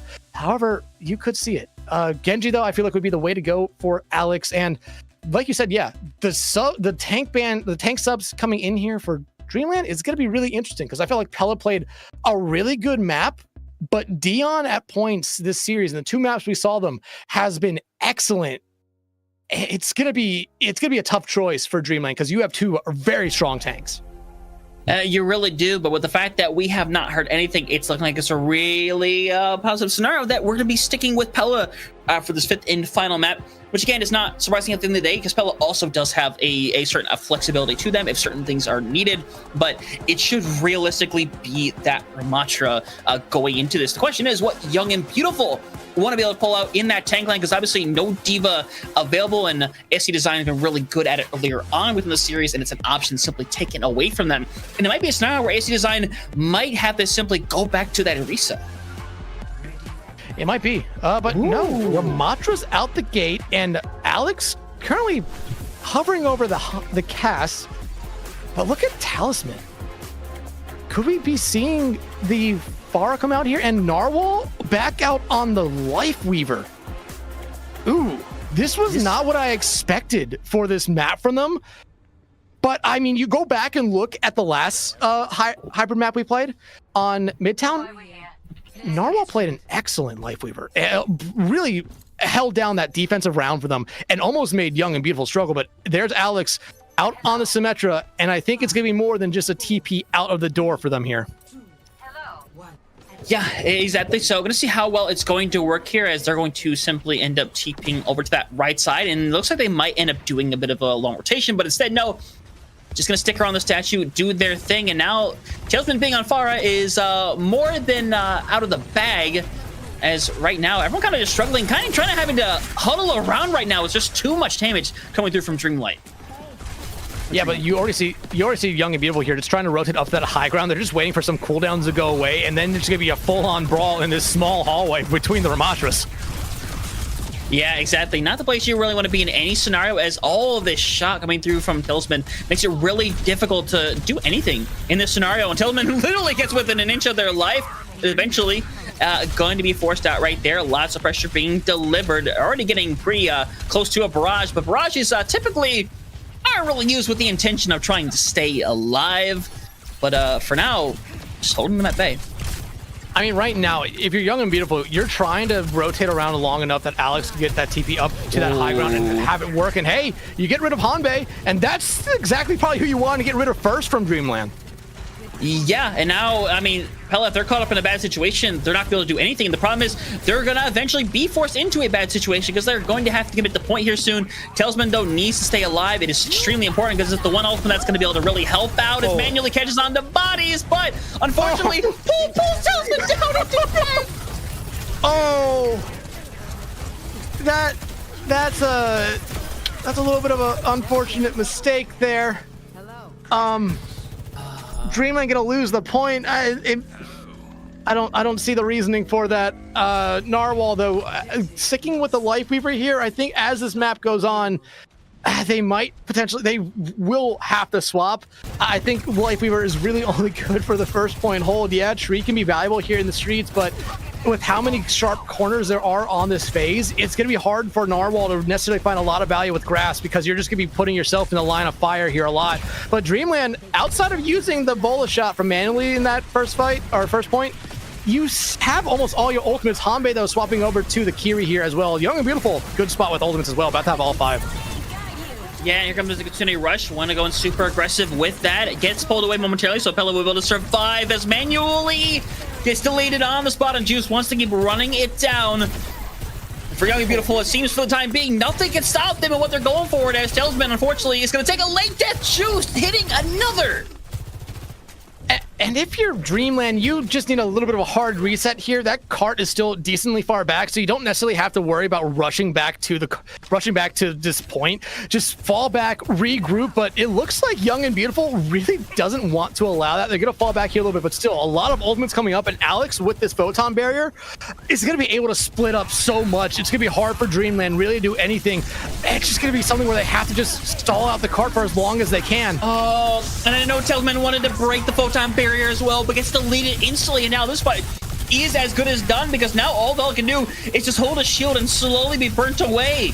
That's literally all you're able to do here. The sports are being pushed away harder and harder and harder, and eventually just pulls Pella away because Pella's gonna die anyway. You might as well try to get them out and take a faster reset. Oh, and the TP in. Pella is getting jumped right now. All the healing trying to go in them. Gonna be able to keep them alive here, but if you're Dreamland, you already see some swaps coming out. Talisman now going over to the Sombra here. Young and Beautiful, though. AST Design never used Annihilation in that fight. Still hasn't used it yet this entire round, but that's because Young and Beautiful has just been casually going through the map. Yeah, and Juice going down does create the opportunity to stop them momentarily, but you're going to see them pull back around the corner, take a very quick reset here because, I mean, no one else goes down. They're going to be able to re-engage really quickly here. And this is what you need if you're Dreamland. Just stop the bleeding, and you found it right there with one pick. Young and Beautiful, they don't necessarily want to engage into a fight without Juice, which is a very smart thing. Juice has that potential to find value early on, but Hanbei, Kitsune Rush ready to go here. Ice Sniper gonna use theirs. Hanbei probably should follow up with their own here.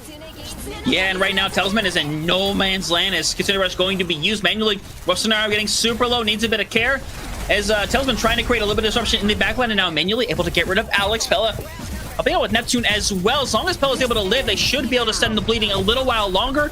A nice hack, able to stop things for a bit longer as that's the sign going in, making something happen as Talisman able to help get rid of Juice, but this likely, with Pella coming back here pretty shortly, should stop Young and Beautiful from progressing too much further. And right now, I mean, you lose Hanbei, that card's still moving. Young and Beautiful, I mean, they're gonna have another photon barrier and a beat. I could really see them just investing both those here and trying to win a fight off that. EMP though from Talisman, they have to hold on to this for the beat or the photon barrier from the other side, because using it before, it kind of just feels like it's a little bit of a misplay from them. There's the beat.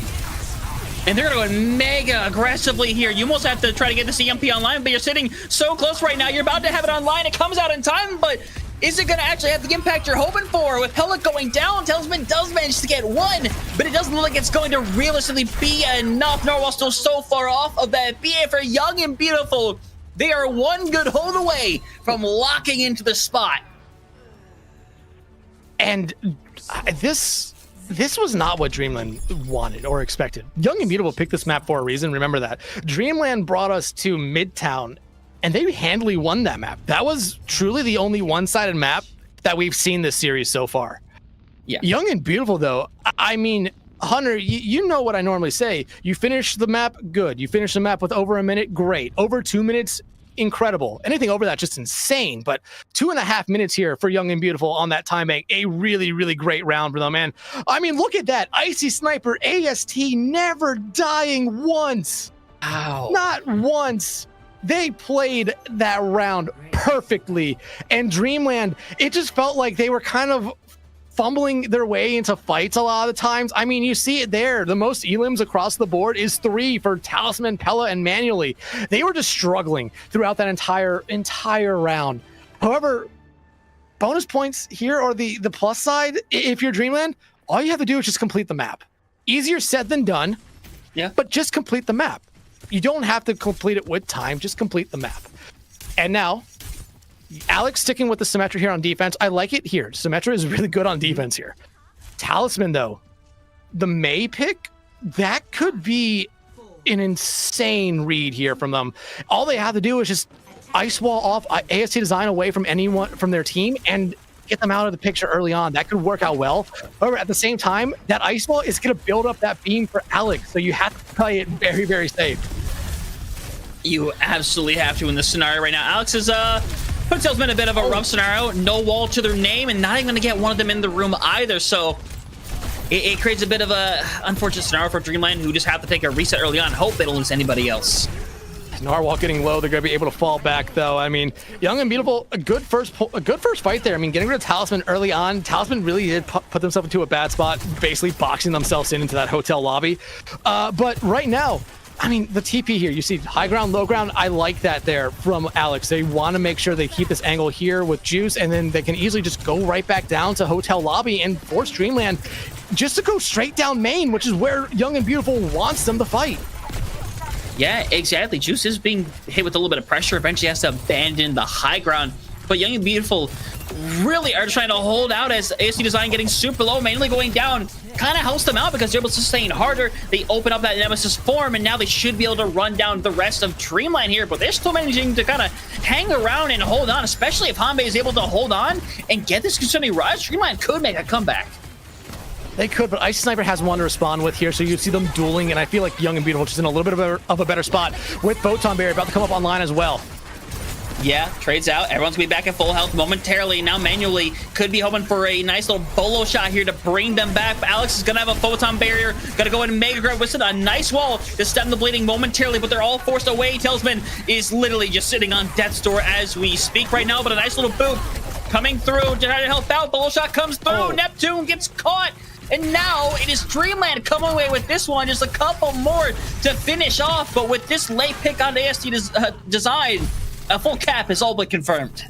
Yeah, you're going to get the full cap here, but Young and Beautiful, they're going to be able to hold at arches, which is really, really good for them, especially with the ultimates they have.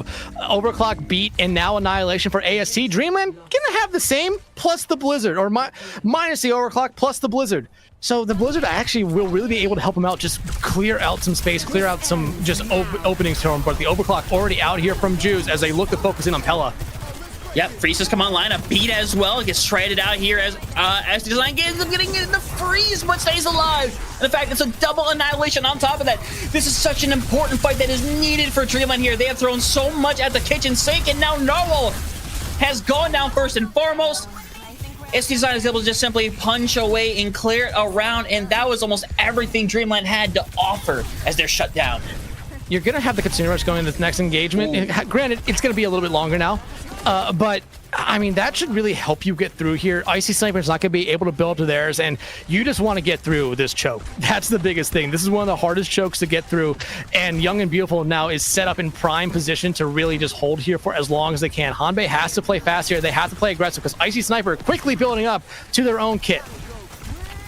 Yeah, 100% right here, and it's going to be the trade once again. Almost 100% as long as Ace Sniper doesn't get caught out here.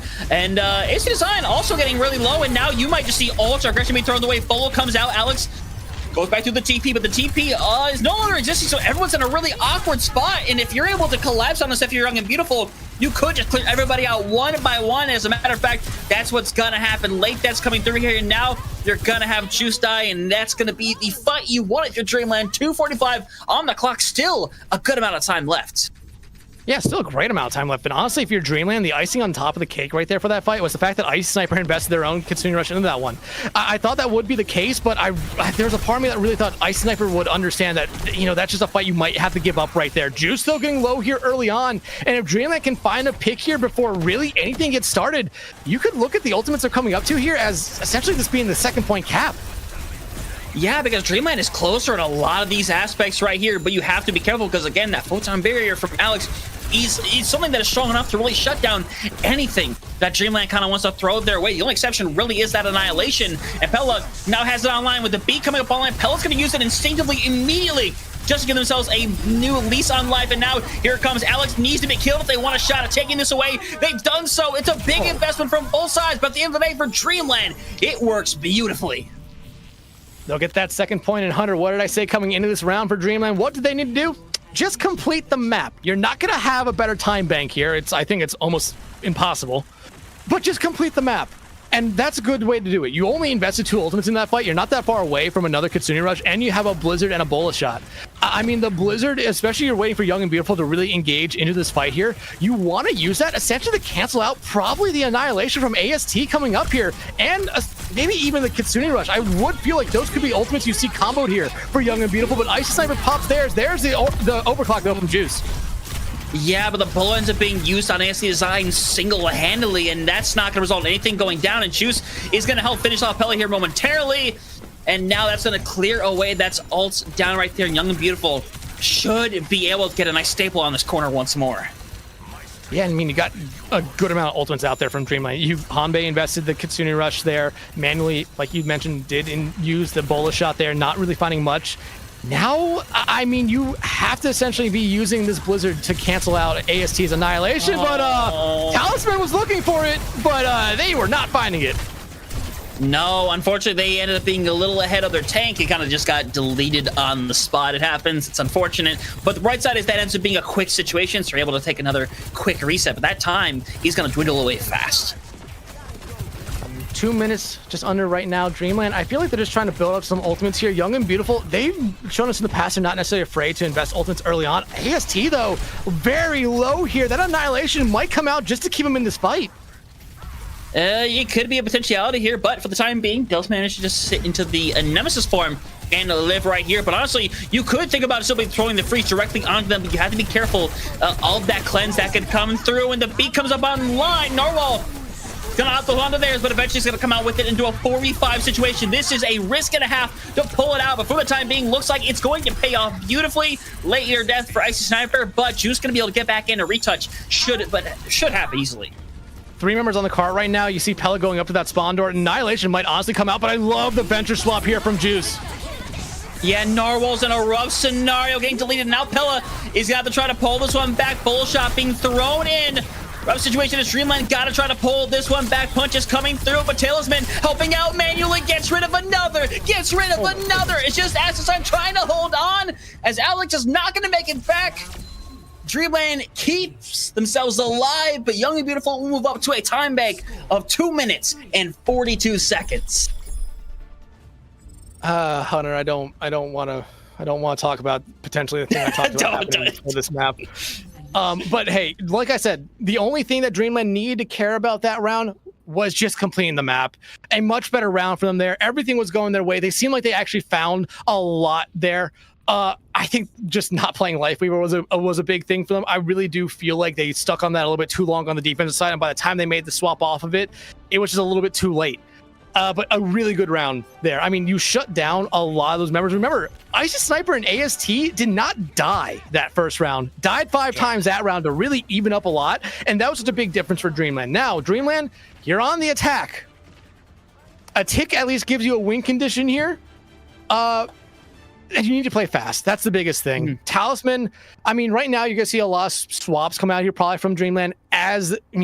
Overtime rounds, you get to immediately get up to those major perks. And yeah, that's what you're seeing. Talisman is at least getting a couple of those out here, but it seems like for everyone else, it looks like they might just be sticking with these heroes. And I mean, I'm not against it. Manually popped off there at the end. Talisman now, I mean, we've seen the Pharah, we've seen we saw the Sombra right there as well, and one other hero. But I mean, you have a minute. You have to go fast because that time bank is not on your side.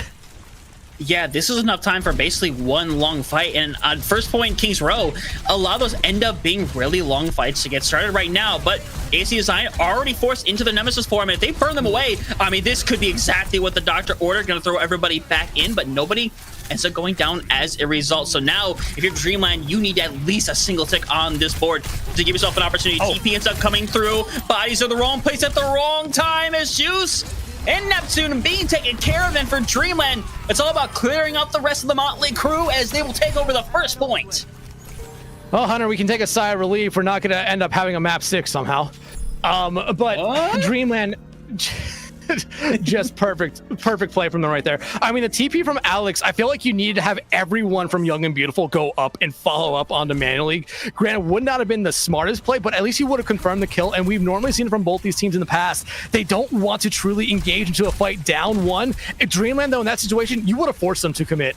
I think it was a little bit of a misplay there by Young and Beautiful. No real ultimates for Young and Beautiful ready just yet. Ice Sniper should be able to build this very fast, but Hanbei and Manually have the opportunity here to really open up this map.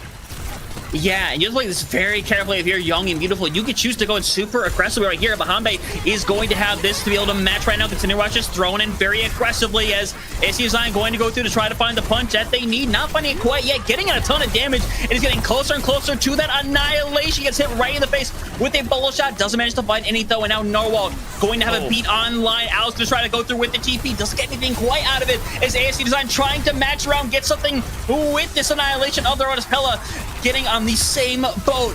And this Narwhal and Hanbei trying to hang around in the backline. Alex is about to have a photon barrier available, and now here's AC Design go aggressive over onto the mate. It's such a rough situation for Talisman to be in, but they still have all the care in the world. Manually is going to come back on their own Symmetra. It's weird to see, but Juice has the Deadeye and looks to be the attention closing this one up. And with Hanbei being taken care of, it seems to be a matter of time. And I mean, Dreamland trying to do whatever they can here. Not going to be enough, but Hunter, like I said, they got that first point cap, and sometimes that's all you need. Young and Beautiful, though, it's going to be really interesting to see what changes they make on the attacking side. They really didn't make any swaps between them last time around. Dreamland, though, I'm going to be staring at Narwhal here. I understand the Lifeweaver could work out here, but stick with what you've been playing outside of Lifeweaver. I think that's the way to go. It's going to be interesting as well if we see any other tank. I know we've seen Ramattra v Ramattra, but we could see Orisa come back out here for one of these teams. And yeah, that's going to be Young and Beautiful. I don't hate it. You have this time bank here, almost 3 minutes. At this point, you know Dreamland, the moment they get ultimates and you engage into a fight, they're going to probably be using them. You could really play the long game here and just try to build up all your ultimates. However, with how far Dreamland did push that cart, it does give them that time to come back into the fight if you really do kill them quickly. Yeah, no, exactly. That's what you're kind of playing for the situation right here. Because if you are a Dreamland and things just simply stop going your way, you have to either commit to dying on that point and stopping as much as you can, or getting out with your lives. Because if you get those late deaths, that ability to hold it, right there at the archway becomes extremely hard, and it might be run away for Young and Beautiful after that.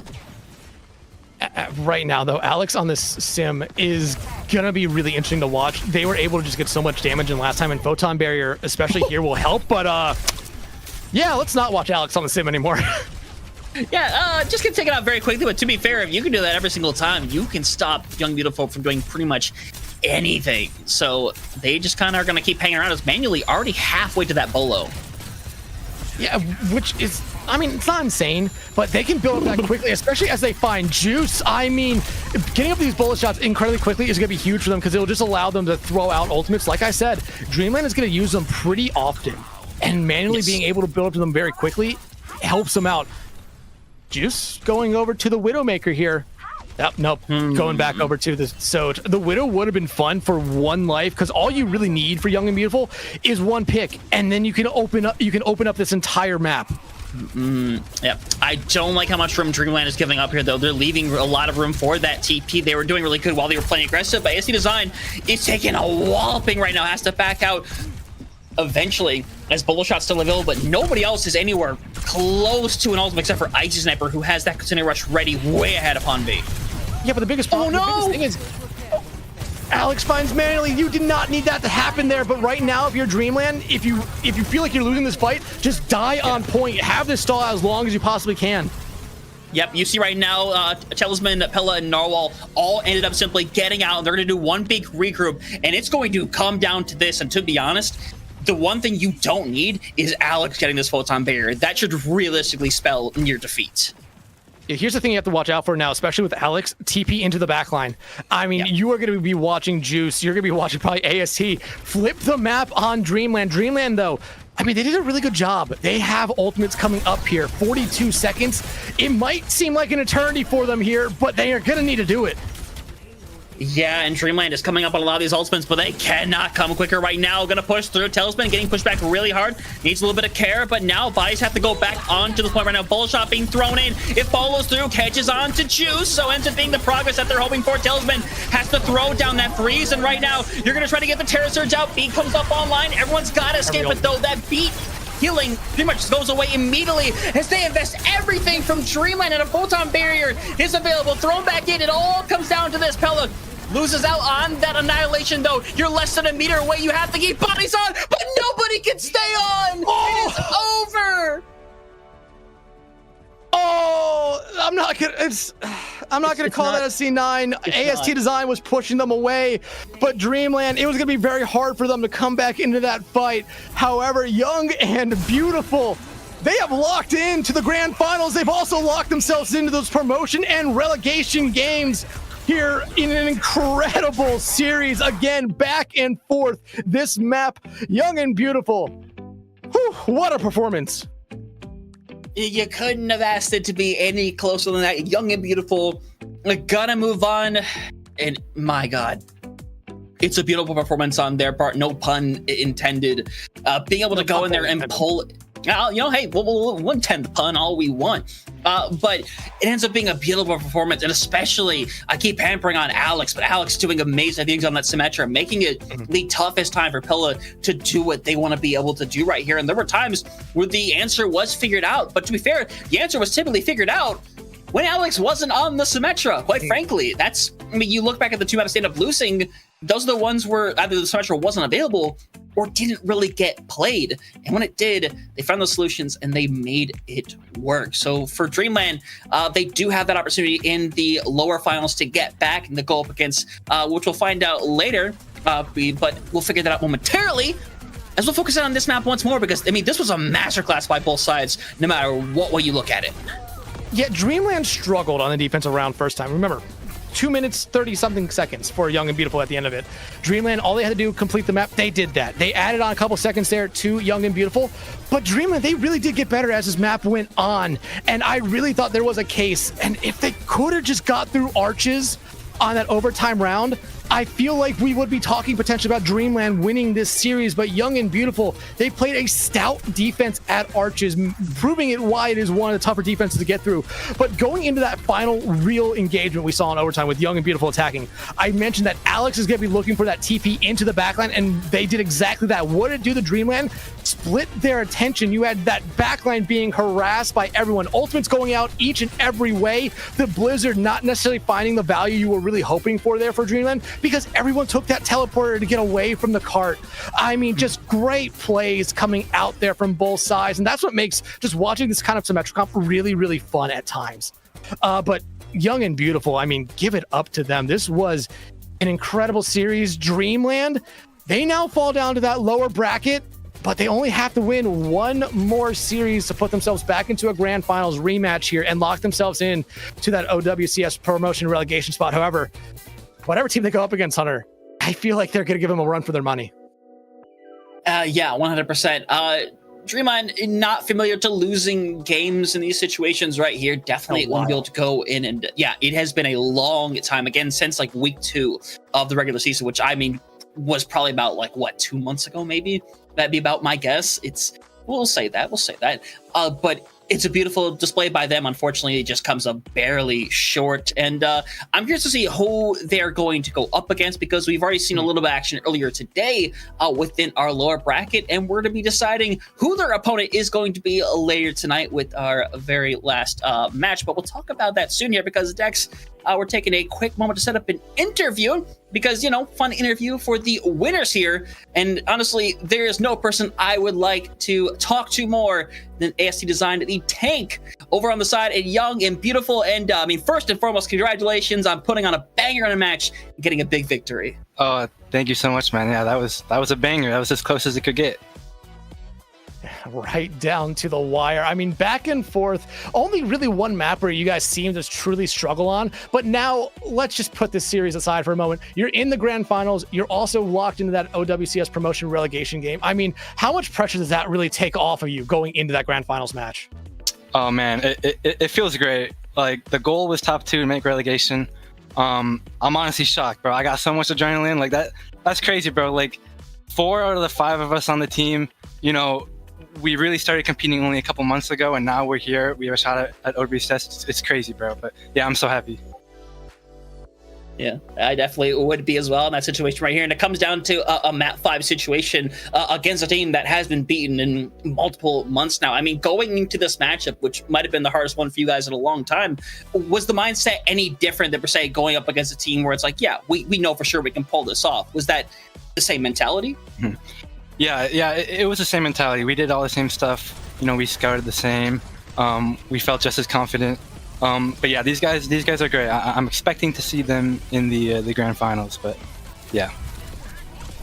Yeah, excellent performances all around. We really did truly see the flexibility of this team for Young and Beautiful. And it's been a really fun journey watching you guys throughout the regular season, now into the playoffs. Locking yourselves into this grand finals game is huge. But talk about the flexibility of this team for a while, because Alex, what I watched through the earlier rounds for you guys, mostly played that Sim Tracer, but they really popped off here tonight. You had Cat4 come in as well, and same thing. So many good players. Juice was a highlight reel almost anytime you saw him. Your team very, very flexible. I have to imagine that gives you a lot of just comfort going into any map.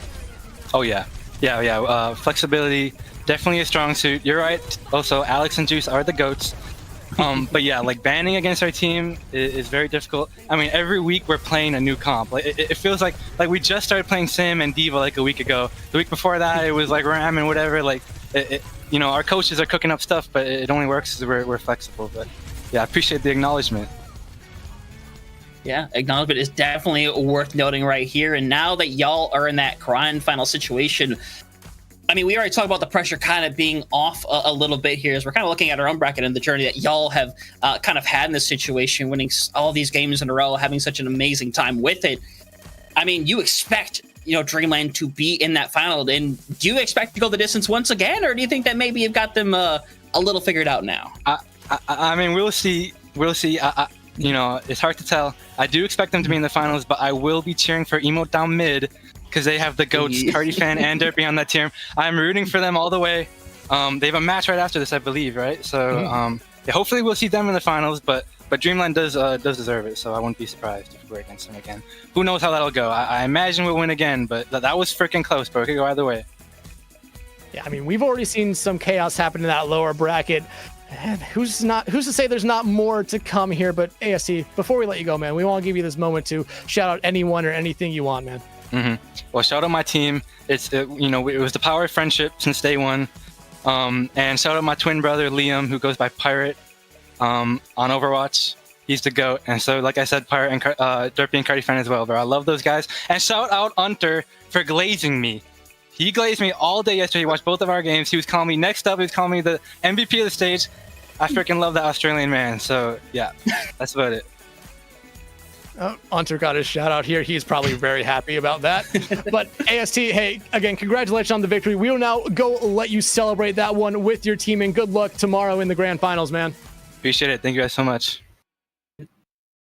Hunter, again, what a series. What a series we have had. This one, the previous one, still one more left to go here. Yeah, and the way the tides have kind of been rolling, we might be sticking with the same mentality of having ourselves a long night. It's already been one heck of a long one as it is, but of course that match between Shikigami Midori and Emote down mid, both of them winning out in map 5 series, both that were unbelievably close. So both the teams know what it's like to come in these situations and be able to fight when everything is on the line in a single fight.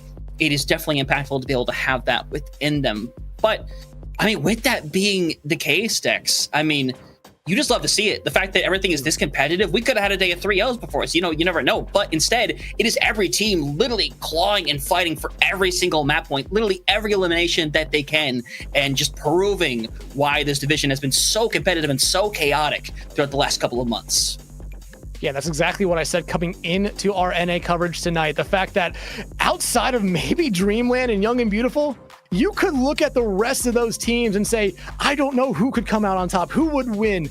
And so far, all we've seen today in all the matches that have been played have been map 5s. And Hunter, like you said, we might be in store for another one next. So we are going to take a quick break and then come back with our final series of the night as Emote down mid takes on Shikigami Midori. Everyone, stick around. You are not going to want to miss that one.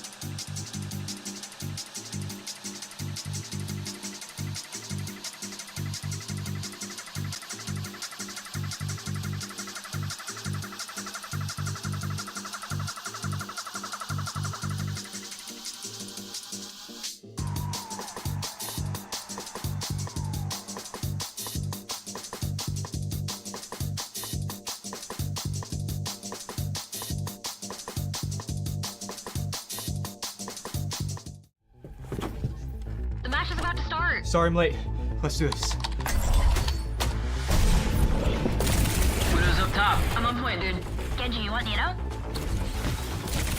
Okay, guys, lock in. It's overtime. Let's stagger, let's stagger. On me, on me, on me. Yeah, I'm dead. Down. My ult's ready. Xander. Dead. Pushing, I'm pushing. No, pull back. Hold card, we're down. That was so bad. Yeah, we suck. Yep. Let's try something new.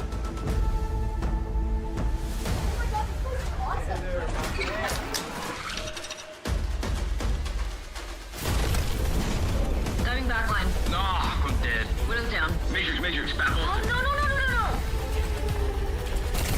I got pulse bomb. Back on cart. Come on, back on cart. Oh, going in. Stop the cart. Oh my God! Ah! Go to world! Do you see that?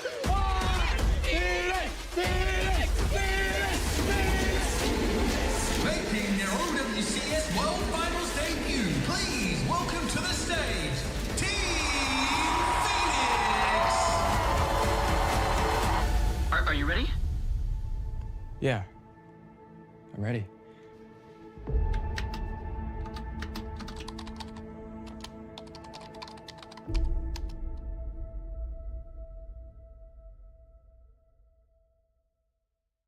Start your climb to OWCS by joining FACEIT League.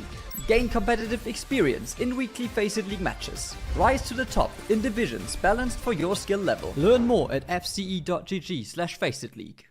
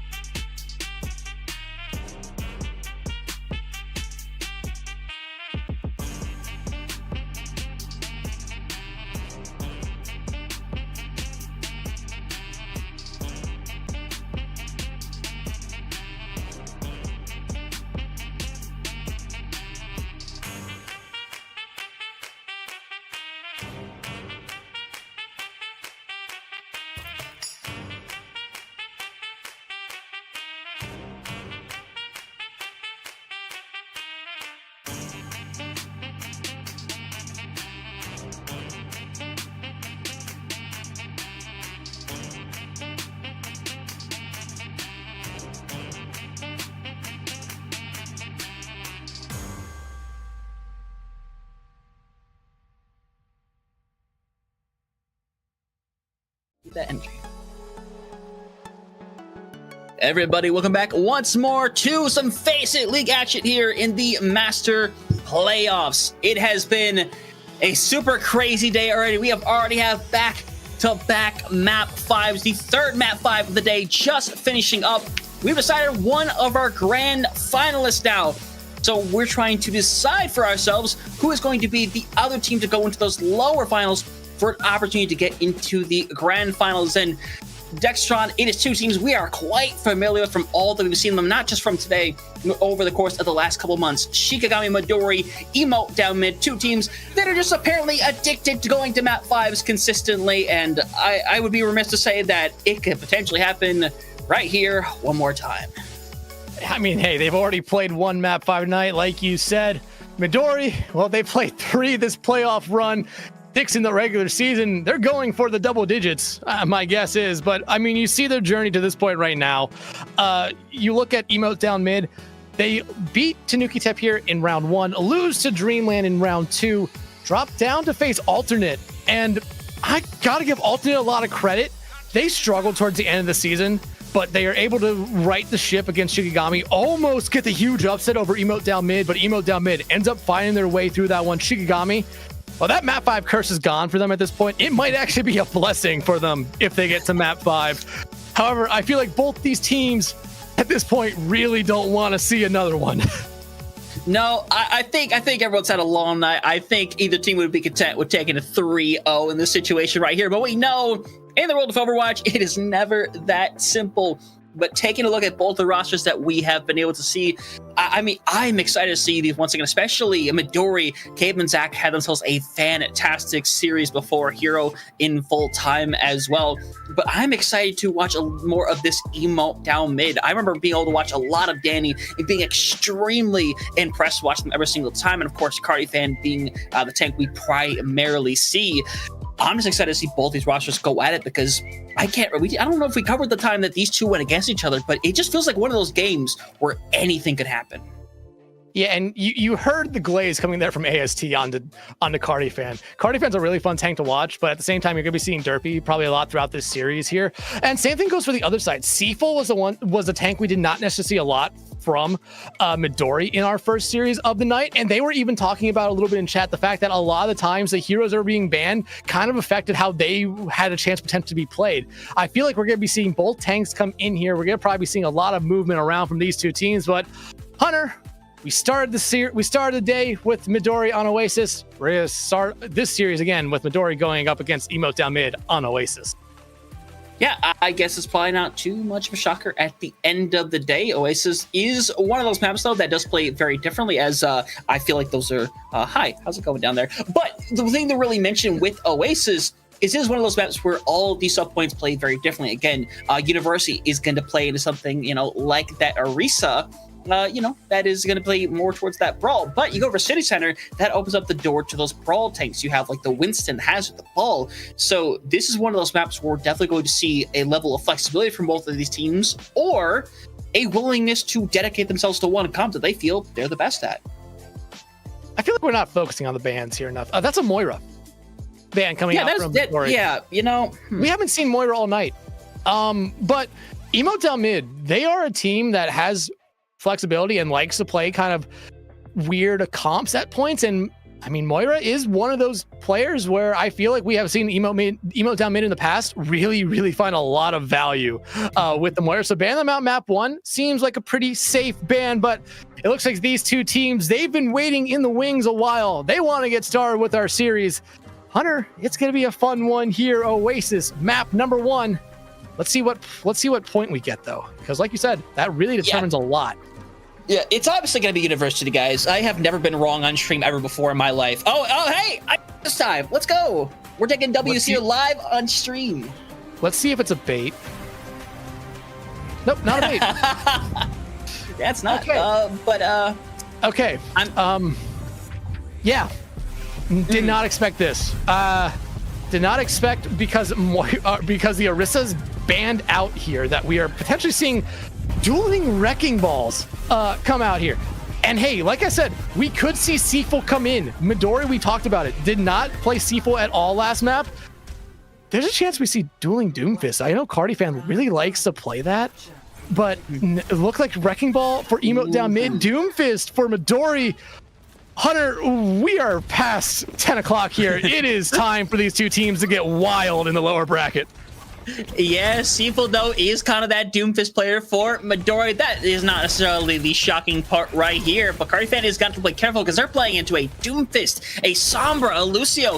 Their ability to do a lot is going to be hampered heavily, but they're still somehow going to get rid of Zach, as that's going to be a heck of a way for them to open up the fight, as Julia forced to hit the recall and is probably be forced to back out further and further and get a little bit of care, but instead they're going to push on forward as Danny in tow with them, as they should be able to get the first cap.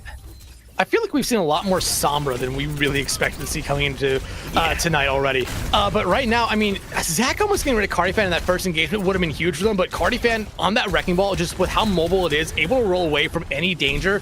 Danny, though, I mean, you look at Shikigami's Midori's lineup here, there's really no one that can pressure them out. Zach's going to be able to find them eventually, but if they can get into a good spot, Danny might have free reign to do whatever they want. Yeah, but Danny unfortunately only has free reign on the spawn room for the moment, unfortunately, as Emote down mid, slowly falling apart at the seams, going to get only 27% as Midori going to take over. Midori bouncing back and forth. Zach, maybe going a little bit too far forward. They're getting caught out by Julia, and I mean, that's going to allow Emote down mid to come right back in and play really aggressively, knowing that Cardi fan cannot be hacked out. And Jacob just gets slammed while the pulse bomb was on them. That is a little bit of double trouble right there, but doesn't mean the fight is over quite yet. Seaful is going to go through, going to get the mini right here, but unfortunately doesn't have a block, so while Danny does eventually go down here, the damage could potentially be done as Zach is forced down, and Cardi fan going to chase momentarily, but instead they're going to look for the cap here as Cape is sitting by and is going to go for a touch, but I can't imagine it's going to last too much longer. But hey, Dex, the squad is back. Seaful hanging around. Triplet has a beater right around the corner. Unfortunately, he's in the middle of all those mines and barely escapes, but Julia hits the 2-game pulse bomb, and that should solidify it right then and there. You know, it's hard being between a rock and a hard place, especially when both the rock and the hard place are explosive. But Emo down mid, going to be able to win that fight. They're just off of those picks alone. I mean, a really good take-back fight there. Shikigami Midori did come back in and really try to contest that. It just wasn't going to be good enough for them there. Emo down mid had the position. They had everything ready to go their way. And they're going to have the lead here momentarily. But now that you're down Pulse Bomb and Minefield, you can see Midori here play really aggressively. And that's what they're trying to do. Seaful, whew, that's a dangerous place to go for that punch. Yeah, that's a weird exchange right there. Pretty much single, just goes for the solo kill essentially on Seaful, and then EMP just pretty much solo gets rid of Danny. But for Emote down mid, it's working in their favor right now, because at the end of the day, now that EMP is out from Midori, you don't have that massive threat sitting by anymore. Yeah, and I feel like this Sombra pick is not necessarily working out how you really hoped it would for Shikigami Midori. I mean, you want to be finding either the hack on the Cardi fan or probably onto someone like Jacob, getting them out of the way early, but you just haven't been able to find the follow-up pick. And the pile drive right there, that's an immense amount of damage coming out. It really is, and now it is Final Fight coming online for Midori. Pulse Bomb comes through, punch, gonna put Seaful out of effective range for the time being. Unfortunately, isn't able to ult before being taken down, and now with Zach being down, Cabe literally has to focus on survival, as Triplet's going to have to beat just to give them the ability to even like set up a overtime touch here, as Seaborn ends up just being taken down. Cabe is not even going to get the retouch, but still overtime gets activated. Seaful has to come back and manage a touch right here. He's going to have to ult momentarily. Needs to find some kind of pick, but I mean, this just feels like they're buying time for what feels like an inevitability. I mean, if they can keep staggering out touches here, I mean, you do have your team coming back. Seaborn has Katsuni Rush, which could help you out here immensely, but Gorilla has the same. Yeah, and they're just joining them one after another. It is a big attempt for Midori to pull this one back, but it just supports hanging around. And unfortunately, the mindset, nah, we're done here, ladies and gentlemen. And first round will go over to Emote down mid. And for the style that they're running, which has been unique compared to a lot of teams, starting off pretty well. Yeah, and I mean, we talked about it coming into this one here, and I talked about it throughout that round. I felt like we just did not see a lot from that Sombra really slowing down Cardifan or really anyone else. I mean, you're really looking for Sombra to find those assassination kind of picks or slowing down Cardifan and being able to hope that the rest of your team is there to clean them up. Cardifan not dying at all is really showing that Zach on the Sombra is truly not working, especially when you look at the stats for Zach. That's double the amount of deaths they have to Elims there. I mean, Gorilla and Cardifan, though, an excellent first round for them. 0 deaths across the board, and that's what you want from that kind of composition you're running here for Emotes down mid. You want this Wrecking Ball to live forever, and you know what I say about Wrecking Ball comps? I call them Chaos comps because they are never meant to be stable. They're never meant to be stationary. They're meant to be all over the place, and Shikigami Midori, I mean, they're kind of running a Chaos comp as well, but they need to play it a little bit freer, and it's just not working for them so far. Yeah, there's a lot of chaos being introduced right now as Julia, Danny, and Gorilla all in a weird situation there, but Seaborn ends up going down first and foremost as Triplet just really trying to survive, is being chased down as first fight realistically should be going down to Emote down mid. I mean, Seafull is still hanging around, but Zach has to also get out and just kind of work on keeping them both alive. Yeah, and right now, I mean, if you're Midori here, you really have to start thinking if you don't win a team fight here, trying to just swap it up. I feel like Zach maybe going over to something like Cassidy would help him out a lot here. Getting this assassination on the Danny would be huge, but you don't get the hack, you don't get the virus either, and you immediately just have to kind of reset yourself. And Emote down mid, they're in a really good spot at the moment.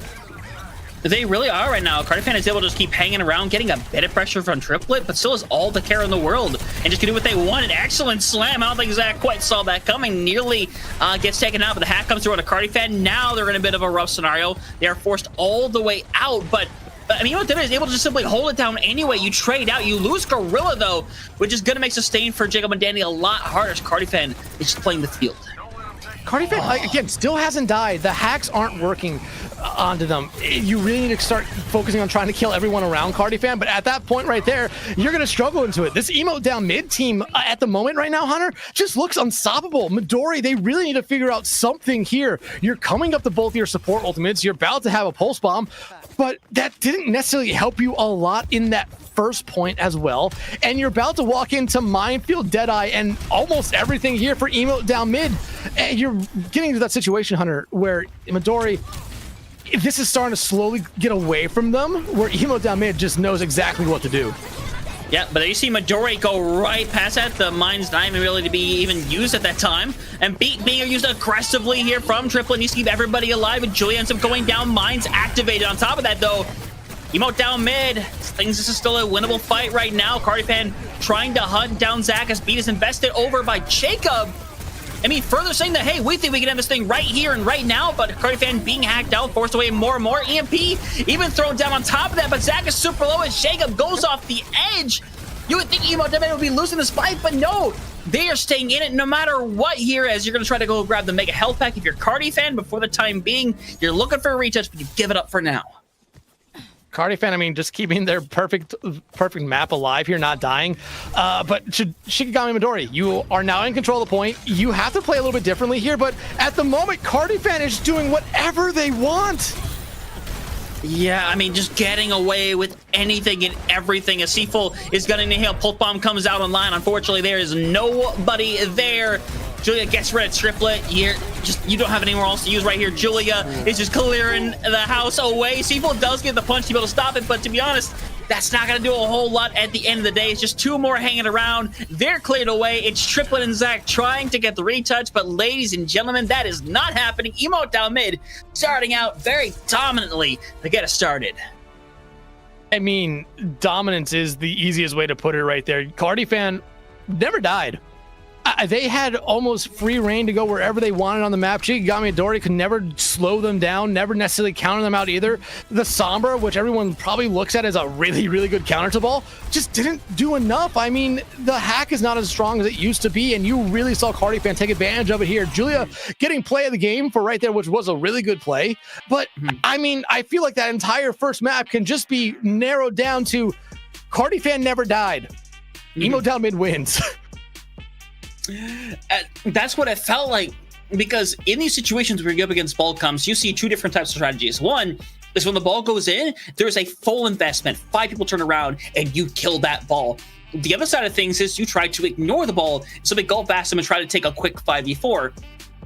It felt like there was never a full-on investment that's in this situation. I think there's a couple times they tried to ignore the ball and go forward, but you see the way that Emote down mid is used to this being used against them in that way. They all backed out in a way to where pretty much all of Midori put themselves in a little area where Cardi came around the second time, pile drive down, got separation, and Emote down mid ended up coming away with it.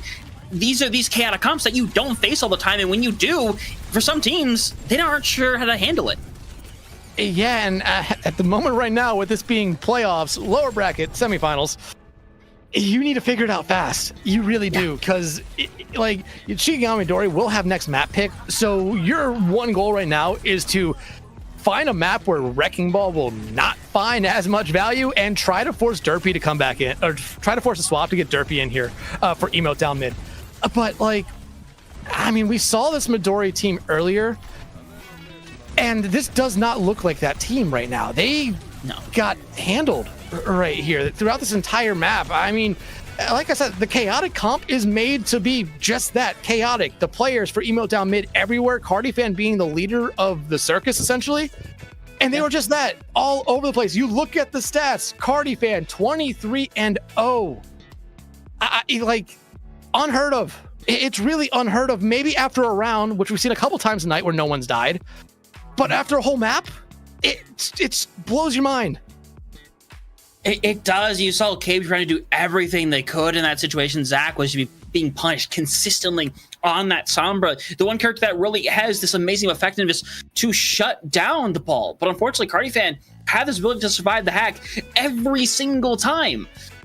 I don't know how they did it. Even here, this is what I do. I don't know how they did it. They escaped every single time. They have this amazing care that comes through from Gorilla and Jacob as well, who are able to either take attention away or jump into the fray and are more than happy to enter the chaos to simply keep them alive, because that's how you win, by keeping Cardifan alive. So Emote down mid, they just have to repeat this process 2 more times and they get the opportunity to go to the losers finals. But there's a bit of a tonal switch here, Dex, because we're going over to Sucker right here. And this is the one map that is very different from most of the other maps. But to be honest, if you still wanted to force the ball, I think there's a lot of areas that it could still work. Yeah, it could, but you might be forcing it a little bit too hard on this map. You could definitely try. I mean, if I'm Emote down mid, if Cardifan stays in, yeah, go ahead, try it. I mean, you weren't able, Shikigami Midori was never able to beat it that last map at all. So essentially, you're just saying to Midori, we're going to play this until you beat us on it. And that wouldn't shock me. However, I still feel like there's a good chance Derpy comes back in here, maybe a little bit of a better map for them. We could also just see a different kind of dive tank come out here, but bans. It will be Midori banning out first. Who do they go for here? I think it'd be a little bit of an overreaction. Yeah, it'd be an overreaction to do the ball here. I feel like maybe trying to get that support line out a little bit. I mean, you banned out Moira map 1. I don't think Moira would have made a big difference. Ooh, Symmetra though is the ban. Which, to be fair, if Derpy is coming into the lineup, there is the possibility for them to kind of play around that and go with Symmetra shenanigans. Honestly, that is a genuine route it could go down. This also could be seen as a protection for DPS. Maybe you specifically want to play something in the DPS category that maybe you think Emote down mid knows you want to be able to pull off. These teams have been able to see each other previously and are able to pretty much see codes on each other whenever they want in their matches. So there's always information sitting by. So for me, it seems like more of a protection, but Ramatra is the ban from Emote down mid.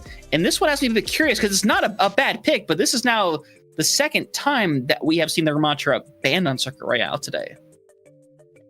I mean, Ramatra just finds a lot of value. They're that good check between either running a brawl or running a poke on this map. And Ramatra just left click on its own is a really good poking tool. You see it used a lot. Annihilation, especially around the point controls.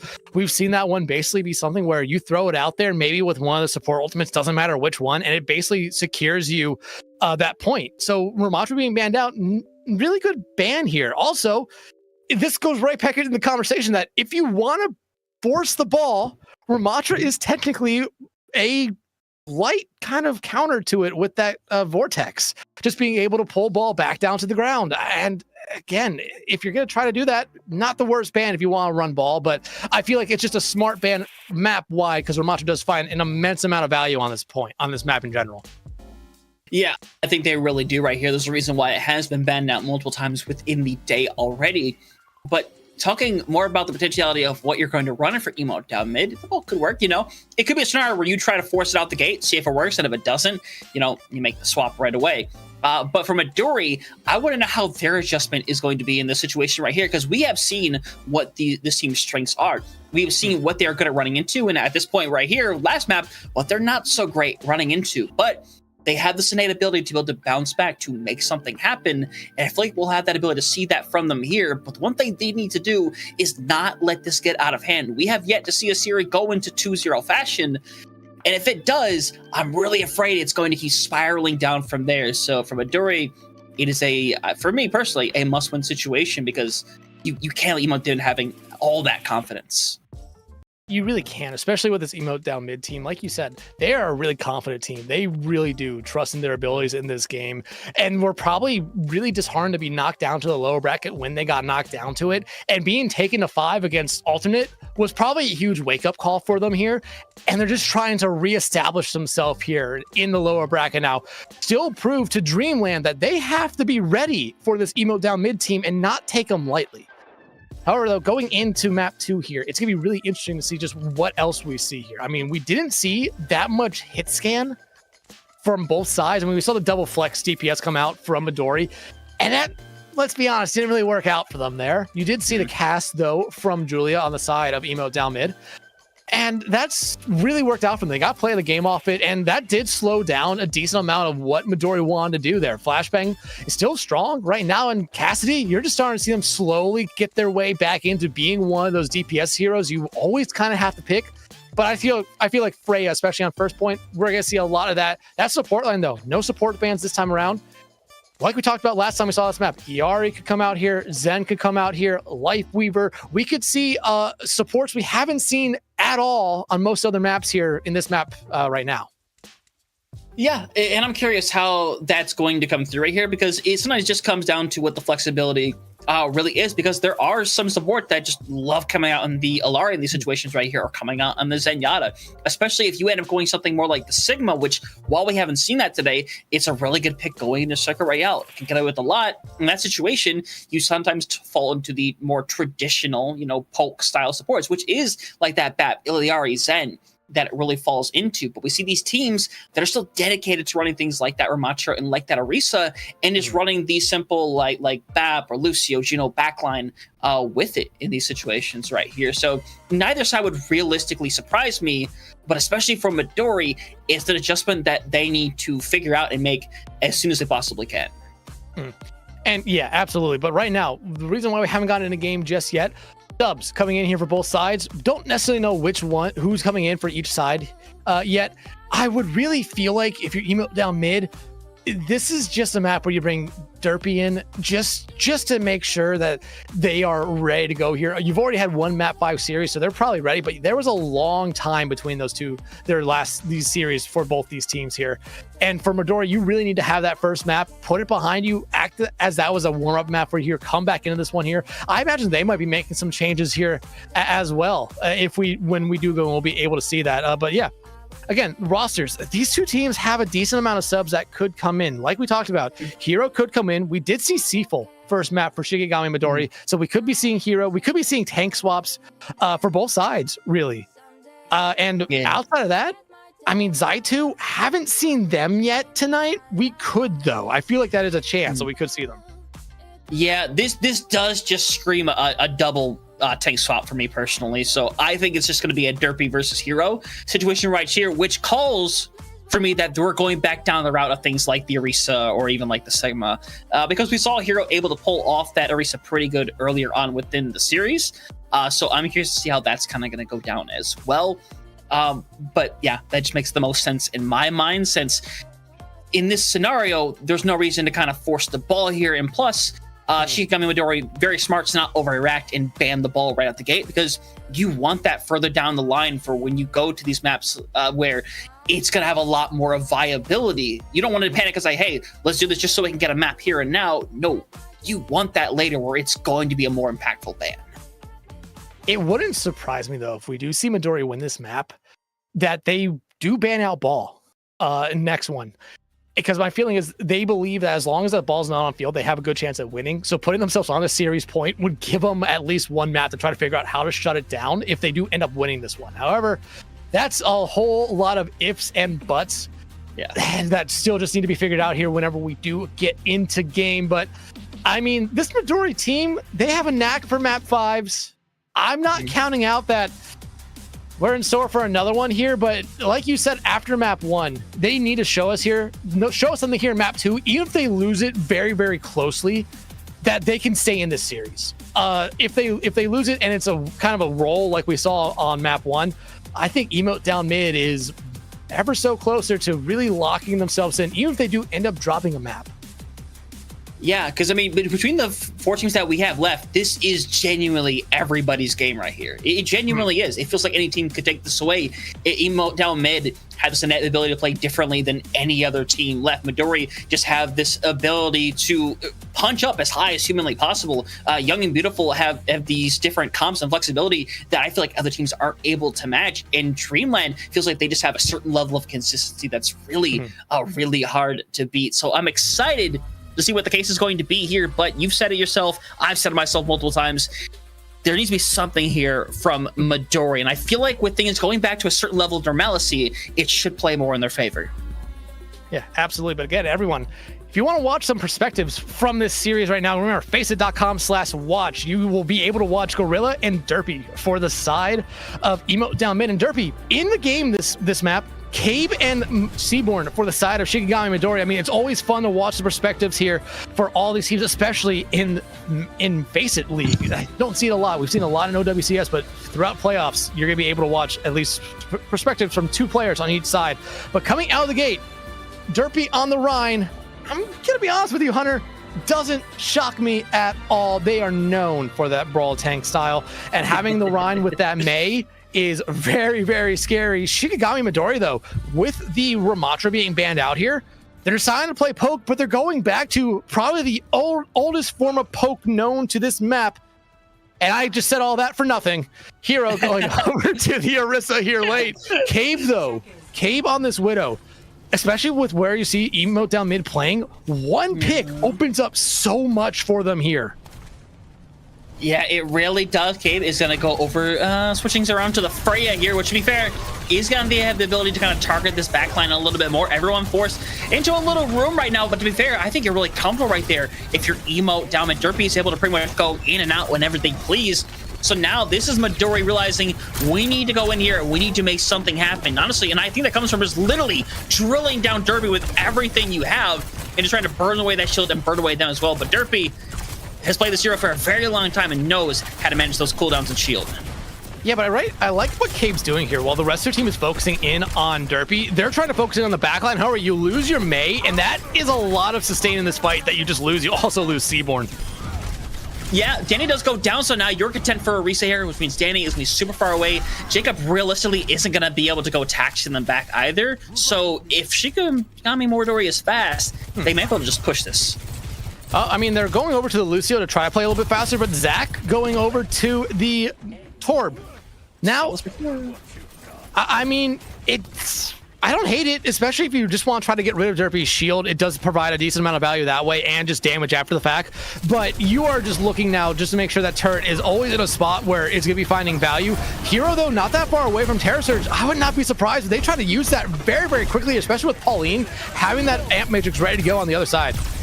Yeah, and the aggression certainly is there, and Derpy is in a bit of a rough scenario. He's going to go back and get a little bit of care as the shadows around the corner here. In fact, everything going to be ready here for both sides pretty soon, except for Triplet really far behind on that beat currently. So I'm curious how much Emote down mid is willing to invest to hold this corner, as Cabe has a bullet shot ready to go, and that doesn't seem quite where I would have put that. But, you know, at the end of the...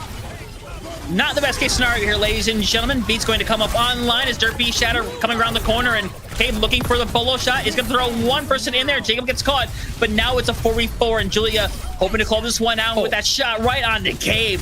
That should definitely do it. His hero is going to be killed here as everyone else from Midori trying to get out.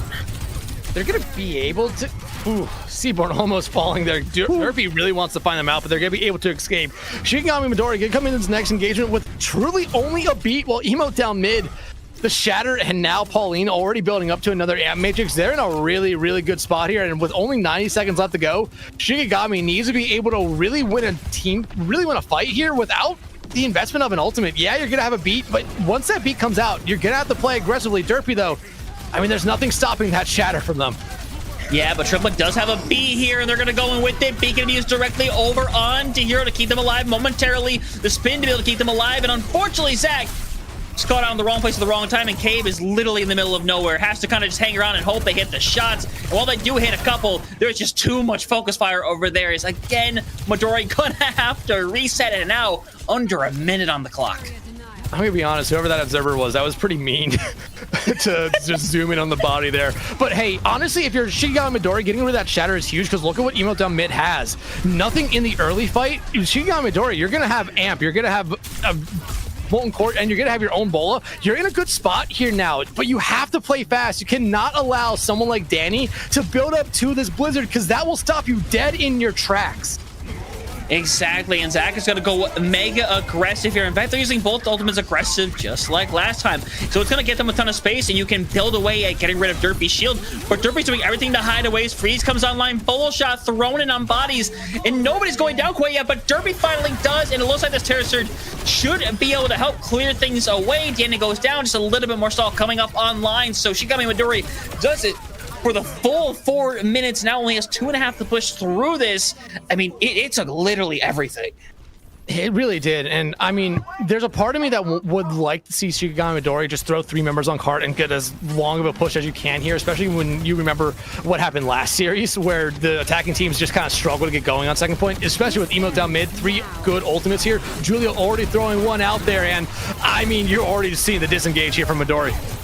Yeah, but Midori doesn't really have the spin to work with, only has the shield as Amp Matrix going to be used here. Rough scenarios, everyone put in a really weird spot, but Derpy may have been over-invested just a little bit, doesn't get caught with the beat, but we're still trading out as Julia and Jacob finding picks of their own. Jacob, though, needs to be careful not to extend too far forward, and Hero also in that situation, kind of playing around the enemy's wall, as unfortunately, I don't think they're going to get anything in this situation, so Derpy is going to more than be able to get back in time for this next fight. 90 seconds ready to go, and Derpy already back here ready. Almost has Shatter, and again, one thing with Shikigami Midori, they do not really have much to cancel out the Shatter. I think Hero picked the shield perk just to try to maybe help their team out, just to try to make sure that the Shatter finds a little bit less value. But right now, I mean, you have Beat, you have Amp, you're gonna have Bola. You need to be able to get someone out of the fray early on from Emote down mid, really force Derpy to have to use that Shatter early on here rather than holding on to it.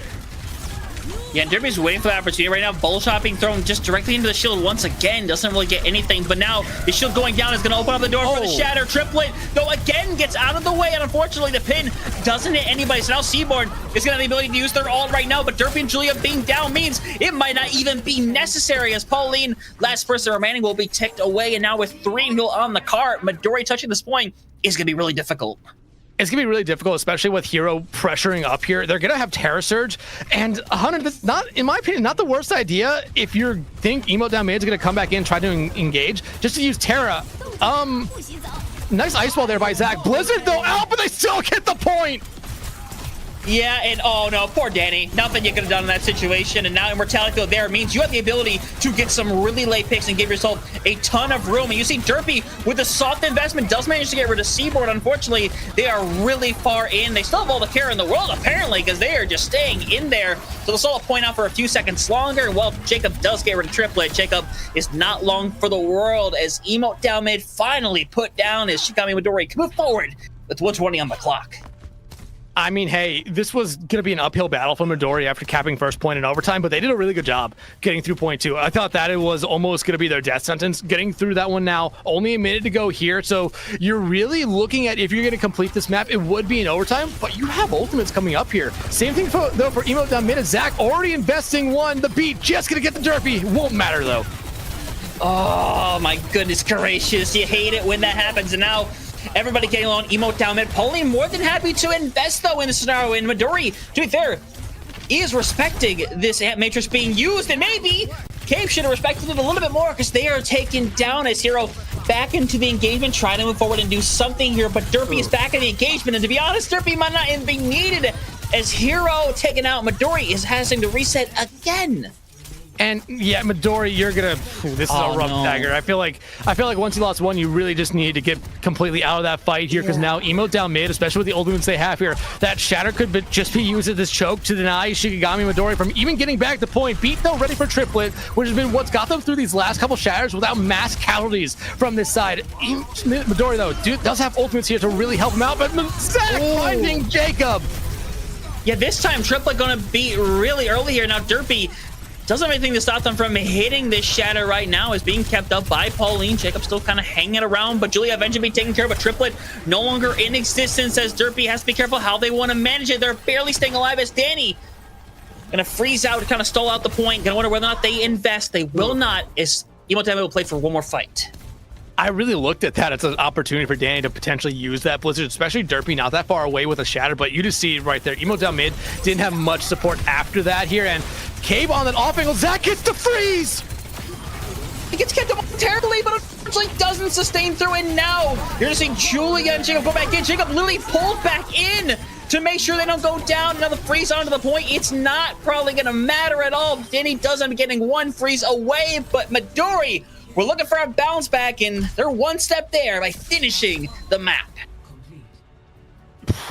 What a round for them. I mean, this was a really back and forth one, a really resilient round from Midori. And Hunter, like I said, I mean, even if they lose this map close, they just need to show us something in this map that gives us hope for the rest of the series. I have hope now. I have hope now in this Midori team. But you look at the stats. I mean, even almost across the board, Hero, a little bit of a better performance there on the tank, 21 elims to that of 11 of Derpy. But I mean, they were attacking. You kind of expect that unless it's a good defensive round. Just a good performance from Shikigami Midori. They really needed something here to bounce back. Julia, though, tried their hardest. 10,000, almost 11,000 damage. Yeah, it's honestly a brilliant display by both of these squads right here. Now, it's time to Emote down mid to kind of react in their own way here, because they have to be able to finish the map as well to have an opportunity to actually take this one away. And right now, you can already kind of see from the outset what they're trying to pull off. And to be honest, this feels like textbook Emote down mid. Derpy still over on the Reinhardt. Julia potentially can be over on that Bastion. Honestly, just a trail away Hero and just make their ability to hold the corner as difficult as humanly possible. And the Lifeweaver potentially on attack. I'm not against it. I mean, we've seen it work in the past in OWCS, but Pauline gonna go over to the BAP. I think it's a little bit of a better pick. Shikigami Midori, though, they're gonna really try to disguise. They're gonna play this forward kind of corner fight, but then they're gonna immediately fall back like we saw Emote down mid do. Again, it's just kind of holding this bridge. We always see these defensive teams really allow the attacking team to get to that bridge because it's a far walk from that point there for them. But Julia is going to be the interesting one to see here.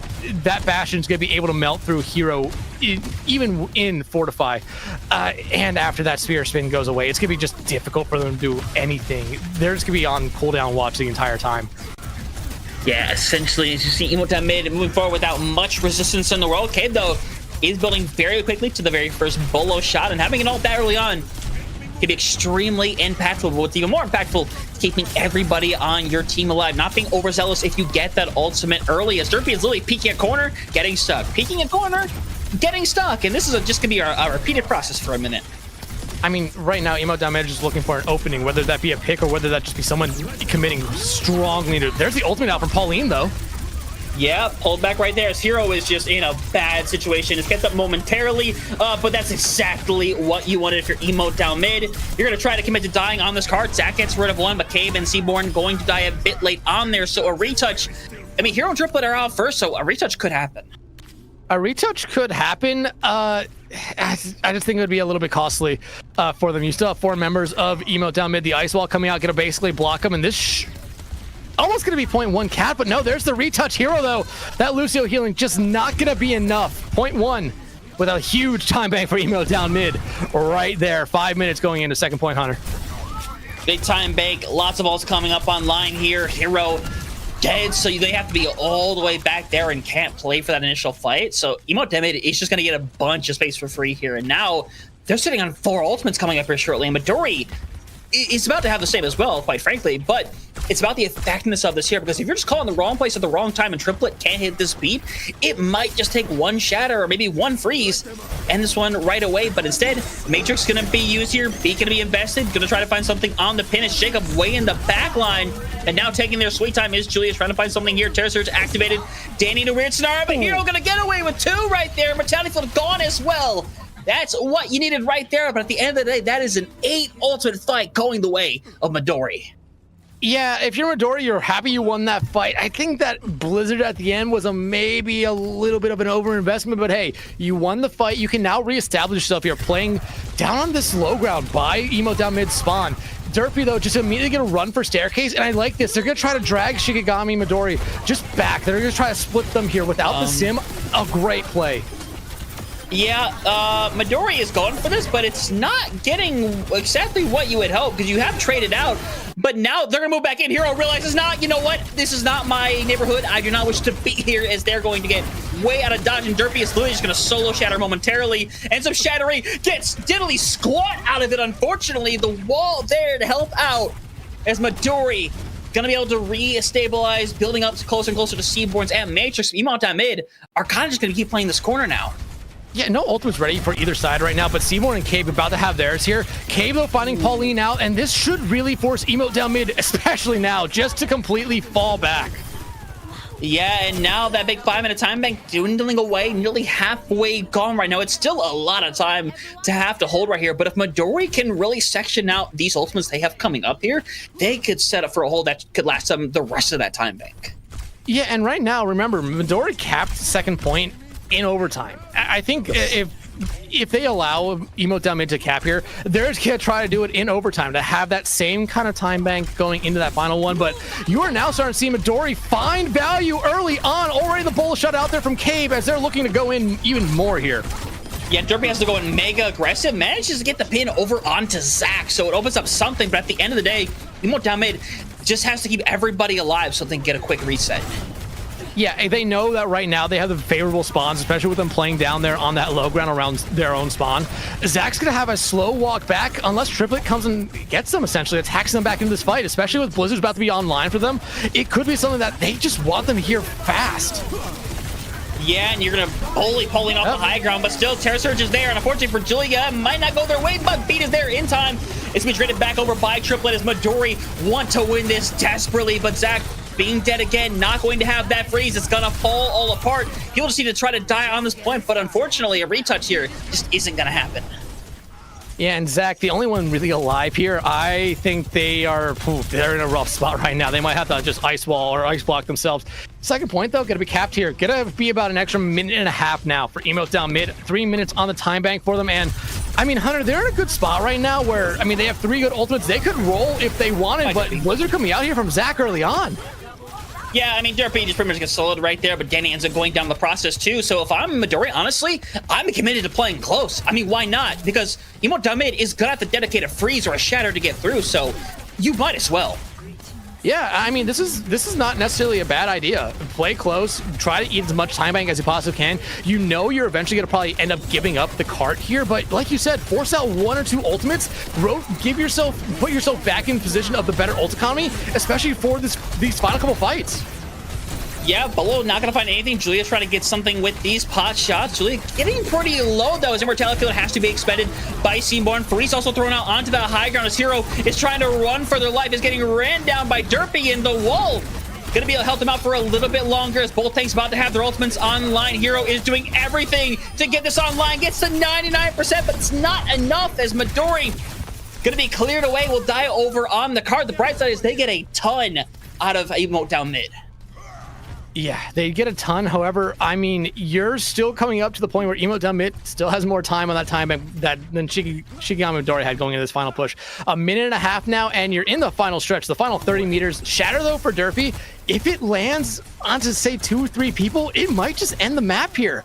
Midori, I mean, yeah, you're coming up to both your support ultimates, but you really need his Terror Surge to be able to find either a pick or not, just force out maybe a beat from Jacob.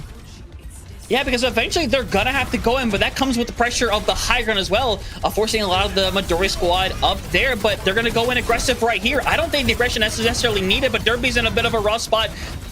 You would think the Terror Surge was the answer right there, but instead Hero's gonna hold off on it. Now this is gonna be the answer, but Derpy gets stopped right there on the spot. The investment as Derpy is gonna struggle to live through this. It's super low as they invest below. I think Midori is throwing way too much into this. They are. As they're gonna shatter back. Oh my goodness. Shatter came out? Forget about Midori maybe investing a little bit too much. The Shatter coming out, unless we see a swap here from Derpy, might have really just costed them here, potentially the map. Yeah, there's the swap over to the Orisa, so that's why Shatter came out. Danny now Blizzard. Zach has Blizzard. Beats ready for both sides. Pauline gonna be the difference maker. Having that Amp Matrix, but now Emote down mid needs to find a way to get back to the cart. That's cart, you know, near the final resting spot of the map. Yeah, Beat's been thrown out aggressively. Zach gonna go in with the first phase. Is literally just gonna solo Pauline, and now you get rid of that other ultimate in the equation. But Emote down mid is just falling one at a time right now. It's Jacob over on the point. Gonna get the overtime touch, but Julia's the last person remaining, has to slide out. And ladies and gentlemen, this is now a tie ball game. Shikigami Midori figuring out their footing a bit here, and it ends up being a brilliant hold on their part. A really brilliant hold. Emote down mid, I mean, they had ultimates going into that last kind of push phase. However, Shikigami Midori, they almost positioned themselves, in my opinion, perfectly. You really saw it there. Derpy did not just want to invest the ultimate into the Orisa. They did not just want to solo shatter the Orisa. They knew that there was going to be other stuff to their follow-up, so they held on to it maybe a little bit too long. Midori just positioned themselves perfectly, allowing everything to come their way. And even with these, I'm not going to call it an overinvestment. I think they invested the right amount of ults to try to get stuff out from Emote down mid, which they got. That shatter from Derpy towards the end of that map, where really questionable uses of it was, you could tell that they were using that just to get rid of it at that point, because they knew the Rhine was not going to be the way to go, especially with how Midori was positioning themselves in that final hold. Great map there by Midori to get themselves back into this series. Exactly. I love the investment at the end as well. You saw them pretty much walk past Derpy and Co. and Hero went in as well as with that freeze to simply get rid of Pauline, which was the player with one of the only ults remaining inside of Emote down mid. If you have that Amp Matrix, you're probably going to be able to keep Derpy alive throughout the duration of that fight. It's a brilliant display right here. And honestly, all things considered, it was a great map by both squads. Definitely did have those low lights in there, but that Rhine was constantly being a menace. But it felt like Midori figured out pretty quickly how to deal with these shatters. And I don't know if there was a time where Triplet got caught in it even once. They were able to beat it almost every single time. I think maybe the first shatter that Derpy threw out there caught them, but they didn't find Triplet after it because they focused on getting the charge onto Hero. But I mean, like you said, these are good maps by both teams, really. Yeah, there were the lowlights across the board, but it's what you really expect in a back and forth kind of map like that, to be fair. But I think we came into this map saying, again, Shikigami just need to show us something that they're going to be able to respond to Emote down mid in this series. Derpy coming in on the tank, while the Rhine was fun to see, it just didn't necessarily do enough at certain times, and you were really banking on Julia and Danny to really do a lot in some of these fights, because Derpy just wasn't necessarily finding the space, finding the value with fire strikes, or even swinging that hammer sometimes. And I mean, you could go back and look at that second point push for Emote down mid. They had 5 minutes going into it. Shikigami Midori whittled that down to about a minute and a half there. I mean, that's a big difference. It really is. That second point's hard to push, and you have to remember, Midori completed that second point push with only a minute and a half on the time bank.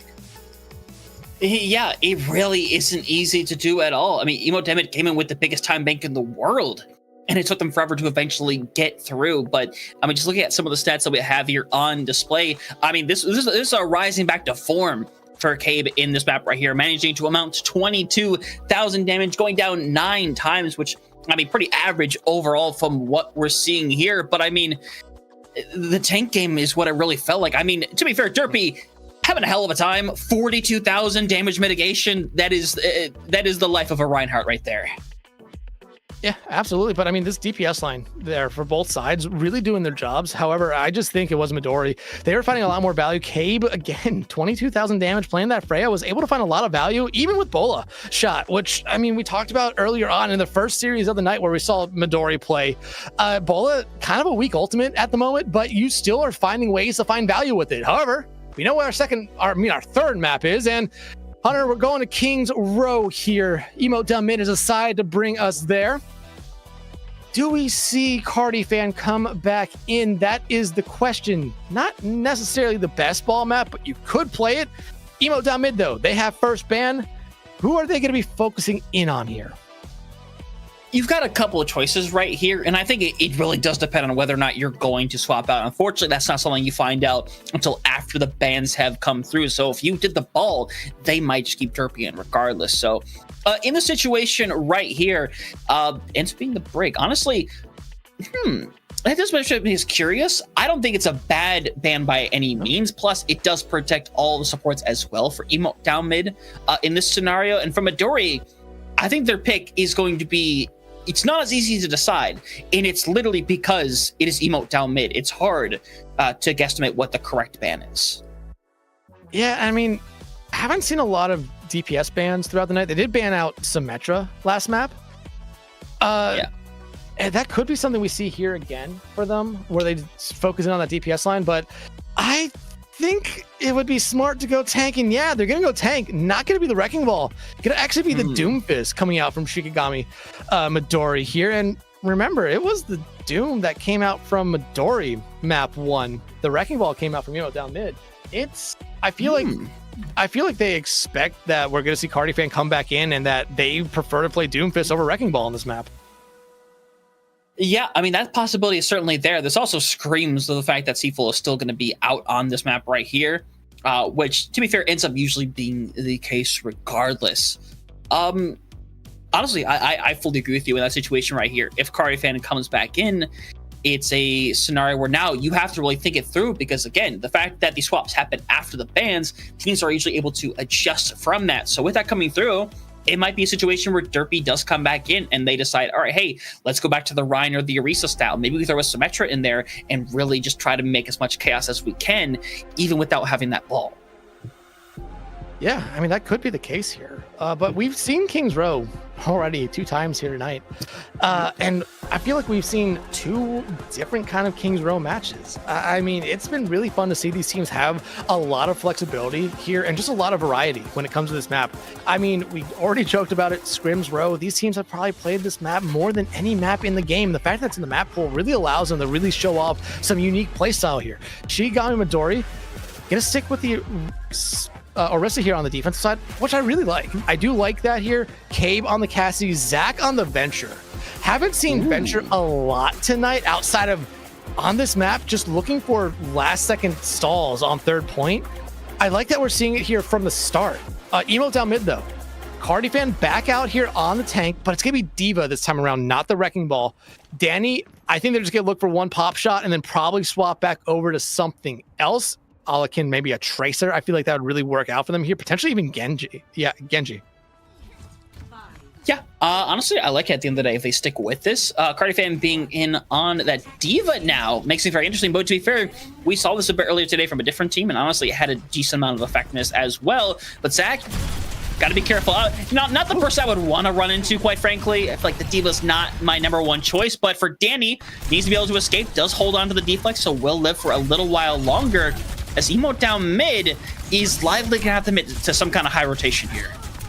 Yeah, I mean, you already see them split up with 2 members going to that high ground rotation while the rest kind of just hanging around the theater, which is not a bad play here. You're really trying to just draw attention one way so the other side can get it there, but Gabe finding Jacob out early on. There goes your speed. You're still in this one because they can come back into the fight pretty quickly. Yeah, and Julia's gonna be forced off that high ground, sitting on one, gonna go inside and be able to get that mega health pack momentarily. Danny getting super low. Julia still hanging around the back here, so they gotta turn eventually, but Julia has managed to get rid of one, and Cabe is not in the place I would want to be right now, getting in a bit of a rough space, but Julia has now gotten their second pick and is still just standing behind them. Yeah, and the problem with losing Seaborn here early on is what you're seeing happen right now with Midori. They completely have to disengage. Now they just lost Triplet, which hurts them. They're completely disengaging just to make sure that they can get back to Seaborn. This is going to be at least 1 or 2 ticks going the way of Emote down mid, but they're pressing up at the moment. Maybe trying to find a little bit more than just those 2 ticks. Yeah, but with Shoba coming back, a re-engagement is 100% in the book. Zach can get a really easy toucher without risking their life too much. They're going to wait around a little bit, make sure they get everybody back as much as they can, as Cardi Fan can be forced to get out of the point for the time being. You kind of see hanging around right now is Julia, who does have a Deadeye ready to go.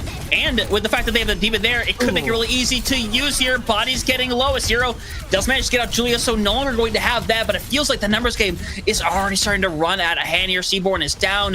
Midori doesn't really have much else to work with unless Zach is able to find a really good pick here momentarily, but everyone is just so hard to hunt down from this Emote down mid squad. Hero, I mean, at this point, just trying to get out. They do get the bomb out from Cardi Fan here, which is huge. But that's kind of soul crushing there. Cardi Fan gonna pick up Zach as well, and now there goes your complete arch hold. As wow, Emo down mid just rolling now. 100% just rolling, and that's what you want if you're the Emote down mid fan. And Cam getting picked off, extremely late death there, unfortunately. Extremely. It really is. However, with only 1 person on this card right now, Shikigami Midori is going to be able to come back in very quickly and just force back Emote down mid, probably to around the corner, around the pub, which is really good for them. And they have ultimate, so if they want to engage in here quickly, I mean, just throw out beat and just go running down the line here, which wouldn't be the worst idea since you would still have the same amount of ults on the other side. Yeah, you see right now Gorilla trying to hang around, but eventually Terror Surge being activated. Weird scenario, but Cardi Fan getting super low as Julia hanging around there. Yeah, that is a lot. That is a lot from Midori, by the way. Like, that is 4 ultimates a lot. And you're truthfully only able to find that's 3 picks. I mean, yeah, you win the fight. You get the thing that you were looking for here, just was map control. But maybe a little bit of an overinvestment. The Deadeye probably could have been something you held on to in that one. Probably just a little bit of miscommunication there by Shikigami Midori. But hey, like I said, you got that control back. Cardi Fan is back out on the ball. And they have B and Deadeye ready to go. Yep, and B can be used aggressively. Julia might end up using this Deadeye pretty aggressively too, but he might not need to. His Hero is down. Julia might just do it for the memes, but not going to be the case, as people going to simply die on as Julia gets a 3K, make it the 4 as they're going to clear it away. But with everybody from Emote down pushing forward, Midori, a touch here is, I mean, it'll be rough. It is possible for Midori to get a touch here, and it wouldn't surprise me if Seaborn does try to invest the Kitsune Rush here. Again, you just want to try to eat away some time bank here and make sure that Emote down mid has as little as possible going into 3rd point. And hey, you could potentially win a team fight here. Julia has Deadeye, but that's something you can easily cancel out. That was your touch. Yeah, now they just have to full-on invest onto the point right here and pray the Hero can come away with something. And Cardi Fan just doing the mumbo jumbo. Okay, why not? And eventually it's going to cost for the cap to go through here. Midori winning this fight has next to no merit, unfortunately. They're going to be drilled away 1 at a time right here as, again, the ball just baffling them. Again, yeah, like you said, it's baffling them. Like, they haven't been able to slow it down. Hero now making the swap over here to the Hazard. Zach onto the Genji, and Cabe over to the Soj. I mean, I like this a little bit better going into Cardi Fan's Wrecking Ball, but right now you're walking into 3 ultimates from Emote down mid, and you're only truly gonna have a beat here. If you're Shikigami Midori, you need to find some way to really stabilize this entire round here and just win a team fight. Yeah, rough scenario with Julia can be pressed hard, gonna lose out on the Deadeye, ends up being really good timing overall.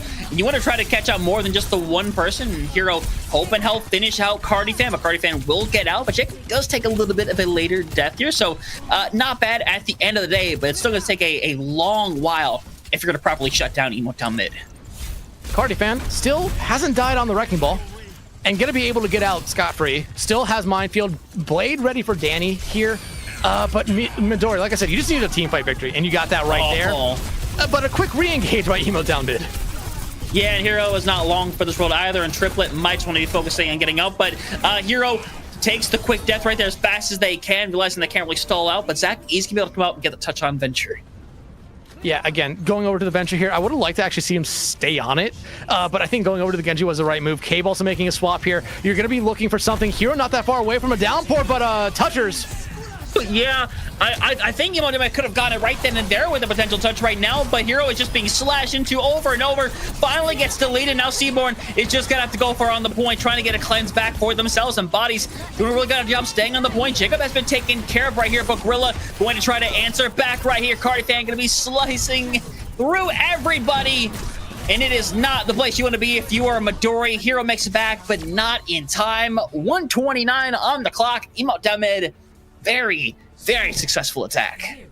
Very successful. Minute 29, though, I feel like for the struggles that we really recorded there for Midori, that's actually not a bad time to allow them to have.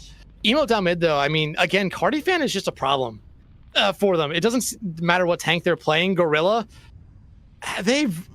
no matter what, we haven't talked about this backline yet for Emote down mid. Gorilla, it seems like every time we look at stats, they have the least amount of deaths on their team, and they had a perfect round right there. 6,900 damage. I mean, so healing as well, added on to 21 assists. They just did everything that their team really asked for there and more. Midori, I mean, they were able to slow it down at points, and that's what got them down to this minute and a half time bank. That's the only good positive thing here for them. Right now, though, Cardifan coming out on the Orisa, I feel like this is the time for Midori to really try to slow down Cardifan, because they're not on one of these high mobile tanks. They're on a tank that, I mean, needs a lot of help to be mobile. So this should be the time that if you're Midori, you find a way to get past Cardifan.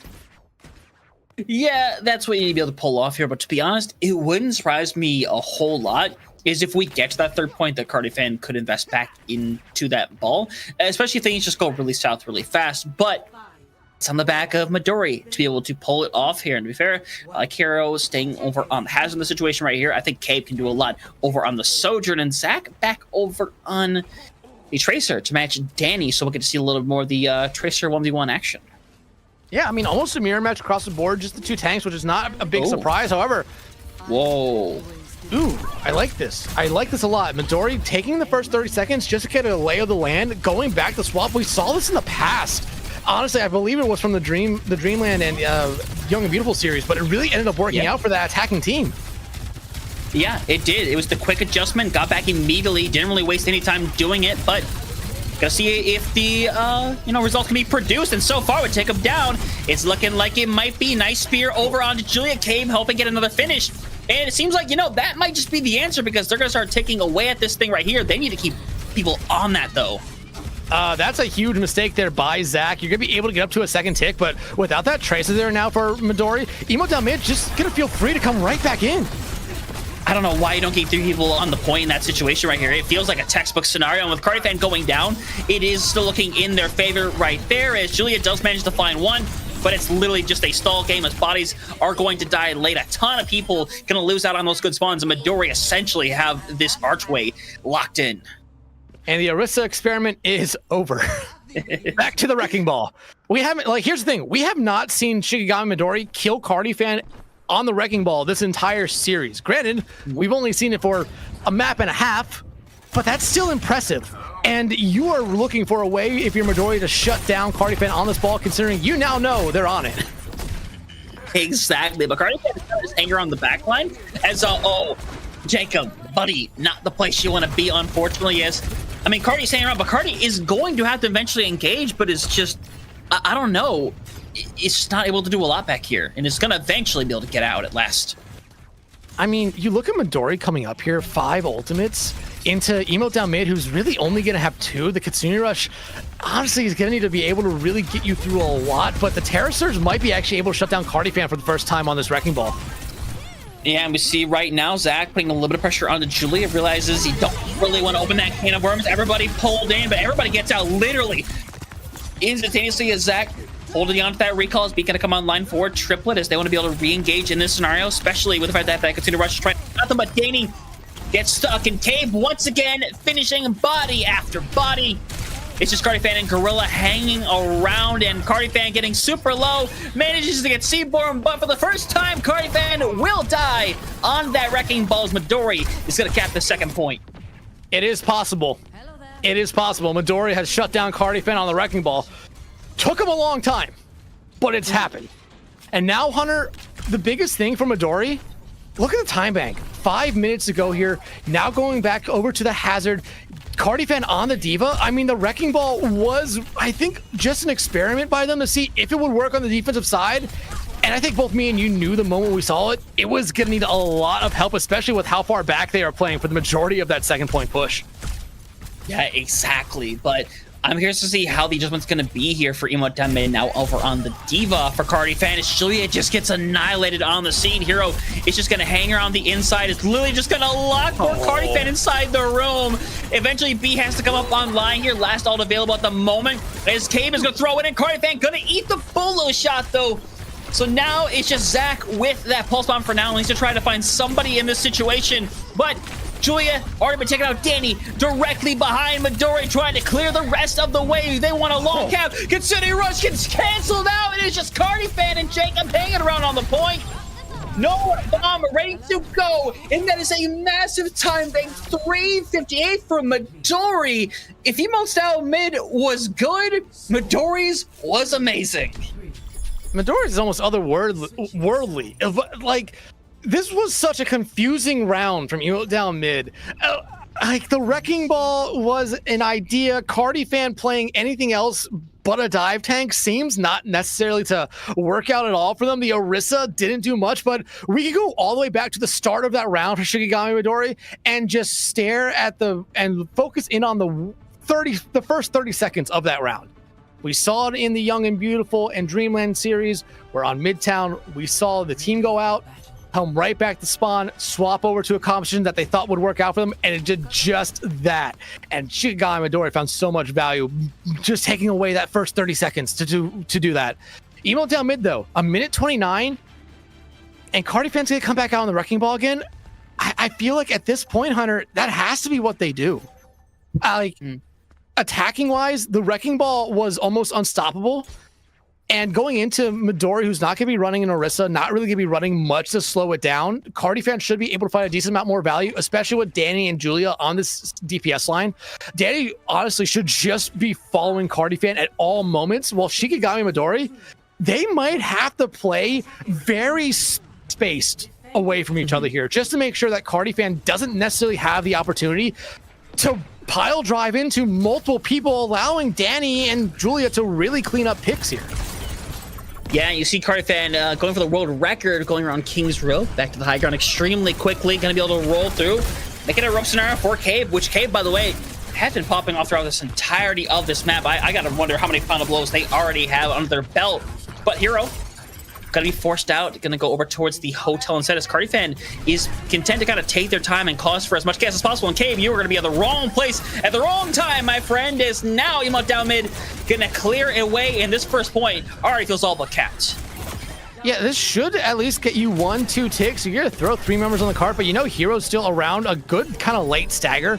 They're gonna get that respawn wave though with Zach and Seaborn, so they're gonna be able to come back out and hold at Arches, most likely.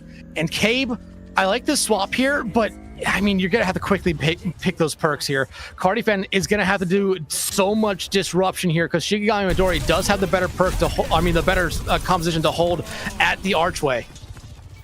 Yeah, they do. Ultimates are going to start playing a factor as well. I mean, especially if you're able to get these support online, Gorilla's going to have that considered rush before anybody should have anything online.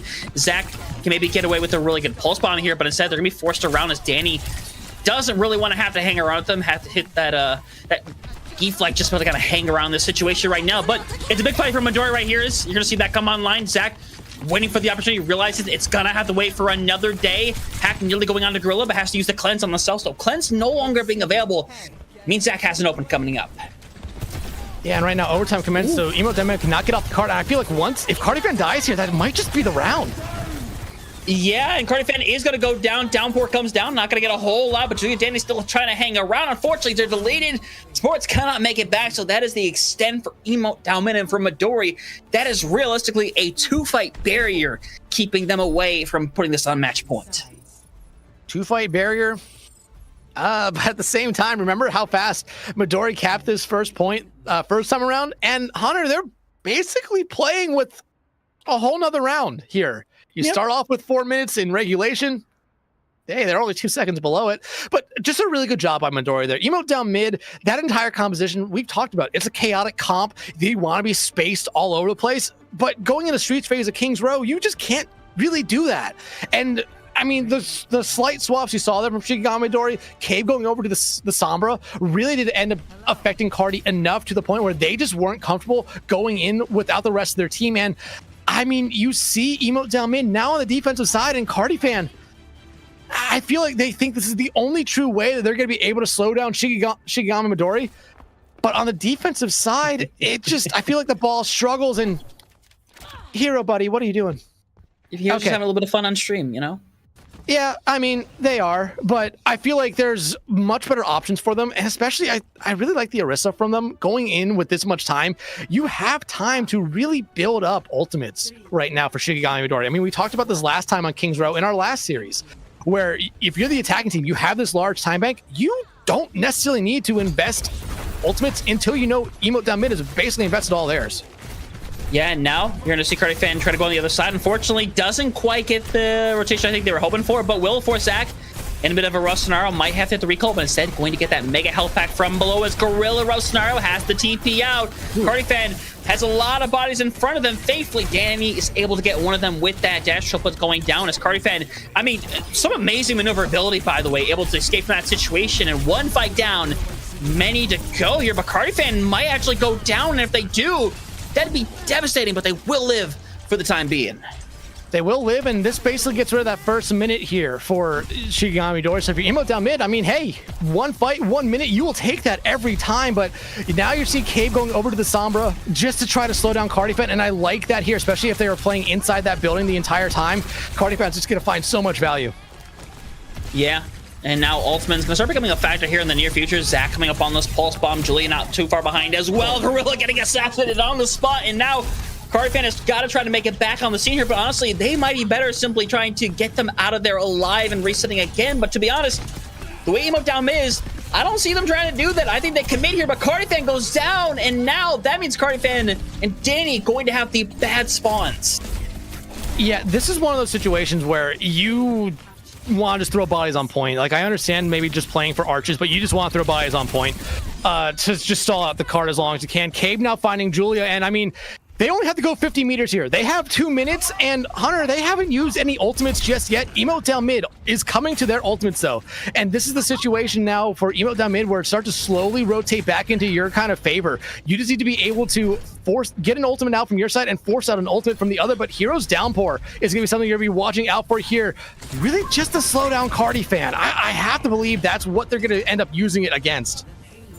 Honestly, oh yeah, Shago goes down. Hack comes up online, trying to find more on them. A lot of people getting low. Downpour gets used. Unfortunately, the cleanse is there perfectly in time as Danny not gonna be able to find anything. Julia, though, trying to keep them alive right now. Beat being activated, doesn't catch over onto Zach, though. So we're in a 3v3, and now Cave has to wonder whether or not to invest this EMP when they get back right away, or wait for a full-on different fight. And right now, they are considering it right now. Only 2 meters to go. EMP comes out, getting rid of all the mines, and that is going to clear that out. Midori gets the match point, and right now may have had this ball figured out.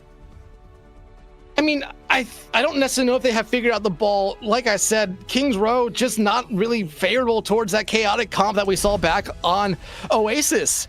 But, I mean, Emote down mid, they were able to... I mean, I thought they had a really good first round. Like I said, 1.5 minutes on the time bank is nothing to scoff at. But then we just saw Shikigami Midori come right back in and essentially say, hey, yeah, your round was good, but ours was, say, incredible. There. It's just awkward plays from Emote down mid. It really just seemed like they were just trying to force that Wrecking Ball on a map where Wrecking Ball struggles. It really did there. And even with Cardifan, we looked at it there and saw multiple times, they were a very technical tank on that Wrecking Ball, being able to get up to max velocity multiple times just off of a short kind of whip around. It just wasn't enough there. And I think it hurt the team a little bit. Shikigami Midori now, Dream Run still alive here, now 1 map away from being in that lower bracket finals as the 8th seed. Yeah, which is something that does not happen often in the world of Overwatch, in competitive Overwatch. It just doesn't happen like this. But still, there are teams like this that are able to pull off, and Midori is definitely one of those that's able to put it on display and able to fight back, because when we started in that first map, it wasn't the closest thing in the world. There was definitely a bit of fight back, but it feels like they didn't have the situation figured out. They're able to go to things more in the Brawl scenario and Sakurai out. They make it their own. And now here on King's Row, where Cardifan really isn't able to play the ball at full capacity and you decide to keep Derpy out, Midori takes advantage of these facts a lot. They come back with an amazing attack. And I don't know if Emote Diamid were properly ready for that situation either. It feels like they were caught really off guard after those first initial fights. Yeah, it really did. It really did. And that's just a bad thing to see, because Emote Down Mid, like we saw, especially going back to that Oasis map, they just looked like a different breed of team. Midori had no good answers, and now these last two maps, Midori has figured it out against both the tanks for Emote Down Mid, and that, I feel like, is the biggest problem right now for Emote Down Mid. Doesn't matter who's at the tank line. Shikigami Midori knows now how to basically slow you down, and you're basically now picking a map here, going into map 4, for your season. And I mean, it's rough now when you have to be putting that much pressure onto this map pick. Yeah, and there's so much on it as well, because you think about what they have kind of gone to already, and the fact that now on map 4, your options are more limited than any other map situation. There's only a couple you can go to in the situation, and now looking at the stat lines, I mean, it's honestly impressive from both sides at the end of the day, but I mean, some of the death counts on here, Seaborn unfortunately going down 12 times, same thing for Senna, but if there's a person that is really stand out to me, again, it comes down to Hero, only going down 6 times throughout that whole exchange, able to have less deaths than Cardifan at the end of the day and being able to keep up with that damage, having the most in the lobby on top of that. I mean, Hero has definitely had some rough spots, but this map right here has got to be a highlight for them. Yeah, and I mean, Hero's showing us a lot throughout the night here tonight. In both the games we've seen, that they are in that conversation for maybe one of the best tanks in this tier, which, I mean, coming into the night, you would have to argue, we've seen some good ones, but Hero right now, they are on a little bit of a different level here. But right now, Shikigami on series point, up on top of Emote Down Mid. We're going to take a quick break and come right back with our 4th map of the series. Everyone stick around. We'll be right back.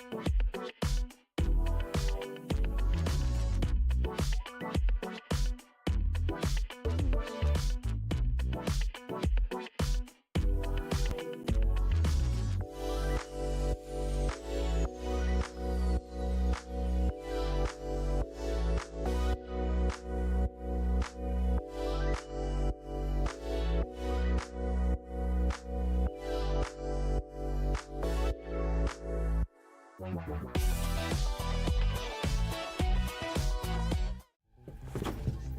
match is about to start. Sorry I'm late. Let's do this. Widow's up top. I'm on point, dude. Genji, you want Nito? Okay, guys, lock in. It's overtime. Let's stagger, let's stagger. On me. Yeah, I'm dead. Down. My ult's ready. Xander. Dead. Pushing, I'm pushing. No, pull back. Hold card, we're down. That was so bad. Yeah, we suck. Yep. Let's try something new.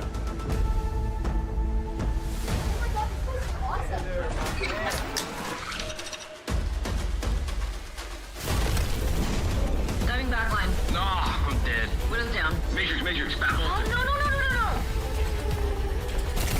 I got pulse bomb. Back on cart. Come on, back on cart. Oh, going in. Stop the cart.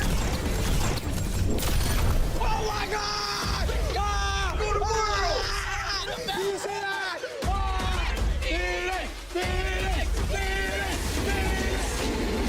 Making their OWCS World Finals debut, please welcome to the stage, Team Phoenix! Are you ready? Yeah. I'm ready.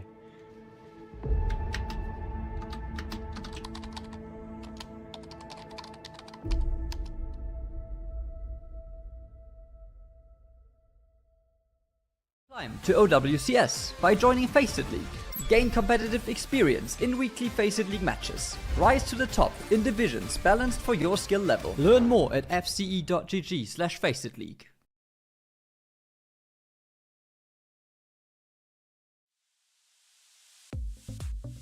Ladies and gentlemen, welcome back once more to what has been a long and fruitful day here, deciding who are going to be moving on to the OWCS promotion and relegation games.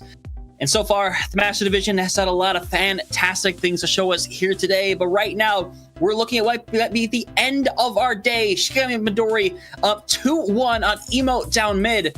And Dexatron, the way that we saw that last matchup over there on Kings Row, Midori has started to figure it out more and more. And now, feels like for the first time, very truly this series, Emote down mid is the one that now needs to provide the answers, because it feels like their back has been pressed up against that wall pretty hard now. Yeah, it really has. And I mean, me and you were talking about during the break, just the breakdown of Emote down mid on Kings Row, allowing Midori to get on the series point here.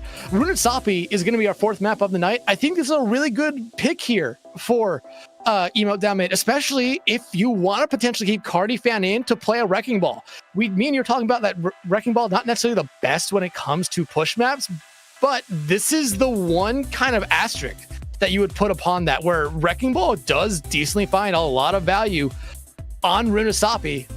And you're going to see Emote down mid having first ban here, so you could really go for protection ban if you want to play that, if you really want to. So it's going to be fun to see whatever. I would assume they're going to ban out tank here. I would be absolutely flabbergasted if they don't, though. Yeah, because it's like there are plenty of tanks to choose from that just are never going to get viability. You could get rid of like a Hog, you could get rid of a Sigma in this situation, you could get rid of freaking Mauga. You know, there is a plethora of options to which you could ban to do it. But instead, Dex, we are getting rid of the Lucio, which obviously is targeted on Triplet, but that doesn't feel like the right call. It doesn't feel like the right call, but like you said, it's a target on the Triplet, and Triplet has quietly been having an incredibly solid series. Again, we haven't been talking about the support lines enough for these two teams. They've been able to do so much, and I mean, you look at when the supports have been banned out, Emote down mid, now banning out 2 straight supports, and there's the Wrecking Ball ban from Midori. So it's going to come down to, do we see Derpy come back in, or does Cardi Fan stay in to play another one of those dive tanks? Doomfist was banned out last map, and I would assume that a lot of people thought that going into Kings Row, or Midori thought going into Kings Row, if we were going to be seeing Cardi Fan, Doomfist was going to probably be the way to go. We could be seeing it again here, though, as Cardi Fan does stay in. So Doomfist is on the table, every other dive tank on the table. Default is now back in for Midori as well. I mean, Hunter, I'm going to say this. Midori has this knack for playing map 5s, but I don't know if this is the first time this playoff run where they've been up going into map 4. I mean, yeah, you're absolutely right in that situation right here. And now it is backs fully against the wall for Emo. Everything that they're trying to do, we're probably getting. I mean, Cardi fan could be messing around, but we might actually be getting the Doomfist versus Doomfist to get us rolling away. Danny gonna TP everybody out, probably heading over to that Tracer, but they're gonna go back, and it looks like it is indeed gonna be the Tracer. The Doom mirror that I think a lot of people were really expecting to see from C4 and Cardi Fan at some point tonight. Wrecking Ball being banned out does get rid of Cardi Fan's probably best tank, but now you look at the rest of the lineups here, and Julia on the Cass, I feel like they're going to be able to find so much more value here than potentially Zach on the Venture. This double flex DPS line from Midori, we've seen it in the past where it's worked out for them, but I just don't know if it's going to work out here. Yeah, it's going to make things certainly rough for the situation, so it is a much needed bounce back for Emo down mid. Danny, you can see, had to hit that recall right there. Seaful and Co getting punched away, but Midori is just kind of chipping away slowly and slowly at a little bit of this percentage. Julian looking for the necessary headshots, just hasn't really found them quite yet. And there's the first pick on the triplet. Moira coming out for them here. I like the idea, but you're going to need to find a lot in Danny now. I mean, they're trying to keep their team alive in this series, and they're starting off good. Yeah, and that's when we cleared them away. Midori doesn't get any of that 16 meters, but Emo down mid will be able to bring it back the other way, take lead over. The question is, how long will it be until Midori is able to re-engage? Won't be long, and you already see that DPS line decide that they really can't play that flex, the double flex. Zach, though, going to take over the Tracer. Cabe on the hit scan just needs to be the way to go for Midori. They have been a standout in both series. We'll watch from them here tonight. Seaborn, though, does have this Kitsune Rush ready to go here early on, but Gorilla, Pulse, a Nano ready, Pulse Bomb ready for Danny, and Julia has Deadeye. I mean, Emo down mid, they have the ultimates here. That could just get you this checkpoint really fast. It really could. If you just catch Seaful in the wrong place at the wrong time, triplet gets super low, and Nano ends up coming through. Puts a really rough scenario as TP has to be used here. Gorilla goes down. Unfortunately, Seaborn, not the place I would want to be. And Cardi Fan has got rid of two. It's just Seaful and Zach hanging around on the point. While they're going to get this card somewhere, it is not going for long as the bot is going to slowly start trending further and further away. And with that pick, the checkpoint is all but secured. Checkpoint is all but secured, and one thing I want to share with everyone, Zach did type in all chat before this map started that directly talking to me and you, Hunter, saying, Casters, you know we taking this to a map 5, right? I don't like that considering they're winning this series currently. But Emo down mid, checkpoint in 2.5 minutes. I mean, this is what we've seen all night from Munasapi. Whoever gets checkpoint first normally does get a decent amount after the fact, and we've seen the other team chip away at it but never be able to come back. Yeah, and we see right now going for the slam is Seaful literally barely hanging on. Gonna use the ult to get as much health back as humanly possible. Goes for the high ground. I like that right there. Puts themselves in a nice setting. But Seaful gets punched out the gate. Going down on that slam, and now triplets in a rough scenario. Danny been really good on this Tracer throughout the day, and now is just showing off more and more as Midori is just the one unraveling this time. I'm looking at Seaful here. This Doom mirror is not working out right now for Midori. Nothing's working out for Midori. Emo down mid, I mean, they look like the team we saw back on map 1 for them. The one where they just purely dominated. And Midori, they look like their map 1 selves here again. They are struggling. No ultimates ready for them. Julia has Deadeye, and Cardi Fan already up to another Meteor Strike. Full rough scenario. Cardi Fan is going to be backed out all the way, but will eventually get care after that anti. But yeah, I mean, if you're Emo damage, you're fine with this. Take all the time in the world. We don't care. Take your time trying to win this fight. We want that. We want to burn away as much time as humanly possible. As a matter of fact, we might be willing to just try to end this thing as soon as humanly possible. A nice punch on the Seaful. Seaful, potentially not long for this world. It's just Cabe and Zach hanging around as both of them got to try to escape. As Emo down mid are honestly one good fight away from ending this now. One good fight away, and look at what Emo down mid has. Nano, Deadeye, they're not that far away from Pulse Bomb. Gorilla's gonna probably invest that Nano on the Cardi Fan like they did last time, just to get everything going, and Midori, outside of a Nano and a Deadeye of their own, doesn't really have much here. There's the Deadeye coming out from Julia, just to really get space, and look how much space they're getting. Yeah, they got so much. 138 meters now on the clock here. Seaful gonna go with that. Cabe gonna be the one this time around. A nice little sleep gets activated, but now it's a Nano being thrown in. Cabe gets a little bit of damage right here, but has to back out momentarily as Cardi Fan and Seaful both have their own nanos. Seaful has managed to get rid of Jacob, so it looks like Emo down mid finally going to be stopped in their crusade. But man, it is so much damage that has come through as Julian, yeah, they're still hanging around the back. What? They're still finding picks. I mean, the bot's being taken away, which is the best thing that could happen for Shikigami Midori here. But, I mean, this has just been an interesting map from Midori. I felt like they had all the momentum coming in this one, and now I personally feel like they've let Emote down mid get back into it. At a point where you really didn't want them to. Cardifan, yeah, they just need to get out of Dodge here. But right now, half that time bank's gone, Hunter. Shikigami Midori has a 122-meter deficit to make up here. It might just be a little bit too much for them. Who knows? Seapool's gonna have to use the ult here momentarily. Stick directly onto Seaborn. That is a bad case scenario. Seafool is just gonna go for the high ground and try to go for the big slam. Gonna catch on to a couple of bodies, but gets stunned directly afterwards, and there's no escape from them this time. As Midori is gonna make, I was gonna say, is gonna make no more thing, but Cave and Triplet are kind of popping off. They will pull this fight back with their own bare hands. As, man, they pulled that back from almost nothing. Yeah, they really did. And I mean, Seafool falling first, normally a lot of times you look at that kind of engagement, losing your tank early as, well, that's basically the fight right there for that team, but give it up to them. Able to find a lot there. You did invest the rally, but you are coming up to both your DPS ultimates. However, Cardifan can play aggressively here. Same thing with Jacob. They have rally. Cardifan has a get out of jail free card with the Meteor Strike, and they're already just diving into the backline. I mean, they are just making space for their team. Yeah, rough scenario. Right now, you know you're in the weird spot, and Seaborn, just no chance at life there. Seafool trying to escape with their own life intact, has to commit to dying on the point potentially, but again, Triplet just seems to hang around and always find somebody in these fights, but this time around, no heroes for Midori, as no cap either for Midori, so everybody gonna get the bad spawns. I mean, right now, if you're Midori, you're just happy you cut into that lead a little bit. It's not 100 meters anymore. It's still about 87, but hey, it's better than 122.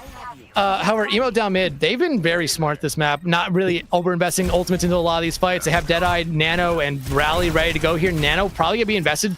I would not actually be surprised if they invested on the Julia and popped the Deadeye with that, just to try to get some space and maybe even find an early pick. But no, on the Cardifan, the right move. Yeah, oh no, this is I think this is the worst case scenario for Shikigami Midori. Oh my goodness gracious. Seafool does manage to get rid of Julia, but unfortunately, Seafool is not even going to escape. So now you got to think that Femont down mid are back in this one fight win scenario. Yeah, one fight win scenario. You have Deadeye, Pulse Bomb. You only have Pulse Bomb ready for the other side. Seaborn needs to build up to the Nano here pretty quickly, but then who do you give it to? Do you give it to Seafool? Well, you don't have a Pulse Bomb anymore. You don't have a Pulse Bomb. Cade going over to the down Freya here, I feel like it's a little bit too late, but I mean, the bot is being stolen at least. Yeah, now Seaborn needs to live. They are in such a rough scenario. Pulse Bomb could end it all right now. They're getting closer and closer, just a few more meters away. As Seafool gonna have to go for the touch right now. Body's trying to get in the way, slipped away, but they're stuck. Zach rolls into Jacob, unfortunately, and now this looked like it was going to be curtains for Emote down mid here. And honestly, it might be, and they will. They'll push it in with 2 minutes still on the clock. For the last time, ladies and gentlemen, we are going to a fifth and final map. Welcome to map 5 again, if you're Midori. Hunter, I don't know how to feel after this map. It just felt like Emote down mid, they got everything they wanted. They got the ball ban. You still have Doomfist here to play, and guess what? You can't ban the Doom either. I believe that Shikigami Midori's banned the Doom already this series. So now Cardifans, both their best tanks are available. The only thing Shikigami Midori can do here is go to a map where you can't play either, which is hard. Which is very hard to do, but I just have more questions for Shikigami Midori than answers here. Emote down mid did everything they needed to do. They did everything they needed to do this map. Shikigami Midori, I don't know. It just looked like they were a shell of the team that we saw on Circuit and on King's Row, where they were fighting tooth and nail some fights to find 1 or 2 picks. This map, it didn't look like they were doing that at all. No, it didn't really feel that way. It's not that return to form that we saw from them on that very first map, because with the ball being available, we thought, hey, maybe that is simply what's going to happen, is they simply come in, they run that comp again, and they run it down like last time. And, you know, for the first, like, little bit, or, like, the first, like, fight, it felt like, okay, they're pushing them back further and further and further. They get them all the way back into the room. But then we just see the display of Emote down mid and what Cardifan has been able to pull off here, and the amount of aggression they were able to get away with. And Midori, again, just feel like they couldn't properly find that answer throughout almost the entirety of the series. They had moments, of course, but it ended up just being 50-50 fighting, and Emote down mid finished with multiple minutes still left on the time bank. I mean, we've seen a lot of these maps go the full distance, even when people push nearly towards the end, because they fight back, they make it close. This one, it wasn't that. Yeah, I mean, just Emote down mid, completing any push map is very difficult in general, and Emote down mid able to do it here really shows you that they still have a lot of faith in themselves in this series. And like I said, Emote down mid, I don't really have any questions for. They played this map as if their season depended on it, and Cardifan played an incredible map through and through. The Doomfist, they had the diff, maybe even a canyon right there against Seaful. Midori, though, like I said, there's more questions, and I have real answers from them, because it just felt like they were just kind of throwing dirt at a wall, hoping it would stick. I mean, you see the stats here. Cardifan, 2 deaths, 29 elims. Seaful, 9 elims, 8 deaths. That's a canyon. There, that's not a gap. That is incredible to see how one-sided that really is on the stat line. And there's not a whole lot you can really say, unfortunately, about what Midori was able to do. And they tried their hardest to try to pull that one back. But Cardifan was unstoppable in this situation. On top of that, Gorilla refusing to die, consistently able to help out Cardifan in every scenario. I mean, Nano's constantly getting onto them, and they found effectiveness with every single one they had going their way. And so now it puts Midori back up against the wall, because it's one thing to have a dominant map, it's the other to be able to finish a map like this, like Runasapi, multiple minutes still on the clock, and to sit back and wonder, how did we let that happen? I mean, but if you're Midori, I guess the one saving grace is you can go back to the start of the series. They got rolled. They got rolled on Oasis.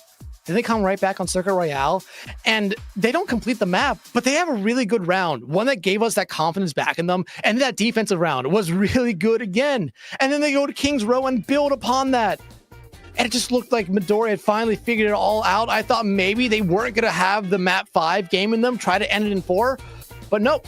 Map 5 seems to be written in the stars for this team throughout this playoff run, and looks like Ilios is going to be our final map of the night here.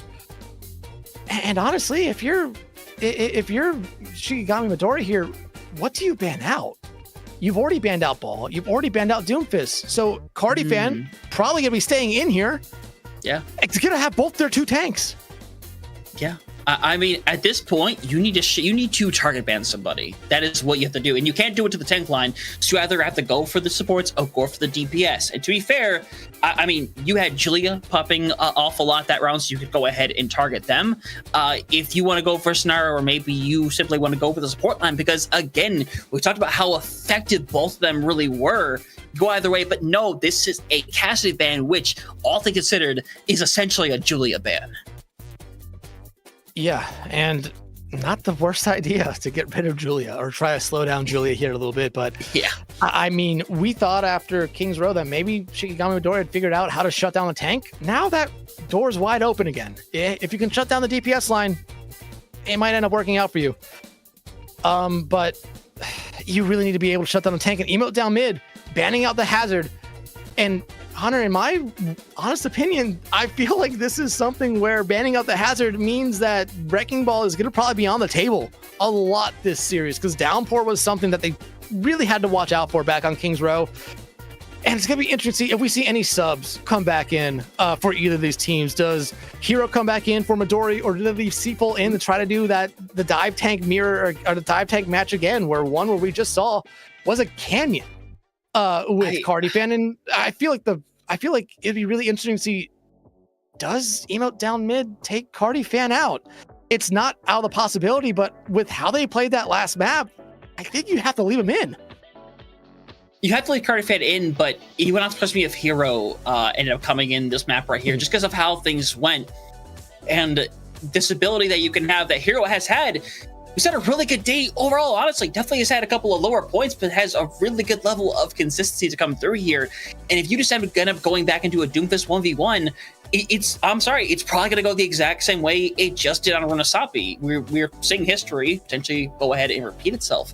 So I'm hoping Hero comes back in here. I hope they try to make some return to form like what we had seen previously, you know, when we look back on maps like that King's Row. But I mean, again, looking at this bracket, the way that has gone down, it has been a journey for both these teams. And especially, it has been a journey for Midori, who have played so far in the playoffs a combined 19 maps. This next one about to be number 20.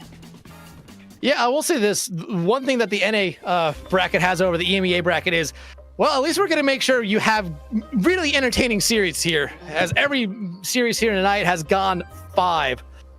But Hunter, it is time to lock in here, and Hero is not in the lineup for Shikigami Midori. Ooh. It is a risk, but it's a risk. But if Seaful can turn around the performance last map and they don't even have to match Cardi Fan, they just have to play a little bit better. And Midori had opportunities, they really did, but Seaful struggles really did hurt them. If they can play a little bit better here, this leaves the door wide open for this to be a really close map. But heading to Ruins here first, this is the one map that I would kind of expect Brawl on, but both these teams going to be staying away from that here, I think, the entirety of this. Cardi Fan, yep, out on the Wrecking Ball like everyone's expected. Seaful on the Winston. Map 5, Hunter. Let's get this going. Our final map of the night, no matter what. No matter what, because there's no way in God's creation that we somehow go to another. But this means it could end in spectacular fashion between these squads right here. One of them is eventually going to have to bend and break. We'll find out very soon who that is going to be, as Cardifan currently just hanging around onto the point. Seaful waiting for a good opportunity to be able to dive in. Gonna go super high. Gonna try to go in directly on the Julia, and that is 101 dive right there. Works out beautifully. You try to get away, and Seaful is gonna help get rid of Gorilla and from Midori. That is the first fight that you are desperately hoping for, as Cardifan, while they're still hanging around, they can't do anything to stop the point from flipping. Yeah, Midori gets the first cap here, which is huge. And Cardifan, I feel like, again, you want to play this Chaos comp. I feel like they're trying to harass the backline the entire time, but the dive there from Seaful was just a little bit better than what Cardifan was able to do. And now Midori, here's the thing. You could play back. You don't necessarily need to engage into emote down mid. You could just play very, very passive and just try to bait emote down mid into these engagements. You really could in this situation right here. And honestly, that might be what you want to do in a lot of these situations. But Cardifan gets extremely low. Is just getting run down by Zach every single time. Zach eventually going to have to be forced to use the recall in this scenario. But Zach is about to have this pulse bomb ready, but everyone went and chased Cardifan, so the flip just came through essentially for free. And now Emote down mid essentially have this fight taken care of, especially if Seaful can't get out of here. Seaful's going to be able to escape, but this is what Cardifan's been able to show us a lot tonight on the Wrecking Ball, just being able to draw attention. Pulse bomb out there from Danny, not going to be able to fight anyone. So that gives Shikigami a little bit more momentum going into this next one here, knowing that you have your Bola, you have your own pulls, Nano and Rally not that far away, but you need to start getting this fight towards point. There's the Nano out on his people. Yeah, it's a rough scenario. Gonna try to escape it for Julia. It just doesn't happen. And now you just got to try to throw everything into Gorilla, who's super low, gets taken out. Ends up being a clean fight overall for Midori. Gonna get that 35% for Emote down mid, as Cardifan has some eyes around the corner, but Midori has a bit more than that. Yeah, but right now, I mean, look at this, really. Emote down mid is Danny and Seaful, Danny and Cardifan are all the way back by Midori's spawn. This is what they want. They want this attention. It's what got them that first point cap where they're able to get 35. Now Minefields out across a wide area, and you're already seeing ultimates being invested here by Midori just to try to get back to point. Yeah, and Seaful has gone ahead and used that Primal Rage in the situation. Zach super low, as again, another flip comes through essentially for free here, as Seaful gets caught directly onto right now, getting low ball shot, throwing everybody together, and it's gonna go back and forth. It's chaos going on in the center of the ring. Midori trying to cause another flip. And with Seaful going down, unfortunately, I don't think it's gonna happen, as Zach hits the recall, needs to try to get out there with a reset. Looks like both DPS should be able to get out alive. And, am I wrong to say that's truly the first team fight victory this entire map? We've been just going back and forth. I don't think we really had a team fight. it's just been because these two tanks want to play so far in the backline that we really haven't seen anything just yet. But right now, Emote down mid, 70% and counting. Pulse bomb ready for Danny. Oh no! You poor soul, you, and now Seafoam wants to take advantage, but Julia is there to stop it right now. I mean, Midori just not taking advantage of that huge advantage, a huge misplay from Danny. And now Midori, I mean, they're losing players here. This is Final Fight territory. We're beyond Final Fight territory. This is potentially just done. C4 or Zach have to go for the touch. C4 gets booped out of midair. It has to be Zach with the touch. Nano comes online over for C4. You see that sleep that went down on the Cardi fan, and now it opens back up. Gorilla needs to be hunted down because right now people are just standing on the point and they don't have a target to go after because everyone can just run around and throw directly into the face of Seaborn.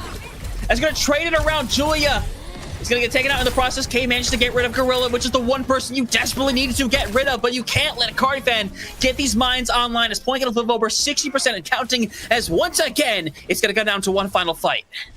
These two teams, it's back and forth, weird back and forths. That's the thing about this. Yes. But good job there by Midori finding the picks there. Zach finding that one there. Make it 2 for Zach. And I mean, this now puts Emote down mid into the situation where Shikigami Midori was, where it's really Final Fight territory. However, you have Minefield ready to go here. The only thing Midori has at the start of this fight is Pulse Bomb.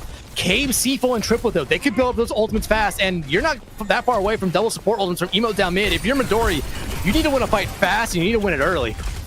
Yep, see, lines being used and triple being caught out is literally the worst thing that could have happened in that scenario. C4 ends up going down. Zach is probably going to have to carry this fight right here. It's a 4v2 right now. Mines are going away as they're going to be chased down. They need to catch on to somebody as they're going to go through once. Recall is going to have to be expended, but they don't do it in time. And now it is map point for Emote down mid, only one round away from moving into that top 3 slot.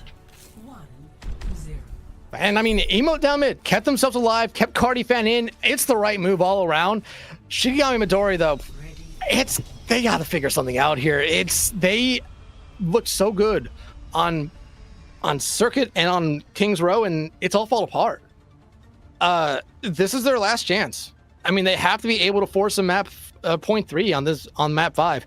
But these two teams, I mean, Cardi fan, I feel like will struggle a little bit here on Lighthouse. If you're Midori, this is probably the best case scenario for you. The fact that you're getting Lighthouse second.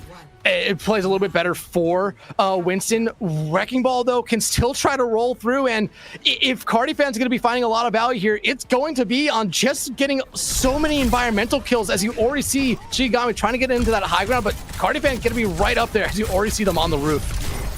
Yeah, I love this play right now as Seafoam is going to have trouble really diving because, well, I was going to say Jacob is just helping out consistently, but Seafoam is able to get rid of Jacob's side. The defense mechanism is now gone. And just like before, it's a good first fight for Shikigami Midori, but it's about them staying consistent and bringing this to a 3rd point as a couple more staggers onto the point as Midori got to take this first fight away. And like I said, this point in particular does favor the composition that Midori is running a little bit more than Wrecking Ball, just because of how close quarter the point is, really forcing Wrecking Ball to have to find value in other spots, like trying to get pile drives on the support line, who's going to be up on that high ground the majority of the time. And you see Cardi fan getting up there, but that's going to be the problem. The sleep coming out onto them, it's just going to allow so much play here from Midori onto them. Yeah, and Cardi fan is kind of like that one sickness that just never goes away no matter how hard you try. As Julia, rough scenario, barely staying alive. Same case for Cave there, temporarily, but pressure going on to the point as Ultimate's going to start becoming an issue, especially Bolo Shot and Pulse Bomb coming up online for Midori. As Cardi fan super low on the point, just has Gorilla constantly in the face, just trying to help them out as it's just one on the point. Zach trying to survive, and they're just going to force them away as Nano comes up online as Seaborn also going to get it. They're trying to pressure away. Gorilla in the wrong place at the wrong time. Danny burnt away. And now for Emote down mid, the reset comes through 50% accounting. Midori trying to push this all the way. I mean, if you're Midori, at this point, you just need to hold on this point as long as you can. I feel like you're going to have to give it up eventually. Emote down mid's going to have ultimates, and they're probably just building up to 5 anyway before they really decide to use any. But Midori invested Nano, they invested Bola into that shot, into that fight. However, you're not going to have Primal. This might be the point where you give up point. Yeah, you just keep putting the pressure on though, but unfortunately, again, Midori aren't that great at this, so far at this map, but kind of making that stall last long at all. No, not at all. Zach though finding Julia is huge. That does allow Shikigami to come back in, knowing that they don't have to deal with a lot of burst damage here early on, but still, Cardifan around. I mean, even without the Freya, the pile drive is a huge, immense amount of burst.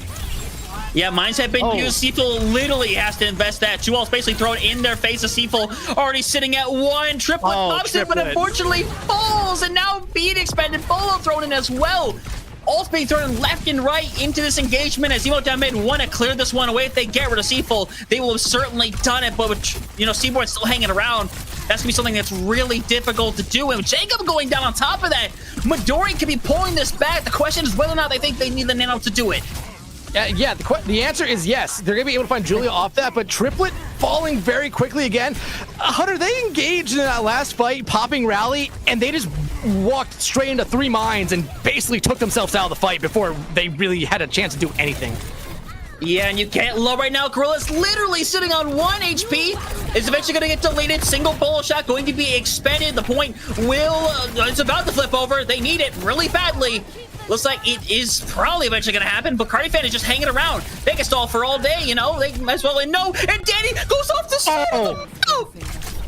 And you talk about a moment in a series that could potentially change it. That might be it right there. Yeah, Danny on the Tracer might not have been able to do much, but not that far away from a Pulse Bomb, and Midori did have some low members on the point. A Pulse Bomb would have been able to clean them up, potentially keep Emote down mid in control. Swapping out, coming out from Julia, going over to the Sombra. They are focusing in on someone. It has to be Seaful or one of those supports at the moment, as you do see Midori gonna go up to that high ground instead, and Emote down mid might get a free point flip here again. You can't let them do that, though. That is the one thing you cannot let them do, as they're going to get antied. Cardifan in a weird situation. Forced out, Pulse Bomb thrown out. It's gonna miss from Danny. That really needed a stick. His body thrown in. Pulse Bomb thrown out, and a stick over to the wall. Neither Pulse Bomb finding a whole lot, but Jacob and Triplet being traded around. Bodies need to keep going on to the point for Emote down mid, but Julia has gone down. Bodies starting to get low for Emote down mid. Gorilla needs to stay alive, as Danny does come back to get a little bit of revenge, but now it's Mines on the point, but it is down to Cardifan and Danny to live for as long as they can. Cardifan being bullied away into the corner. Pile drive is there, but it's not enough. We are going the full distance, 3 rounds. I mean, there's no other way to end the night. There's no other way to end the night. I just have to say that there's no other way. This series and every series we've seen today on the NA side of FACEIT Masters tier, there's no way, no possible way that this was going to end in point 2. Point 3, it was destined, like I said, coming in the map 5. Shikigami Midori has it written in the stars that they are always going to be in map 5 in this playoff run, and now it comes down to this for both sides. And Emote down mid, I talked about it. Lighthouse was not a good map for the Wrecking Ball composition. They kept it really close, though. Well, on the other hand, a great map for Wrecking Ball. Same thing for Winston, a great map. This is really going to be what tank comes out on top more. Is it going to be C4 or is it going to be Cardifan? That's what it really comes down to, unless we see an incredible performance from one of these DPS lines. I think it really comes down to Cardifan and C4 here. Yeah, this is where that Midori magic needs to stay alive right here. It's going to take every little bit of it, but it has clearly been doable before. It is definitely doable right here and now. Danny forced to hit that recall. Zach gonna be happy to hold on to and save it for a later date, but that point is open right now. Emote down mid normally have a really good case to take it first and foremost, and Seaful can only stay on to this point for so long, as indeed will go over for free to get things started. Seaful ends up going down on top of that, so now Midori struggling here, need to try to take a bit of a reset. And it's going to be interesting. Like, if this Winston at some point throughout this point does not end up working out for Seaful, do they make a swap? Julia will fall right there. That does give Midori a good advantage here. Seaful should be able to get back pretty quickly. Already back to point here. Cardifan, though, I mean, this is a point where you could just see the Wrecking Ball stall out forever. Jacob very low on health here. But if you're Midori, you really need to get something going towards point here. You really need to get a point cap here before Emote down mid really gets to 50%.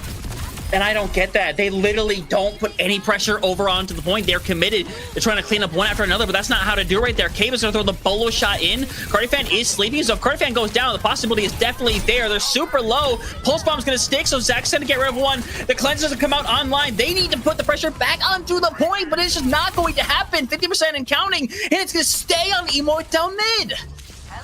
I mean, they're so close. Zach, though, finding more. You need to just get some presence here on point just to make sure that percentage cap does not go away. And there it goes.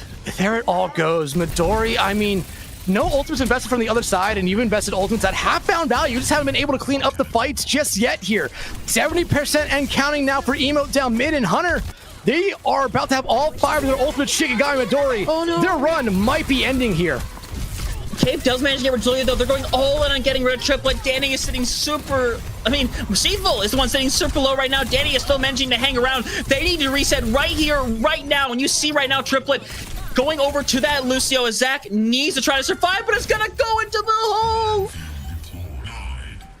90% and counting minefields at the start. Triplet dies. Seafull, I don't think they have a jump to get back in time. Midori, the run might be over. Seaborn gets put to sleep, and Seafull not able to get back in time. Emo down mid wins a series in comeback fashion to move on to the lower finals.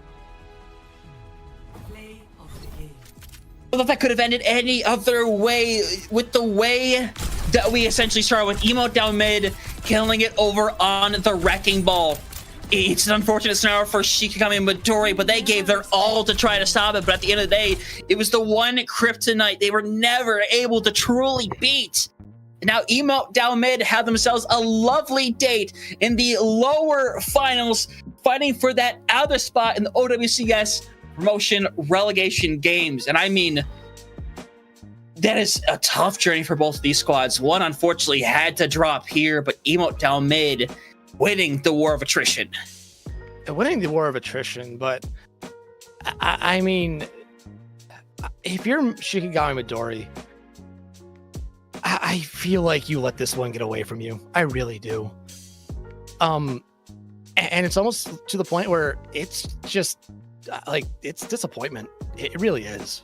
You go up 2-1, you look strong, and then it just seems like going into Runasapi, a map where I felt like it should have really been theirs. We saw how they played Runasapi against Uni Academy, and they won that really within the first 3 minutes of that map. Yeah, they looked like a shell of themselves, and that's the disappointing thing for me at the end of the series here. But Emote down mid, you did everything here. You did everything you needed to do to keep the series alive. You did everything you needed to do in that final map to really win it. And like I said, Lighthouse was going to be a struggle for them on that Wrecking Ball comp, but Well was going to be their sweet spot. And Hunter, it could not have been sweeter. No, it really couldn't have been in that situation right there. Like I said, they closed it out the way that they started it, in that dominating fashion. And again, every credit in the world to Midori for everything they have gone through over the last couple of days to fight and claw and keep their way into this for as long as humanly possible. Everything in the world is given towards them. Again, it's just an unfortunate situation. The one thing that I would look back on is that Wrecking Ball ban that we saw previously that went out to Runasapi, because at the end of the day, who knows, maybe the Doomfist mirror would have happened anyway. You never know at the end of the day. It's hindsight's 2020 as we stand here and wonder if what could have been the right or wrong decision at the end of the day. But that's the end of Midori's path right there. They finished fourth, but at the end of the day, I think they should be incredibly proud being the 8th seed, running it back as much as they could and putting on a fantastic display on stream. It can't be said enough. Yeah, 20 maps. I mean, there's going to be some teams that don't play 20 maps throughout the entirety of it and are going to be crowned champions here. Yeah. I mean, they put on a performance here, but Hunter, me and you are going to have a really, really good interview coming in here. It's not going to be Cardifan, sadly, about that, but it will be Derpy whenever that interview is ready. But hey, sounds like Derpy is joining us here now. Man, I mean, what a series overall. I imagine this has to be something where you're biting your fingernails through it, going down 2-1 to this Midori squad that was honestly on a Cinderella run, but you stop it here in the final map. And I mean, I want to talk a little bit about your tank your tank of teammate here in Cardi Fan. Insane plays when they're on it, especially on that last map. The Wrecking Ball almost seemed unstoppable in the control maps that we saw throughout the night. Just was it like having a player like that on your team? It's very helpful, especially with this map pool. You saw we tried to make the Rhine work on circuit without the Symmetra. That was very rough. So with this map pool having a lot of dive-heavy maps, having a guy like Cardi come in to play ball, Doomfist, or whatever else he wants to play is very helpful, and he's very good on these heroes, and I'm glad we picked him up. Yeah, I'd be definitely glad as well. But of course, Dex brought up the fact that y'all went down in that 2-1 fashion for a while. Wasn't really sure how it was going to go at that point. So for y'all talking, kind of figuring things out, what was it like kind of regrouping from those first 3 maps and pursuing forward and winning those last 2? Yeah, I mean, we honestly should have won circuit even though they benched him. Maybe I could have played Orisa. And then on King's Row, I feel like we had an advantage on them the entire time. And then we kind of just made some compositional swaps when we didn't need to. But then, yeah, we were just confident in our bans the whole time. We decided to ban Lucio because they seemed pretty comfortable on that hero, so we banned it. And then they matched Doomfist, so we were able to just knock out a free win on Runasapi and then go from there on Ilios. Yeah, moving away from your tank line here, you and Cardi Fan, I mean, we saw a lot from your support line and your DPS line throughout the night. They seem like at times they could be among that argument of maybe potentially some of the best DPS and support line in this NA Masters tier at the moment. I mean, having those type of players on your team that have those pop-off moments, especially as a tank player, I have to imagine takes a lot of pressure off of you just in general throughout the series, even though you weren't playing. Yeah, Danny and Senna, great scouting out of me. I'm not gonna lie. I played with those guys in stage 4 in Ramatra Punch. They did a lot of work, so decided to bring them back for this stage. And yeah, I mean, they're exceeding expectations, especially on map 5. You saw great plays out of both of them, and they're very flexible as well. So you can't really ban them. You kind of have to like they're gonna be able to be comfortable and whatever. So. Yeah, 100%. But now y'all are moving on to those lower finals. Y'all are 1 game away from being able to go into those OWCS promotion and relegation slots. So at the end of the day, Dreamland, is there a certain mentality or a certain wisdom you have going into that game specifically? Dreamland's a very good team. We played them yesterday. It was sort of close, but they got the best of us yesterday. So, I mean, we're just going to look back at the VOD, look at their match from today, and just kind of, make our own strategies around what we think they're going to play. And I don't know, I feel like every day you see something new from us, so I don't even know what we're going to play, but yeah, we'll think of something. I mean, that should be a really, really fun one tomorrow. And especially with them going 5 here tonight against Young and Beautiful, there's a lot to study here. I feel like there's definitely some things that you guys could find. But Derpy, before we let you go and celebrate this victory here with your team tonight, we want to give you the floor to shout out anyone or anything you want, man. Yeah, I mean, shout out to my teammates, of course. They play great at always. Dexatron, do you know if you're able to unban my main account on Battle.net? It would be awesome if I could load up on the cardboard Reinhardt skin on that account. I don't have that much power. Hell, I might not have any. That's unfortunate. I tried my best. Hunter, those a different story. Maybe he does. Hey, whoa, you throw me under the bus here. All right. Hey, Hunter, Hey, listen, I won't make any promises, but my dad does work for Microsoft, so don't worry, we'll figure it out. Oh, okay, bet. Yeah, let me know. Thank you guys for casting. I know it was a late night, so appreciate it. Yeah, no, again, congratulations, and have yourself a good night, man. Yeah, you too. Thanks, guys. All right, Hunter, I mean, let's be honest, this has been a long day for us, but not only for us, everyone behind the scenes as well. Some people have been a part of this the entire time, going on almost 12 hours here. But look at what we saw here today. EU was really fun to watch, but NA brought a different level of chaos to this whole factor that I think both me and you coming into the night probably truly expected. But what we saw was honestly just all over the place. Oh man, 15 maps in NA and across the board in EU. I mean, it was, I'm trying to do quick math, but at this point in the night, it's a questionable thing. Is that's what, 13 maps? 12 maps. Yeah, 12 maps from them. Yeah. is correct. Math has gone out the window. It's officially Sunday morning on the East Coast. Oh gosh, but we do gotta talk about everything. Be my guest, sir.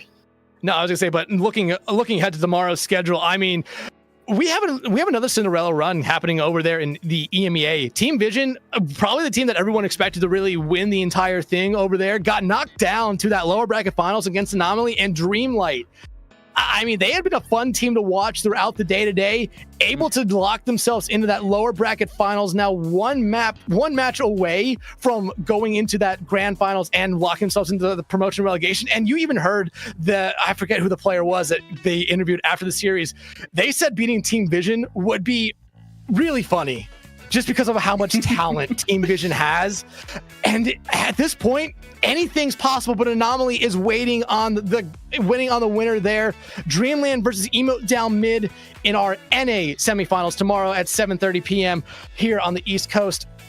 If this one right now, Hunter, if Emote Down Mid is able to figure something out and keep Cardifan in, that's nothing against Derpy, but I feel like Cardifan brings in this extra level that you have to really build upon. And Dreamland tonight, they definitely got they played a really close series, but I feel like there's a lot more that Emote Down Mid can learn from Dreamland than Dreamland can learn from Emote Down Mid, but you have that grand finals waiting there for Young and Beautiful after the fact.